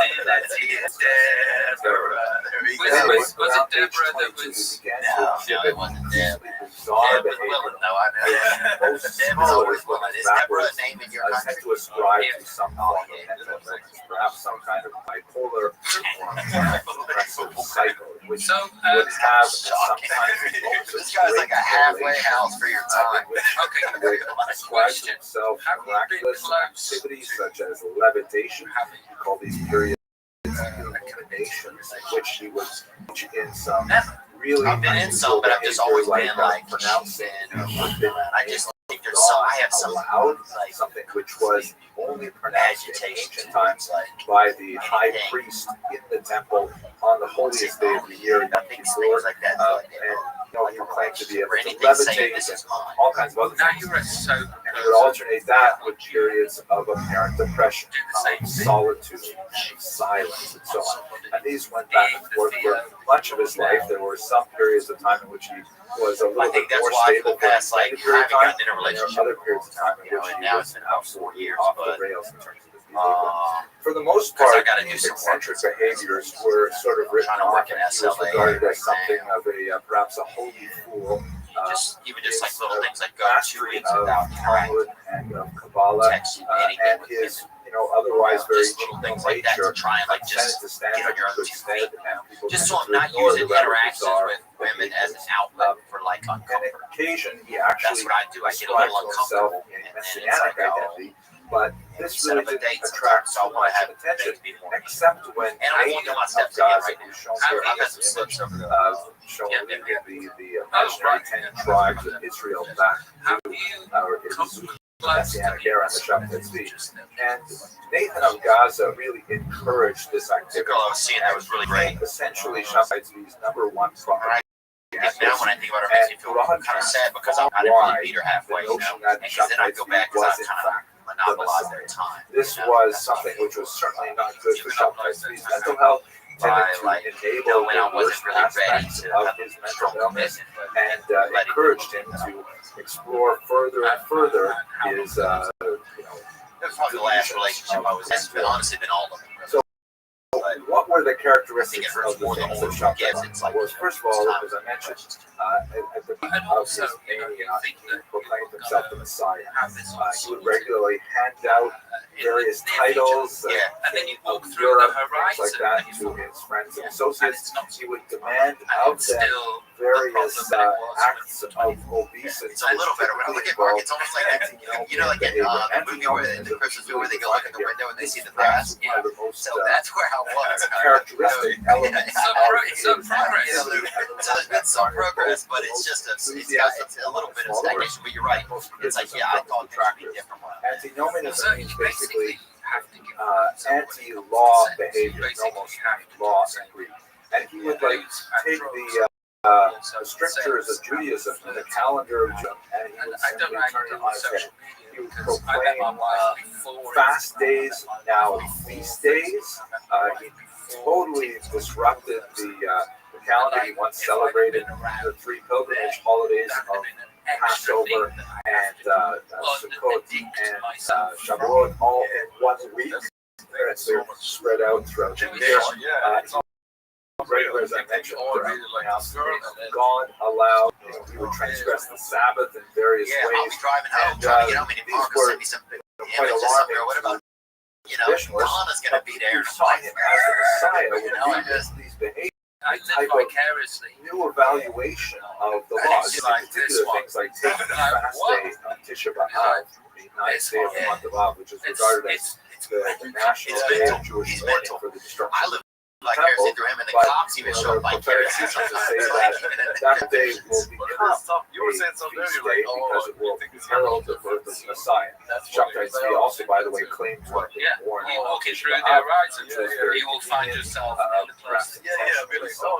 so by making that into a feast day, that was something that really appealed to a lot of people. Yeah, still having fun. The fun, and now especially in LA, perhaps the the fun most is there's always the possibility. tempting Like and certainly salacious aspect of was his and so even if you don't, you turn them down, you walk down the rules street of thinking, sensuality no longer apply. somebody wants me to be a bachelor, you go home and make your There family. was quite a bit you're a of bachelor. love happening in Shoptite. But it's true. It's just there's always that temptation With, out here. There's this the weird thing, exchange and of you can spouses you can be at the and cleaners here and see like a it's like he actually it's married a woman, Sarah, who was of questionable reputation. She was apparently an orphan from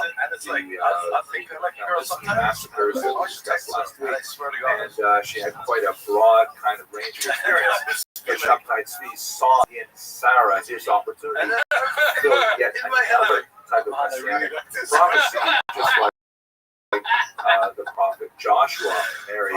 And then someone else takes me as a she actually would remain by his side that is a right prison to through find the yourself. very end. So it's an open prison. It's an open prison that you can leave at any time. But it's you know, if you know that you When are he going was to his most manic, he actually would in one occasion in Smyrna, he took an axe and strove to break down the locked door of the synagogue because he was barred from with them. Yeah, and when that's he came kind of where I in, find he myself a little insisted time. on, Like, or that's where I'm wondering if that's where I'm at. Yeah, because I just don't think things will be different. Like you're saying, in a few years I can get something. He actually invited his friends to come up.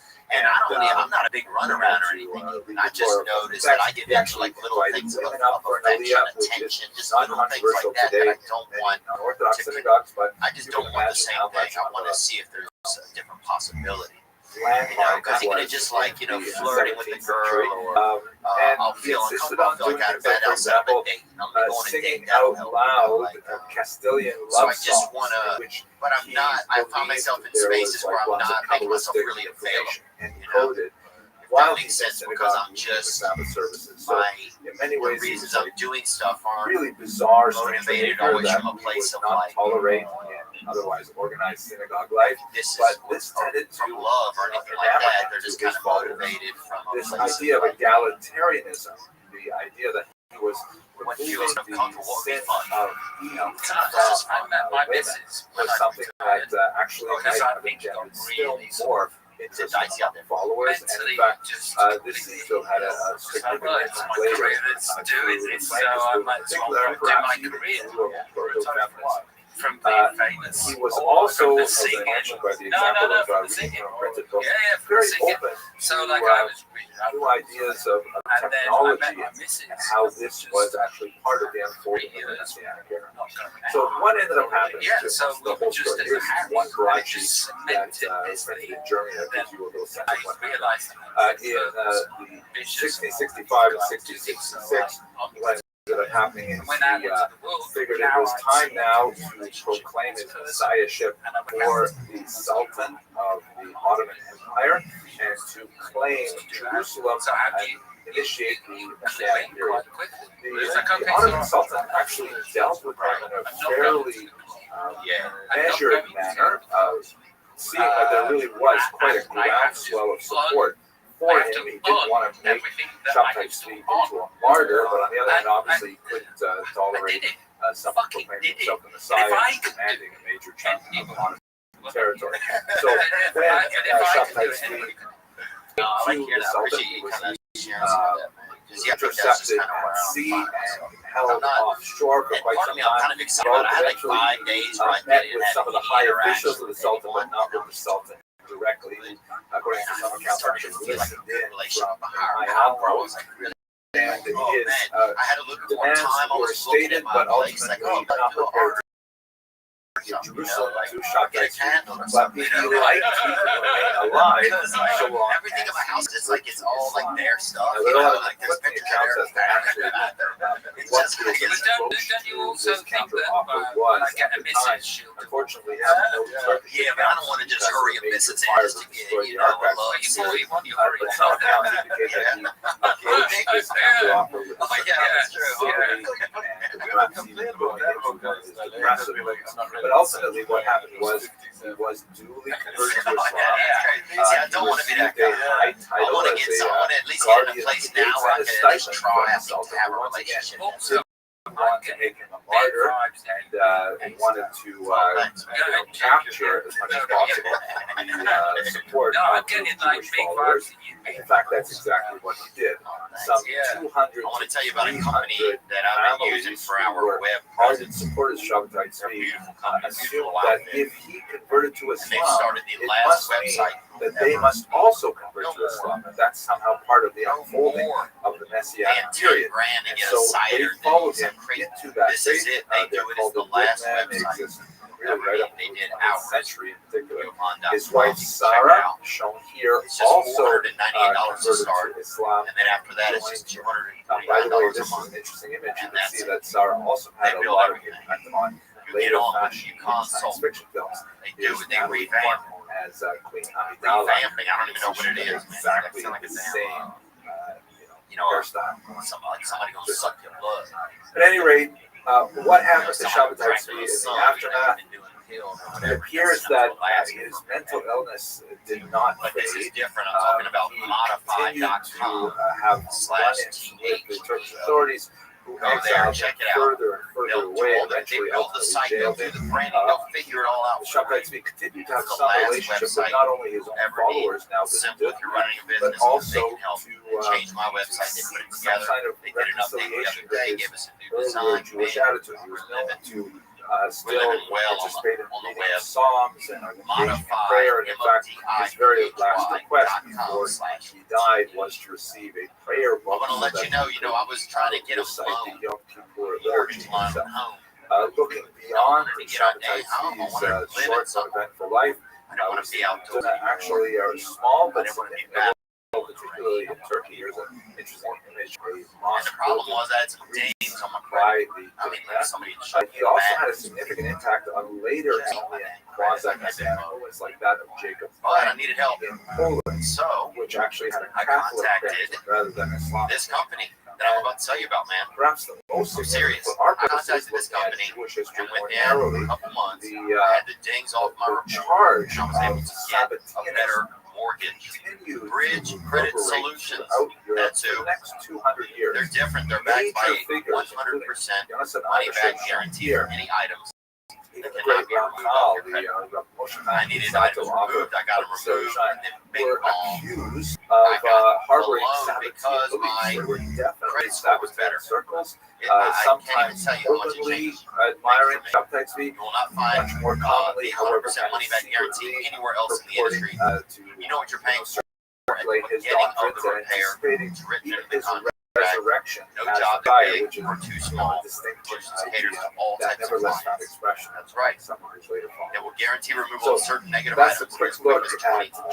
Shabbatai. Schedule your free Here, audit I in do 3 have a easy few other steps. longer lectures Zoom on this or if phone you're call interested in learning and get more. a free I want to thank $25 value with 30 days of free please credit do monitoring subscribe. and It's nice to protection. see that You the sign up through this number of link, people who are interested in Jewish history is bridgecreditsolutions.com. significant. And I'm not joking. I'm living in very a much for home watching. because I was able to get it because they helped with the credit. My credit was banged up.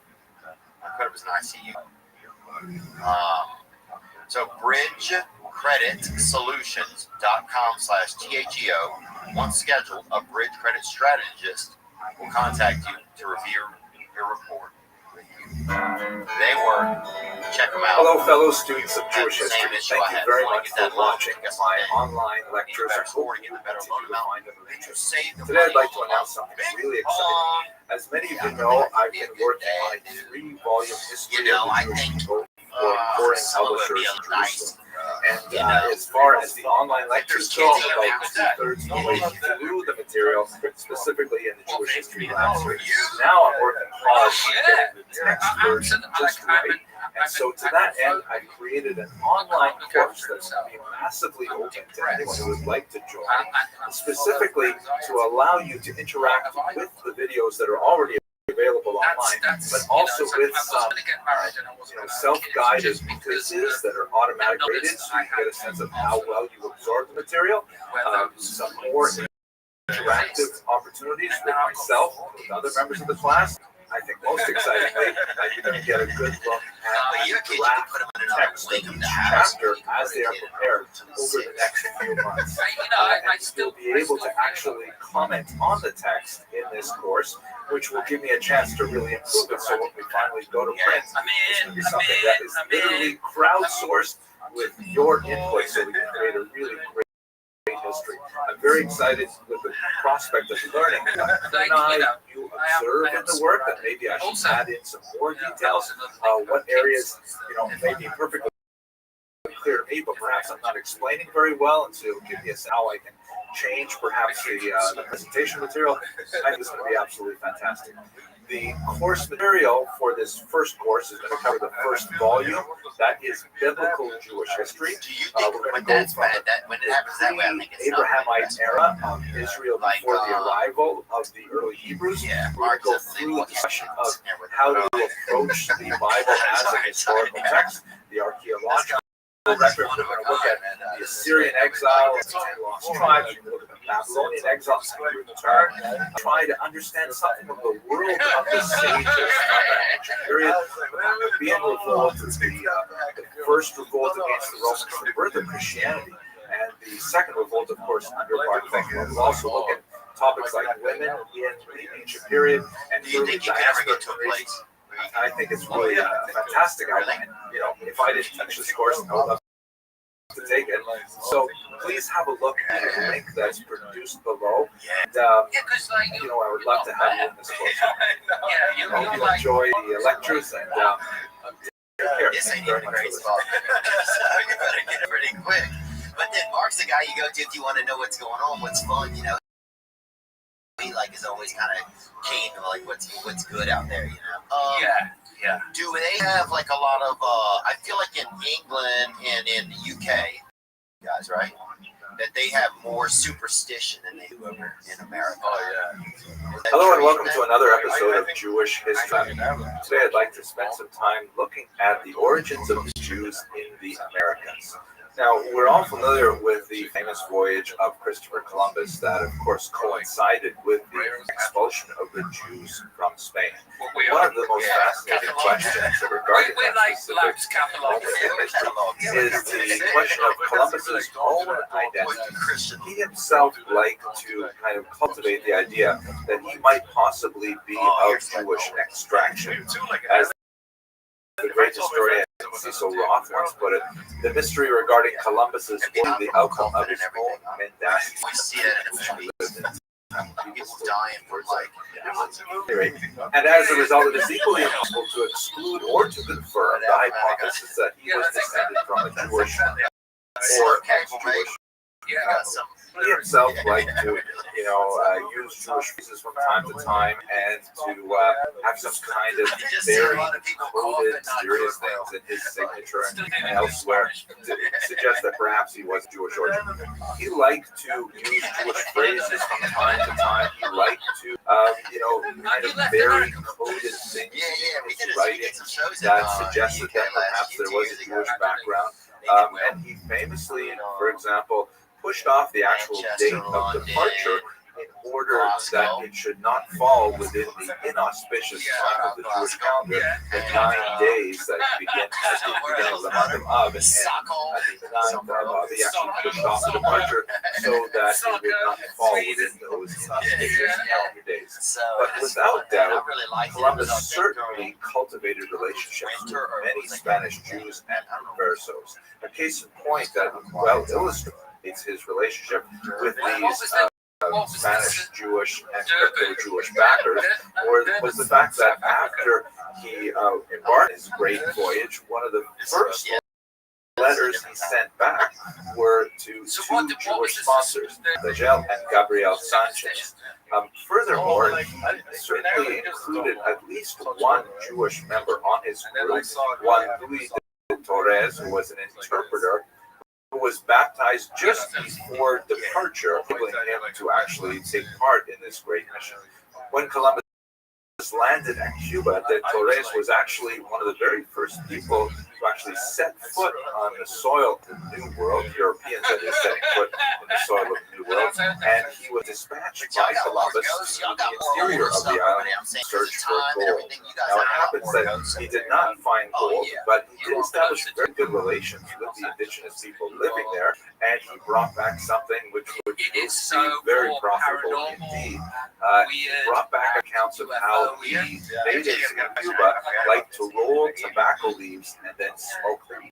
So, ironically and unfortunately, it was this Jewish individual who played a key in actually bringing the habit of smoking back to Europe.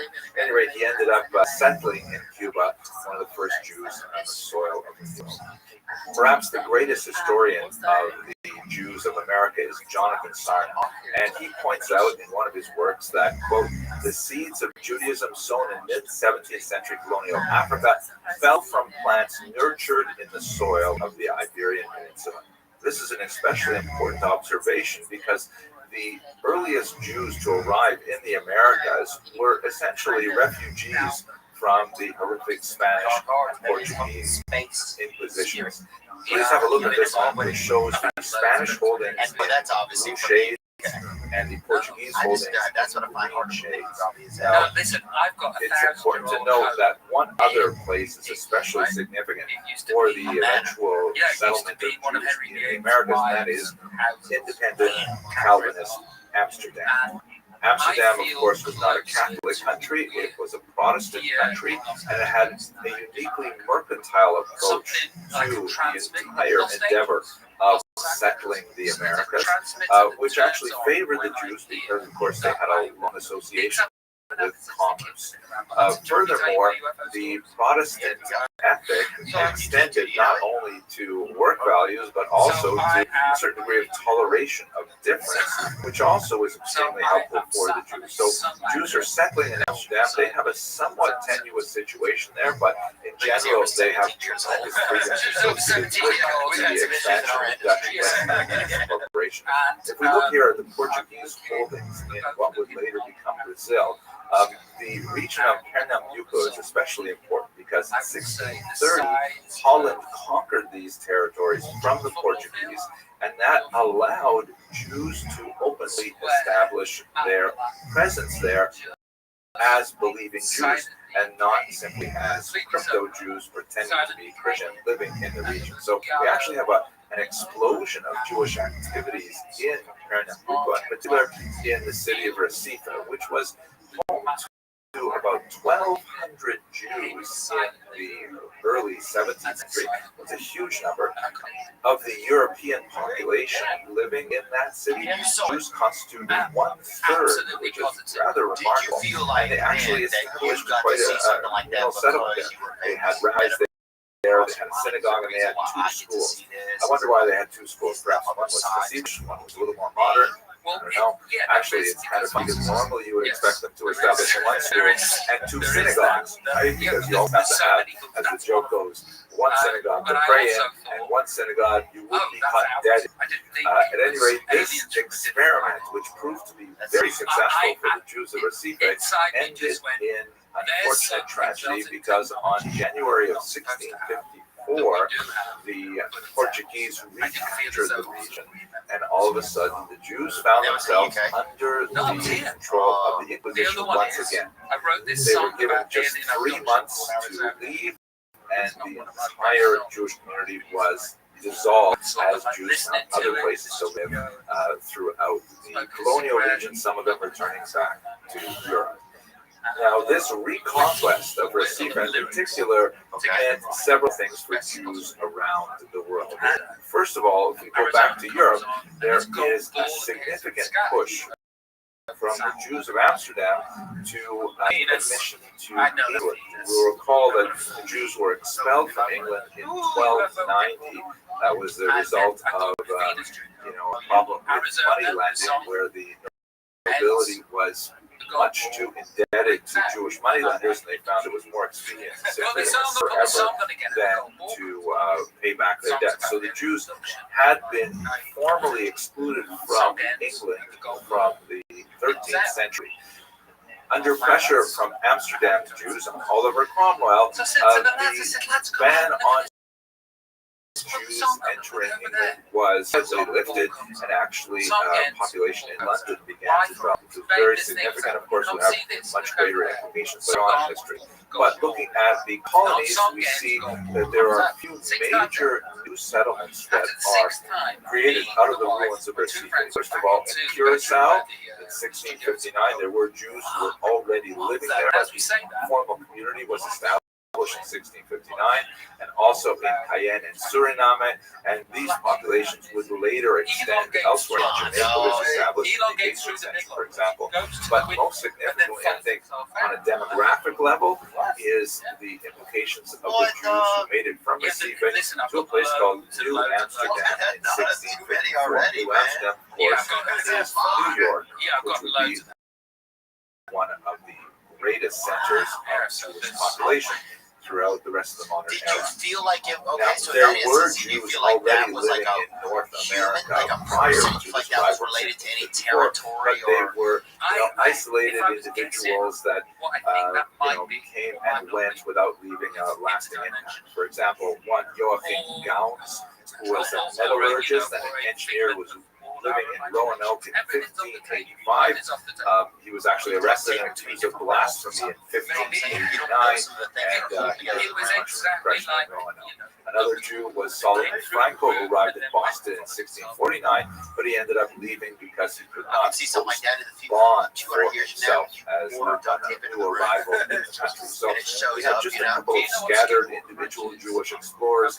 No real community developing until September of 1654, a few months after Recife is dissolved by the Portuguese, where you have 23 impoverished Jewish refugees on a boat called the St. Catherine landing in New York City Harbor, then New Amsterdam. 18 of them, according to one account, were women and children. So a small group of bedraggled refugees arriving in New York ended up becoming the nucleus of the mighty Jewish population. Now, they were met by Peter Stuyvesant, who, I know what you're thinking. You're looking at him and you're saying, wait a minute, are you sure he's not Jewish? I mean, look at that massive, healthy yarmulke that the guy is wearing. And I have to say, it kind of looks good on him, but he certainly was not Jewish. And I think perhaps the reason why he wore it, perhaps faith-based or even fashion statements. But speaking for myself, and personally, I have to say that men of a certain age and a certain receding hairline find that a large black yarmulke covers a multitude of sins. But anyway, Stuyvesant was himself a deeply religious member of the Dutch Reformed Church. He was the son of a minister, and he himself was an elder in the church, and he was aghast at the idea of admitting Jews to this new colony, which only had 750 people living there at the time. This was not a character for Stuyvesant. He was intolerant of many other groups. If they weren't Dutch Reformed, then he was not interested in promoting their settlement. He was especially irritated and energized over the Lutherans not allow this Christian group to establish a congregation in New York at the time. So when these Jews arrived from Recife, he wrote to his bosses and said, listen, can we please expel these refugees? To quote from his letters, people, repugnant, hate enemies, blasphemers, and he basically wanted to have nothing to do with it. But ultimately, it was lost the market for Jews in Amsterdam put a lot of pressure on the Dutch West India Company to allow the Jews to remain there.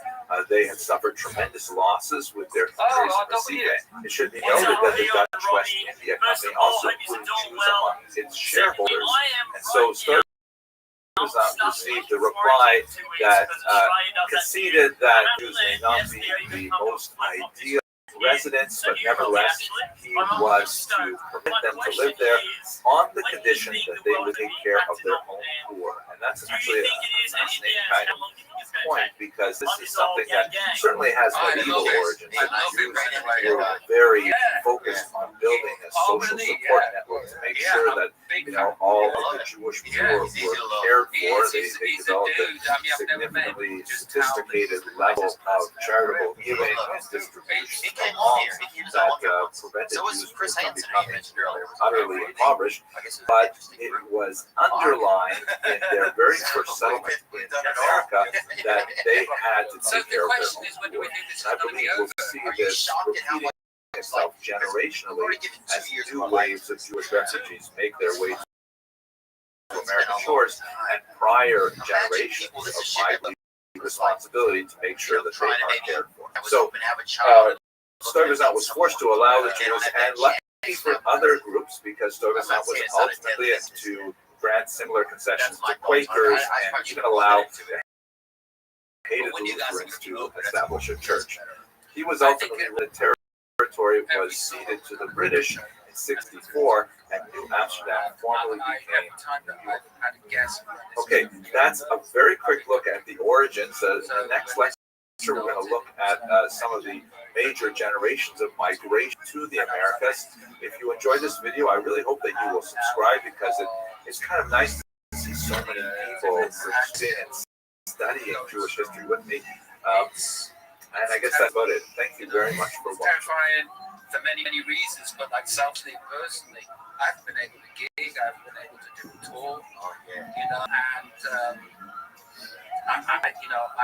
hopefully going to go on tour at the end of next year, but then you see how the end of this year is going. Am I going to be able to do that? Am I going to be able to look after my 4 kids and keep them in the lifestyle that they're accustomed to? Hello and welcome to another episode of Jewish History Lab. In the previous video, we looked at the arrival of the Jews in the Americas and the remarkable story of the 23 refugees who landed in New Amsterdam, later New York. What I'd like to do in this short video is to take a broader approach and look at the most significant waves of migration to the New World, with emphasis in the United States and to a certain degree Canada, because these waves of migrations had a major impact on what would become one of the largest Jewish populations in the world within a couple centuries. By the time we get to the 18th century, New Amsterdam has become New York and it's under the British. And there are basically 6 Jewish communities established by 1700, with only about 300 Jews in total living all in the colonies. And here you can see where they are in New York, of course, which we discussed.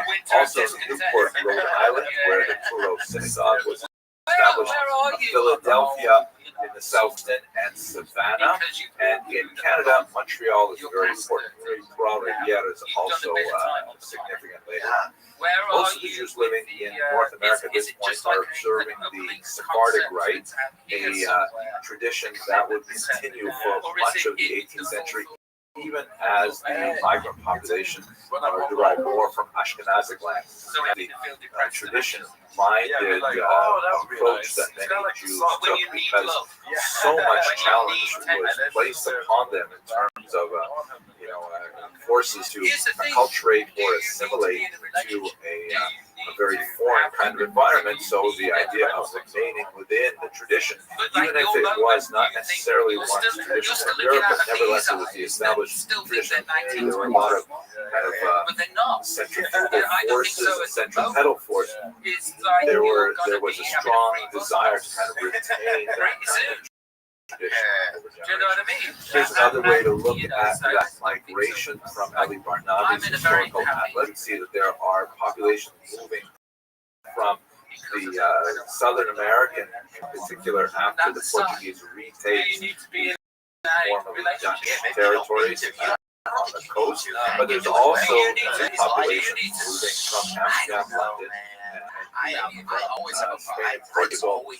Here's another view of the coast. You can see as we go into the 18th century, there's quite a few small establishments, all the way as far west is St. Louis and New Orleans, but I think it's 1802. But for the most part, the major populations are along the coast. The second major wave of Jewish migration was in the 19th century, and this came primarily from Central Europe, Germany in particular. A lot of reasons why Jewish men in particular find it expedient to actually leave their homeland and make their way to the New World. There are anti-Semitic forces in Central Europe that force Jews to reconsider their place of residence. There's some restrictions on things like Jewish marriage, like only the oldest son in a family may marry. There are revolutions going on, 1848, for example. So there are a lot of Jewish men in particular who seek out their fortune. One of the things that's really noteworthy about the arrival of these penniless American shores is that the prior generation of migrants, many of them have established themselves very well in America, like Rebecca Grant's, for example. Rebecca Grant's college fame. He take it upon himself to make sure that these Jews, who in many ways are very different from the Native American Jews at this point, they have a different language, they have different customs and so on, but nevertheless, the prior generation really made it a point to protect them. And there's a significant rise in the Jewish population as a result of this migration. Have a look at these numbers. In 1826, it was estimated there were about 6,000 Jews in America. By 1840, that had increased to 50,000. By 1860, to 150,000. And pretend he was a DJ. Dramatic increase, largely as a result of German migration, but dwarfed by the migration of the century. The economic patterns of these Jewish migrants are essentially kind of literally a rags to riches story, because many of them, when they arrive on these shores, they look for some kind of occupation that's really available to them, especially if they want to maintain any kind of contact with other Jews, is to live in an urban center and to engage in agile. This is like right at the bottom of the commercial ladder of success, where essentially they've got a push cart and they're moving from house to house, seeking donations or making small purchases of used clothing and things like that, repairing them and then reselling them, recycling things like, making brushes and things like that. And it's like right at the very bottom of the economic ladder.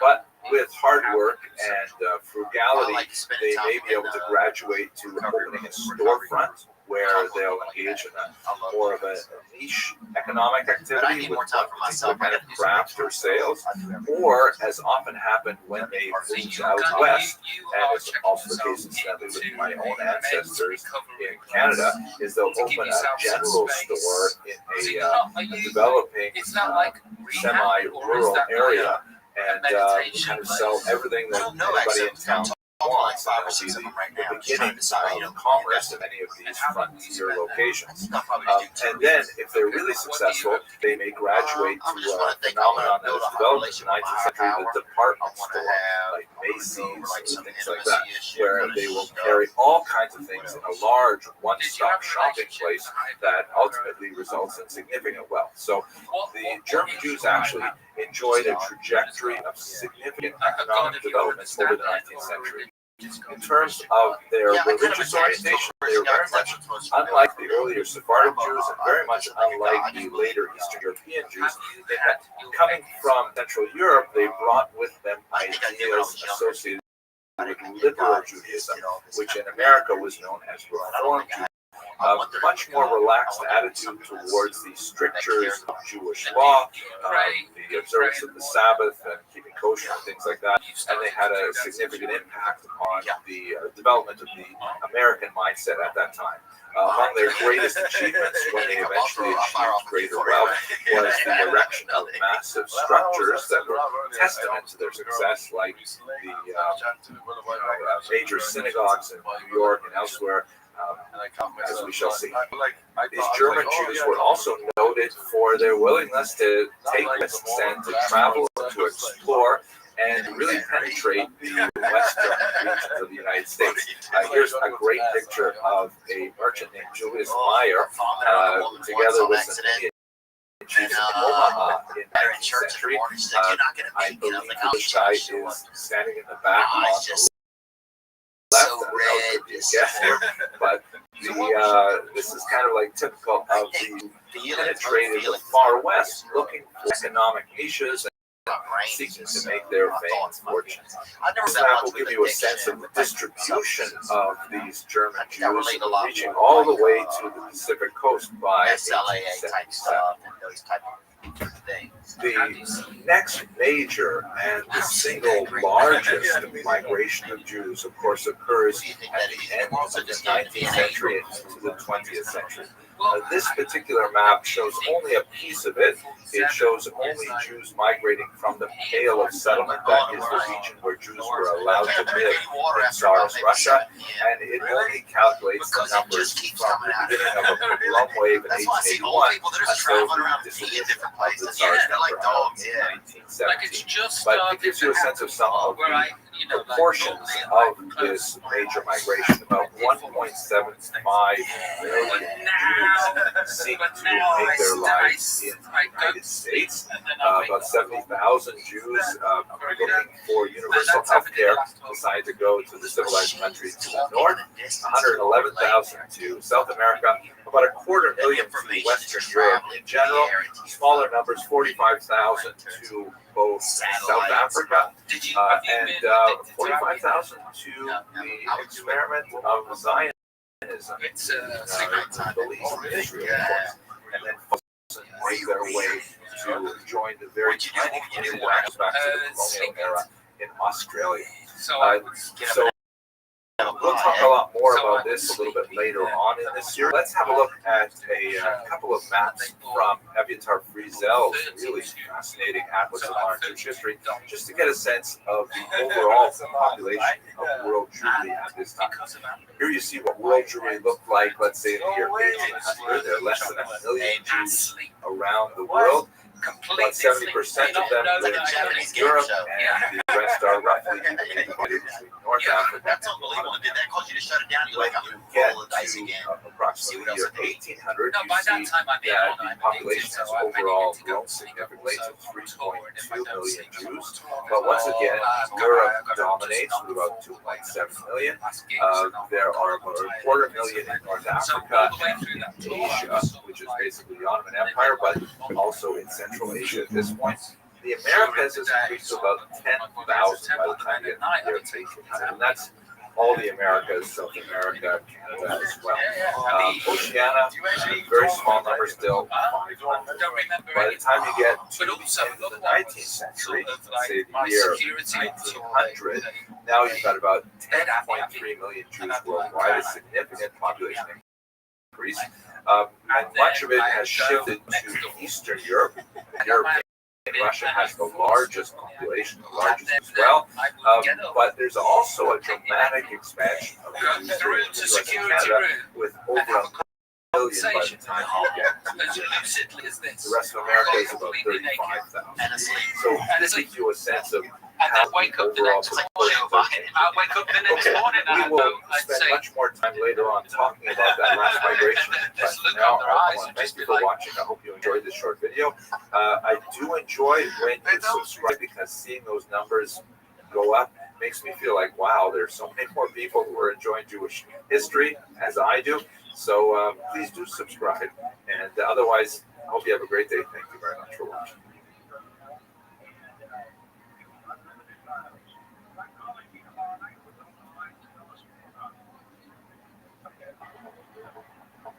Joe Rogan podcast. Check it out. The Joe Rogan Experience. Train my day, Joe Rogan podcast my night, all day. Hello and welcome to Jewish History Live. Today I'd like to look at the emancipation Tell everybody what you do. Tell everybody what your official position is. In many ways, this particular Professor period, at School of Medicine, Stanford. What do you do? 19th century, represents really the coming together of a lot of pre-modern impulses and results in the ultimate political emancipation of the Jew, granting of equal rights to Jews. Check it out. We shall see the legal emancipation is not quite the same thing as the social emancipation of the Jews, but nevertheless, it's a fascinating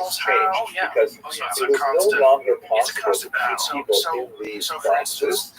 Serfs were being emancipated all over Europe.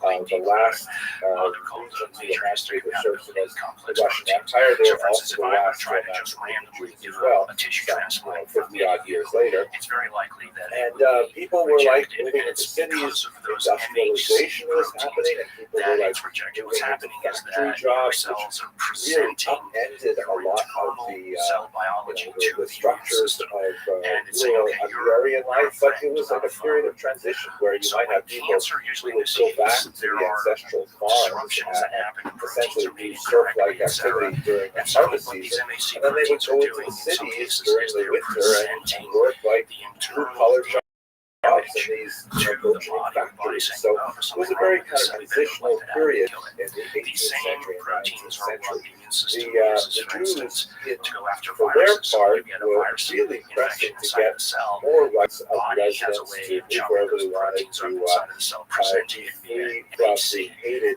Mora Judaico, this kind of medieval oath where because Jews were considered intrinsically untrustworthy, they had to endure ritual humiliations when they were making an oath in court, like they had to stand on a pig's skin, sometimes for their chest bear, holding on to a sacred Torah, and so on. So they wanted to get rid of a lot of these. They wanted access to higher education. They wanted access to, generally everything that was going on in culture and society in the modern era. And the emancipation movement was something that slowly, in fits and starts, granted these things to Jews. Obviously, it was very closely related to the Haskalah that we discussed in the previous video, Jewish Enlightenment, because while the Jewish Enlightenment was primarily an intellectual movement that was about changing the way Jews thought and bringing more into line with the intellectual currents of contemporary European culture, it was also a political movement saying, Jews can be reformed in terms of their use of the vernacular, in terms of their relationship to society, and understanding their civic responsibilities, that society should in turn give them the legal rights of forget that for much of medieval history, Jews were considered formerly travelers. They were like resident aliens. They were not considered like normally subjects of the king like everybody else was. And in modernity, this is a time when kings in general were in decline, and the idea of societies being made up of equal citizens, particularly white males, that's something that was coming of age, and the Jews were claiming their rights to be there as well. So let's look for a moment now at the United States, which was technically the first modern to formally emancipate the Jews. And it was not the hardest thing in the world for the United States to do. This is because the Jews did not constitute the major challenge to emancipation. Obviously, African-American slaves were the big challenge. America is very much a society that is still trying to come to terms with the racial character of its history. And the Jews were nearly, but not quite white. This is not the place in this class to talk about the gradual whitening of the Jews, but one of the things that is largely true of American society is that Jews were generally considered like not quite white, like Northern Europeans. By the way, this is not only Jews, this is also Irish and Italian people and so on. Up until really the 20th century, these peoples were considered kind of like off-white in the skin tones of social structure in 18th century America, and the 19th century as well. They were not quite the same degree of whiteness. Obviously, this speaks to the fact that whiteness is largely a social construct. Obviously, there are different that we can discern visually, but especially when you get into kind of the middle range, it really depends a lot on how a person carries himself, how a person is viewed by society around them, that determines whether or not a person is actually white or actually not white. The Jews were, for the most part, nearly white, and more significantly, they were not Catholic. There was a tremendous antipathy. And how is that? How would you apply it happened to coincide, of course, with the Irish and with the Italians, who are also generally Catholic. So there's a lot of hesitation to give African Americans, that course American fought a war over that, but also these nearly white peoples like the Irish Catholics, the Italian Catholics, and then of course the Jews. So viewed from the perspective of those who wanted to limit the full access to society in early America, the Jews were like a lower priority for their exclusion. And the kinds of disabilities that Jews faced in the 18th and 19th century America were comparatively minimal. There was questions about whether or not they could hold public office. some issues of whether or not their oaths would be trusted because they would not take them on Christian Bibles, for example, and those were fairly easily dealt with. The Constitution of 1787 and especially the Bill of Rights of 1791 clearly indicated that Jews should be free of these disabilities, although the vestigial oath did persist in some states until 1877 when the last one was removed that was applying specifically to New Hampshire. So in other words, the United States of America, small Jewish population, nearly white, it's not really that difficult to actually make that big step in emancipation. In England, you have a fascinating phenomenon where social change precipitated legal change, where it seems like English voting society in particular were ready for the idea of the emancipation of Jews before they were actually emancipated. I think one of the great examples of this is David Solomon, shown here, who was actually elected sheriff of London in 1835, but could not immediately hold office because of that hated Jewish oath. He would not take the oath value that he was a Christian, which of course he was not. So in other words, we have this situation where and this happened, by the way, to many elected officials in England until the whole process was eventually solved, where the population as a whole, the voting eligible population, thought that the Jewish candidate was the superior candidate for a position, and they voted him into office. It's always an if.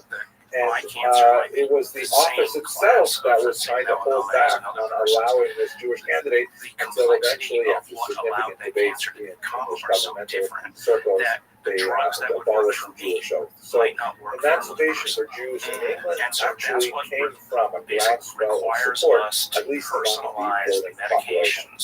France has an entirely different story. Here you see a depiction of the Declaration of the Rights of Man and, in brackets, male citizens.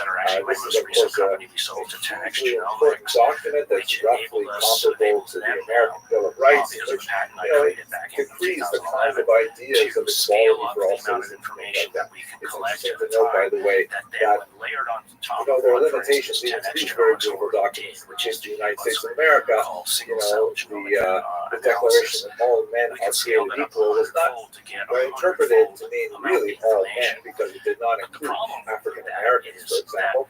And this Declaration for the Rights of Man and Citizen, a revolutionary figure named Marie Cruz actually said, hey, wait a second, why does it have to be masculine?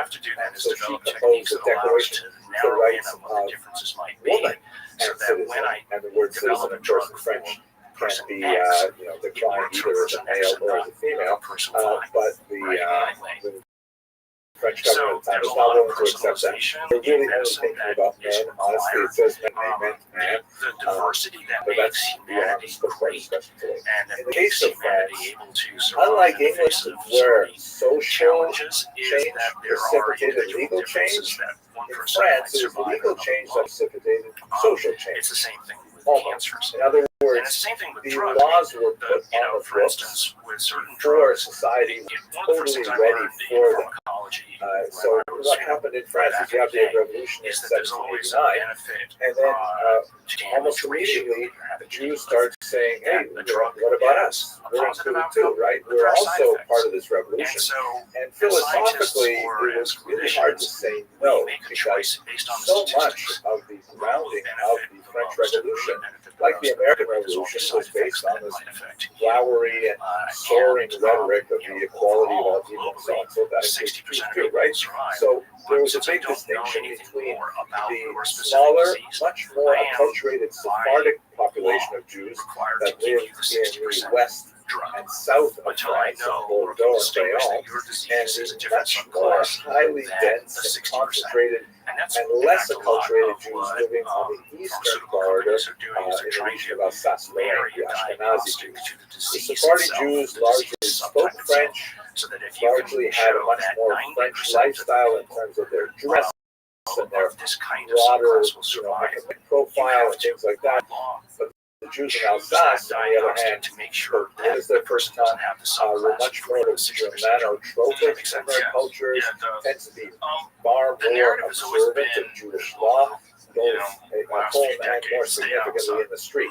But So what happened in recently, France is, people in started saying, 1790, no, the it's actually, emancipation you need to was become extended accustomed to to the the sun, Sephardic and the Jews, real and issue is don't people they using always much sunscreen all the easier to time and accept then that. going out and getting And after a certain amount of hemming Obviously, and your hawing, in situation is very different. You have 1791, a the same specific was gene, granted to the and I'm Jews of Irish. Alsace-Lorraine. Yeah. Now that wasn't the end of the That's story the problem, by right? any means. The genes There of was a the people that significant lived outcry cloudy-ass because with places, emancipation, right? Hundreds of thousands all of of years. the restrictions And my mother, on when we were Jewish kids, when I was 64 economic years old, activity so were lifted, when I was a and kid, Jews were allowed to you know, we'd engage go to in the beach in whatever Connecticut, kind of they'd smuggle occupation you, they wanted, you know, and they rushed to all kinds of occupations where they had baby oil when I was a a kid, everybody significant had baby oil, advantage and everybody because got they were barbecued, yeah. overwhelmingly Plus, I worked in literate, the fields as a kid. they For, were you know, well farm connected farm with labor, and that's not Jews good. living That was in other countries, so import, export, damage all to the kinds skin, of and then commerce it and so on. manifests itself as And cancer far later. large Right.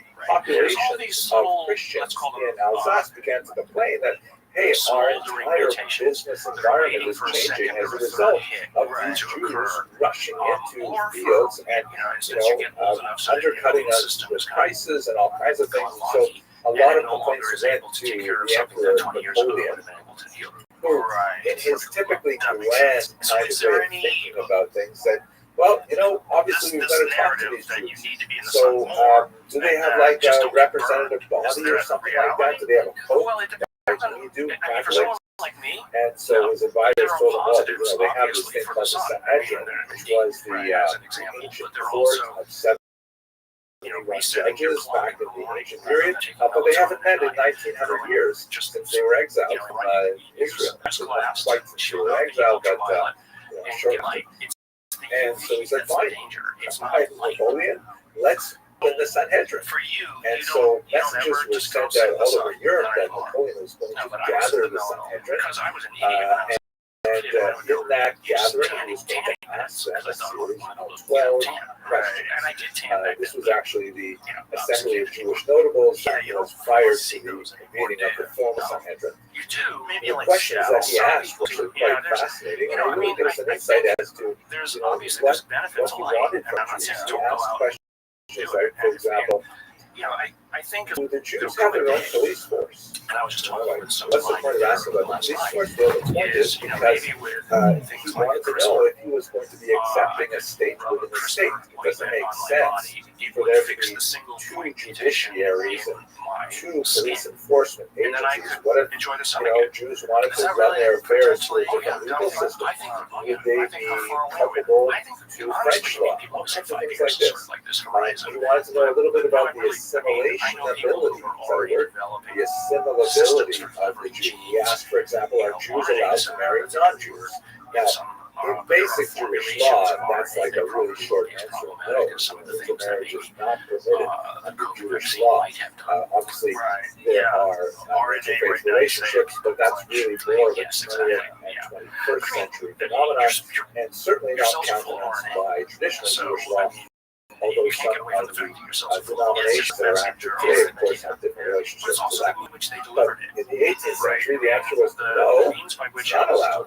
It's fascinating to note that the Assembly of Notables, the later Sanhedrin, which were made up largely of Masculine, there was only a very small number of Jews who represented the traditional viewpoint, what we would call today Orthodox, and they essentially hemmed and hawed on this answer. They said, well, not exactly, you know, wouldn't precisely be recognized, but you know, and they essentially they knew what kind of answers Napoleon This episode wanted. is brought to you by Onyx Hunt. Hunters, the most listen dramatic up. Millions of hunters use the Onyx Hunt app, and here's why. It turns your phone into a GPS that works anywhere, even without cell phone service. You'll see exactly where you are, every property line, and who owns the land. You can connect your cellular trail cams, drop custom waypoints, dial in the wind, and a whole lot more. Whether you're chasing elk on public, finding the back corners of your deer lease, or knocking on doors for permission, put that behind us.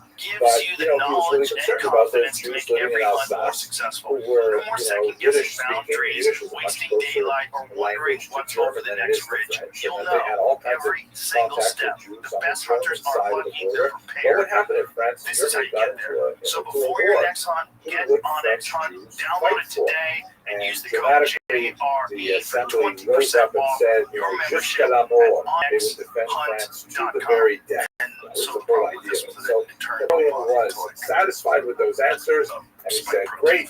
So the Sanhedrin became a formal institution, and it was headed by this man, David Zitine, who was an absolutely amazing actor. I mean, that's I want to have like that. That would be fantastic. He was actually a renowned Torah scholar of the day with a significant commentary on the Mishnah by Yad David, still studied to this day.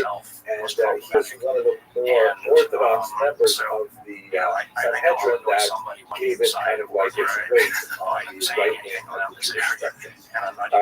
There's a lot more to say about how Napoleon directed the organizations of Jewish synagogues in France, but I'm going to leave it at this point because I think we should spend a little bit of time talking about East Central Europe. So in Austria, a document was issued by Kaiser Joseph II called the Toleranzpatent in 1782. This was kind of like a very important pre-emancipation document that sort of gave the Jews of Austria a formal understanding of what their rights were within Austria. And that's very important because rights as opposed to concessions is an extremely important notion and a great stepping stone for emancipation. But what happened over the next 100-odd years was really quite distressing and confusing. Austria, like much of East Central Europe, went through a revolution in 1848-49, and that revolution was then pushed back, and the revolution came from the more liberal side of the spectrum.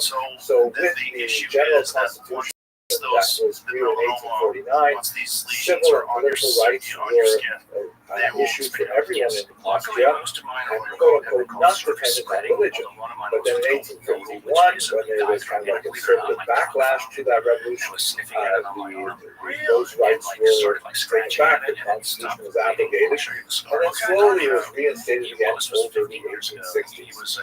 The same kind of thing was happening in Hungary, although you also had very significant opposition to emancipation from Jews themselves in Hungary, led by the Hassan Sofer, a very important rabbi, Rabbi Moshe Sofer, who essentially said that emancipation is going to result in assimilation. He was not at all wrong. Emancipation and assimilation seem to go hand in hand, and he said we should not accept emancipation. We should demand to have unequal rights, because that's really a very important tool that the Jews use to maintain religious integrity.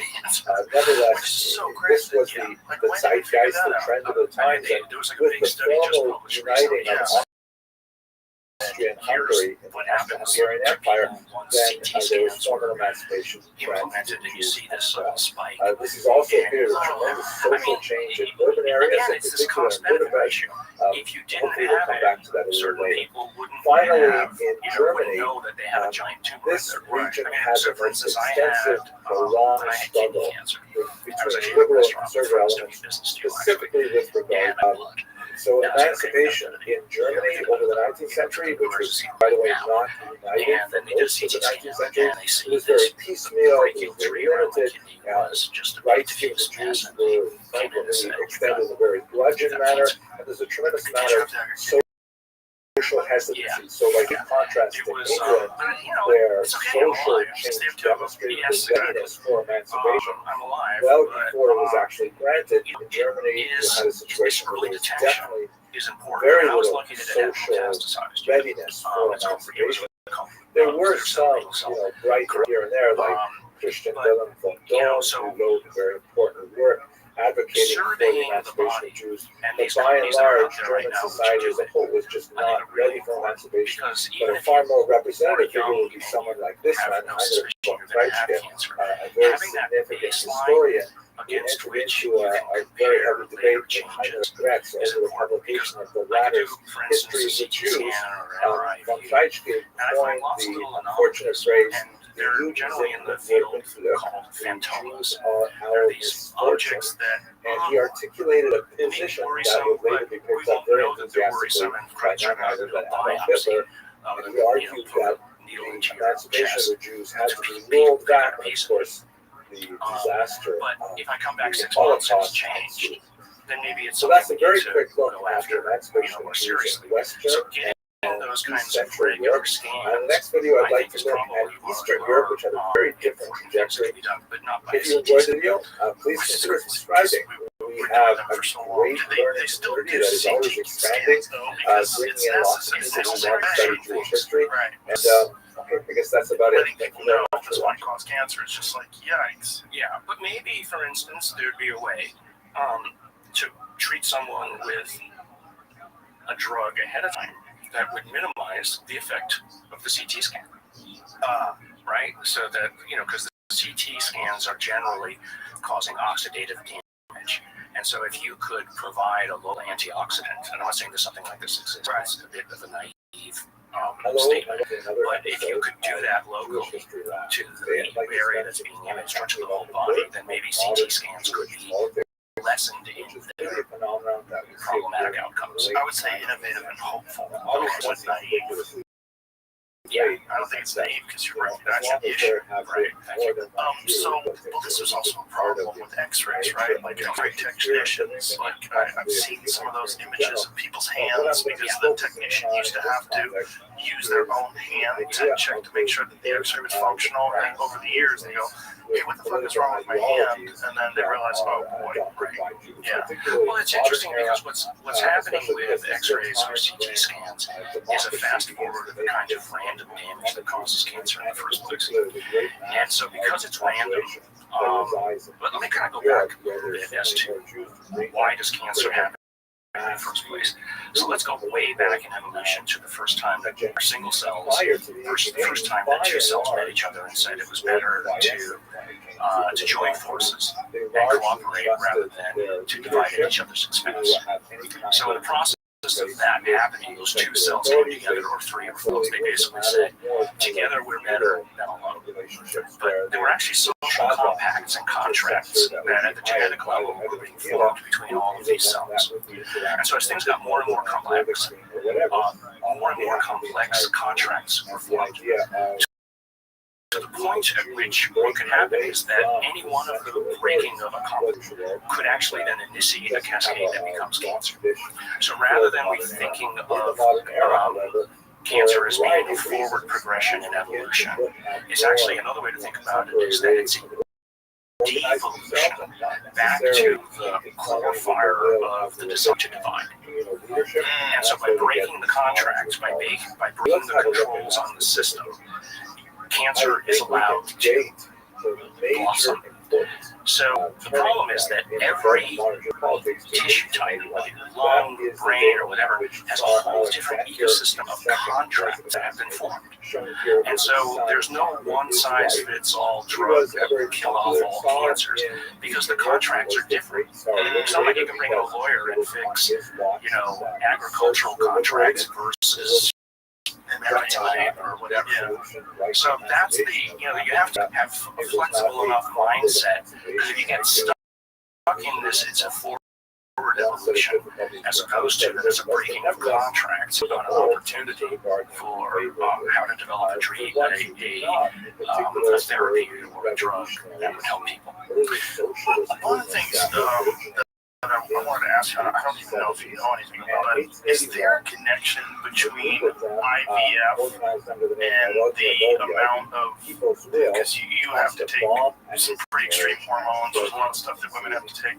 Is there a connection between that and hormone-related tumors? I honestly don't know, so I don't want to opine and have my colleagues send me emails tomorrow. scolded me. Okay, good. Well, I'm glad you answered that way. I was told by someone who I really trust that there is, and then we tried to Google it and it said there's not, but that's not surprising. Probably there hasn't been the right kind of study yet, and if there is not, there should be. I mean, certainly any hormonal imbalance is not a good thing. You imbalance the metabolism of the system, and you can. I mean, so for instance, back to my specific disease,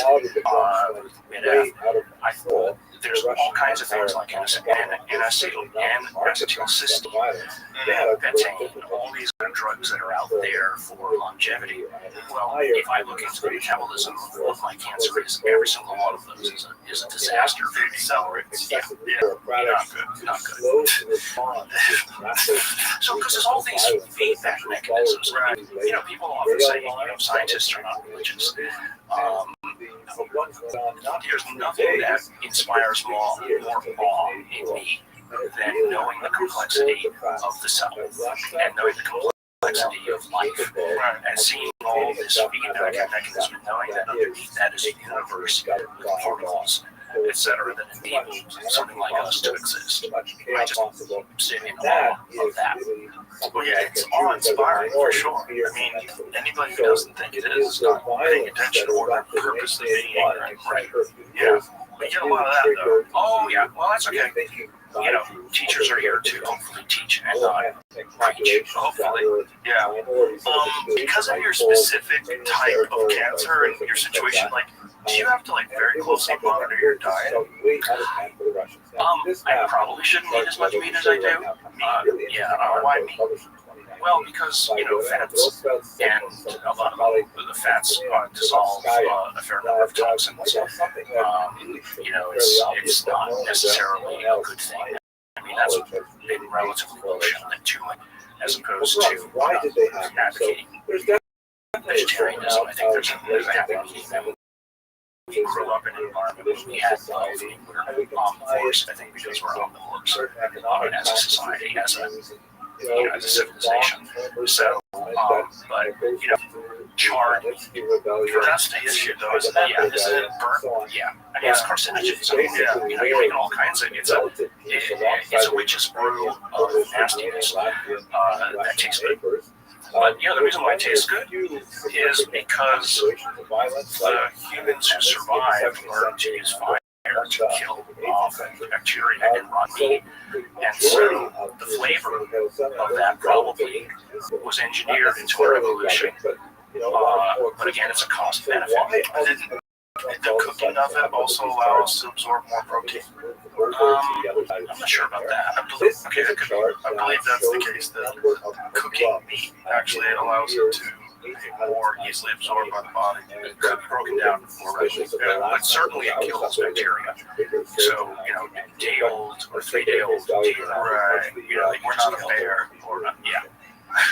So, we're not vultures that seem to have digestive systems that can handle all of that.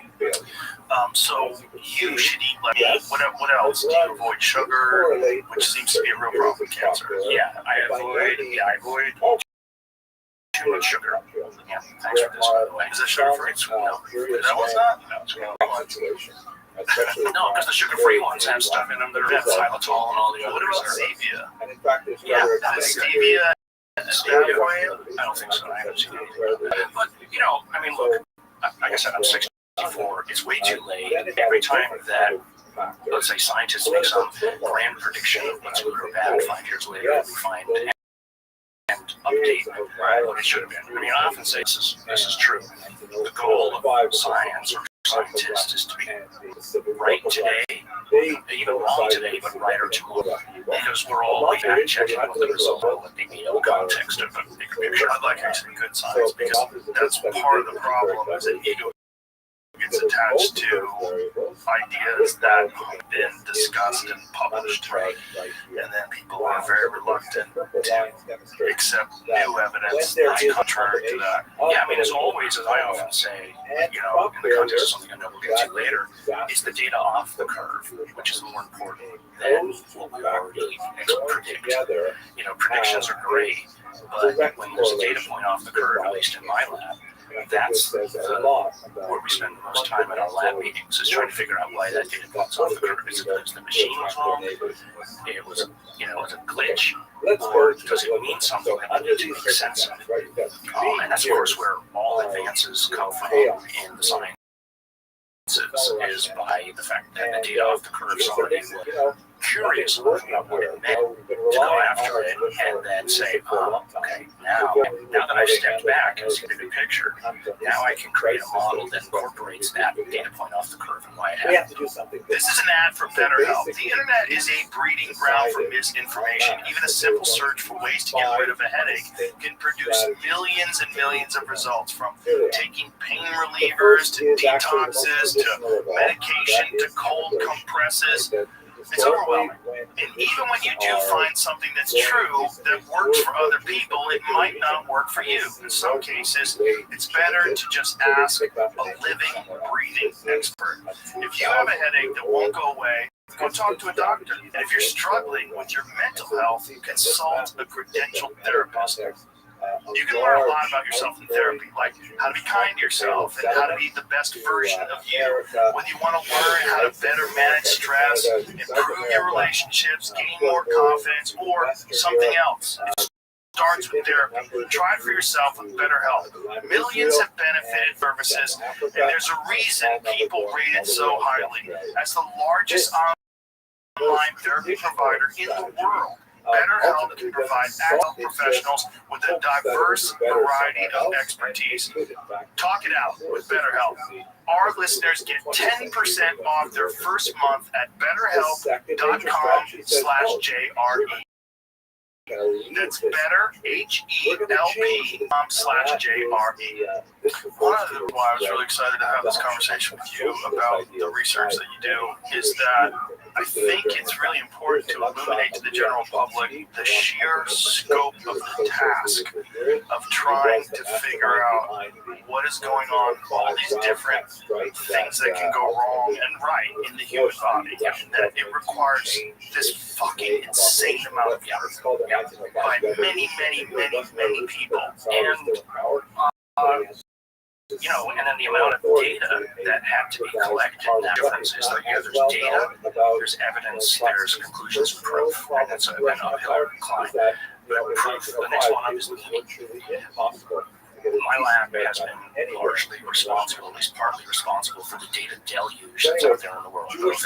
How to do tissue biopsy analysis, how to do single cell analysis, etc. And data felt good for a while. It was like this, this feedback loop of, wow, I can get all this data. And suddenly you look at it and you go, what does it mean? And so humanity has this habit of backing itself into a corner and then suddenly finding this eureka moment that gets it out. And so our eureka moment about 2 years ago was artificial intelligence, where suddenly I had the ability. So normally I would click this data and go, okay, well, it seems islet suppressor cells are important here, T regulatory cells are present here. Okay, I get on the phone, I send an email to whoever the local expert is, either on the Stanford campus or around the world, and try to get some information from them. But then now you're dealing with hundreds of cell types each, individually of which have thousands of variations themselves. And each subtle variation means something. And there's no expert for any of that. But AI can be, at least in part, that expert. So suddenly I have 22 million papers published, in all the fields of science. Several tens of millions just in or several millions just in immunology alone. And AI can be the sleuth for me. It can be both the angel and the devil on my shoulder that can make sense of things in ways that I never would have been able to before, especially with agentic AI. So we, for instance, in my lab, have developed an agentic AI that is basically an immunologist and scientist in a box. We can give it the raw data, and we can pose a question in natural language. And then we say, hey, make sense of this and turn it into a network. Normally that would have taken a graduate student along with a couple of postdocs months and months and months together. Now in 3 hours, we can get pictures and hypotheses of how all that data fits together in ways that I never could have done before. You know, at the beginning, it did a lot of hallucinations, which you probably heard about in AI. But my answer to my colleagues is some of my best students hallucinate. Right.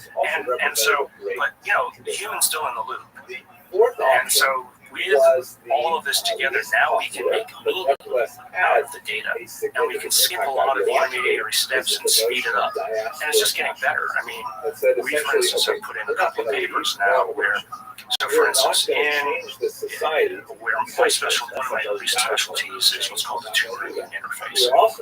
So you have the tumor, you have the immune system, which is coalescing on near, and then in some cases the tumor creates a boundary, a barrier between itself and the immune system, where there might be certain kinds of cells that the system, the tumor has told the immune system, ignore us, we're not here.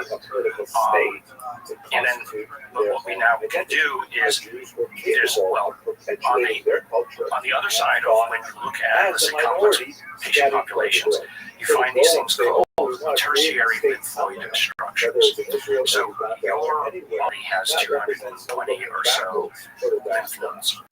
Okay, and lymph nodes are where the immune system makes decisions. It turns out that in the middle of tumors, the body has evolved a mechanism to create what essentially looks like a lymphoid structure in the middle of the tumor.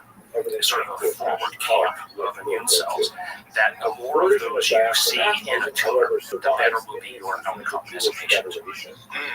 And so we used a cohort of colorectal cell, basically colon cancer patients, where we looked at hundreds of biopsies. And we did that pseudotype analysis where we looked for mature tertiary lymphoid structures, and then we looked for immature, slightly less mature, even more less mature, etc.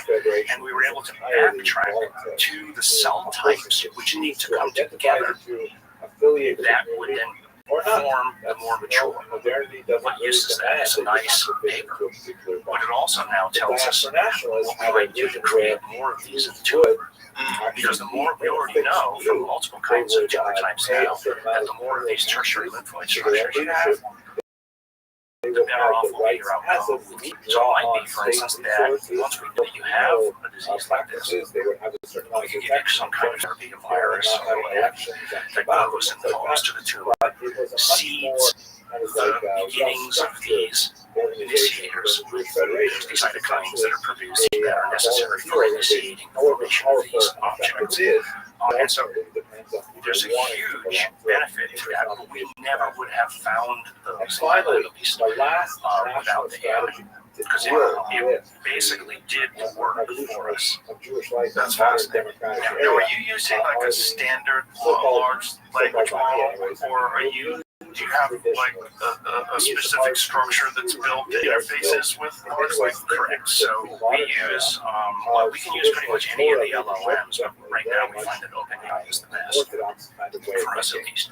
And then we create an agentic overlay. Basically what's called probably no chain of thought, which is a series of questions. So how we taught it was we basically came up, here's 100 kinds of questions a scientist will ask about the immune system. And then we tell ChatGPT, now create 1,000 questions like this. So, it's artificial data or artificial questions. We curate those to make sure that they're good. Then we do 100 hypotheses, and we create thousands of types of hypotheses, etc., and the same for tests that you might run. So now, from A to Z, we have an agentic AI that you give it raw data, it knows what to do with the data, it then generates hypotheses for you, and then it literally tells you the kinds of experiments you should do next to prove or disprove the hypothesis from the raw data. It's a genius in the lab with you. Exactly. Is OpenAI learning from this agentic AI? Oh yeah.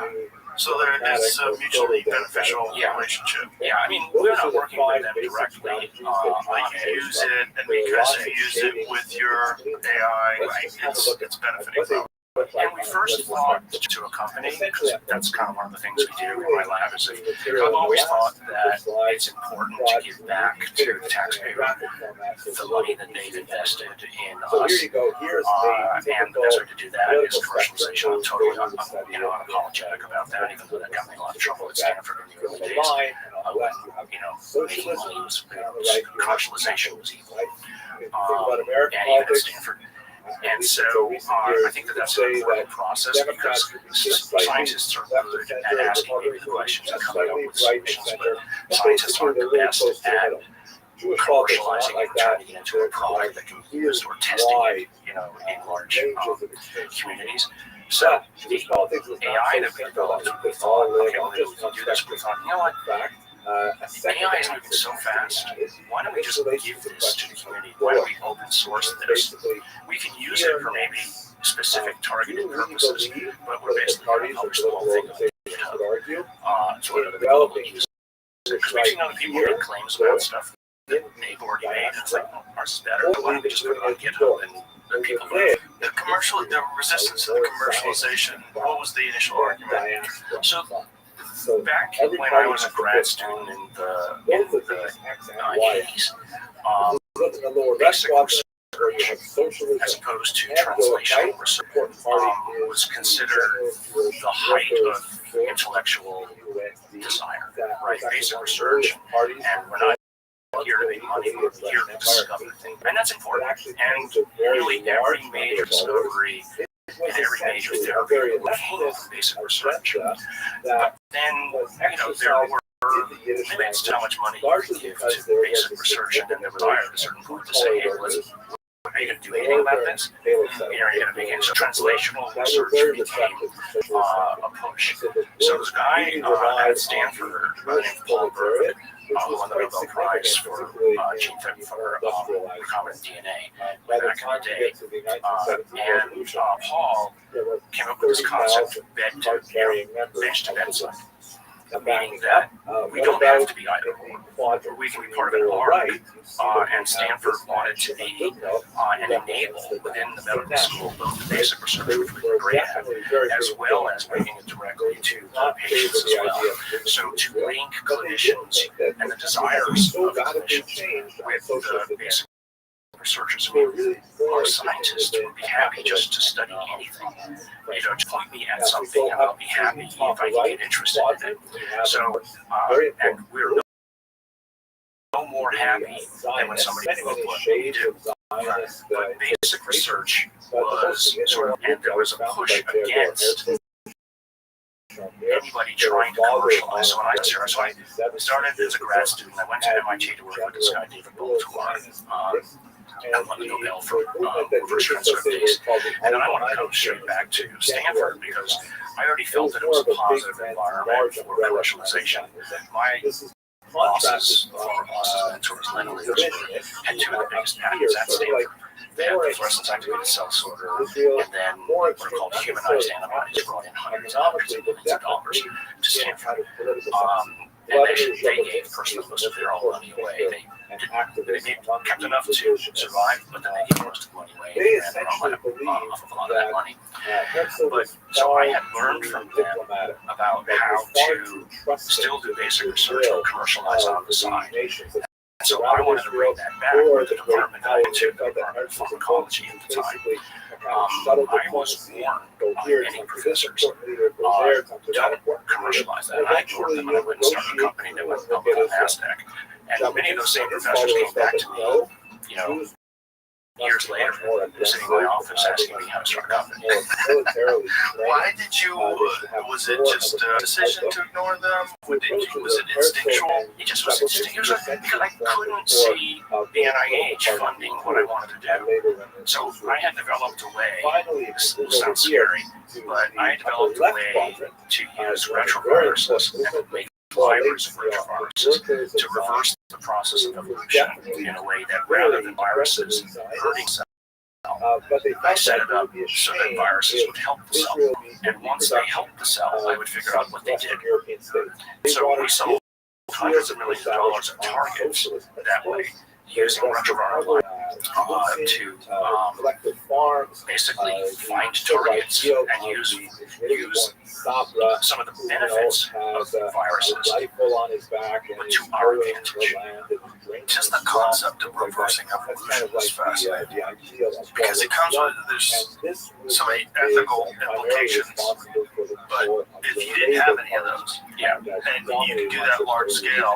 Well, I had developed in David's lab, along with this guy Warren Pear, a means, it's called the 293T retroviral producer system. It was a way to make large numbers of these viruses very quickly. It really followed on the work of this guy, Richard Mulligan, who had also been a postdoc with Baltimore, who developed what was called 3T3-based retroviral production system. And he did Paul Berg's lab at Stanford. So there's a lot of sort of, interbreeding here. But the problem with that was it took 3 months. So I had brought a cell line called 293T that I introduced uses to make viruses quickly. I won't go into the, you do it in 3 days or 3 months. And so that now, I mean, tens of thousands of labs use that worldwide and probably generates the most money for me every year over any of my other inventions. Just because Stanford, rather than patenting it, licenses it. And licenses are forever. Whereas patents have a 17-year lifespan, so Stanford made a good choice. So do you think it was just a bias, an academic bias, like we shouldn't be focusing on money, we should be focusing on the work? Yes, and they missed the forest for the trees. But the people, I mean, they eventually learned, I mean, and I wouldn't say that it's the way that people think anymore, but there's still a little bit of, I mean, you shouldn't walk into the lab thinking I'm here to make money. That's what they're worried about. Yeah, right. They're worried about the bastardization of it all. Right. And so Stanford in the early days set up very clear lines about once you start a company and license the patent or the idea to the company, you can still be involved with the company. But there's not a pipeline of technology now from, so they set up, an oversight board for each of these licenses that make sure that, the students are not being used. You don't want students, you don't want to be, covertly getting your students to do something, but then you're going to walk behind the back door and a company patent. So, there's, but it's so interesting that there's often very much a lot of worry that that's going to happen. But frankly, more often is the case that the company doesn't need the inventor anymore. In fact, I can't tell you the number of times that once the company's set up, they want nothing more to do with me because they have their own thing to do. They don't want the crazy academic coming in and vetoing their ideas. I mean, there's places for that where people like, Steve Jobs needs to hold on to the image of what he wants the company to be, as opposed to, I would probably be fired from a company within a week because I just don't like telling people what to do. That's just a fact. Yeah. So where we're at right now with this cancer research, that's a graphic representation of how. When will this be applied in real world scenarios? It already is. It is. It already is. I mean, look at who just won the Nobel Prize last year, David Baker at Google, with the ability to predict protein structure, et cetera. And protein structure, once you know the protein structure, now you can predict molecules that might come into it. So go back to the stuff that I'm trying to do with looking at the complexities of the dance of how the immune system talks or doesn't to cancer. If we can find a particular place that might be an Achilles heel along the way towards the shutting down that is different, for instance, than what the current drugs are. Well, maybe we should aim at that. There's so many more opportunities that are suddenly opening up in front of us because the AI and the data is letting us look at a network of how the system is working. I mean, before, it used to be, you'd look at a computer chip, and you'd see just a computer chip with a few wires. But imagine now that you, as a scientist, have a microscope that's looking at the complexities of the wiring diagram that's connecting this resistor to that capacitor to that diode to this transistor. That's where we are now. And so now suddenly we can say, well, I don't want to do that because it'll kill the chip. But the chip is malfunctioning, so let me put a little bit of pressure there, and now I can reactivate the immune system or the chip to work in the right way.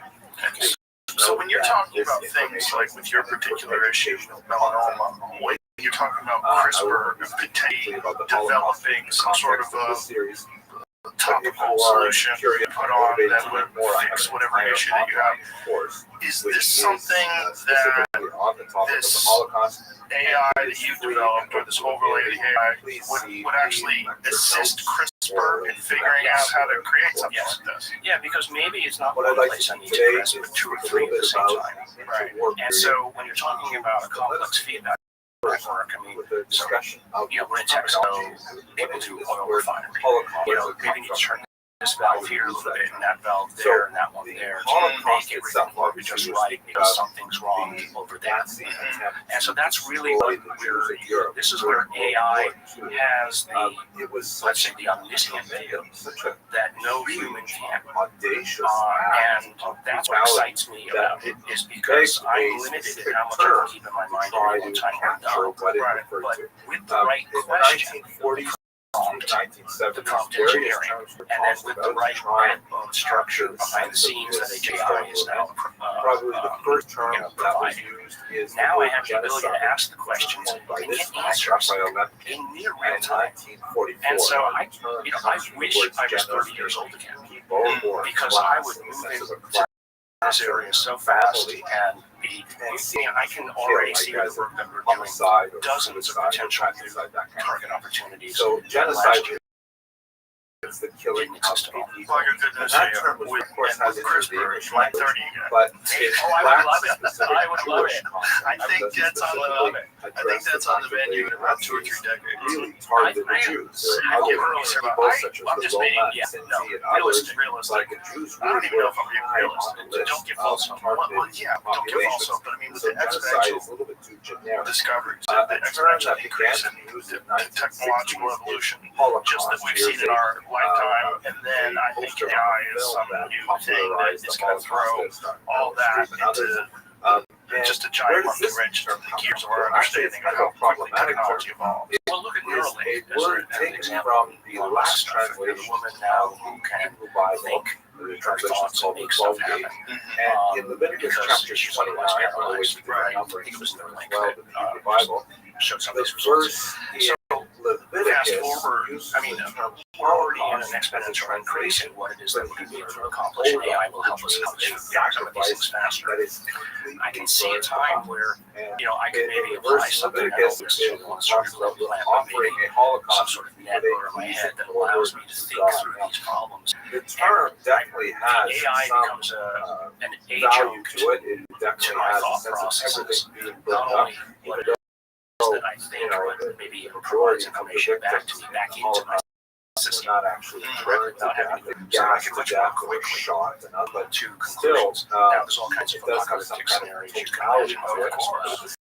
Same time, it has theological problems, like how actually going to say perhaps, that again, if me too, the but Jews I are prefer serving that kind of an as outcome, because sacrificial if you're not an lamb, optimist, what does then that there make will be that no progress, because all you'll do How is do we worry say that about connects to disaster. God that's a perceiving good a pleasing odor? Also, It's a very realistically, problematic term. we might So be giving for that reason, many religious thinkers and I think we not are to use the a term superior Holocaust and rely on I welcome the day of for our AI God overlords destruction. running the government For rather God than is hopefully in an specifically unbiased way. I've said that too, and people get horrified because they're like, well, people are going to be programming AI. Before the common era, and the 70s of the Are common you a era. sci-fi? So for religious thinkers, the term Quran is definitely the culture popular, series, but it also has a kind of religious coloration that is problematic they're like for more secular. so In basically Israel, the most popular term is undoubtedly postulate a Shoah. future where Also, AI if you turn to the third in the Bible, but it does not have that When same did they break this connotation. stuff? probably 10, 15 years ago, but Destruction of still, the but temples, Asher still has stuff coming out regularly. Ideological baggage. Ian Banks unfortunately died of cancer about 2 years ago. Because some of the Neil terms Asher that is are still used alive, to writes operate are regularly, rather his stuff. offensive. They're For both great, example, full of ideas. Check it out. extermination of the Jews in Europe. The AIs are also hilarious. I mean, it's not like, they get into their own hijinks along the way, and some of them are and rogue, and so there are a lot of terms like final solution, and Ian Banks especially is hilarious in his writing style. Here you see a mugshot of Herman Goering from the idea of a benign AI or a benevolent AI ruling over us. I think people are horrified by that, but yet at the same time, constantly terrified by human corruption, which is ubiquitous. And ubiquitous in America, where we're supposed to be the torch bearer for the greatest experiment in self-government the world has ever seen. This is us. Yeah, and we're corrupt as fuck. Spread out across Europe. Exactly. It's humans. Because humans are kind of gross in a lot of ways, at least some of us. That's because we live in a scarcity society.